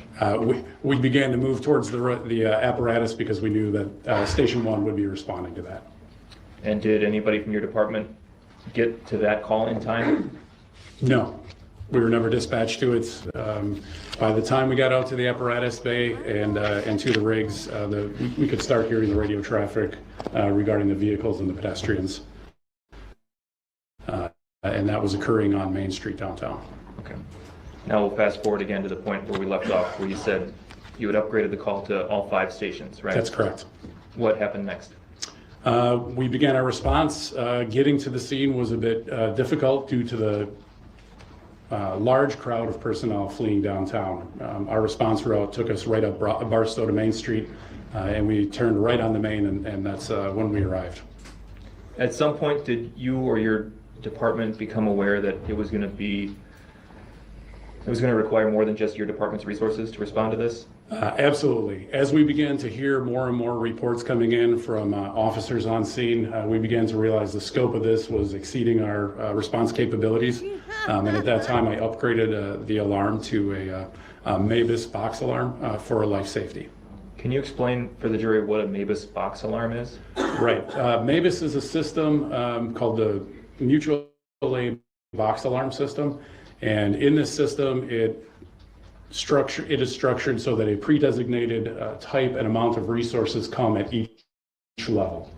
So for example, this box alarm brought an additional 4 ambulances, an engine, a squad, and 3 chiefs, in addition to all the other resources that were coming. And is that where the scope of the response stopped? Absolutely not. As we got on scene and began to triage patients, determining their level of acuity, and certainly over the almost half mile of the parade route where we found them, we realized quickly that this was going to require additional resources, and we upgraded to the second alarm level. I believe it was 4:52 in the afternoon. Okay. And what resources came with that second box level? That would be another 4 ambulances, another 3 chiefs, and another fire engine. Do you recall what municipalities or other partners that you work with were part of that response? I would do them a disservice and leave them out for sure. There was a total of 15 municipalities that responded, I believe 23 units in totality. The Waukesha Christmas Parade, that's an annual event, is that right? That's correct. And have you been the shift commander or battalion chief on duty for that event before 2021? Yes. Overruled. He may answer. I believe he answered yes. His answer may stand. Just as a reminder, if there's an objection, wait till I rule. Thank you. Based on your experience in that position, in terms of public attendance, so the number of people attending the event, where does the annual Waukesha Christmas Parade rank on the large public events that are held downtown each year? It certainly is one of the largest attended, if not the largest. 4th of July is also very well attended as far as parades go. Your department and the partners that responded in response to your box alarm procedure, you didn't transport every single victim or person who was struck in the parade incident, is that right? Objection irrelevant. Overruled. That is correct. We did not transport every person. We transported a total of 24 patients. Do you know how any other people were transported away from the scene? I believe Overruled. He may answer.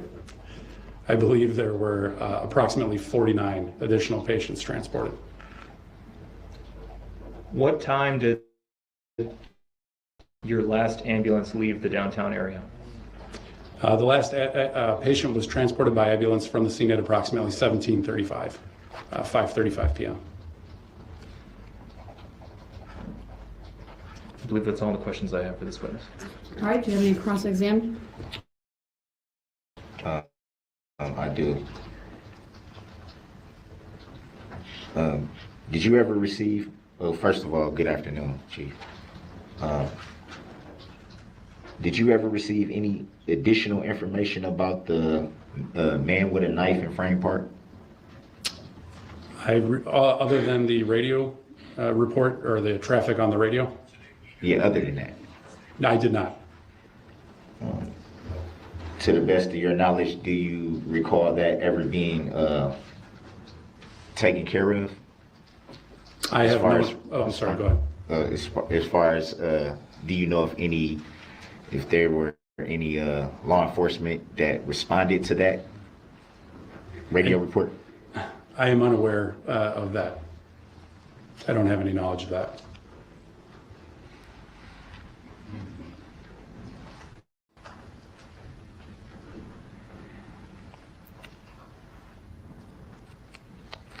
Do you recall, make sure I get the language of this correct.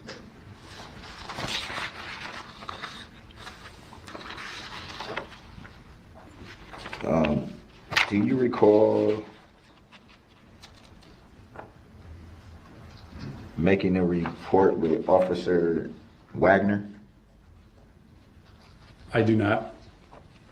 I could be looking at the wrong thing prepared by my.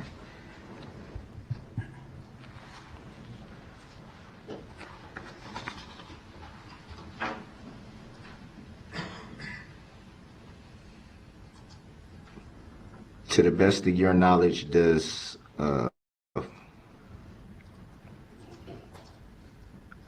is Dan Rulo a firefighter on Ambulance 51? Dan Rulo is a member of the department. I do not recall if he was working that day or if he was assigned to Ambulance 51 that day.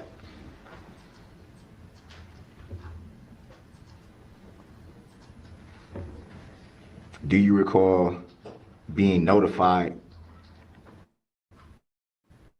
And I know it's kind of the same question, but it's phrased different than what I'm reading, so I just want to clarify it. Were you notified of a possible stabbing? Again, the radio traffic I received was an incident possibly involving a knife.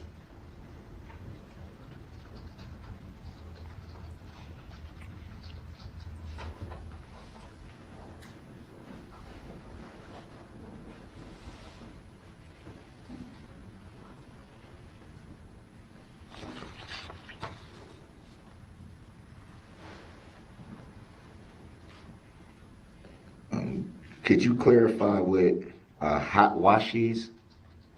A hot wash is a term used to discuss events immediately after they happen. It's typically done after incidents of significance to gather as much information as possible immediately after and to see how everybody's doing.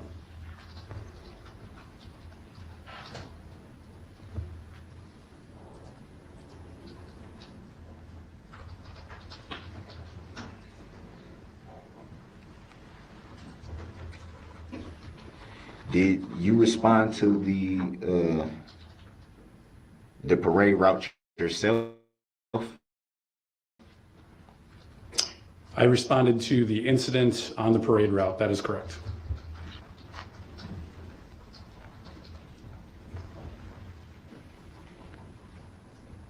When you arrived to the scene, was there still any immediate danger that you recall? It was difficult to gauge if there was any immediate danger. Radio traffic on the police side indicated that there had been shots fired, and certainly we had a large number of people fleeing. So that would be a tough question to answer.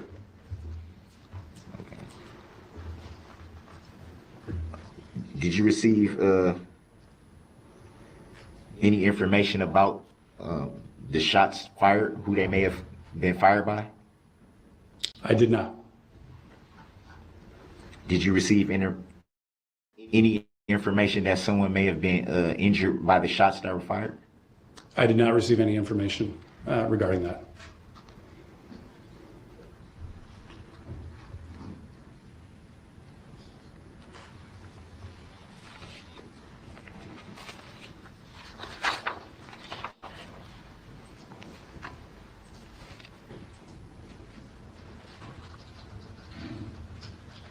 Do you recall who were the first arriving units to the scene? The first arriving units to the scene were myself, Engine 1, and Ambulance 51. So would it be fair to say that you would be B10? That is correct. And do you recall where you were positioned at when you arrived? Yes, we turned right onto Main Street from Barstow, and we ended up probably 50 to 100 feet from that intersection, and I would say southwest of that intersection on Main Street.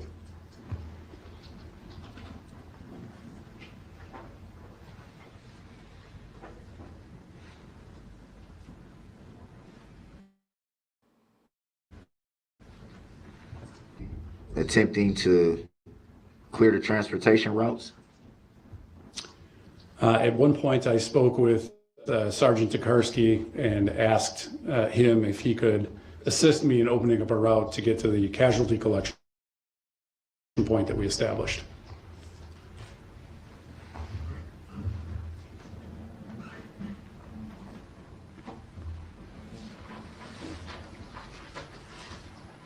Hey, Jeanette. I don't like peppermint.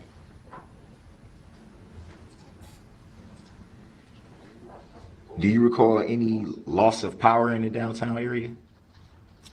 Yes, I believe 1740, so 5:40 p.m. sometime around then. The entire all the. Do you recall receiving any information about what may have been the problem with the power? Not at the time. However, later that evening, it was determined that a power line had gone down due to the high winds that evening. So to the best of your knowledge, it wasn't due to the incident that you were responding to? That is correct. I do not believe it was related.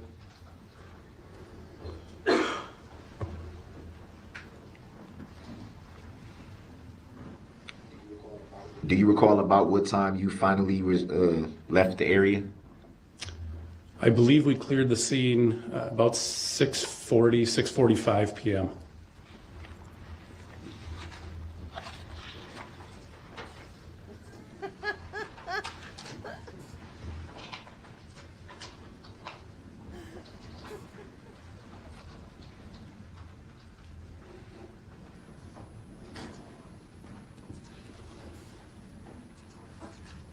Do you recall if it was already nightfall by that time that you responded? No, she's talking to me, Marty.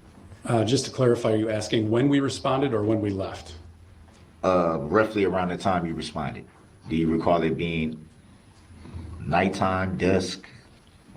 It was not dark outside yet. It was probably close to dusk. I mean, there was still light in the sky. Definitely nighttime when you left the scene. That is correct.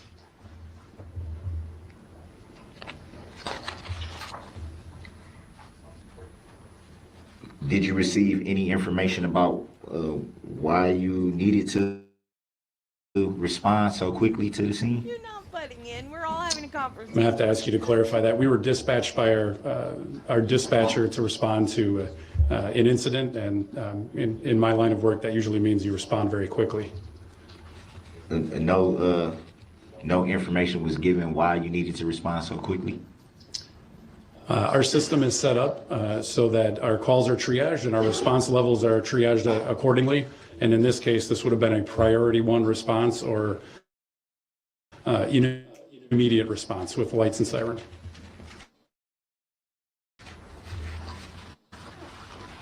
So it's really just get the call and go. Yet have information about why you needed to respond, but you know it was something that needed to be responded to quickly. That is correct. We were initially dispatched to an unknown incident, and then it was clarified en route, as I mentioned, when the alarm was upgraded, that it was a motor vehicle versus pedestrian incident. Motor vehicle versus pedestrian incident. Have you ever responded to any calls like that before? Yes, sir.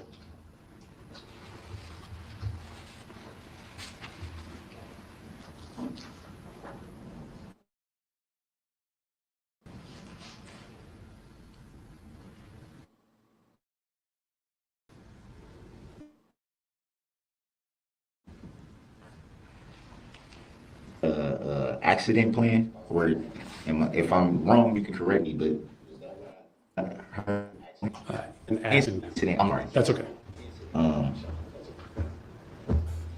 What does that entail? It's a plan that's put together usually prior to or during an event that describes how resources are going to be deployed to manage or handle the event.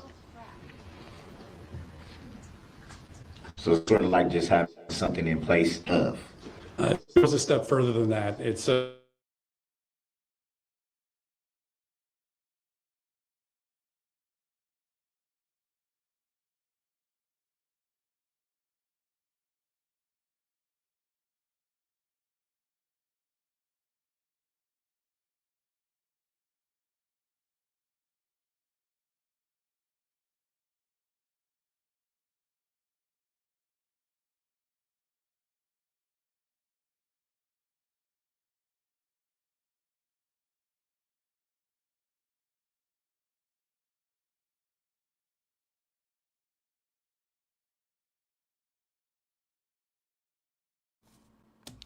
StreamYard muted me again.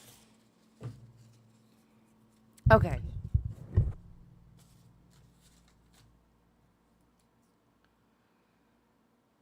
We missed something today, you guys. I am such a bad host. I am so sorry.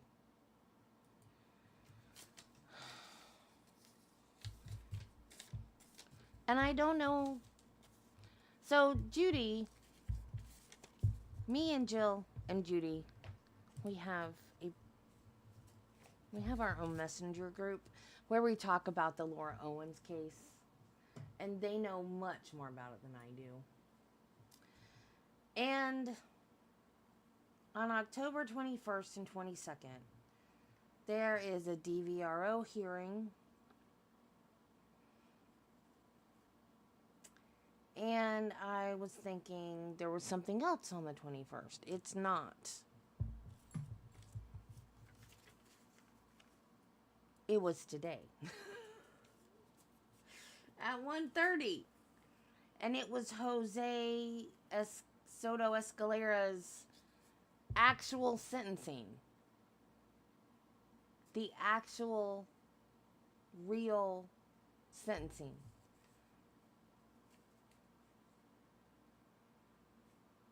And we missed it. Do you guys, well, I guess we can watch it later. We'll keep going with Brooks right now. And then we can watch maybe tomorrow if I feel like doing it over the weekend. I don't think he changed his mind though. I think he's gonna give him the death penalty. What do you guys think?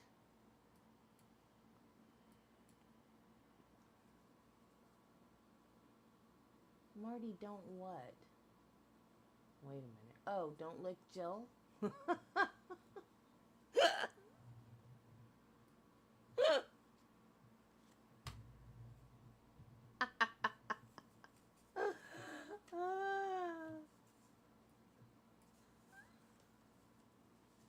I don't know.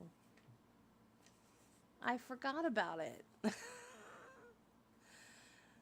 I got all wrapped up in having 11 people in here watching that I totally forgot that we had life and death on the line. From 11 to 1:30 Central.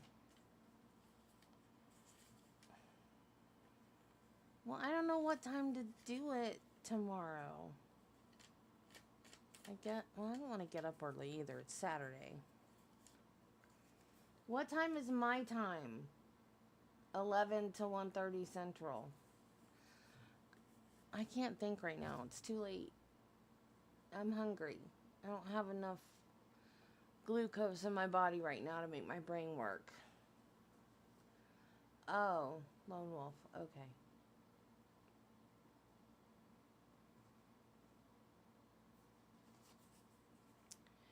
Well, the jury said death penalty. I don't think the judge is going to change it, though. 12 to 12:30. Okay, how about 2 o'clock?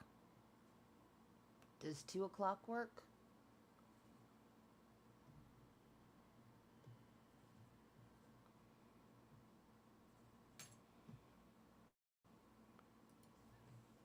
Outside of the parade incident, to your knowledge, was there any more needed responses to any other incidents that may have been in the area?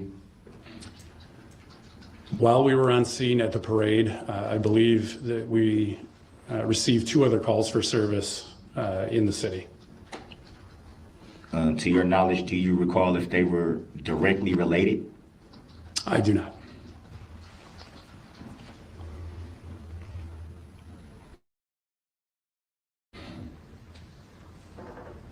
No further questions.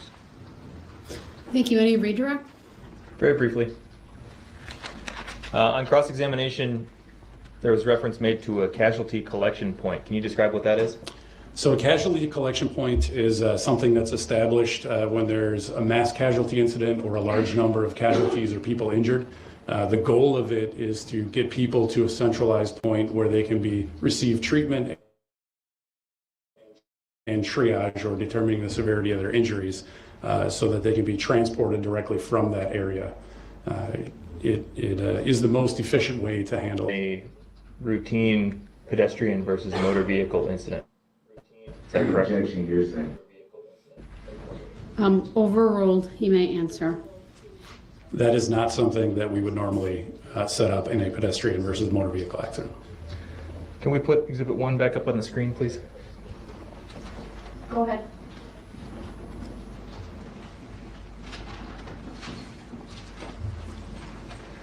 Could you circle for us on the screen in front of you where the casualty collection point was set up here?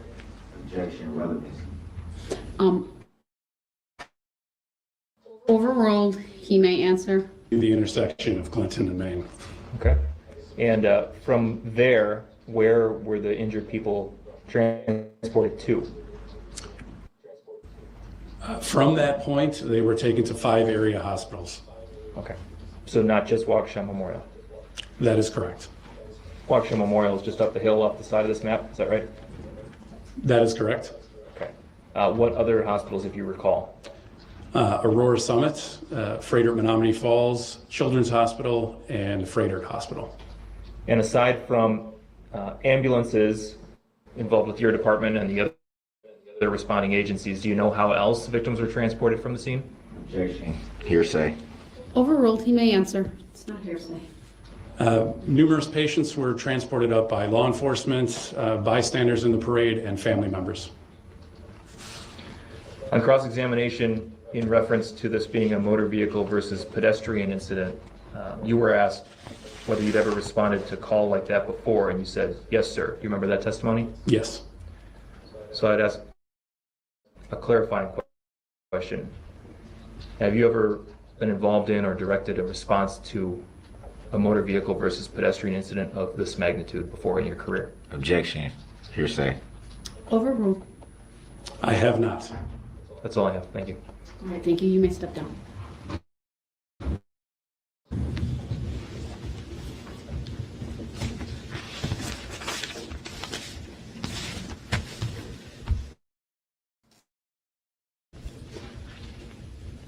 Your Honor, may I clarify? I don't believe this witness is on the defendant's witness list. I'd ask that he be excused from the subpoena. You may. Thank you.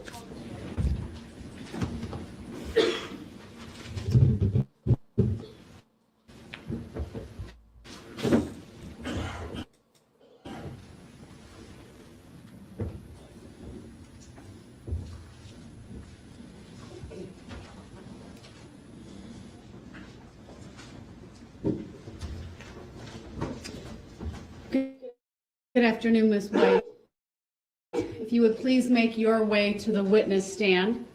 It is on my right, all the way to the back or front of the courtroom as the case may be. And if you would, when you get there, come up, raise your right hand, and my clerk Teresa will swear you in. Do you solemnly swear that the testimony you're about to give shall be the truth, the whole truth, and nothing but the truth, so help you God? I do. Thank you, ma'am. Please have a seat. First thing I will ask you to do is to state your first and last names for the record and spell each. Nicole White. Thank you. Go ahead, your witness. Thank you. Ma'am, I'm going to direct your attention to November 21st of last year. Were you at the City of Waukesha parade? I was. And were you a participant or were you a spectator? I was walking with the Remax group. Okay. So did Remax have a float in the parade? Yeah, there was like a van. Okay. Was there anything unusual about the van? It had like a fire projector off the back of the top of the van with like a basket. How did it come about that you were walking with the Remax group? My friend's mom was with the Remax group and had asked us to join and walk with them. Approximately how many people were walking with you that day? I would have to guess and say maybe like 12. Were a lot of those people you had known from your friends, your relationship with your friend? Yeah, probably about half of them. Okay. And what was the general, do you remember the weather that day? It was in November, I'm assuming cold? Yeah, it was gray. I mean, sweatshirt and jeans weather. Had you walked in the parade before? No, ma'am. Okay. Had you ever been a spectator at the City of Waukesha parade? No. So I'm going to show you a clip, and it's kind of at the beginning of the parade. It's Exhibit 142. I'm going to have it displayed on the screen in front of you, and I'm just going to ask you, we'll play a couple seconds of that if it's okay, and just let me know when it's displayed on your screen. Is it before you now? Yeah. Okay. So I'm just going to play it for a couple seconds, okay?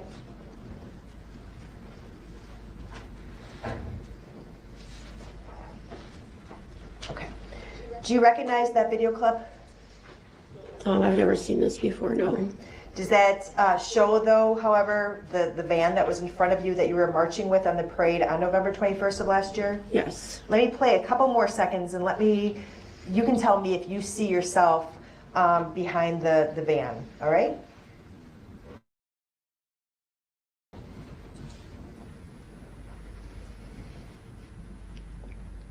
Yeah.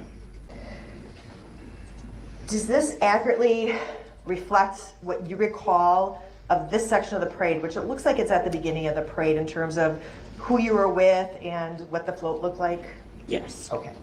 I'd ask that the court admit this into evidence and display it, publish it to the jury. Objection. Witness just stated she doesn't recall the clip. The witness has answered questions that establish the foundation for this, and based on that, the court is going to receive Exhibit 142 and permission to publish is granted. So wait one moment, I'm just going to have it play through so the jury can see it, okay? Okay, if you can.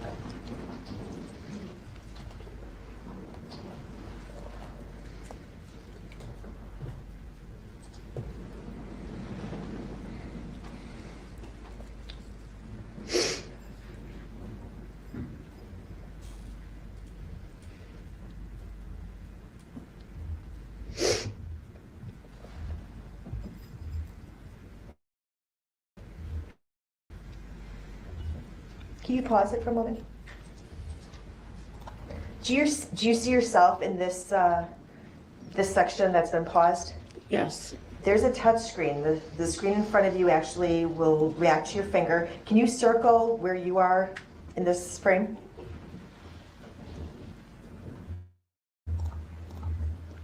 Okay. And if we can clear that off, I just wanted to let the jury know kind of who they were looking at. If we can play it the rest of the way, it was paused at 21 seconds. It's a total clip of 33 seconds. Is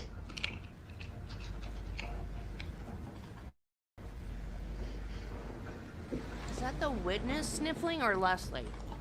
Because Leslie got super sick during this trial. I felt so bad for her. Thank you. Did you have a formation or exactly what was the purpose of the people walking behind the van? There were other people that were passing out candy along the way at certain points. I was mainly just taking pictures as we went.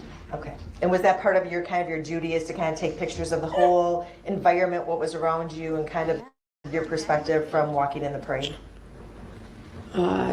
Yeah, part of one of my friends from the group, her younger son was in the basket of the Remax van, so I was taking pictures of him and the other younger boy. Did there come a time when you, in the parade route, that you started hearing something unusual going on behind you? No, ma'am. Did you ever hear anything that caused you to look back? No. So what do you remember about at some point were you struck? Yeah, that's the first point that I knew that anything was happening was when I was hit. There wasn't any commotion or noise until right at that moment. Okay. So can you tell the jury what you recall of that moment, if you will? I just remember being struck by the vehicle from behind, like on my back, and then I fell to my knees and kind of like rolled under the vehicle, and like after it happened, I guess like I didn't really know, like I thought that like somebody would have stopped after that point, and when I looked up, I just remember the vehicle like continued.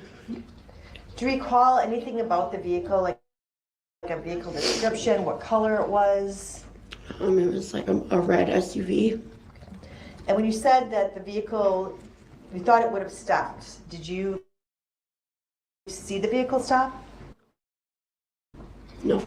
Did you see any brake lights on the vehicle? Not that I can recall. The objection is noted, it's overruled. Will you restate your answer, please? No. And I should have maybe clarified, did brake lights activate when you looked at it? No. What in relationship to the float when the car struck you? Were you Was probably a yard float, but I was behind the Remax van, yes. So would it be fair to say that you were more in the middle of the road versus on the left or the right side of the road? Yes. And when you looked up after being struck, did you see the path that the car took, or the SUV? It veered to the left side of the van that was in front of me.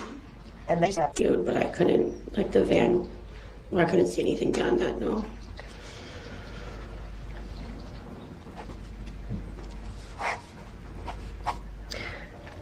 as you saw the car after it struck you, so what you're saying, I just want to make sure I've got this right, is prior to the vehicle striking you, you never looked back before it struck you? Correct. So you didn't know what hit you at the time that you were struck?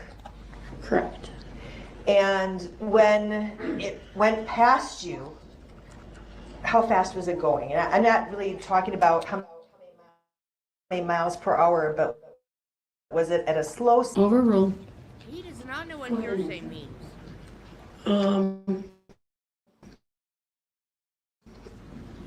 I mean, I would guess probably maybe 20 miles an hour. And I'm assuming that you drive a car daily?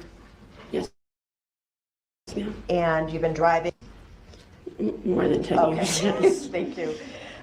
Did you ever hear a horn coming from the car prior to you being struck? No. Did you hear a horn coming from the car, or horn noise coming from the car after you were struck? No.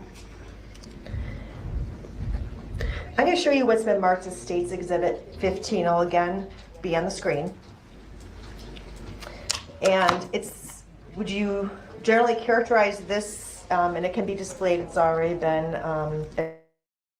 admitted into evidence. Yes, permission to publish. Once again, is granted. Generally speaking, do you recognize this as the parade route? If you look in the upper right part of the screen, there's like a purple line that kind of goes down White Rock Avenue, takes a right, and it goes down Main Street. Does that look familiar? Yes. And that would be the route of the parade that day? Yes.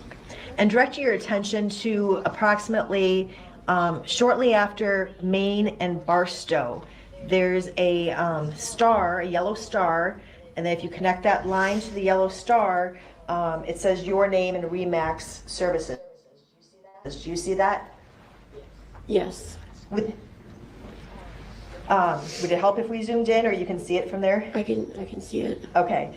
Why don't we zoom in a little bit so maybe the jury can see it? I don't know how familiar you are with Waukesha, but the roads are kind of a little crazy. And would that accurately reflect where you were struck? Yes. Okay. Thank you. After you were struck, what did you observe of the parade route?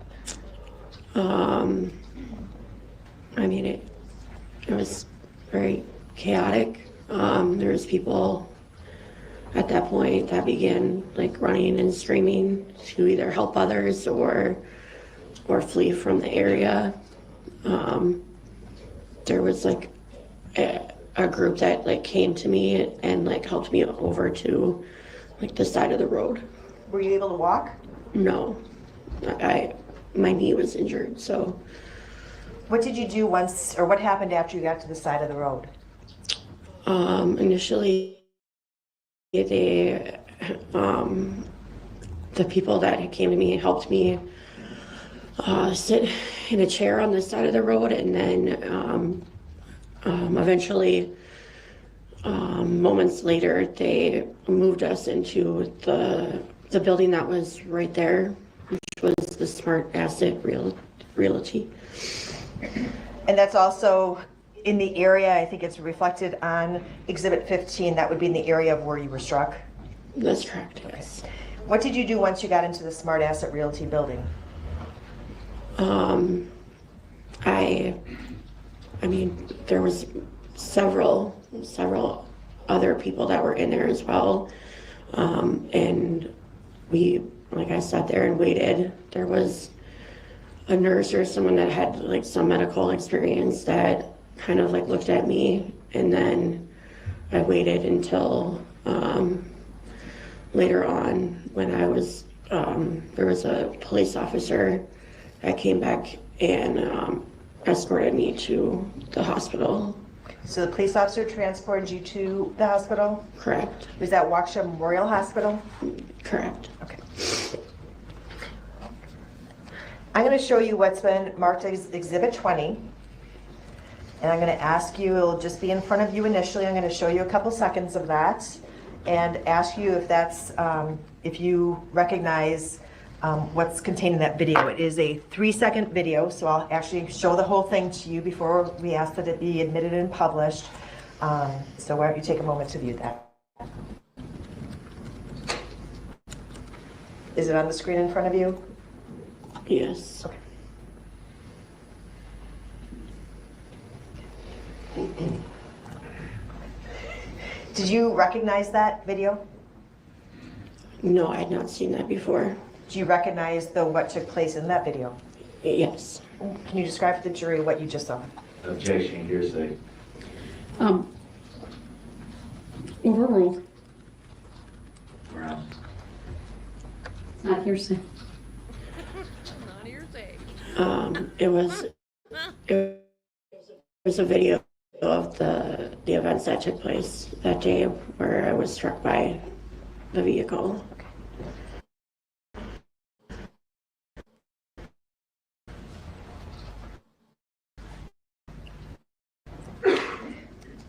I would ask the court to the state to publish it. Mr. Brooks, anything? Objection.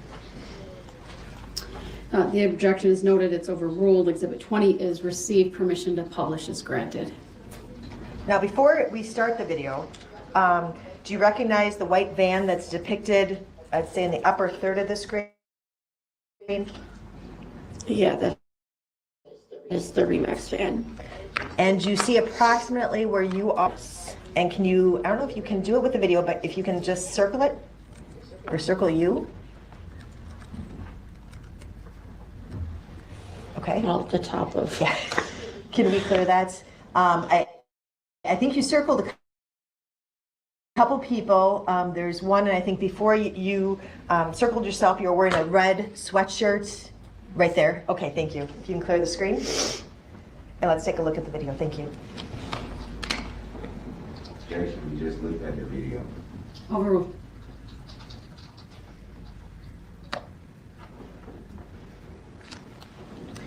And did that accurately depict the car hitting you from behind and then rolling over your legs? Yes. What injuries did you suffer as a result of this? Generally speaking. 2 torn ligaments in my right knee, and then to my spine, like my lower spine. 2 vertebrae were like compressed, and then my tailbone. And those were all the results of being struck? Oh, correct. Thank you. Nothing further. Thank you. Any cross, Mr. Brooks? Yes, Your Honor. You stated that when you were struck from behind, you didn't hear or see the vehicle approach. Is that correct? That's correct. And you estimated this. Did you estimate the speed, or do you recall how fast the vehicle may have been going? When it hit me, no, I was not able to see that. When it passed you?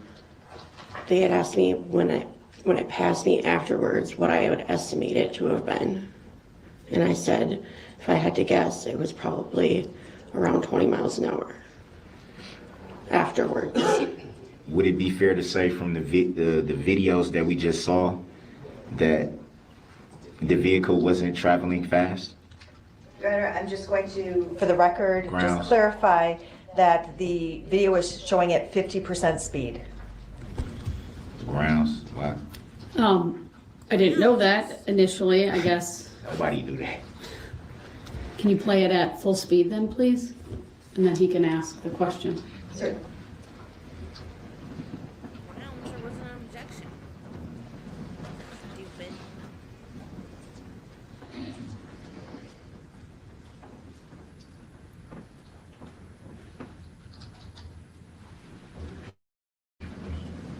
Go ahead, your question, sir. And you said that you would estimate the vehicle was going around 20 miles per hour? Correct.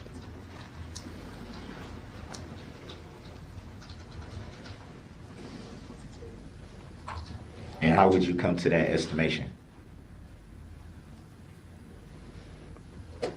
I guess I'm not sure how you want me to answer that question. And Basis for you saying 20 miles per hour. based on previous experience with vehicles, traffic. So would it be fair to say you don't know for sure how fast the vehicle was traveling? There's no way for me to say for sure how fast the vehicle was going. I was not driving it. You stated that you fell to the ground. Would that be fair to say? Yes. Did you at any point get a description of the driver of the vehicle? No. Why would she, and why would she care at that point? Were you able to make out if anyone was in the vehicle besides the driver? No. And why would that matter? Did you get a license plate number? No. No, stupid, she was trying to stay alive.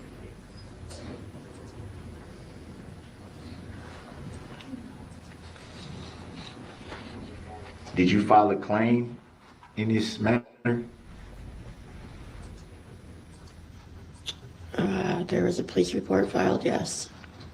Do you remember the name of the officer that you filed the report with? No, I do not. It was an FBI agent.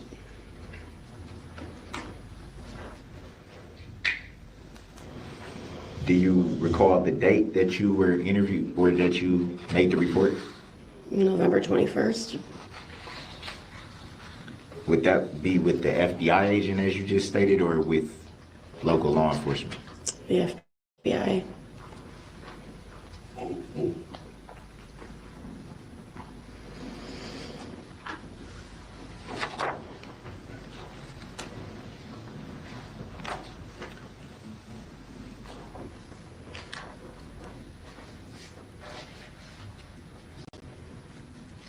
I know it's kind of far, but can you see this paper that I'm holding?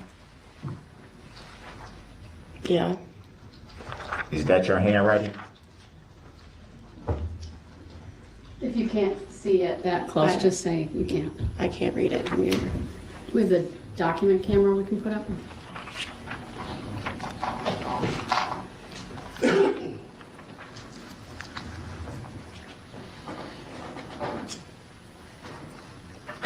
It is, but his neck is broken.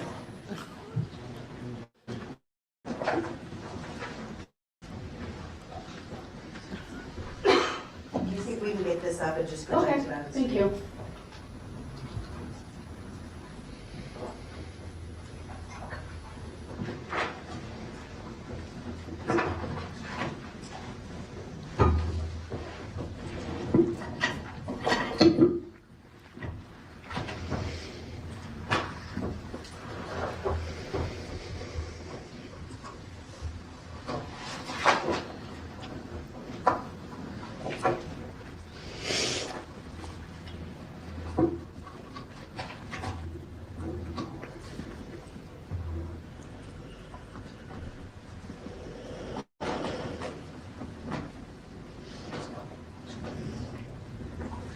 Apparently it takes about 2 minutes to project it. Thank you. I still gotta finish your Lord of the Ring character.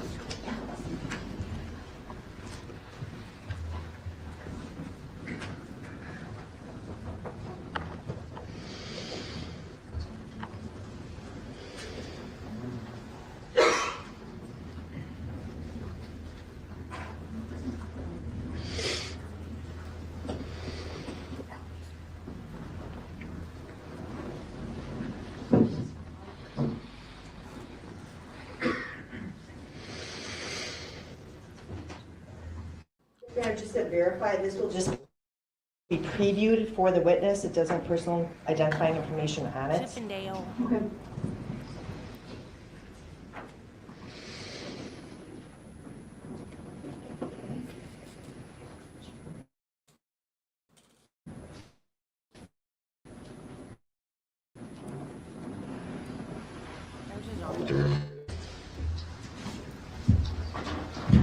Your objections noted. What? Oh, it's upside down, okay. I had to hit the Can you move it up a little bit? Well,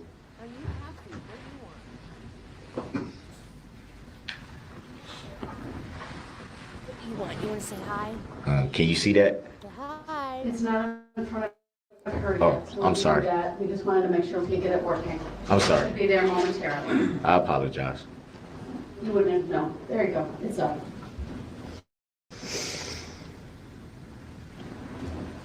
Is that your handwriting on this document? Yes. And you stated that you gave a report to the FBI on November the 21st. Is that correct? That is correct.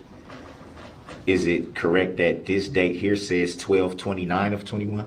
That's not what this form is. What would this form be? That was a form that was filled out as a follow-up based on my experience at the parade. I spoke with someone in person on the 21st. Do you know who provided you with this form that we're looking at? I believe it was through the Victims Witness program. I don't recall correct. No. It was emailed to me, I believe. So would it be fair to say then that the report you filed was with Officer Wagner? You talking about this report or previously? The report of the being struck. On the 21st of November? On the 21st of November. Do you know the name of the individual you spoke with on the 21st? Not offhand, no. Probably medicine.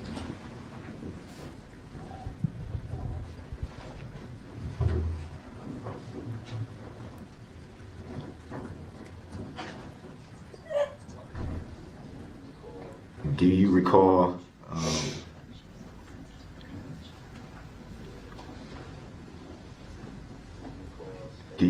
stating in the report that you filed on November 21st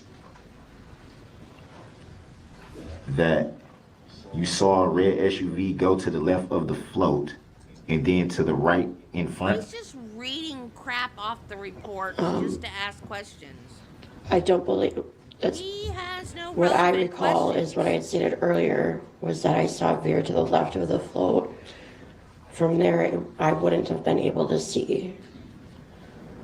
Would it be fair to say that, reading from the report that you gave on November the 21st, that it says that you saw a red SUV go to the left of the float and then to the right in front? I don't have the report, so.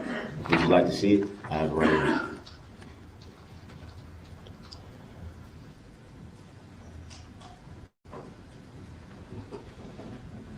Mr. Brooks, do you want to show her the report? Then you need to put it on the document camera. Preview it again. Oh, God.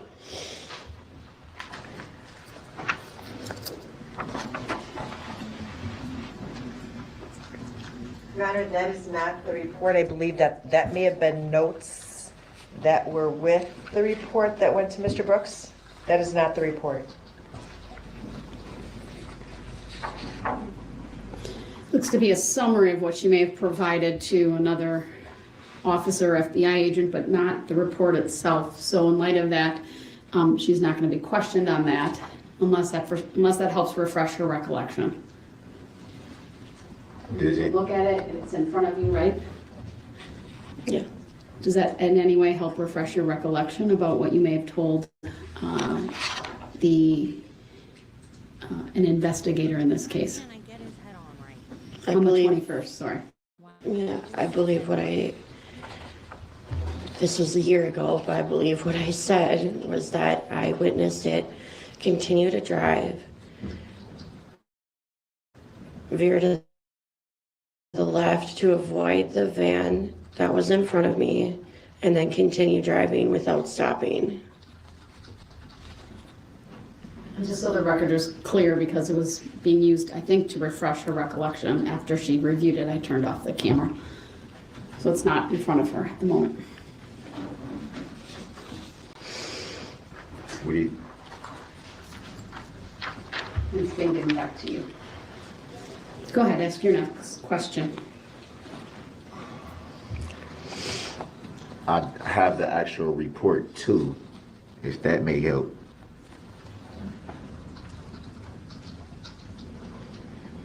Would it be fair to say that you testified that you don't recall hearing anything or seeing anything before you were struck, correct? Correct.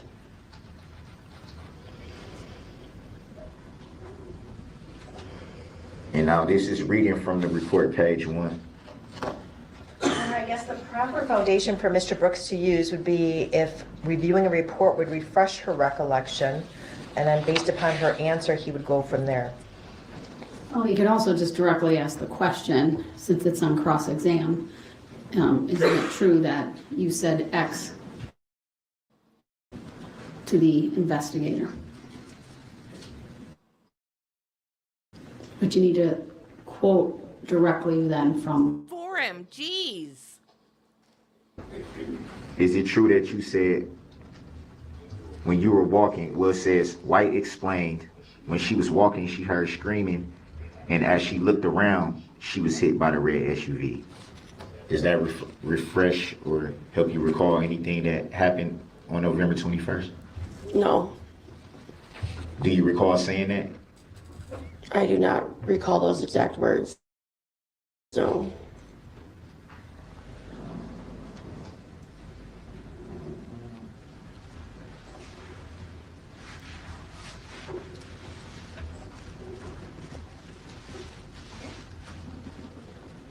Do you recall saying that? Well, this is all, it's explaining like in the third person, I'm assuming. It says White. As she lay on the ground, White stated she observed the red SUV go to the left of the float and then to the right in front of the float. Again. Hold on, she may answer. Go ahead. As I previously stated, I observed the van go towards the left, the vehicle go towards the left of the van, at which point there was no indication that it was stopping or anything, and that it continued from there. I could not see what happened beyond it going to the left of the van because the van was in front of me blocking my view. It also says, White stated the vehicle appeared to be traveling extremely fast and it did not slow down or even brake. But you just said that you couldn't see the vehicle once it veered around the van. Is that fair to say? As it veered to the left of the van, it did appear to be moving fast, yes. Would it be fair to say that the video footage doesn't show that? Objection, that mischaracterizes the video footage as the Grounds. video was cut she's off saying the grounds, shortly not after bad. striking Miss White. You're making an argument, which is something you can do later, so I'll sustain the objection as to the form of the question.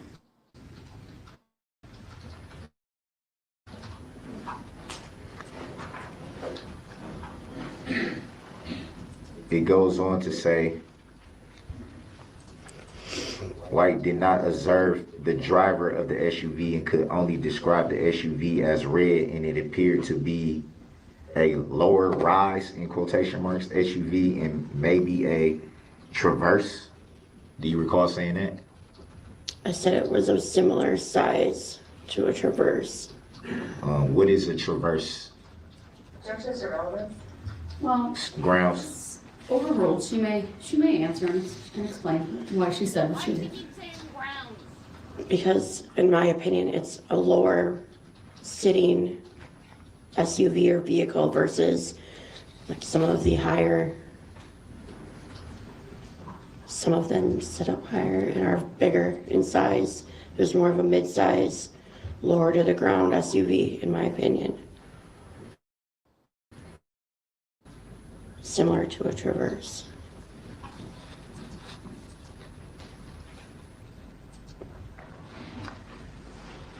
Do you recall saying that, and I'm reading from the report again, White stated that she was treated and released at Waukesha Memorial Hospital and sustained bruising, scars, and road rash on her body and a knee injury to her right leg. White stated that she did yell. Do you recall reporting that? Yes. So would it be fair to say, and I'm asking this because you said may have a torn MCL, would it be fair to say that at that time you were not sure of the full extent of your injury? Yes. About how long were you treated at Waukesha Memorial Hospital?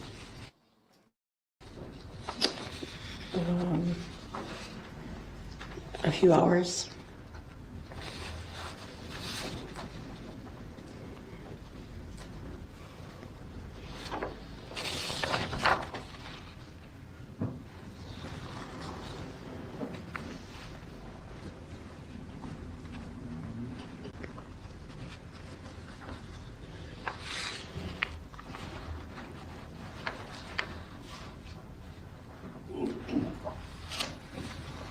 Just 1 second.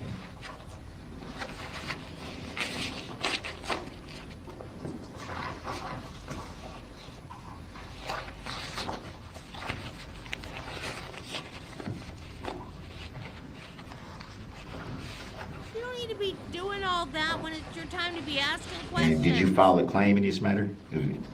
Any type of claim? Yes. What was that claim? She filed a There were report. claims that were filed with the state of Wisconsin that were to cover like the cost of the medical treatment that was received. So the state of Wisconsin offered to pay your medical expenses. It was through the Victim Witness Protection Program. Oh, that's nice. I didn't know they did that. So would you consider yourself a party to this matter then? Objection. Grounds. Sustained, not relevant. Excuse me.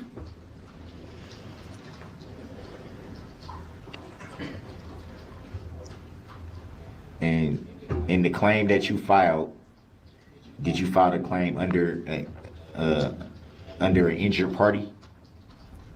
Objection. I guess I'm not Grounds. understanding the question. It's vague.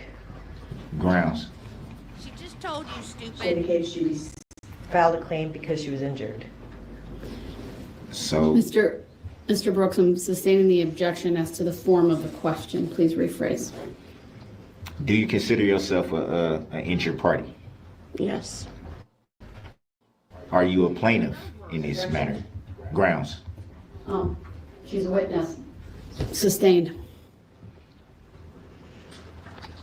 Have you read or seen a complaint in this matter at any time? Objection is to relevance. Grounds. Overruled. She may answer.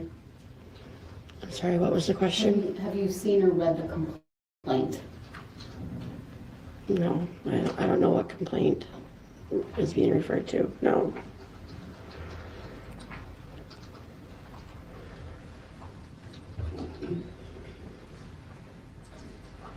And were you aware that you may be called to testify in this matter? Yes. And who were you informed by?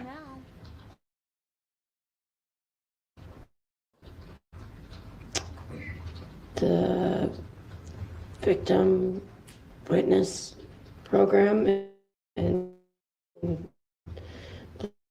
the prosecutors.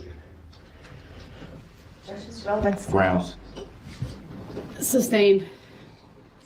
Mr. Brooks, under item 611, please move on to another line of questioning.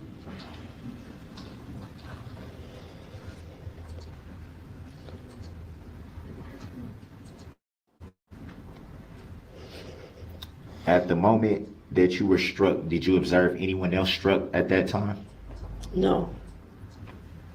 So it'd be fair to say that you were, to your knowledge, at that time, you were the only one that you knew that were struck. Yes, to my knowledge. At Would that it time. Would it be fair to say that there were numerous people in the general area that you were at that time? Yes.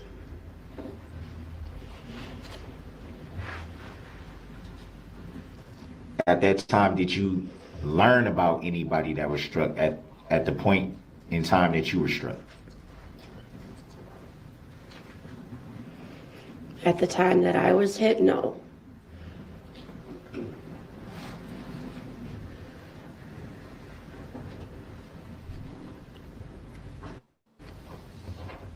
And you stated that you didn't see any brake lights? Correct. You were able to see that from the ground position? Correct.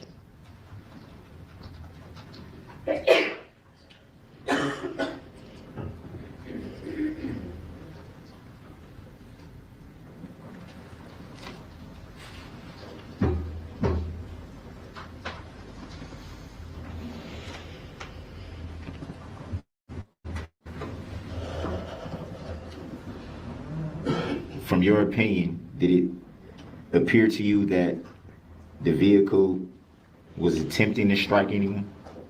Objection calls for speculation. Grounds. The way he asked from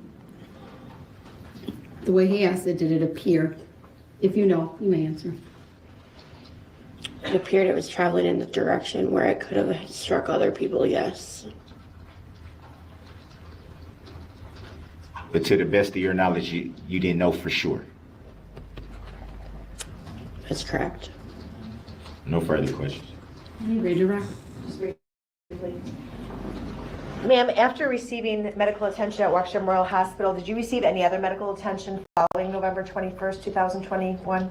Objection irrelevant. Overruled. She may answer.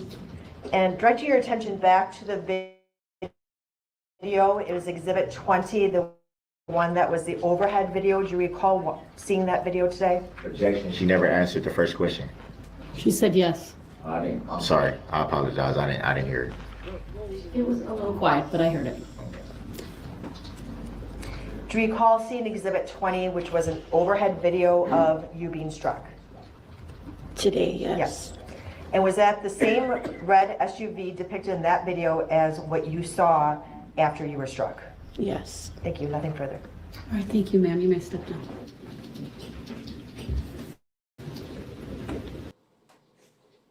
Okay. I'm going to redirect you guys to begin.